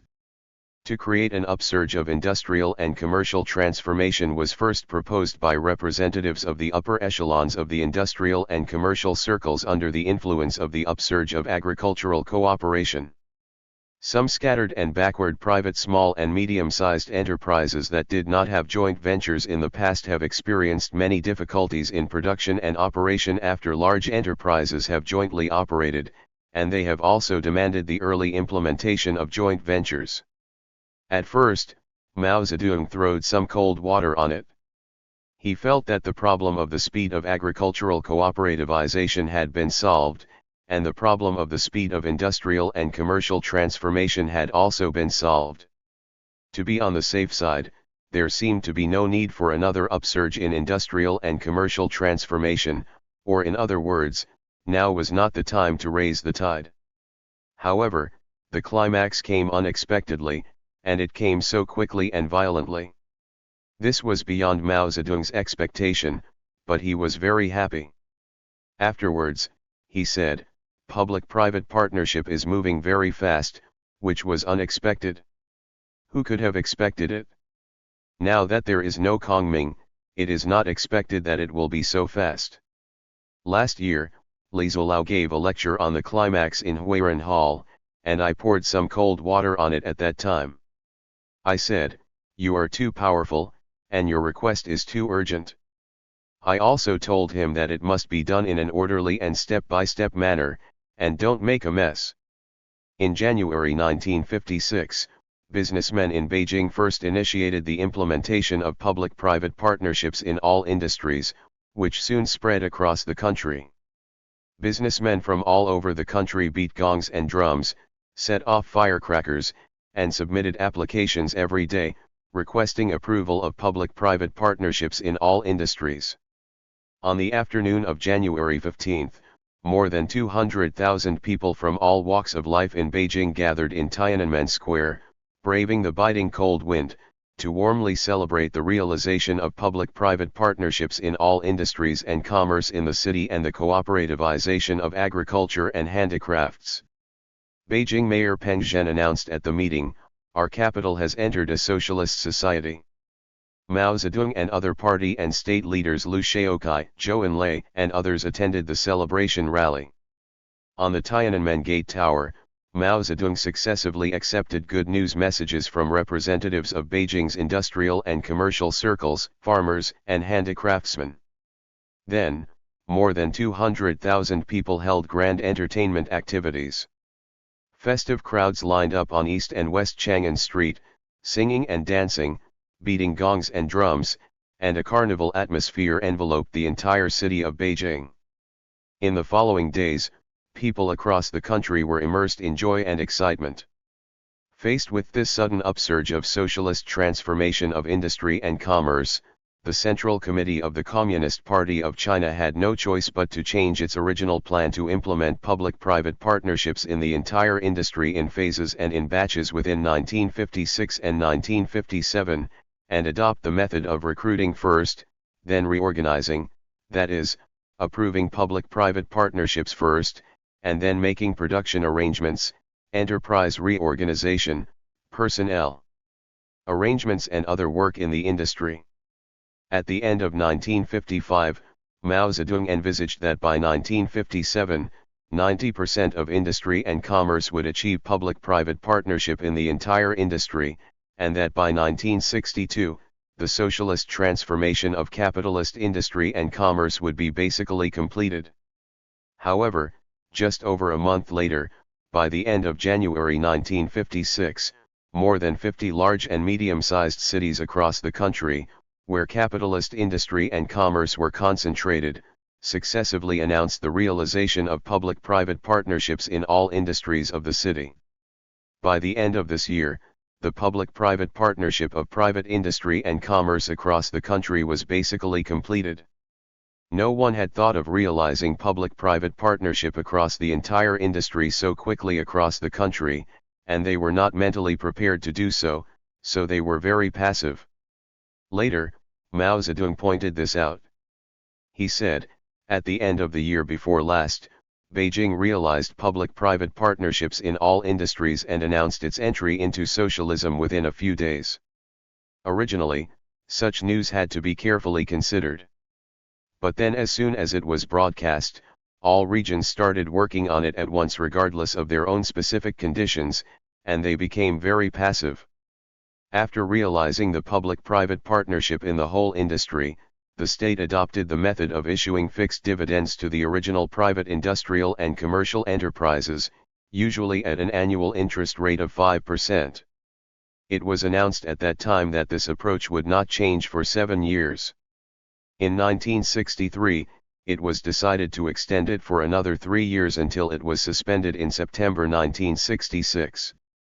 The Central Committee of the Communist Party of China's vision of completing the socialist transformation of private industry and commerce in 2 steps has now been fully realized. In this process, the state paid more than 3 billion yuan to private industrial and commercial enterprises as the price of peaceful redemption, which exceeded their original total assets. After the implementation of the industry-wide public-private partnership and fixed interest system, the original production relations of private enterprises have undergone fundamental changes. First, the ownership of production means by enterprises has changed. In addition to receiving fixed interest rates, capitalists also lost control over the means of production. All means of production originally owned by capitalists were transferred to the state for use and management. The second is the change in production status. Capitalists are no longer the rulers of enterprises, but participate in the production and management of enterprises as public officials, and are beginning to be in the process of transformation from exploiters to socialist workers. The third is to gradually eliminate capitalist exploitation through the fixed interest system. The original capitalist's fixed interest income only depends on the amount of stock capital and is completely decoupled from the company's profitability. In short, this kind of public-private joint venture has actually become a socialist enterprise. The process of transforming China's capitalist industry and commerce is also a process of liberating and developing productive forces. From processing and ordering, centralized purchasing and underwriting, etc., to public-private partnerships for individual enterprises, and then to public-private partnerships for the entire industry, this is an objective trend that has emerged in the recovery and development process of the Chinese economy and is not based on individual will. State capitalism develops by constantly resolving contradictions that arise in production and the operation of the national economy. This is true from processing and ordering to public-private joint ventures of individual enterprises, and it is also true from joint ventures of individual enterprises to joint ventures of the entire industry. As Chen Yun said, the implementation of public-private partnership in the entire industry is appropriate and necessary at present. This is not imagined by anyone, but is the result of economic development. Now that production and reorganization are arranged according to the entire industry, public-private partnership in the entire industry is inevitable. If joint ventures in the entire industry are not implemented, production cannot be arranged and reorganization cannot be carried out. Such a profound socialist revolution, with the goal of transforming capitalist private ownership of the means of production, was realized in peace and stability. In 1956, when socialist transformation was basically completed, industrial and agricultural production, especially industrial production, not only did not decline, but actually increased significantly. In 1956, the total industrial output value increased by 28.1% over the previous year, exceeding the level for 1957 planned in the first five-year plan. In the process of socialist transformation, the Communist Party of China adopted correct principles and policies towards the national bourgeoisie, combining the policy of utilizing, restricting, and transforming private industry and commerce with the policy of uniting, educating and transforming the national bourgeoisie. It not only allows them to understand that the general trend of social development is to eliminate exploitation, but also allows them to accept transformation more naturally during the gradual transition. It provides a way out economically, gives status politically, and provides ideological education. It always maintains the alliance between the proletariat and the national bourgeoisie and develops on the basis of socialism. The Chinese Communist Party's transformation of capitalist industry, commerce, and capitalists is an unprecedented initiative in human history. Marx and Engels proposed a redemption policy, but strictly speaking, it was just an idea. Lenin wanted to put it into practice in Russia, but the conditions for its realization were not available. This policy has been successfully implemented in China in its own unique way. Like many other major decisions, the Communist Party of China's set of principles and policies on transforming capitalist industry and commerce came from practice and were the result of collective wisdom. Mao Zedong played a key role in this decision-making process and made new generalizations and new contributions in theory. Like the socialist transformation of agriculture, the socialist transformation of capitalist industry and commerce, especially in its later stages, was also influenced by left ideas. This resulted in the following problems. First, due to the eagerness for success, when the climax comes, there is a lack of both mental preparation and work preparation, and it is too rough.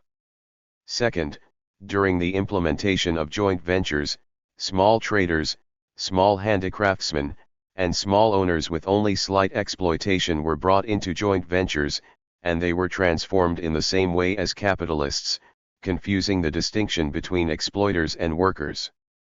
Third, the merger and elimination of small businesses and commercial outlets has caused inconvenience to people's lives. Fourth, after the implementation of joint ventures and handicraft industry cooperation, the quality of some products has declined, and the varieties of designs have been reduced. Fifth, after the joint venture, some industrial and commercial entities were used and handled improperly and did not play their due role. Some of the above-mentioned problems were quickly exposed, and Mao Zedong also saw it. He pointed out at that time, socialist mutton is not delicious, so this socialism is worth considering. There are also roast ducks from Beijing, salted duck from Nanjing, and ham from Yunnan, which seem to have deteriorated. There are also various cloths, etc., with fewer styles and poor quality. It would be better to practice socialism. Chen Yun also quickly discovered this problem. He pointed out, big stores, small stores, and even mom-and-pop shops are all jointly operated. Reckless mergers of factories and stores will bring a lot of inconvenience to economic life.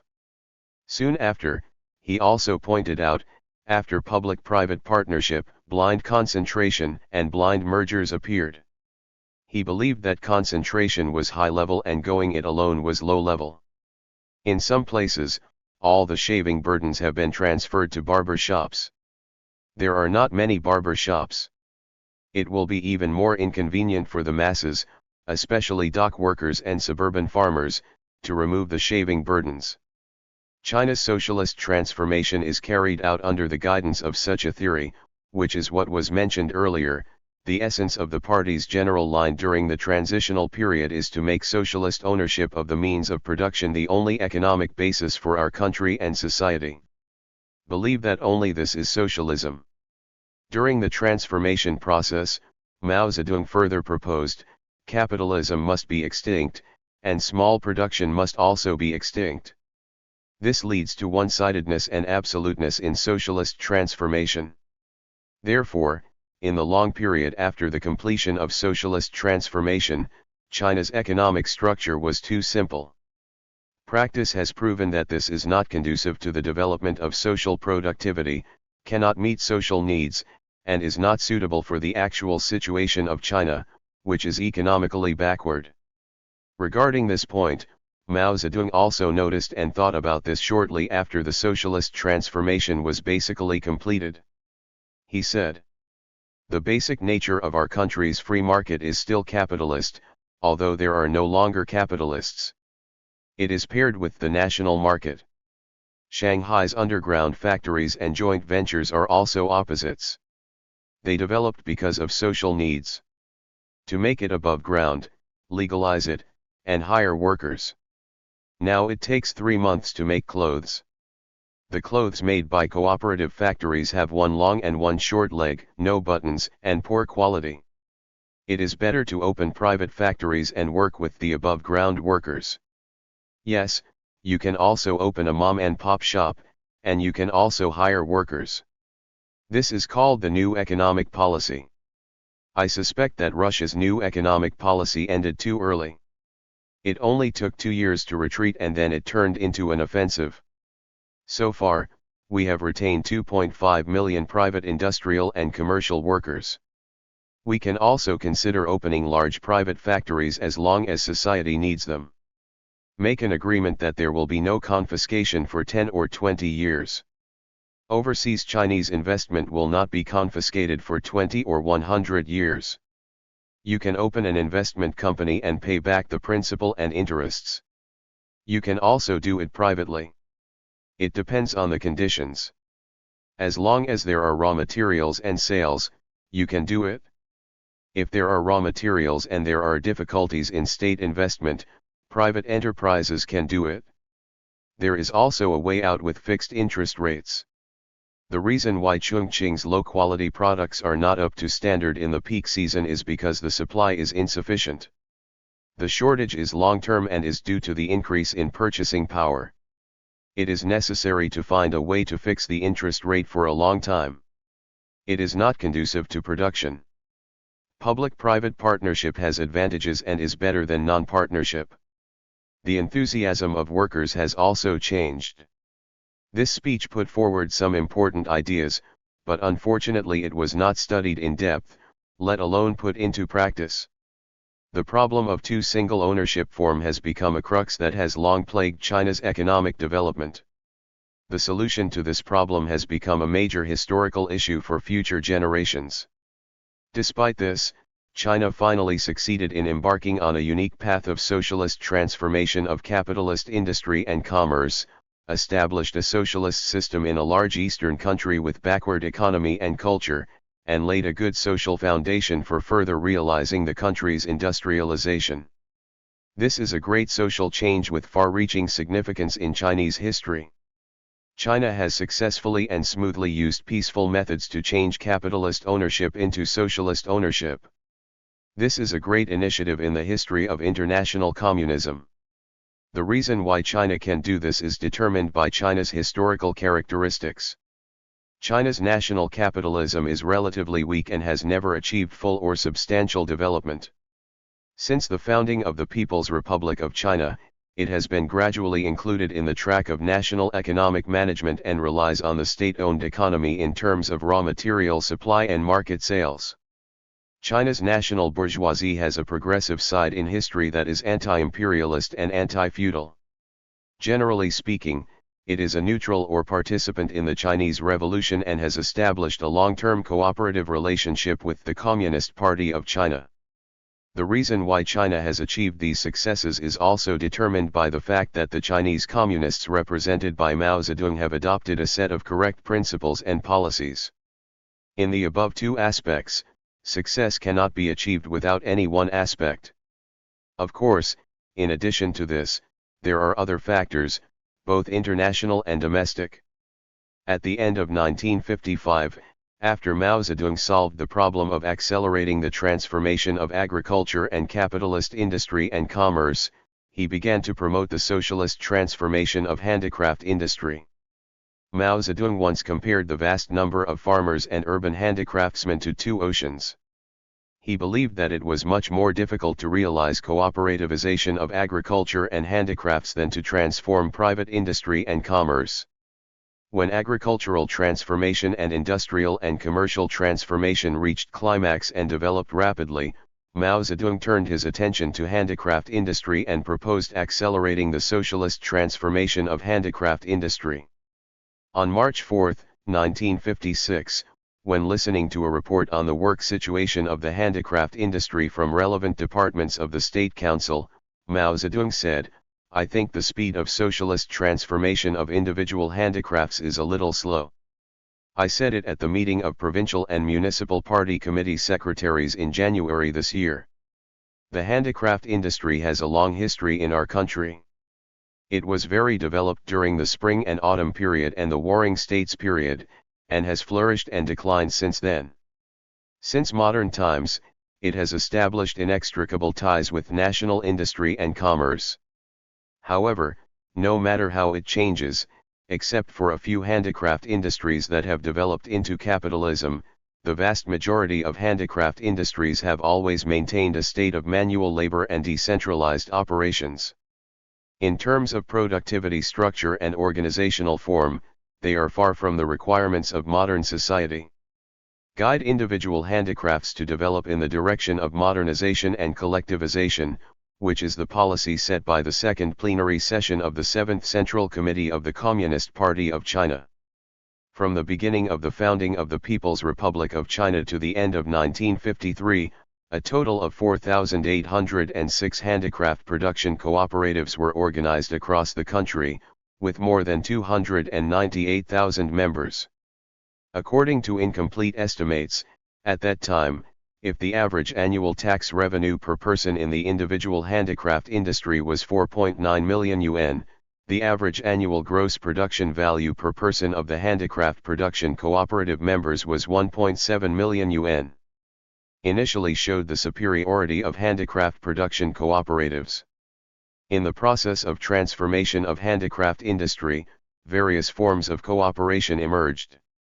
According to Chongji, who was in charge of this work at the time, Soviet experts, based on Soviet experience, only recognized handicraft production cooperatives and did not recognize handicraft production groups and supply and marketing production cooperatives, saying that they were capitalist. Chongji reported to the Central Committee. Under the chairmanship of Mao Zedong, after discussion by the Central Committee, it was believed that we should transform the handicraft industry in three forms, that is, from handicraft production groups to supply and marketing production cooperatives, and then to handicraft production cooperatives, and gradually develop. After the party put forward the general line for the transitional period, the socialist transformation of the handicraft industry was relatively rapid.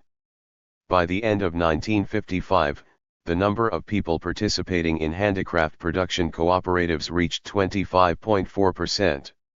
However, with the climax of agricultural cooperation rapidly approaching, this speed seems to be lagging behind.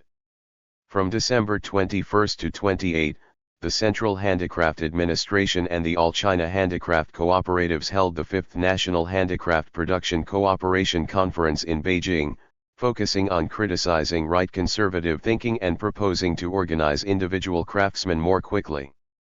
After the meeting, an upsurge in the transformation of the handicraft industry quickly set off. By June 1956, organized craftsmen accounted for 90% of the total number of craftsmen. In the process of accelerating the development of handicraft industry transformation, some problems have also arisen. The main reason is blind concentration and uniform cooperation, which has caused many new inconveniences. The quality of some traditional handicrafts has declined, and some are even in danger of being lost. After hearing these reactions, Mao Zedong pointed out, in the upsurge of handicraft industry transformation, the repair and service industries concentrated production, withdrew too many points, and the masses were dissatisfied. This is terrible. What should we do now? The general trend of the world is that if it divides for a long time, it will unite, and if it unites for a long time, it will unite. He also said, remind you, don't get rid of the many good things in the handicraft industry. Don't get rid of the knives and scissors of Wang Meizi and Zhang Xiaoquan even in 10,000 years. Whatever good things our nation has got rid of, we must restore them and make them better. Mao Zedong's goals for the transformation of the handicraft industry were, in terms of production, to develop from manual labor to semi-mechanized and mechanized labor, in terms of ownership, to move from individual ownership to collective ownership, and finally to ownership by the whole people. This goal was basically achieved later. The handicraft cooperatives established in the mid-1950s later basically became local state-owned enterprises, and many developed into large enterprises with advanced technology and equipment, forming new productive forces and industries and playing an important role in the national economy. Starting from the second half of 1955, the three major transformations on both sides of the general line during the transitional period came to a climax and were basically completed in just over a year. Mao Zedong was in a particularly comfortable mood. At that time, he said to a foreigner, "Now, China's socialist transformation work has basically been completed. I couldn't sleep before. Everything was not on track, and I was very poor. People are always unhappy. Since the second half of last year, I have started to feel happy. Work is relatively on track, and intra-party issues are also relatively on track." On January 25, 1956, Mao Zedong convened the Supreme State Council in Yinniantang to discuss the National Agricultural Development Program from 1956 to 1967. In addition to members of the Supreme State Council, those attending the meeting also included heads of various fields, some members of the Chinese People's Political Consultative Conference, some scientists and people from the cultural, educational and industrial and commercial circles. Mao Zedong spoke at the meeting. He said, "The purpose of the socialist revolution is to liberate the productive forces. The transformation of agriculture and handicrafts from individual ownership to socialist collective ownership, and the transformation of private industry and commerce from capitalist ownership to socialist ownership will inevitably greatly liberate the productive forces. This creates social conditions for the great development of industrial and agricultural production.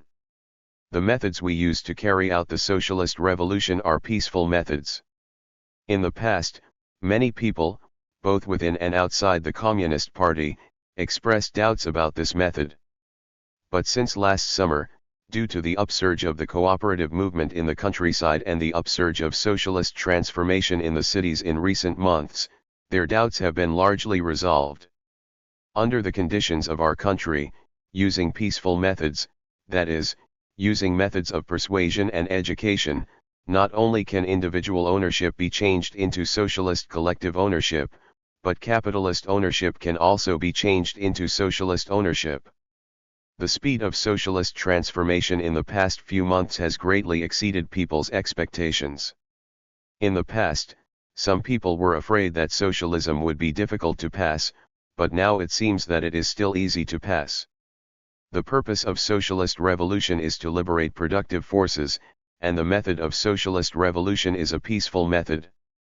This is Mao Zedong's most basic conclusion on the socialist transformation of China's agriculture, handicrafts, and capitalist industry and commerce. 13 On the 10 major relationships to the 8th Congress. In accordance with the requirements of the general line for the transitional period, in our country, social revolution and technological revolution, socialist transformation and socialist industrialization are carried out in combination and simultaneously. Now, socialist transformation has been basically completed ahead of schedule. Mao Zedong believed that this created extremely favorable conditions for socialist industrialization. In order to rapidly develop the economy and accelerate the process of industrialization, Mao Zedong's focus and attention began to shift to economic construction, especially industrial construction. He pointed out at a meeting on intellectual issues convened by the Central Committee of the Communist Party of China in January 1956, we need to step up our work.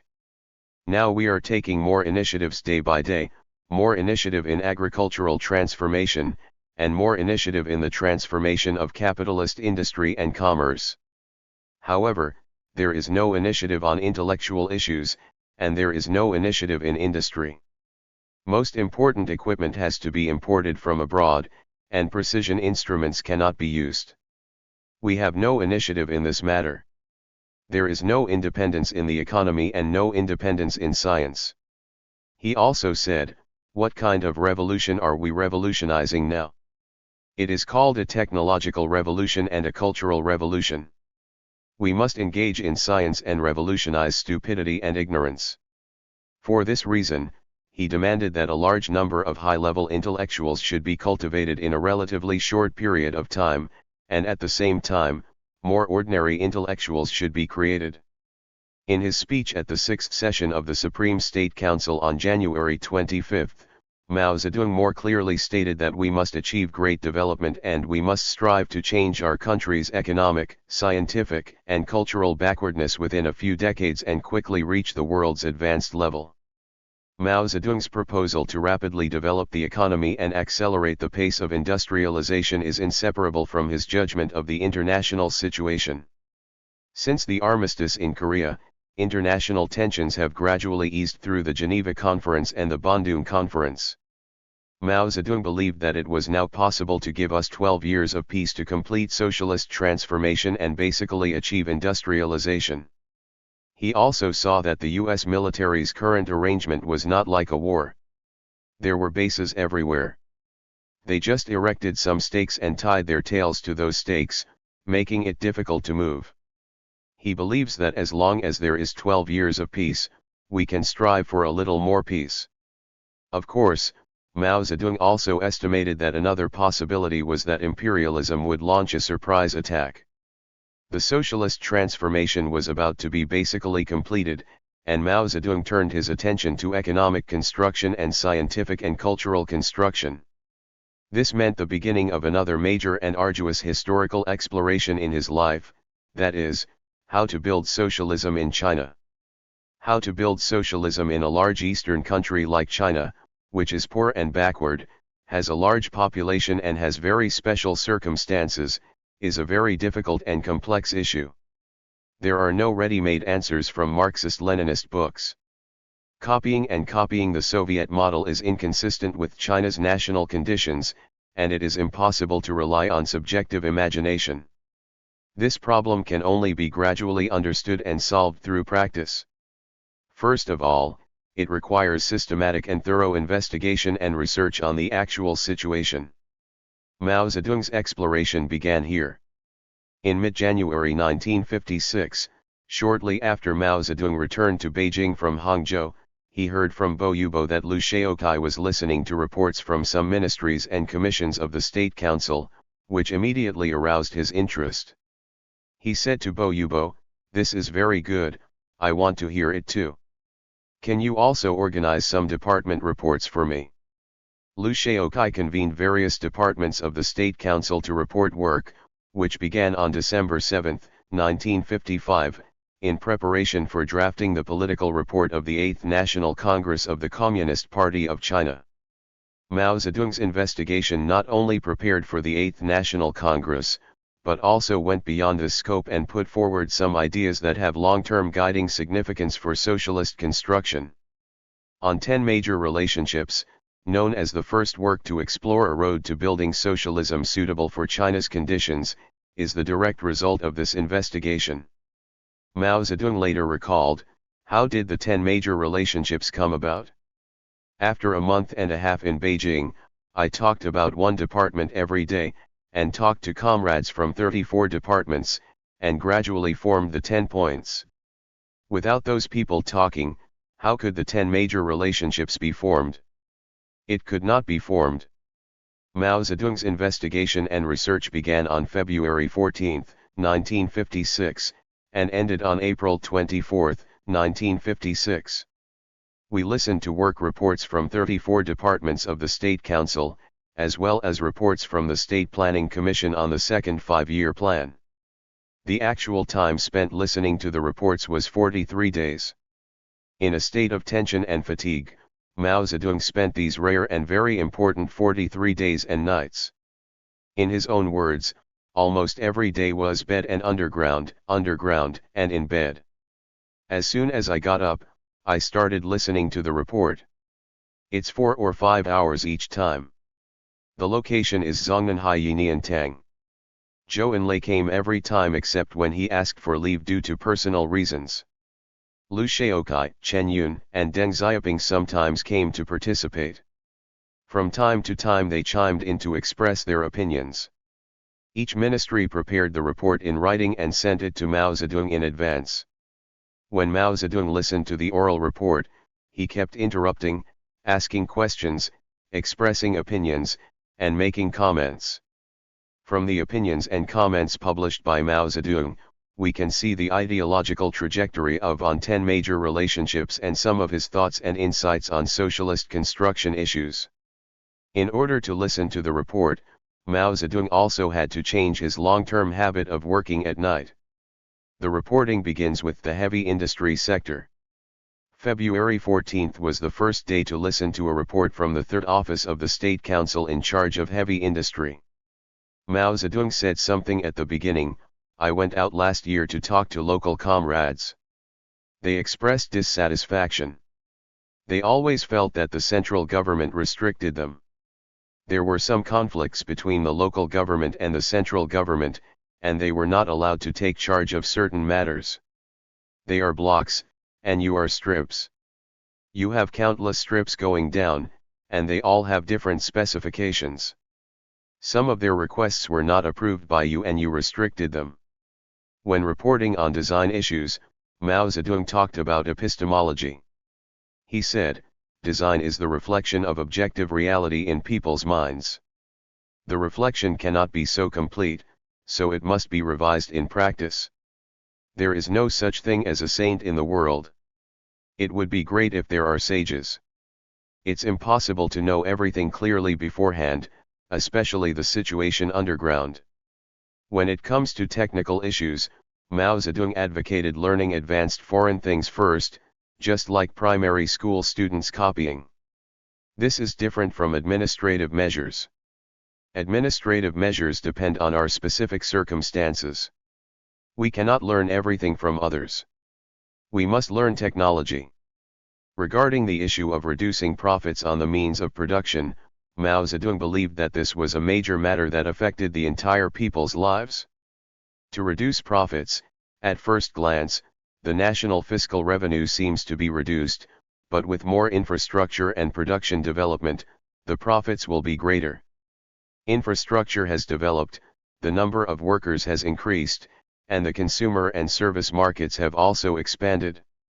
When talking about the issue of individualism, Mao Zedong put forward an important point: solving institutional problems is more important and more fundamental than solving ideological problems. He said, articles criticizing departmentalism need to be written, but just criticizing and solving problems ideologically is not enough. We also need to study and solve institutional problems. People live in a system, and they are the same people. If this system is implemented, people will not be active. If another system is implemented, people will become active. To solve the problem of production relations, we must solve various relations of production, that is, various institutional problems, not just one ownership problem. Agricultural production cooperatives implement a system of contracting work and paying wages. It is said that the second-rate workers have become active and have no ideological problems. People obey the system rather than others, don't you think so? On February 15, I listened to the report from the Ministry of Electric Power Industry and others. In the middle, Mao Zedong focused on the issue of the one-chief system. He said, "Why are you so interested in the one-chief system? Are party committee leaders bad? The collective leadership of the party committee will not hinder the one chief system in any way. You can try two factories, one with a one-manager system and the other with a party committee collective leadership system, to see if the latter is necessarily so bad. When you talk about the one chief system, there are only 8 words on the issue of relying on the leadership of the party. It is inappropriate to juxtapose the issue of party leadership with issues such as relying on the masses and being proficient in business. There are certain things that cannot be learned from the Soviet Union. The Ministry of Internal Affairs does not need to be under the leadership of the party. If such a weapon does not require the leadership of the party, then that's okay. It is very difficult to run a factory well with thousands of people. Without the leadership of the party, it is easy to form a dictatorship. Under any circumstances, the principle of the party's collective leadership cannot be abolished. If enterprises can be excluded, then the party's principle of collective leadership becomes a head, a belly, but no feet. On February 16, I listened to reports from the first, second, and third ministries of machinery industry. Based on the reports reported in the past 2 days, Mao Zedong first proposed the idea that when writing something, you should discuss it and talk about your opinions. He also warned, how long can that minister do it without making any comments? Mao Zedong once again criticized the one chief system. He said, families cannot have a one chairman system, and it cannot be done without consultation. Factories are always more complicated than families. The factory must have certain disciplines to complete tasks on time, quantity, and quality.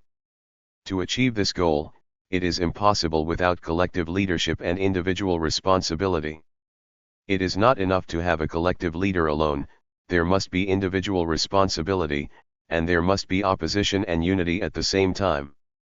Both are indispensable. Unification without individual responsibility is not enough. It is an individual responsibility system based on collective leadership. It is dangerous to only talk about collective leadership without talking about individual responsibility, or to talk about individual responsibility without talking about collective leadership. Mao Zedong also talked about the issue of celebrating great achievements. He said, it seems that it is a bad thing to enjoy great achievements. It is not honorable to criticize Emperor Wu of the Han Dynasty for his great achievements. Wooden boats are transformed into ships, carriages are transformed into cars and trains, all of which are great achievements. It is inappropriate to say indiscriminately that the great achievements are not good. Regarding learning from the Soviet Union, Mao Zedong adopted an analytical attitude. He said, there are 2 categories. One kind is based on Chinese principles, and the other kind is learned in a disciplined manner and honestly. Such as land reform, we do not learn from it, do not follow it. For example, Chen Yun did not follow some advice on finance. We also do not learn from the policies of the capitalists. All technical issues will be copied horizontally. The better ones, or the ones we don't know about at all, will be discussed later after learning from them. On February 17, we continued to listen to reports from the first, second, and third ministries of machinery industry. Mao Zedong praised the report of the Third Office of the State Council for its discussion and comparison, its summary of the past 3 years, and its vision and possibilities. When talking about vision, there are high and low comparisons. In short, it is more lively and lively. When the Second Ministry of Machinery reported that all national defense materials would be produced by ourselves in 1962, Mao Zedong said categorically, total self-sufficiency was not only impossible in 1962, but also impossible in 1967. My brain is too hot. Mao Zedong also criticized the one-sidedness of talking only about speed and not about efficiency. He said, quick, fast, good and economical must be comprehensive, and how fast should be good and economical, and based on sufficient evidence. You only talk about how fast you can do it, but not about how easy it is to save money. Who will do that? Ever since Mao Zedong concentrated on economic construction, he hoped that the time it would take for economic construction to get on track would be shorter than the time it took for the revolution to get on track. He said, "Our revolution was off track for a long time. From 1921 to 1941, before the rectification movement, we were off track for 20 years. After rectification, we got back on track. How many years will it take for construction to get on track? Should be shortened." In 1953, ministries still had no direction. The general line was proposed in 1952 but has not yet been announced. The Financial Conference Center question is the general line. After 1953, 1954, and 1955, the socialist transformation of agriculture, the transformation of handicraft industry, and the transformation of capitalist industry and commerce were not yet on track. During this period, the central government did not have much control over industry. Last year, agricultural cooperation and capitalist industrial and commercial transformation developed rapidly, which in turn promoted construction. When we engage in construction, we want to shorten the time for committing subjectivism. It seems that the 3 5-year plans may be accelerated, and the 3 5-year plans may be completed into 2 5-year plans, or even be shortened. This is possible. Finally, he said, the goal is to prepare for the 8th National Congress. It would be better to raise the industrial issue at the Central Plenary Session in May. If the agricultural issue is gone, it would be enough to formulate a high-level cooperative charter. The issue of intellectuals should be urged. The transformation of capitalist industry and commerce is not a basic issue. During these 3 months, those of us studied industrial problems. On February 19th and 20th, we listened to reports from the Construction Industry Committee and the Ministry of Construction Industry respectively. As soon as he came up, Mao Zedong asked where Wanli was from. Wanli answered, "Shandong people." Asked again, "Have you seen Water Margin and Jinping Mei?" Answer, "I haven't seen it." Mao Zedong said, "Water Margin reflects the political situation at that time, and Jinping Mei reflects the economic situation at that time. They are the ancestors of Dream of Red Mansions and must be read." The episode before the report made the atmosphere in the venue suddenly lively. When Lu Ziyufeng talked about some examples of improving labor productivity and the measures taken, Mao Zedong said, "You don't write these, just the bones. If a worker lays bricks for an increase of RMB 400 to RMB 1200, then he needs to write the price down. Every time you talk about a problem, you should always talk about examples, measures, and then results. To express opinions, there must be examples and comparisons." After the report, Bo Yubo said to Mao Zedong, "I have reported to the chairman in the past few days and solved many problems. However, on some specific issues, everyone has different views and inconsistent requirements. I hope the chairman will bring everyone together to discuss it." Mao Zedong asked Bo Yubo to focus on the issue and promised to discuss it together in a month. On February 21st, I listened to reports from the Urban Construction Bureau and the Second Ministry of Machinery. Wanli asked, "Does Beijing's long-term plan focus on large-scale industry? How much will the population grow to?" Mao Zedong said, "Beijing does not have large-scale industry now, but it does not mean that it will never do so. According to the laws of natural development and economic development, Beijing will grow to 10 million people, and Shanghai will also grow to 10 million people. In the future, when the world becomes free from war and becomes peaceful, Tianjin, Beijing, and Beijing will be connected together. Beijing is a good place and there will be many factories in the future." On February 22nd, we listened to the report of the Second Ministry of Machinery on the atomic energy industry. Mao Zedong was relatively satisfied with the reports of the past few days, saying that if we report like this, we can always produce something after repeated efforts. On February 25th, I listened to a report from the Ministry of Heavy Industry. Talking about the speed of development, Mao Zedong said, Can our country's construction exceed the speed of the Soviet Union's first 5-year plans? I think we can catch up and the industry can surpass it. China has two advantages, one is poverty, and the other is wealth and no burden at all. The United States was also white during the Washington era, so it developed very quickly.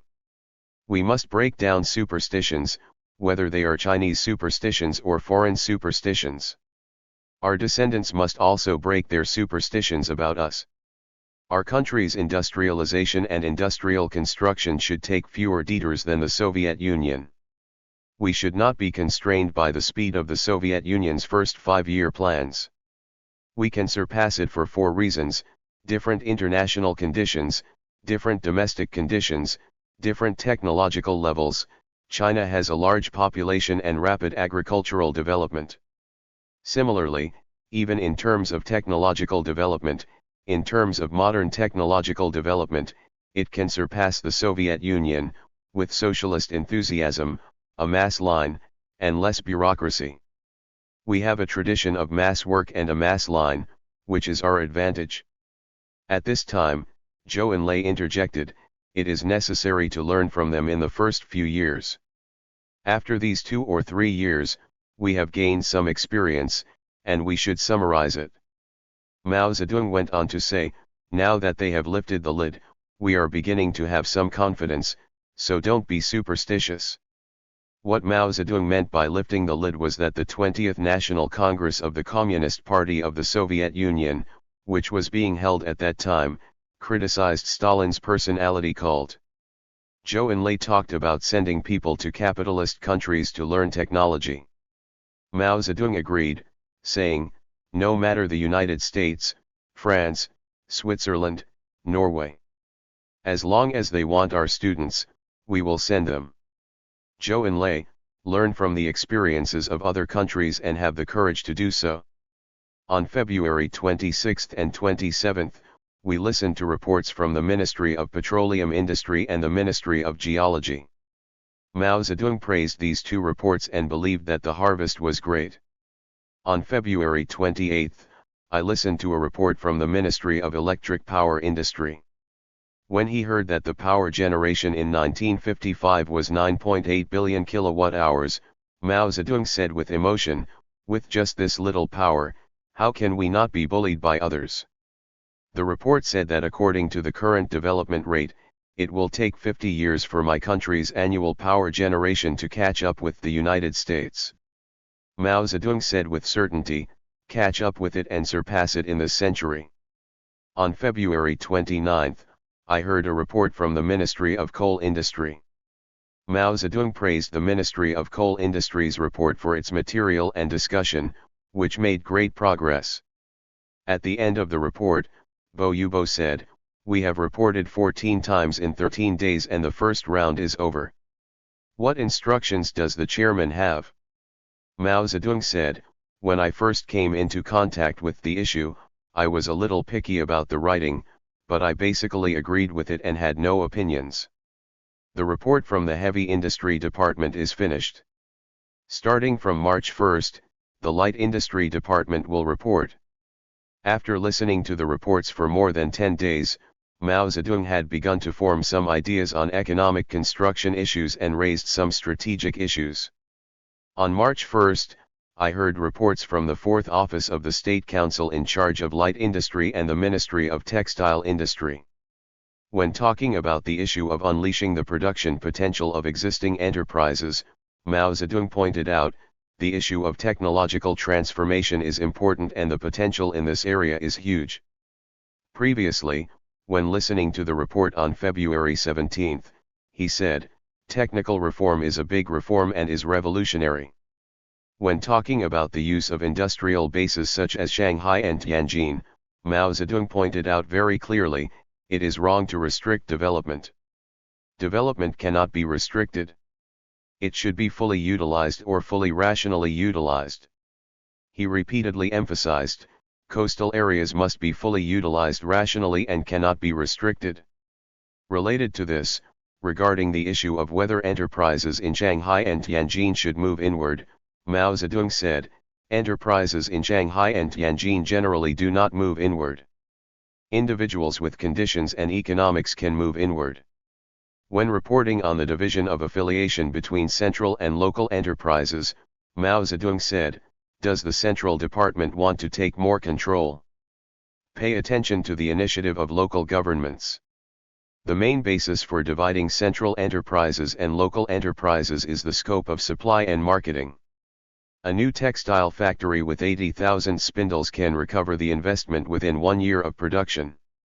This material in the report inspired Mao Zedong a lot. He affirmed, "Light industry is very important to accumulate funds for national construction. We should do as much as possible." On March 2, I listened to a report from the local Ministry of Industry. Mao Zedong first talked about how to make reports and how to write documents. He said, "Is there any way to prevent people from forgetting after hearing it? If you report it like this, you will forget it. When talking about existing problems, you must give examples and point them out. Not giving examples means it is useless and it will be difficult for others to understand. The most important thing about a document is that it should be understandable. In order to make it understandable, it doesn't matter if it is longer. Aren't we going to oppose slogans and slogans in terms of writing? It just needs to have a specific image and characters. Without a concrete image, the work has no life." I have been reporting this problem for half a month, which forced me to undergo forced training, which was worse than going to jail.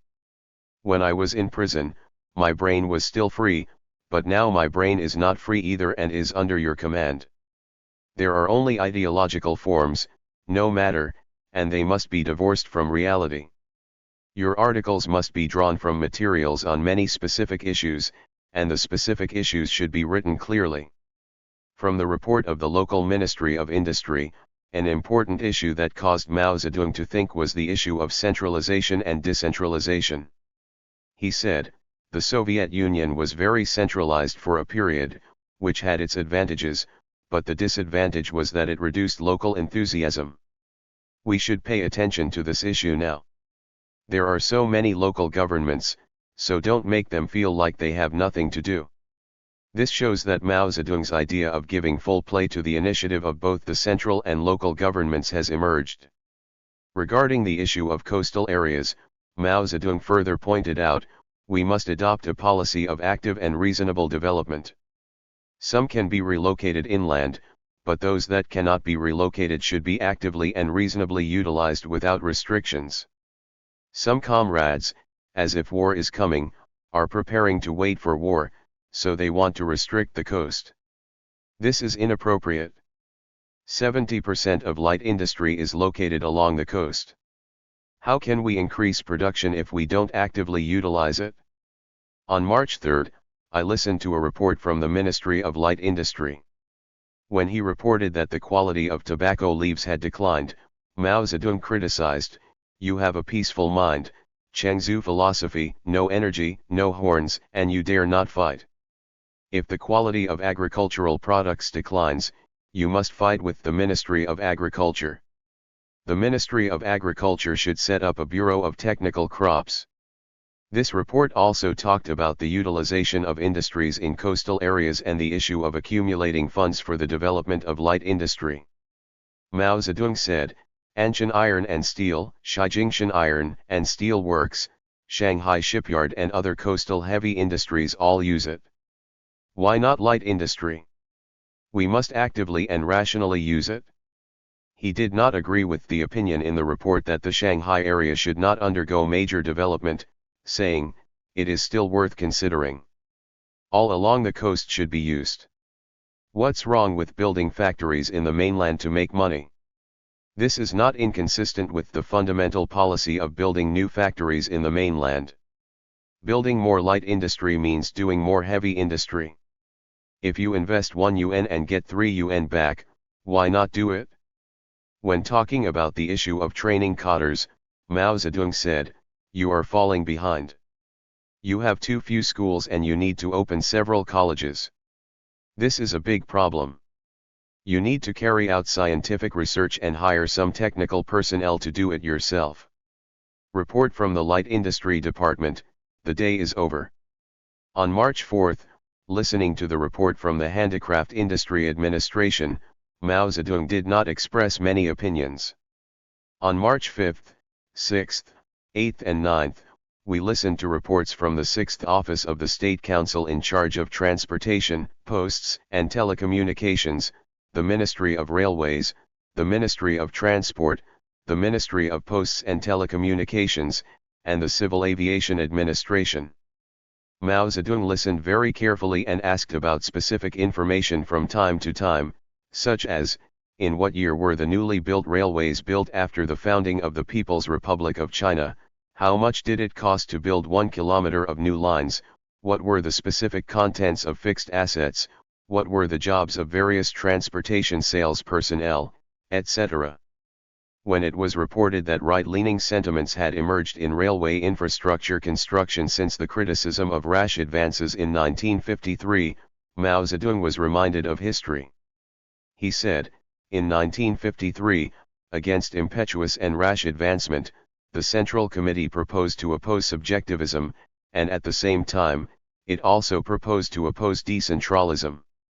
Anti-decentralism has advantages and disadvantages, while anti-subjectivism has the advantage of studying the work of various departments in depth. After many years of revolution in the past, it was only after arriving in Yan'an that we found that it was neither Chen Duxiu's right deviation nor the later left deviation, but neither left nor right deviation. This was found at a great cost. In Yan'an we also found the correct attitude towards relations outside the party, which is neither unity nor struggle. Relations within the party are no longer a merciless and cruel struggle. This is about the anti-subjectivism of the past. We wonder whether the time for committing subjectivism in construction will be shorter. After listening to the report on the basic situation of transportation, Mao Zedong said, our country's seagoing ship tonnage only accounts for less than 0.3% of the world's total tonnage, which shows that our country is too poor. Our country's terrain is relatively complete, with the sea to the east and mountains to the west. Once unified, it is difficult for imperialism to enter, and the development of shipping is of great significance. He said, transportation must be compatible with the development of industry and agriculture. Build more roads. Develop local industry and build roads, giving full play to local initiative. When talking about further reforming the joint shipping company, Mao Zedong said, implementing a redemption policy for capitalists, which Lenin wanted to do but could not do, was of no benefit to the capitalists at that time. One of the characteristics of Chinese capitalists is that many of them have business and management knowledge. Capable cadres of capitalists should be placed in leadership positions. When it comes to purging counter-revolutionaries, Mao Zedong believed that the number of counter-revolutionaries in the transportation system was too high, and warned, not too many, the real counter-revolutionaries must be eliminated, make no mistake. On March 13, we listened to the report of the 7th Office of the State Council in charge of Agriculture, Forestry, and Water Conservancy. On March 15, 16, and 18, we listened to reports from the Ministry of Agriculture, the Ministry of Water Resources, the Ministry of Forestry, and the Meteorological Bureau. From March 19 to 21, we listened to the report of the 5th Office of the State Council in charge of Finance, Trade, and Finance. On March 26 and 27, we heard reports from the Ministry of Commerce and the Ministry of Foreign Trade respectively. On April 2, 5, and 8, we listened to reports from the General Supply and Marketing Cooperative, the Food Department, and the Agricultural Products Purchasing Department respectively. From April 9 to 11, we listened to reports from the Ministry of Finance and the People's Bank of China respectively. From March 13 to April 11, no records were left of these more than 10 reports. During this period of time, Mao Zedong was also doing another important and urgent task. He is studying and thinking about the major issues related to the international communist movement arising from the 20th National Congress of the Communist Party of the Soviet Union, especially Khrushchev's secret report, and he wants to express the basic position and attitude of the Chinese Communist Party to the world. He convened many meetings of the Political Bureau and Secretariat of the Central Committee, and presided over the drafting of historical experience on the dictatorship of the proletariat. He could only listen to reports from various departments intermittently, but he insisted on listening to the last report. The reporting of 34 departments was completed, and it took 37 days. In order to increase his perceptual knowledge of industrial construction and listen to reports, Mao Zedong visited the machinery industry exhibition for 6 consecutive days from April 12 to 17. This exhibition is located in Yingtai, Zhongnanhai. The scale of the exhibition is not small, occupying almost all the bungalows in several courtyards in Yingtai. The exhibition room is old and outdated, but the exhibits are modern and represent the first-class level of China at that time. The content is very informative, eye-opening, and informative. Mao Zedong came to Yingtai every afternoon to visit, ranging from 1 or 2 hours to 3 hours at most. He looked at it very carefully. Sometimes I am not satisfied with the lecturer's explanation, so I find some relevant books and materials to study further. Starting from April 18, a new round of reporting began, with Li Fukun reporting to Mao Zedong on the second 5-year plan. Liu Shaokai, Zhou Enlai, Deng Xiaoping, and others participated. Ending on the 24th, 6 days in total. In fact, this was a continuation of Mao Zedong's systematic investigation into 34 departments. The previous stage is professional, while this stage is comprehensive, analyzing first and then synthesizing. In every report, Mao Zedong would interrupt. His understanding is deepening and developing, and he is conducting induction and theoretical generalization work. The complete thoughts of on 10 major relationships are ready to be revealed. On the first day, April 18, when Mao Zedong listened to the report, he once again emphasized the necessity of making full use of coastal industry. He said, "Many new products are produced in coastal factories, which shows that coastal industries play a great role and should be fully utilized. The old coastal factories should be appropriately expanded with less investment and quick results." He believes that the current danger is that there is too much investment in infrastructure and too much unproductive construction, which farmers cannot afford, which will inevitably hinder personal interests. He also said, it would be good if the proportion of young industrial investment increased slightly from 1956 to 1957. In short, we should learn from the Soviet Union, but we cannot copy it completely. On April 19, Mao Zedong summarized the issues in his thinking into 3 relationships. He said this: 3 relationships must be well resolved, namely, the relationship between the coast and the inland, the relationship between light industry and heavy industry, and the relationship between the individual and the collective. If you really want to build the inland, you must make full use of the coast. If you really want to build heavy industry, you must build light industry. If you really want to do a good job in collective ownership, you must do a good job in individual income. He warned, the danger now is that personal interests are ignored and there is too much infrastructure and unproductive construction. The personal income of 90% of the members should be increased every year. If you don't pay attention to personal income issues, you may make big mistakes. It is also wrong to engage in commandism and reduce side jobs in rural areas. While listening to the report this time, Mao Zedong put forward the slogan 2 long lives. He said, "Long live the Communist Party, and long live the democratic parties. They can look at us, and this is also a kind of democracy." The Communist Party has 2 fears, one is the common people, and the other is the Democrats.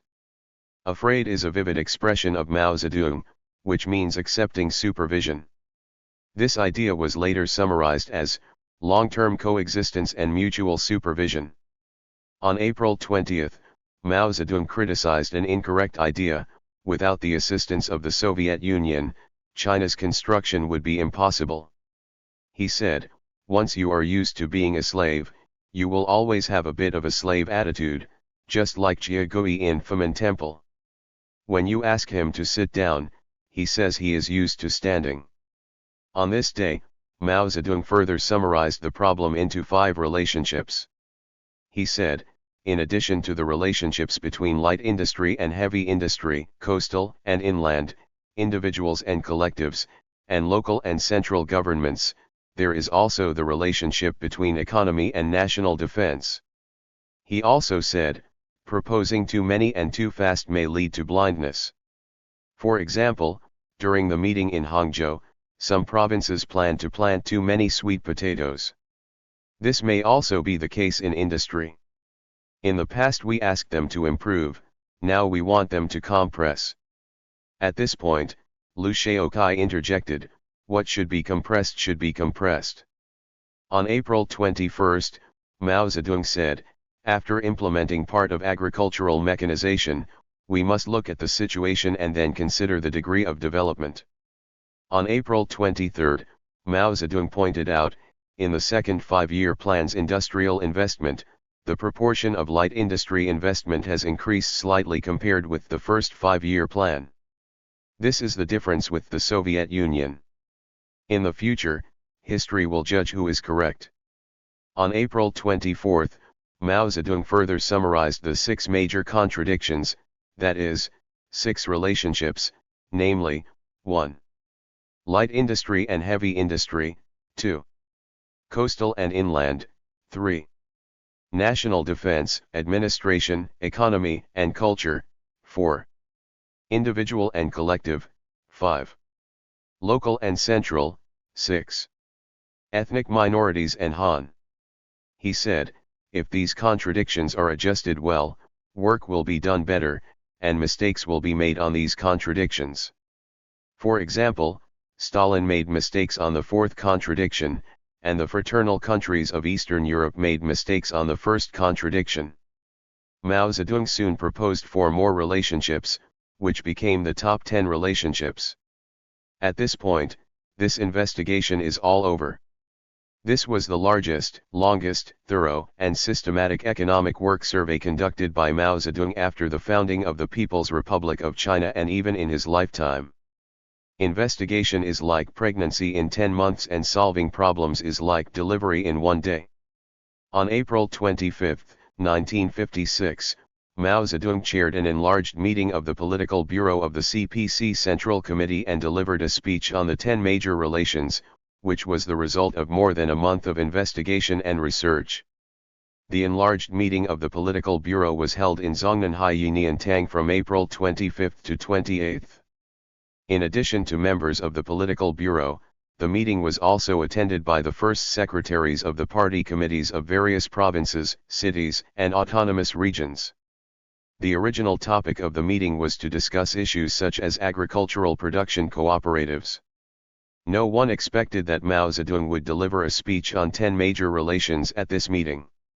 After he spoke, the meeting focused on this speech. It can be said that taking Soviet Union as a mirror and following China's own path according to China's conditions is the basic idea that runs through on 10 major relationships. When Mao Zedong was listening to reports from 34 economic departments, the 20th National Congress of the Communist Party of the Soviet Union was held. The 20th National Congress of the Communist Party of the Soviet Union criticized Stalin's mistakes and exposed some shortcomings and mistakes in the Soviet Union's construction of socialism. These were undoubtedly very important to Mao Zedong, who was thinking about how to build socialism in China. As he said, it is particularly noteworthy that the Soviet Union has recently exposed some of their shortcomings and mistakes in the process of building socialism. Do you still want to take the detours they took? In the past, we took some detours based on their experience and lessons, and of course we must take warning now. The basic point of the 10 major relations is to compare with the Soviet Union. In addition to the Soviet method, is it possible to find other ways to do it faster and better than the Soviet Union and Eastern European countries? On 10 major relations focuses on economic issues, but also includes some major issues in national political life that are closely related to economic construction.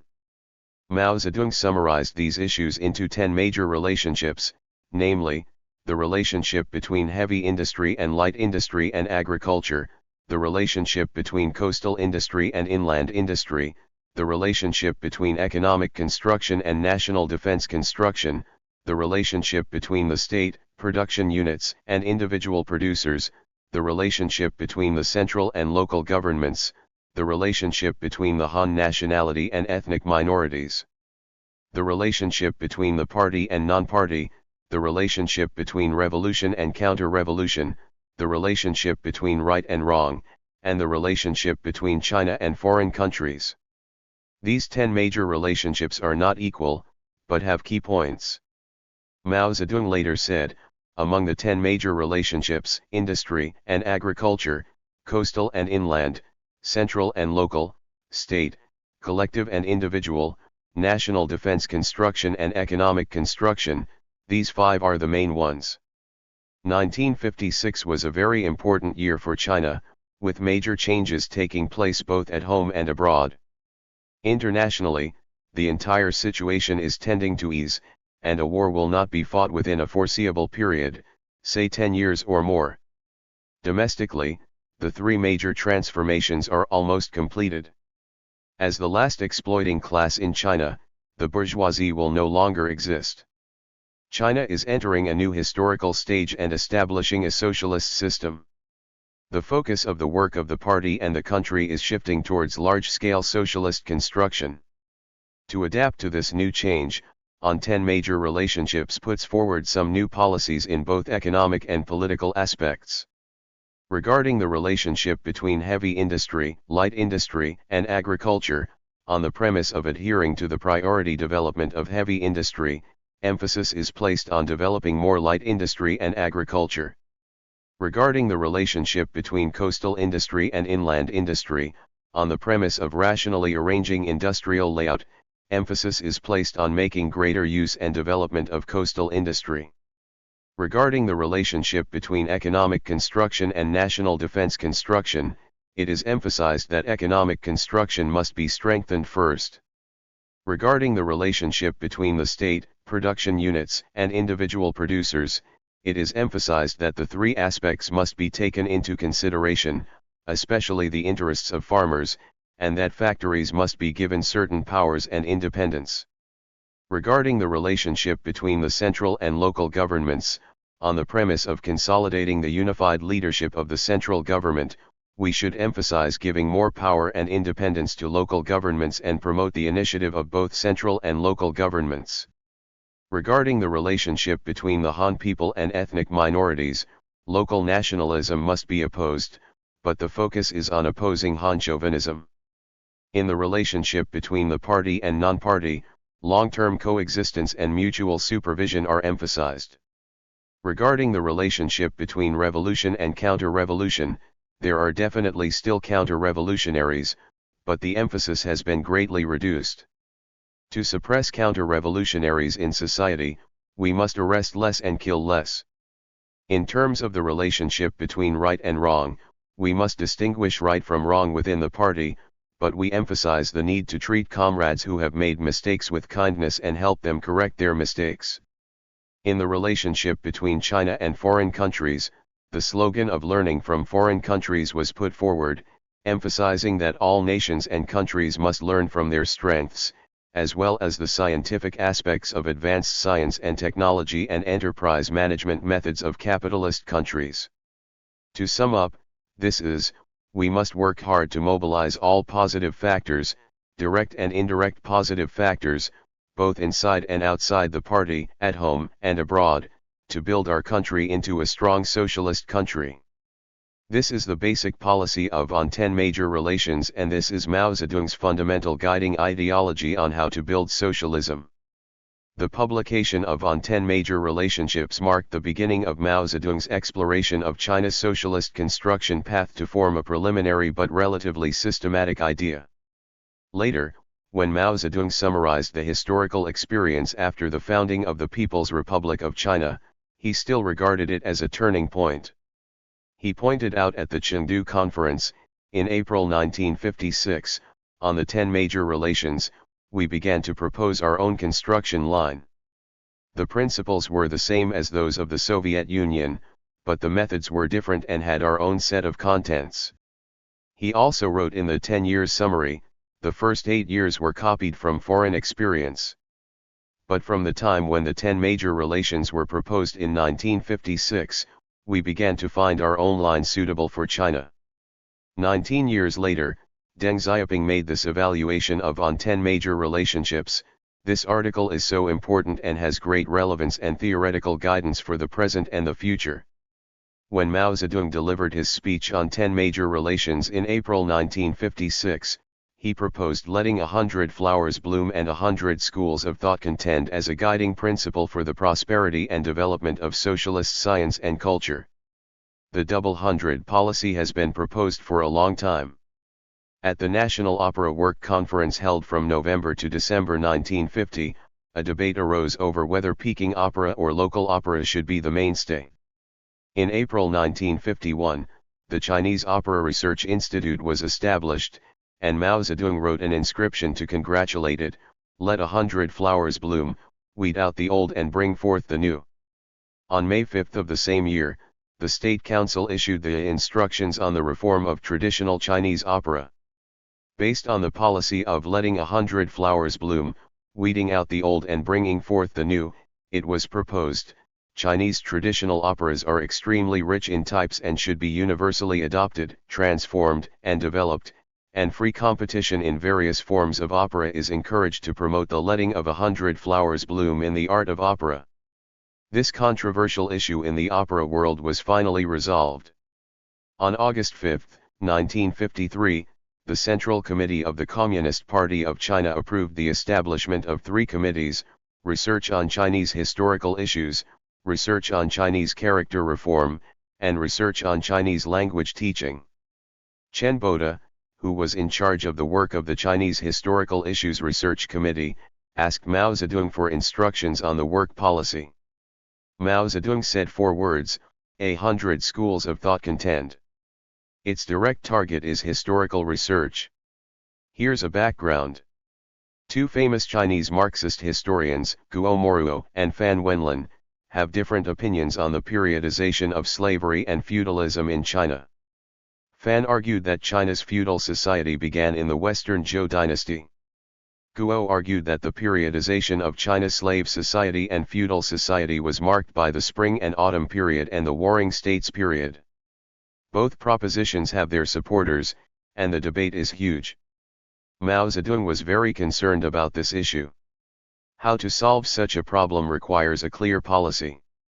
This is the reason why 100 schools of thought contend was first raised from the perspective of historical issues rather than from other aspects. From then on, 100 schools of thought contend became the guiding principle for the entire scientific work.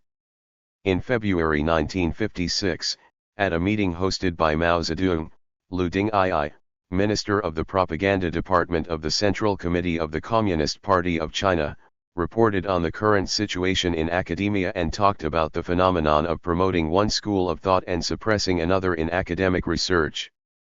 At this meeting, it was decided to implement the policy of 100 schools of thought contend in scientific work.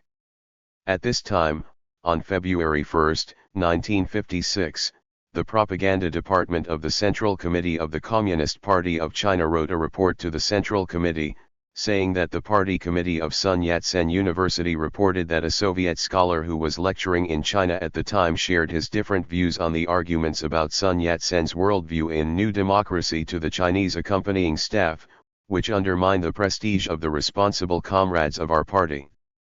The Propaganda Department of the Central Committee of the Communist Party of China asked the Central Committee for instructions whether it was necessary to report it to the relevant parties of the Soviet Communist Party.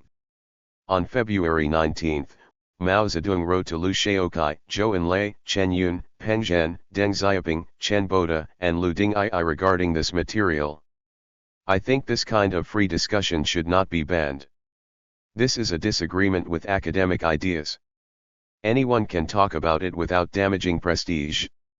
Therefore, do not talk to Eugene about this matter. If there are different opinions on such academic issues and any leader in the country, it should not be banned. If it is attempted to ban it, it is completely wrong.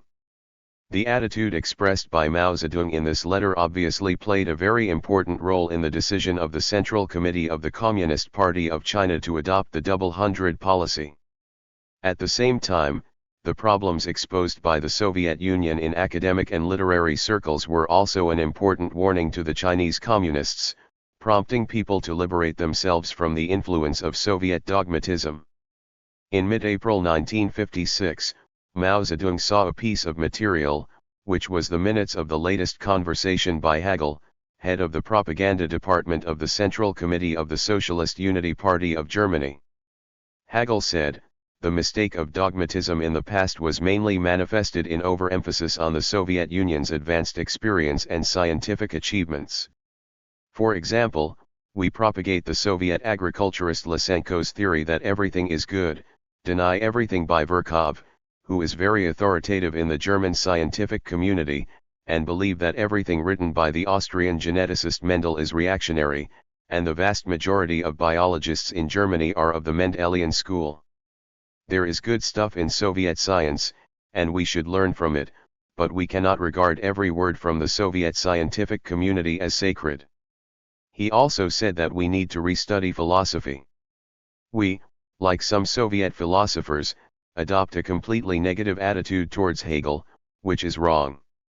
Mao Zedong naturally thought of China and felt that this issue was very important. On April 18, he approved it to Zhang Jishun, Deputy Director of the Propaganda Department of the Central Committee of the Communist Party of China. This matter is worth noting. Please discuss this issue with the Propaganda Department of the Central Committee of the Communist Party of China. During the discussion, responsible comrades from the Academy of Sciences and other relevant agencies were invited to participate. Comrade Liu Dingyi came back and gave him this matter to read. Mao Zedong also asked the Central Propaganda Department to study the dogmatic attitude towards Soviet science in scientific research and academic research. After the founding of the People's Republic of China, China was very backward in terms of natural sciences, philosophy, and social sciences. In order to change the situation, China hired a large number of expert consultants from the Soviet Union and translated many Soviet books on natural science, philosophy, and social science. China's scientific and academic circles also set off an upsurge in learning from Soviet experts, and sent batch after batch of young scholars to study in the Soviet Union. This was necessary at the time, but it also brought about the problem of copying Soviet dogmatism.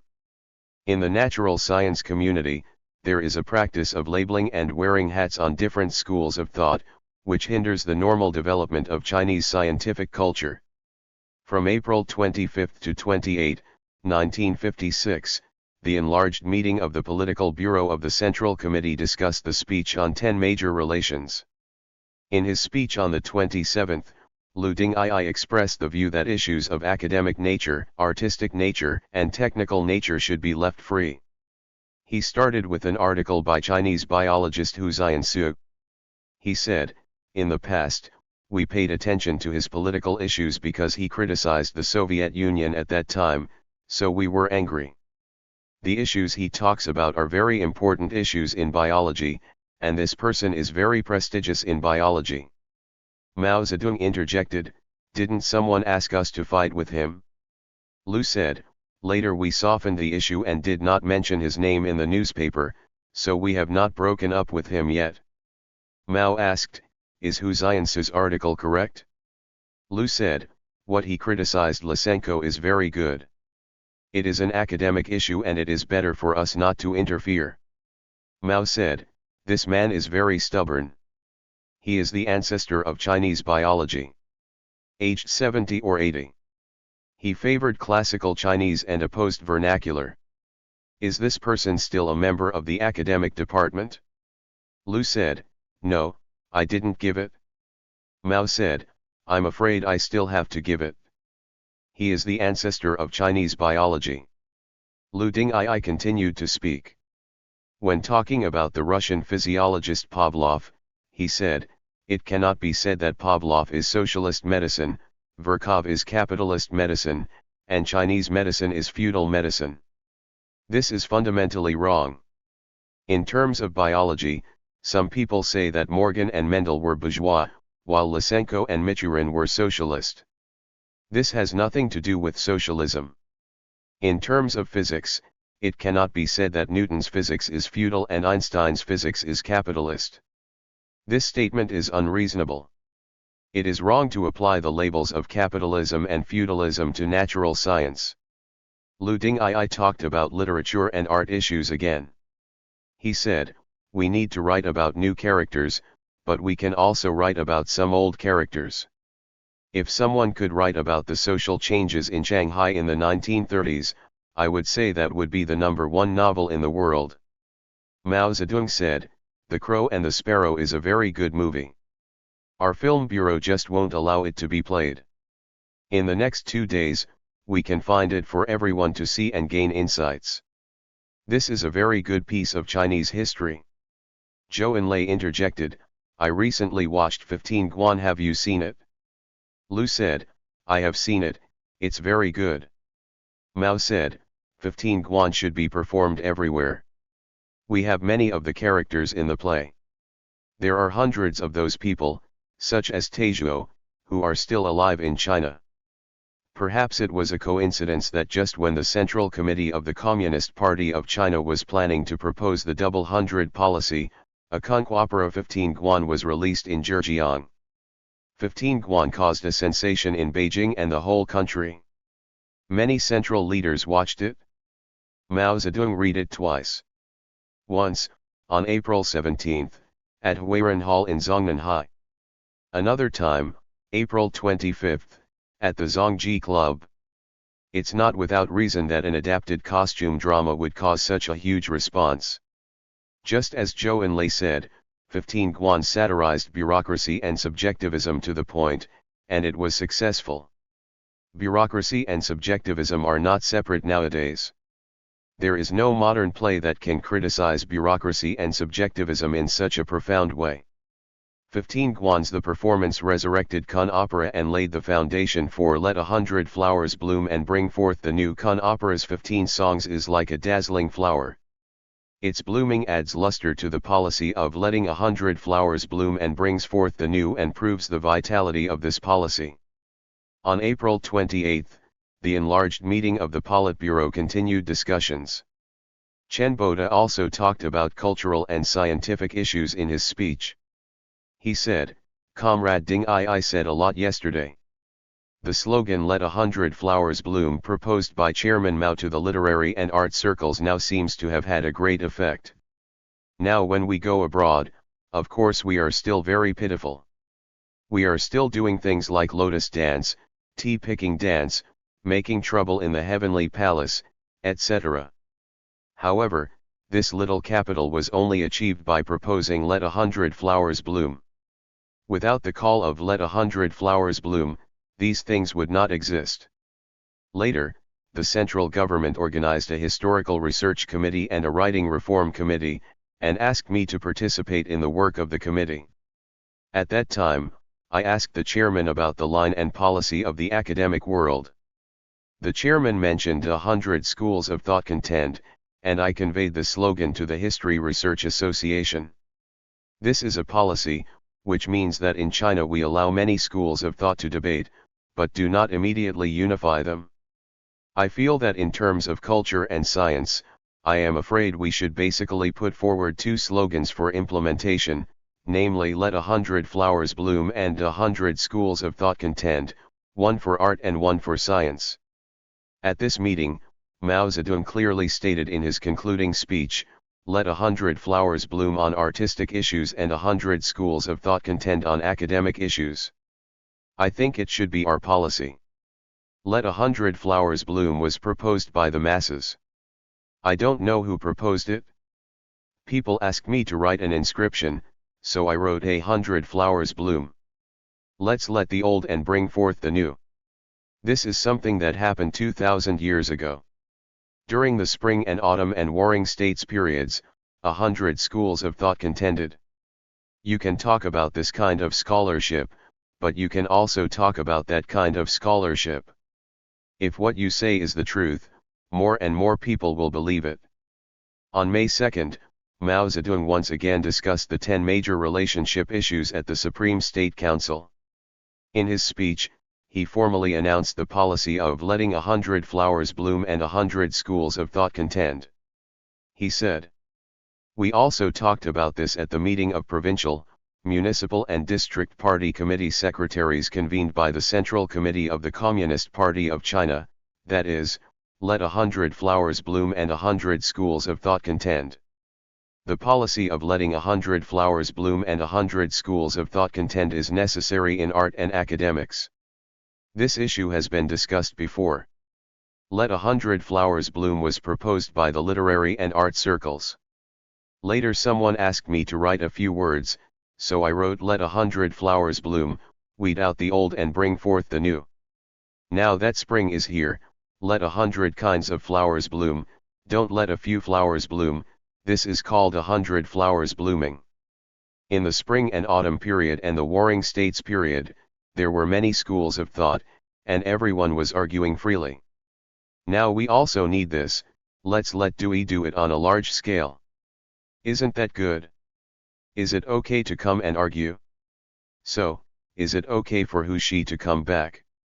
As long as he comes back after we have criticized him, we can't criticize him. The criticism is over. This is the people's democratic dictatorship. Shouldn't Hong Kong newspapers and Taiwanese newspapers be allowed to be published? Within the scope of the Constitution of the People's Republic of China, let them talk about whether they are right or wrong. Lysenko and non-Lysenko, we can't figure it out. There are so many schools of thought in the natural sciences. Let them talk about various opinions in publications and newspapers. Spring has come now. Indeed, as soon as the 100 policy was proposed, it immediately aroused strong repercussions in the intellectual circles. As an eyewitness, the famous biologist Tan Jiachen is still excited when recalling this period of history more than 40 years later. He said, "The first time I met Chairman Mao Zedong was during the Central Propaganda Work Conference in March 1957, shortly after the Qingdao Genetics Symposium. The background of these two meetings was to implement the policy of letting 100 flowers bloom and 100 schools of thought contend proposed by Chairman Mao Zedong himself. I attended both meetings. I actively support the 100 policy. This is not only because the 100 policy itself means encouraging people to express their views and opinions equally on issues such as academic and artistic creation, and allowing different academic thoughts and different academic schools to exist and develop at the same time. More importantly, it will also mobilize the broad masses of intellectuals in a fundamental sense. Enthusiasm to join the cause of socialism. Regarding myself and the genetics career I am engaged in, the proposal of the 100 policy is actually a fundamental support for China's genetics career, which was in danger and on the verge of death at that time. Under the huge political pressure of the 100's policy, the convening of the Qingdao Genetics Symposium, and Chairman Mao Zedong's personal attention, it was like dew after a long drought, which is a great support that I will never forget in my life. On April 29, 1957, Guangming Daily published the article discussing the contention of 100 schools of thought from genetics by Li Ruqi, a professor at Peking University. After reading this article, Mao Zedong suggested that the People's Daily reprint it, retitled the article The Only Way to Develop Science, and wrote an editor's note on behalf of the People's Daily. The note said, "This article was published in Guangming Daily on April 29. We have changed the original title to a subtitle and replaced the author with a positive title to express our approval of this article. We welcome thorough criticism of errors, and at the same time put forward appropriate constructive opinions. The proposal of the 100 policy is like a mirror. It reflects the image of a country with political stability, economic development, and people's unity. It reflects the requirements of the times for the prosperity of literature and art and the development of science. It also reflects the confidence of Mao Zedong and the Central Committee of the Communist Party of China. The purpose of the double hundred policy is exactly the same as that of on 10 major relations, which is to mobilize all positive factors to serve the people and socialism. If on 10 major relationships puts forward new guidelines in the economic and political aspects under new historical conditions, then the double hundred policy puts forward new guidelines in the cultural aspects under new historical conditions. While listening to reports from 34 departments and focusing on studying domestic socialist construction issues, Mao Zedong paid great attention to the convening of the 20th National Congress of the Communist Party of the Soviet Union and presided over the drafting of the article on the historical experience of the dictatorship of the proletariat. In the process, it triggered his further thinking on China's socialist construction path. The 20th Congress of the Communist Party of the Soviet Union was held in Moscow from February 14 to 25, 1956. This was the first national congress of the CPSU held after the death of Stalin. Most communist parties around the world sent representatives to attend the meeting. The Communist Party of China also sent a CCP delegation composed of Zhu De, Deng Xiaoping, Tan Zhenlin, Wang Jiaxiang and the new ambassador to the Soviet Union Liu Xiao. One of the most important contents of the conference was the exposure and criticism of Stalin's personality cult. At the meeting, Mikoyan was the first person to come out to criticize Stalin's mistakes. In their speeches, some other leaders of the Central Committee of the Communist Party of the Soviet Union also expressed their opposition to the personality cult to varying degrees. From the night of February 24 to the morning of February 25, Khrushchev suddenly summoned representatives of the Soviet Communist Party to attend the meeting and gave a secret report that lasted 4.5 hours, titled On the Cult of Personality and Its Consequences. Subsequently, it was communicated step by step within the Soviet Union. The report said that Stalin made a series of serious mistakes, including violating the principle of democratic centralism and establishing a personality cult, expanding the purge of counter-revolutionaries, losing vigilance to the German offensive on the eve of the anti-fascist patriotic war, mishandling domestic ethnic issues, and wrong attitudes towards the Yugoslav issue, etc., and carried out concentrated exposure and criticism. These revelations and criticisms touched on the deep-seated problems in the political life of the Soviet Party and state since the 1930s.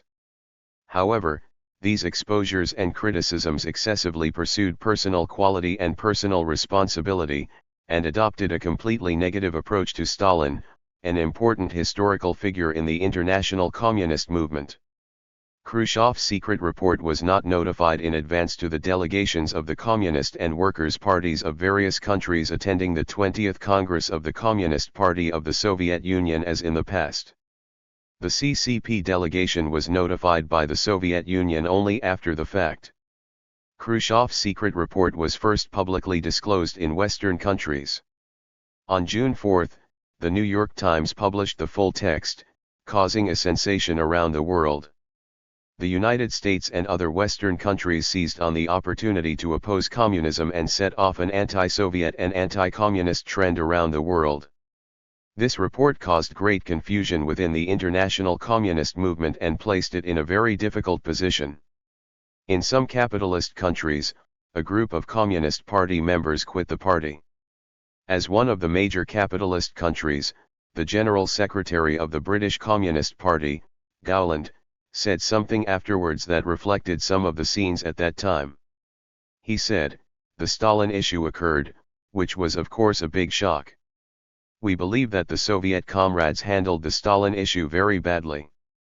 This was originally a difficult and complicated issue, but the result of the handling has caused the greatest difficulty. Various revisionist ideas in our party have been vented, and one of them believes that our party has no future. Most of our party members are firm, but we have lost 7,000 party members." Stalin died on March 5, 1953. Shortly after his death, the Soviet Communist Party's evaluation of Stalin began to change. On April 28, 1954, Mao Zedong saw a material that Zhang Wenquan, the Chinese ambassador to the Soviet Union, had submitted to the Central Committee a month earlier, titled Changes in the Reference to Stalin in Soviet Propaganda. This material points out, over the past year, there have been some changes in the references to Stalin in Soviet propaganda. There were some signs of this change in April last year, and it became very obvious after July last year. This change is mainly reflected in two issues. First, in the past, Stalin's achievements were overestimated and there was some tendency to worship personality.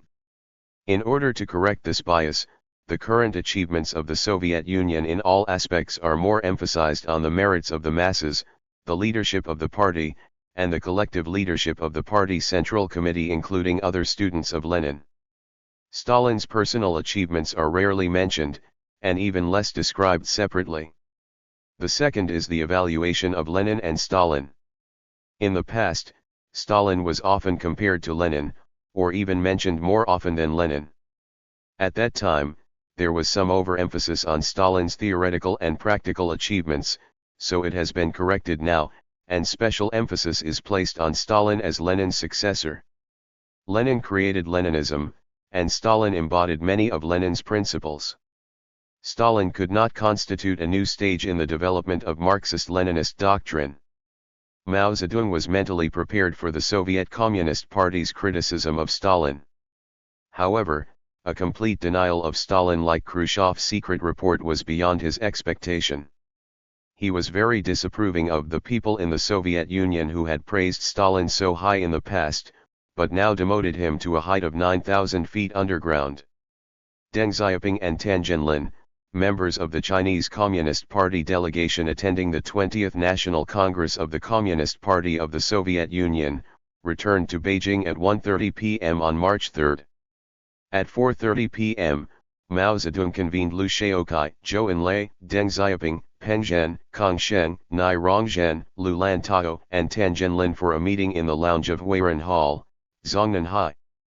Deng Xiaoping made a report on his participation in the 20th National Congress of the Communist Party of the Soviet Union. At 8 p.m. on March 12, Mao Zedong presided over an enlarged meeting of the Political Bureau of the CPC Central Committee in the Yiniantang to discuss the issue of the 20th Congress of the Communist Party of the Soviet Union. The meeting lasted until 1 a.m. the next day. After the meeting, Mao Zedong stayed with Liu Shaokai, Zhou Enlai, Chen Yun, Deng Xiaoping, Peng Zhen, Kang Sheng, and Yang Shankan to continue discussions until 2 o'clock in the morning. Mao Zedong spoke at the meeting. He said, "Our party has had reservations about the 20th Congress of the Communist Party of the Soviet Union from the very beginning." People's Daily published two editorials. The first article was written based on Khrushchev's public report at the beginning of the conference. At that time, we did not know that he would turn against Stalin and support him considering the overall situation. However, the editorial only talked about the issues of peaceful coexistence and peaceful competition, not the issue of peaceful transition, because we have different opinions on this issue. On the second day after the 20th National Congress of the Communist Party of the Soviet Union, the Central Committee received a telegram from the delegation reporting that Khrushchev was rebelling against Stalin. However, because he did not understand the details, it was difficult to express his opinion hastily. Therefore, in the second editorial, we adopt Wang Gu's policy of talking about their sixth five-year plan and express our support in general terms. Mao Zedong said, "Khrushchev's secret report deserves careful study, especially the issues involved in this report and its impact on the world. Now the whole world is talking about it, and we should talk about it too. Now it seems that at least 2 points can be pointed out, one is that the lid has been lifted, and the other is that a leak has been poked. To say that it lifted the lid means that this secret report showed that the Soviet Union, the Communist Party of the Soviet Union, and Stalin were not all correct, and this dispelled superstition. To say that it revealed a loophole is to say that the secret report made by Khrushchev contained serious errors both in content and method. Whether this is the case, everyone can study it."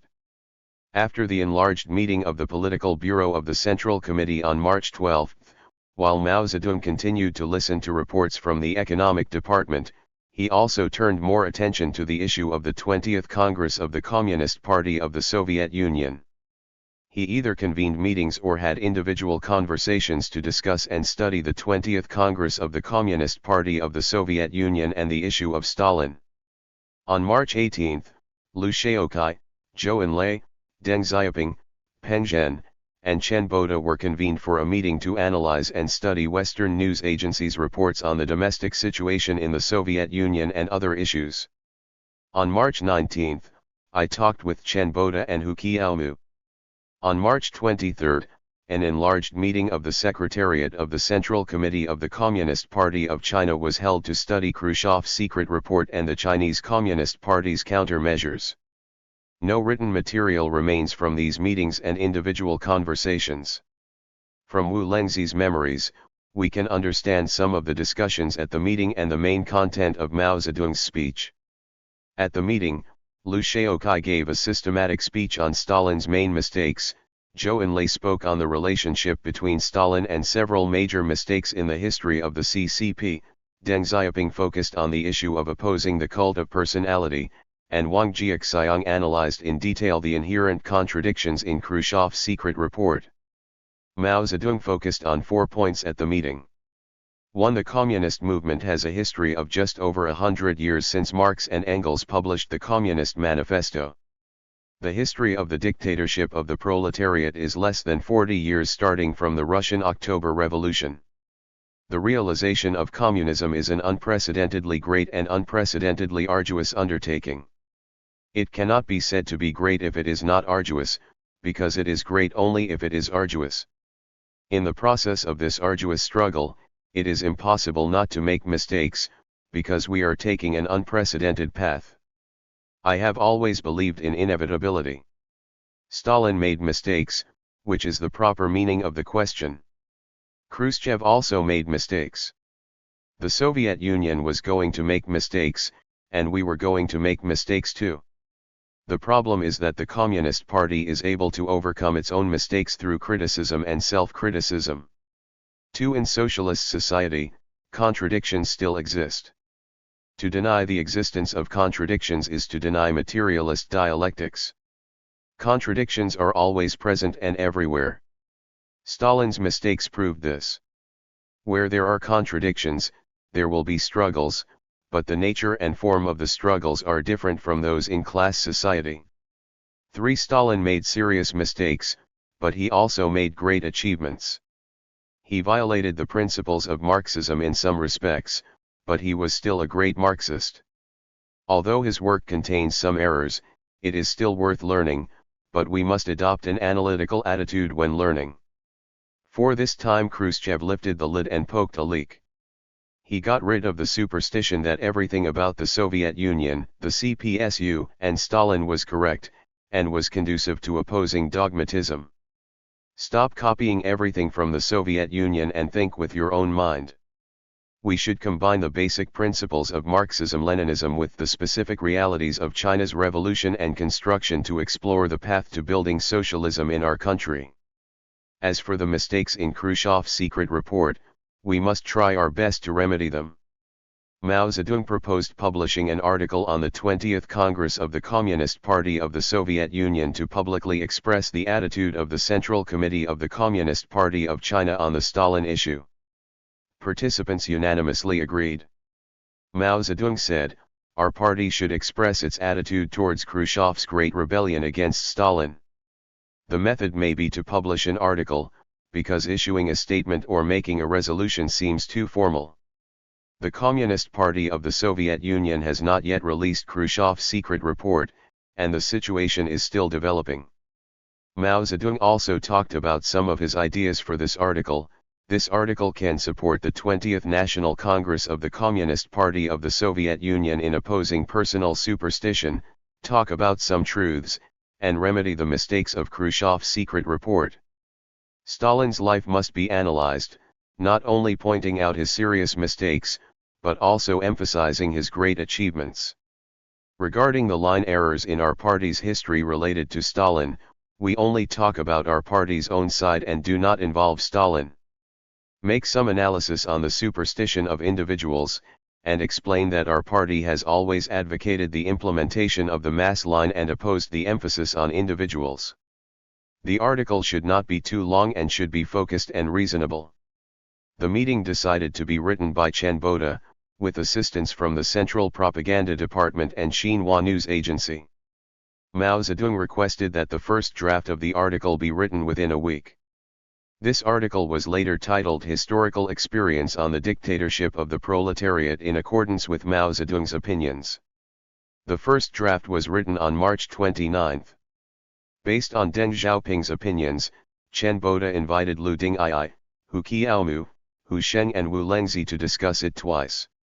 After further revisions, it was sent to Mao Zedong and other central leaders on April 1.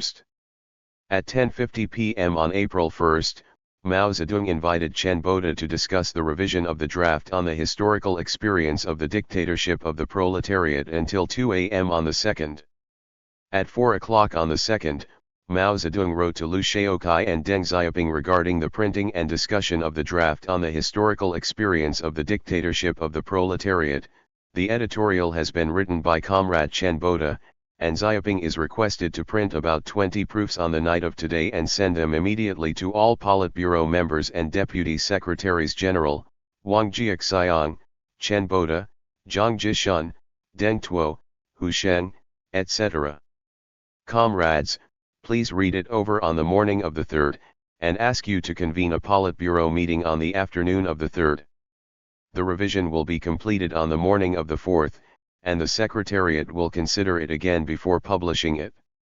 At present, this editorial will be enough. On the historical experience of the dictatorship of the proletariat was originally intended to be published as an editorial in the People's Daily. When Mao Zedong revised it again on April 4, it was changed to a People's Daily editorial article, with a note under the title. This article was written by the People's Daily editorial department based on discussions at the enlarged meeting of the Political Bureau of the Central Committee of the Communist Party of China. On April 3, Liu Shaokai presided over an enlarged meeting of the Political Bureau of the Central Committee in the conference room of the West Building of Zongnanhai to discuss the draft on the historical experience of the dictatorship of the proletariat. That evening, Mao Zedong summoned Liu Shaokai, Zhou Enlai, Deng Xiaoping, Peng Zhen, Chen Boda, Hu Qiaomu and Hu Sheng to discuss revisions. At noon on April 4, Mao Zedong convened a meeting again to discuss revisions. In addition to the above 7 people, there were also Tian Jiaying, Wu Lengzi and others who attended the meeting. From April 1 to 4, Mao Zedong personally revised historical experience on the dictatorship of the proletariat and added many important contents. There are currently preserved drafts of the process that were revised by Mao Zedong 7 times. As a very influential figure in the international communist movement, Stalin has always been a great and noble image in the minds of many people for a long time. As the world's first socialist country, the Soviet Union has always been a longed-for place for revolutionary people all over the world. Once Khrushchev's secret report came out, how would you evaluate Stalin? Why did Stalin make such a big mistake? What attitude should be adopted towards the mistakes that occurred in the communist movement? This series of questions is before all people who believe in and sympathize with communism. They urgently need a correct and convincing answer. The People's Daily editorial article drafted by Mao Zedong answered these questions from the perspective of summarizing the historical experience of the dictatorship of the proletariat. Correctly evaluating Stalin's merits and demerits and treating the major mistakes of communist leaders realistically are the core content of historical experience on the dictatorship of the proletariat, and this is where Mao Zedong put the most effort into revising this article. When it comes to Stalin, Mao Zedong's mood is complicated.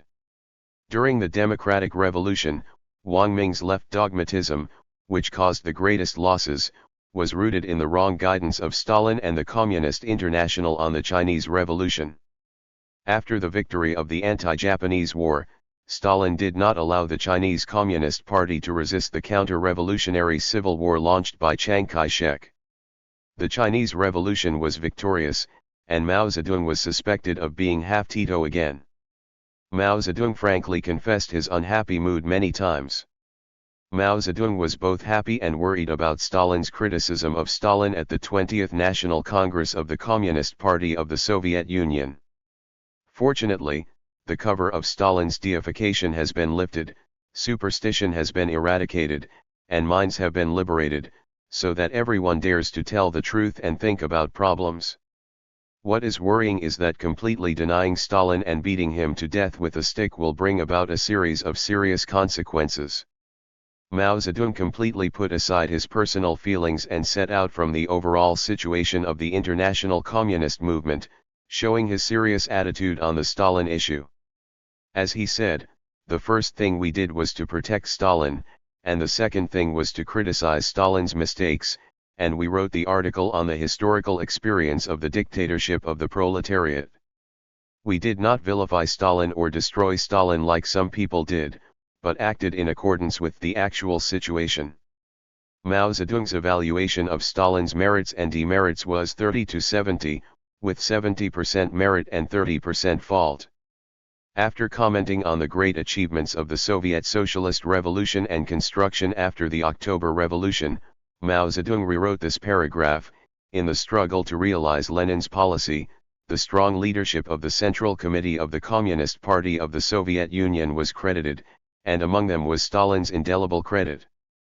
After Lenin's death, Stalin, as the main leader of the party and the country, creatively applied and developed Marxism-Leninism.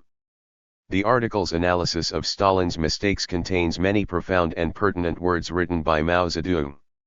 He wrote, in the later period of his life, Stalin fell deeper and deeper into admiring the cult of personality, violating the party's democratic centralism and the system of combining collective leadership and personal responsibility.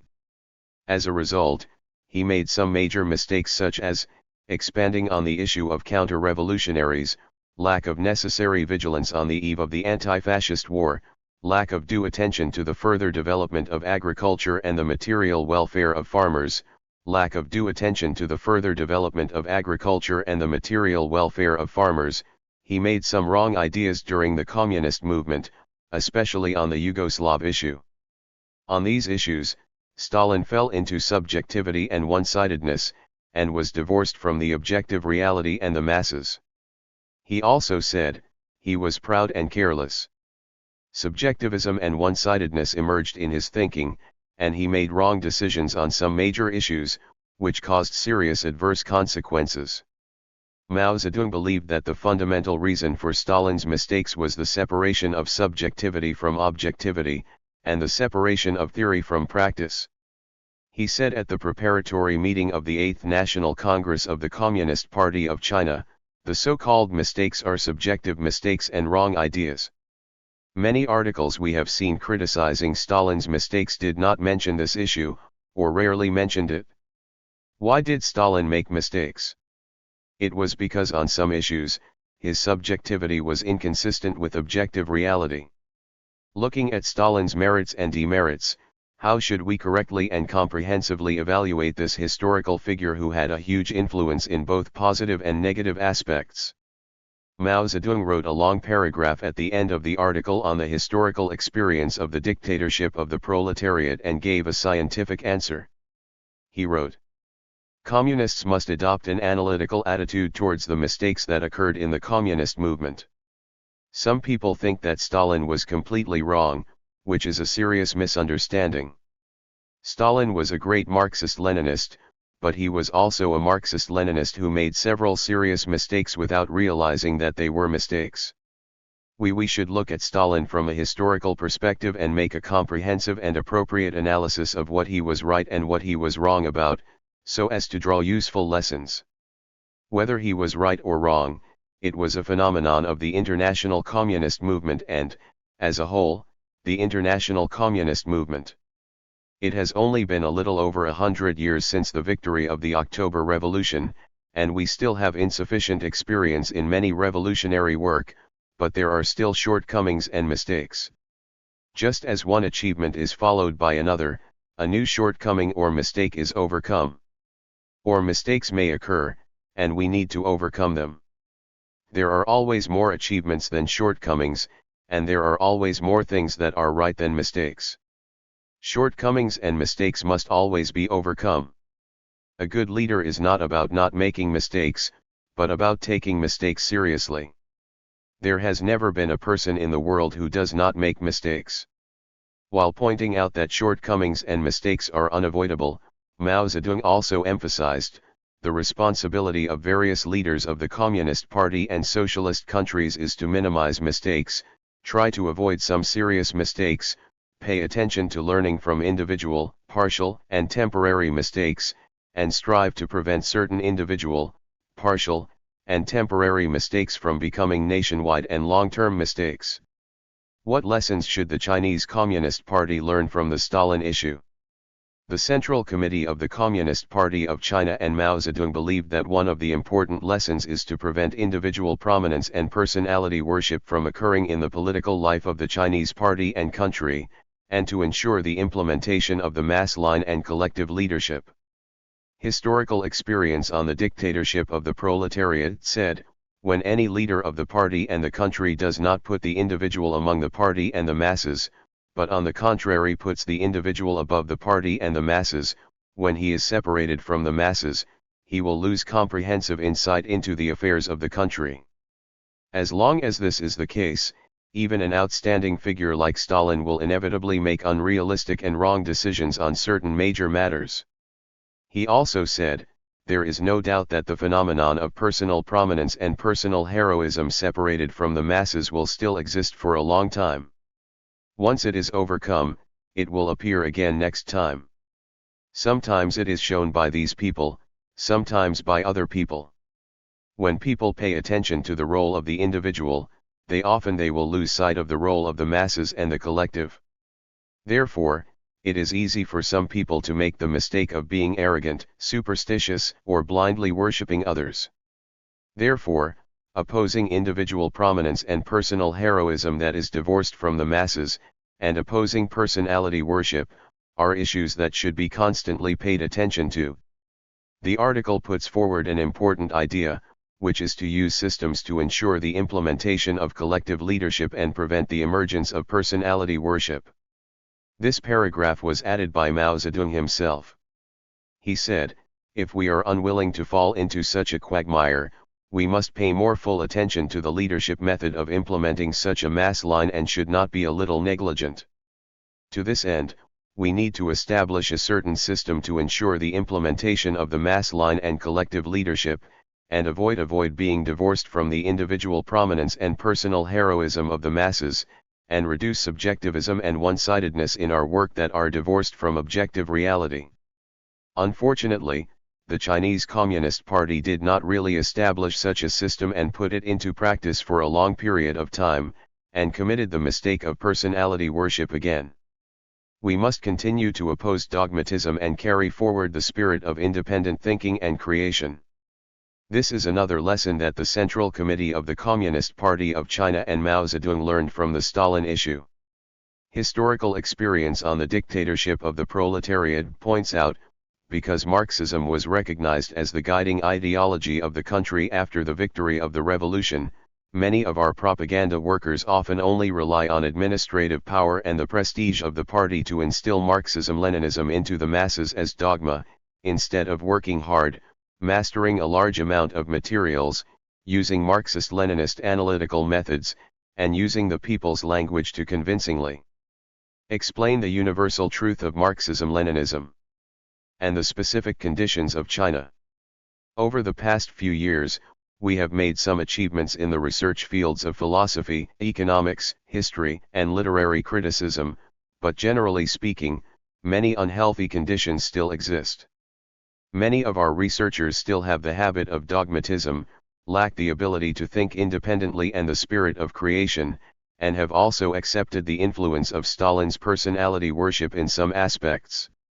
Mao Zedong criticized Stalin's mistakes, summarized the experience and lessons of the Soviet Union, elicited his theoretical thinking on the contradictions in socialist society, broke the traditional concept that socialist society only has differences and no contradictions, and preliminarily discussed the contradictions in socialist society.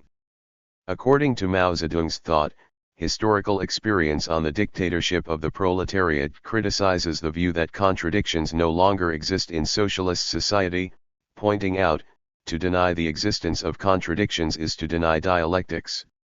The development of socialist society is also carried out in the contradiction between productive forces and production relations. Otherwise, social development will stop and it will be impossible for society to move forward. Human beings are still in their youth. The road that humanity will take in the future will be many times longer than the road it has taken in the past.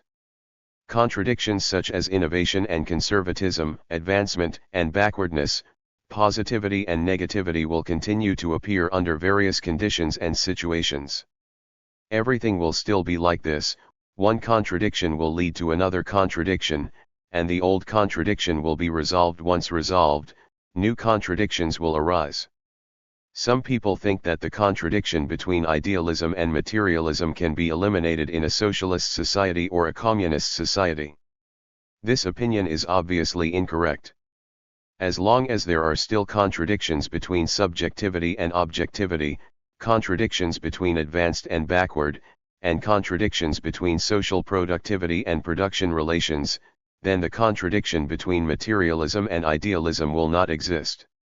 Contradictions will still exist in socialist society and communist society, and will be expressed in various forms.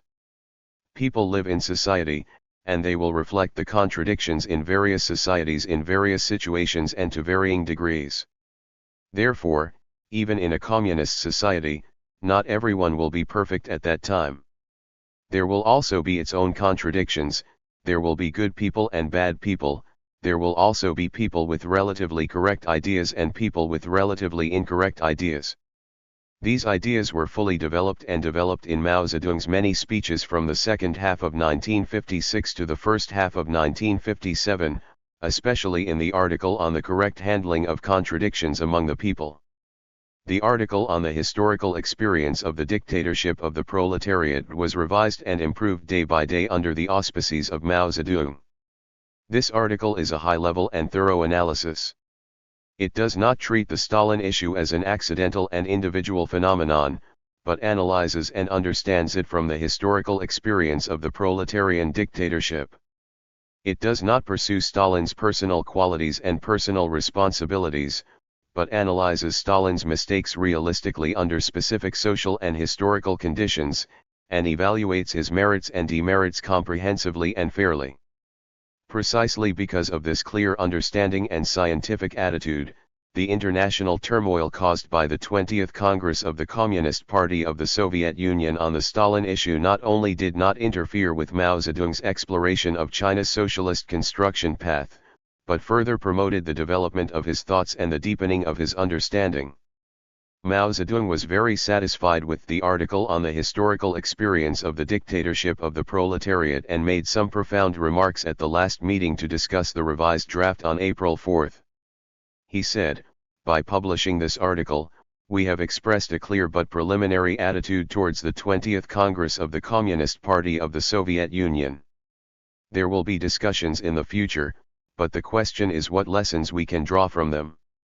The most important thing is to think independently and combine the basic principles of Marxism-Leninism with the specific realities of China's revolution and construction.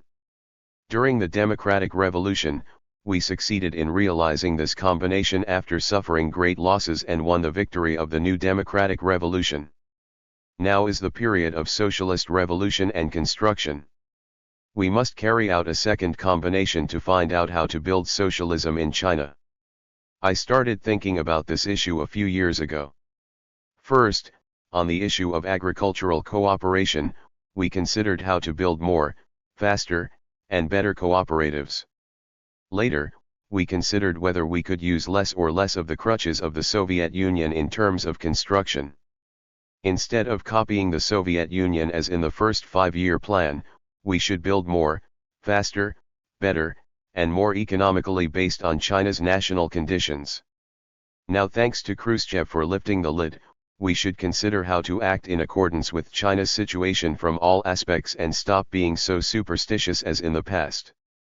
In fact, we were not completely superstitious in the past and had our own originality. Now it is even more important to work hard to find a specific path for China to build socialism. Think independently and combine the basic principles of Marxism-Leninism with the specific realities of China's revolution and construction, and act according to China's conditions and stop being superstitious as in the past. These are the basic spirits that run through on the 10 major relationships. In the process of guiding the drafting of On the Historical Experience of the Dictatorship of the Proletariat, many important ideas proposed by Mao Zedong were absorbed into On the 10 Major Relations. On the 10 Major Relations summarizes China's construction experience, while On the Historical Experience of the Proletarian Dictatorship summarizes international experience, making ideological and theoretical preparations for the convening of the 8th National Congress of the Communist Party of China. 14 On the 10 Major Relationships to the 8th Congress. September 15, 1956, is a day worth remembering. At 2 o'clock in the afternoon on this day, the 8th National Congress of the Communist Party of China grandly opened in the auditorium of the National Committee of the Chinese People's Political Consultative Conference. There were 1,021 delegates attending the meeting, representing 10.7 million party members. When the Communist Party of China held its first National Congress, there were only 12 representatives and dozens of party members. Today, 35 years later, the Communist Party of China has become the ruling party leading a country with a population of 600 million.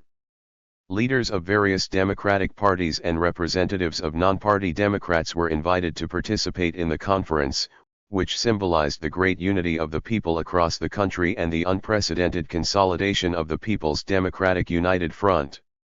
Communist parties and workers' parties from more than 50 countries, including the Soviet Union, Yugoslavia, France, and Italy, also sent delegations to attend the meeting, which showed that the Communist Party of China has become a force with significant influence in the international communist movement. Amid warm applause, Mao Zedong announced the opening of the 8th National Congress of the Communist Party of China and delivered an opening speech. In his opening speech, Mao Zedong made it clear, the task of our Congress is to summarize the experience since the 7th Congress, unite the whole party, unite all forces at home and abroad that can be united, and strive to build a great socialist China. Mao Zedong emphasized, it is the consistent ideological principle of our party to closely link the theory of Marxism-Leninism with the practice of the Chinese Revolution. Among many of our comrades, there are still views and styles that violate Marxism-Leninism, namely, ideological subjectivism, officialdom in work bureaucracy and organizational sectarianism. These views and styles are divorced from the masses and reality, and are not conducive to unity within and outside the party. They hinder the progress of our cause and the progress of our comrades.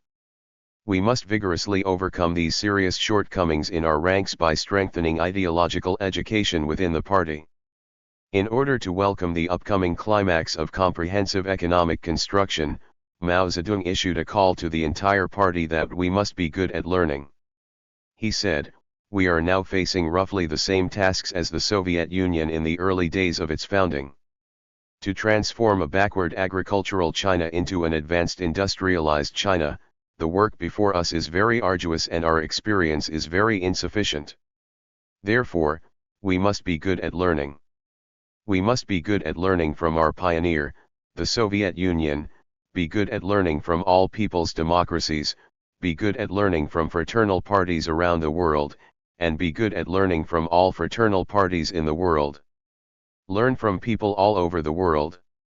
We must not have an arrogant great power attitude, and we must not be arrogant because of the victory of the revolution and some achievements in construction. Every country, no matter how big or small, has its own strengths and weaknesses. Even if our work has achieved extremely great results, there is no reason to be proud of it. Humility makes people progress, and pride makes people fall behind. We should always remember this truth. Mao Zedong's opening speech totaled less than 3,000 words, and he was applauded 32 times. The entire venue was filled with a warm and exciting atmosphere. It is generally felt that a new period of peace building in Chinese history has arrived. In order to convene the 8th National Congress of the Communist Party of China, the Central Committee of the Communist Party of China, under the chairmanship of Mao Zedong, made full and careful preparations for a long time. At the National Party Congress in March 1955, Mao Zedong announced on behalf of the Central Committee of the Communist Party of China the decision to convene the 8th National Congress in the second half of 1956. As soon as the meeting ended, preparations for the 8th National Congress began. A month later, on April 21, Deng Xiaoping sent two lists to Mao Zedong. One is the list of the committee drafting the political report of the 8th National Congress, and the other is the list of the committee drafting the report on amending the party constitution and amending the party constitution. Mao Zedong quickly issued instructions and submitted them to the Politburo meeting for discussion. On May 12, the Political Bureau meeting of the Central Committee approved these two lists.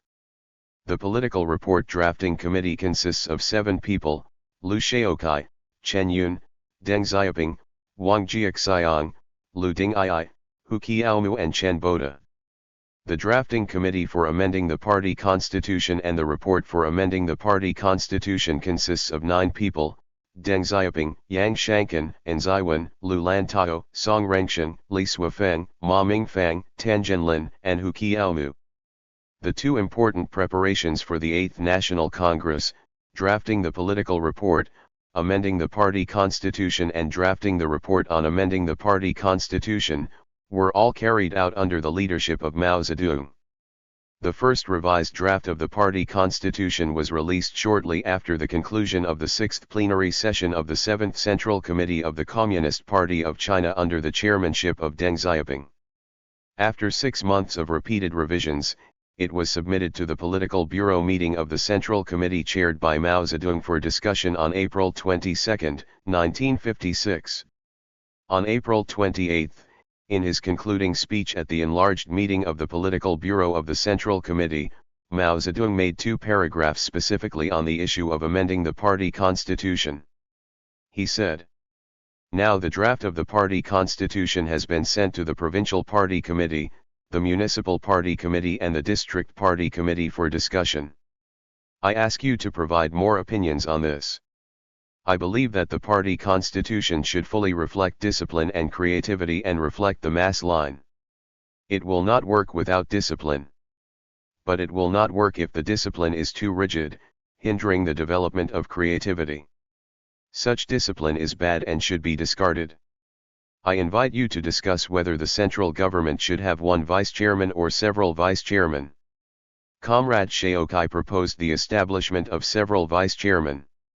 The current draft of the party constitution talks about the establishment of one vice-chairman. Also, whether we can follow the approach of the People's Congress and establish permanent representatives of the party. We have a People's Congress and a Party Congress, and the Party Congress is the Party Congress. What are the benefits of having a permanent representative? That is, we can hold a Congress once a year. We have not held a Party Congress for 10 years. With the permanent representative system, a meeting must be held every year. Is it possible to consider adopting this approach, such as a 5-year term? This has not yet been written into the draft party constitution. It is proposed for everyone to consider and see if it is okay. These opinions of Mao Zedong were quickly absorbed into the revised draft of the party constitution.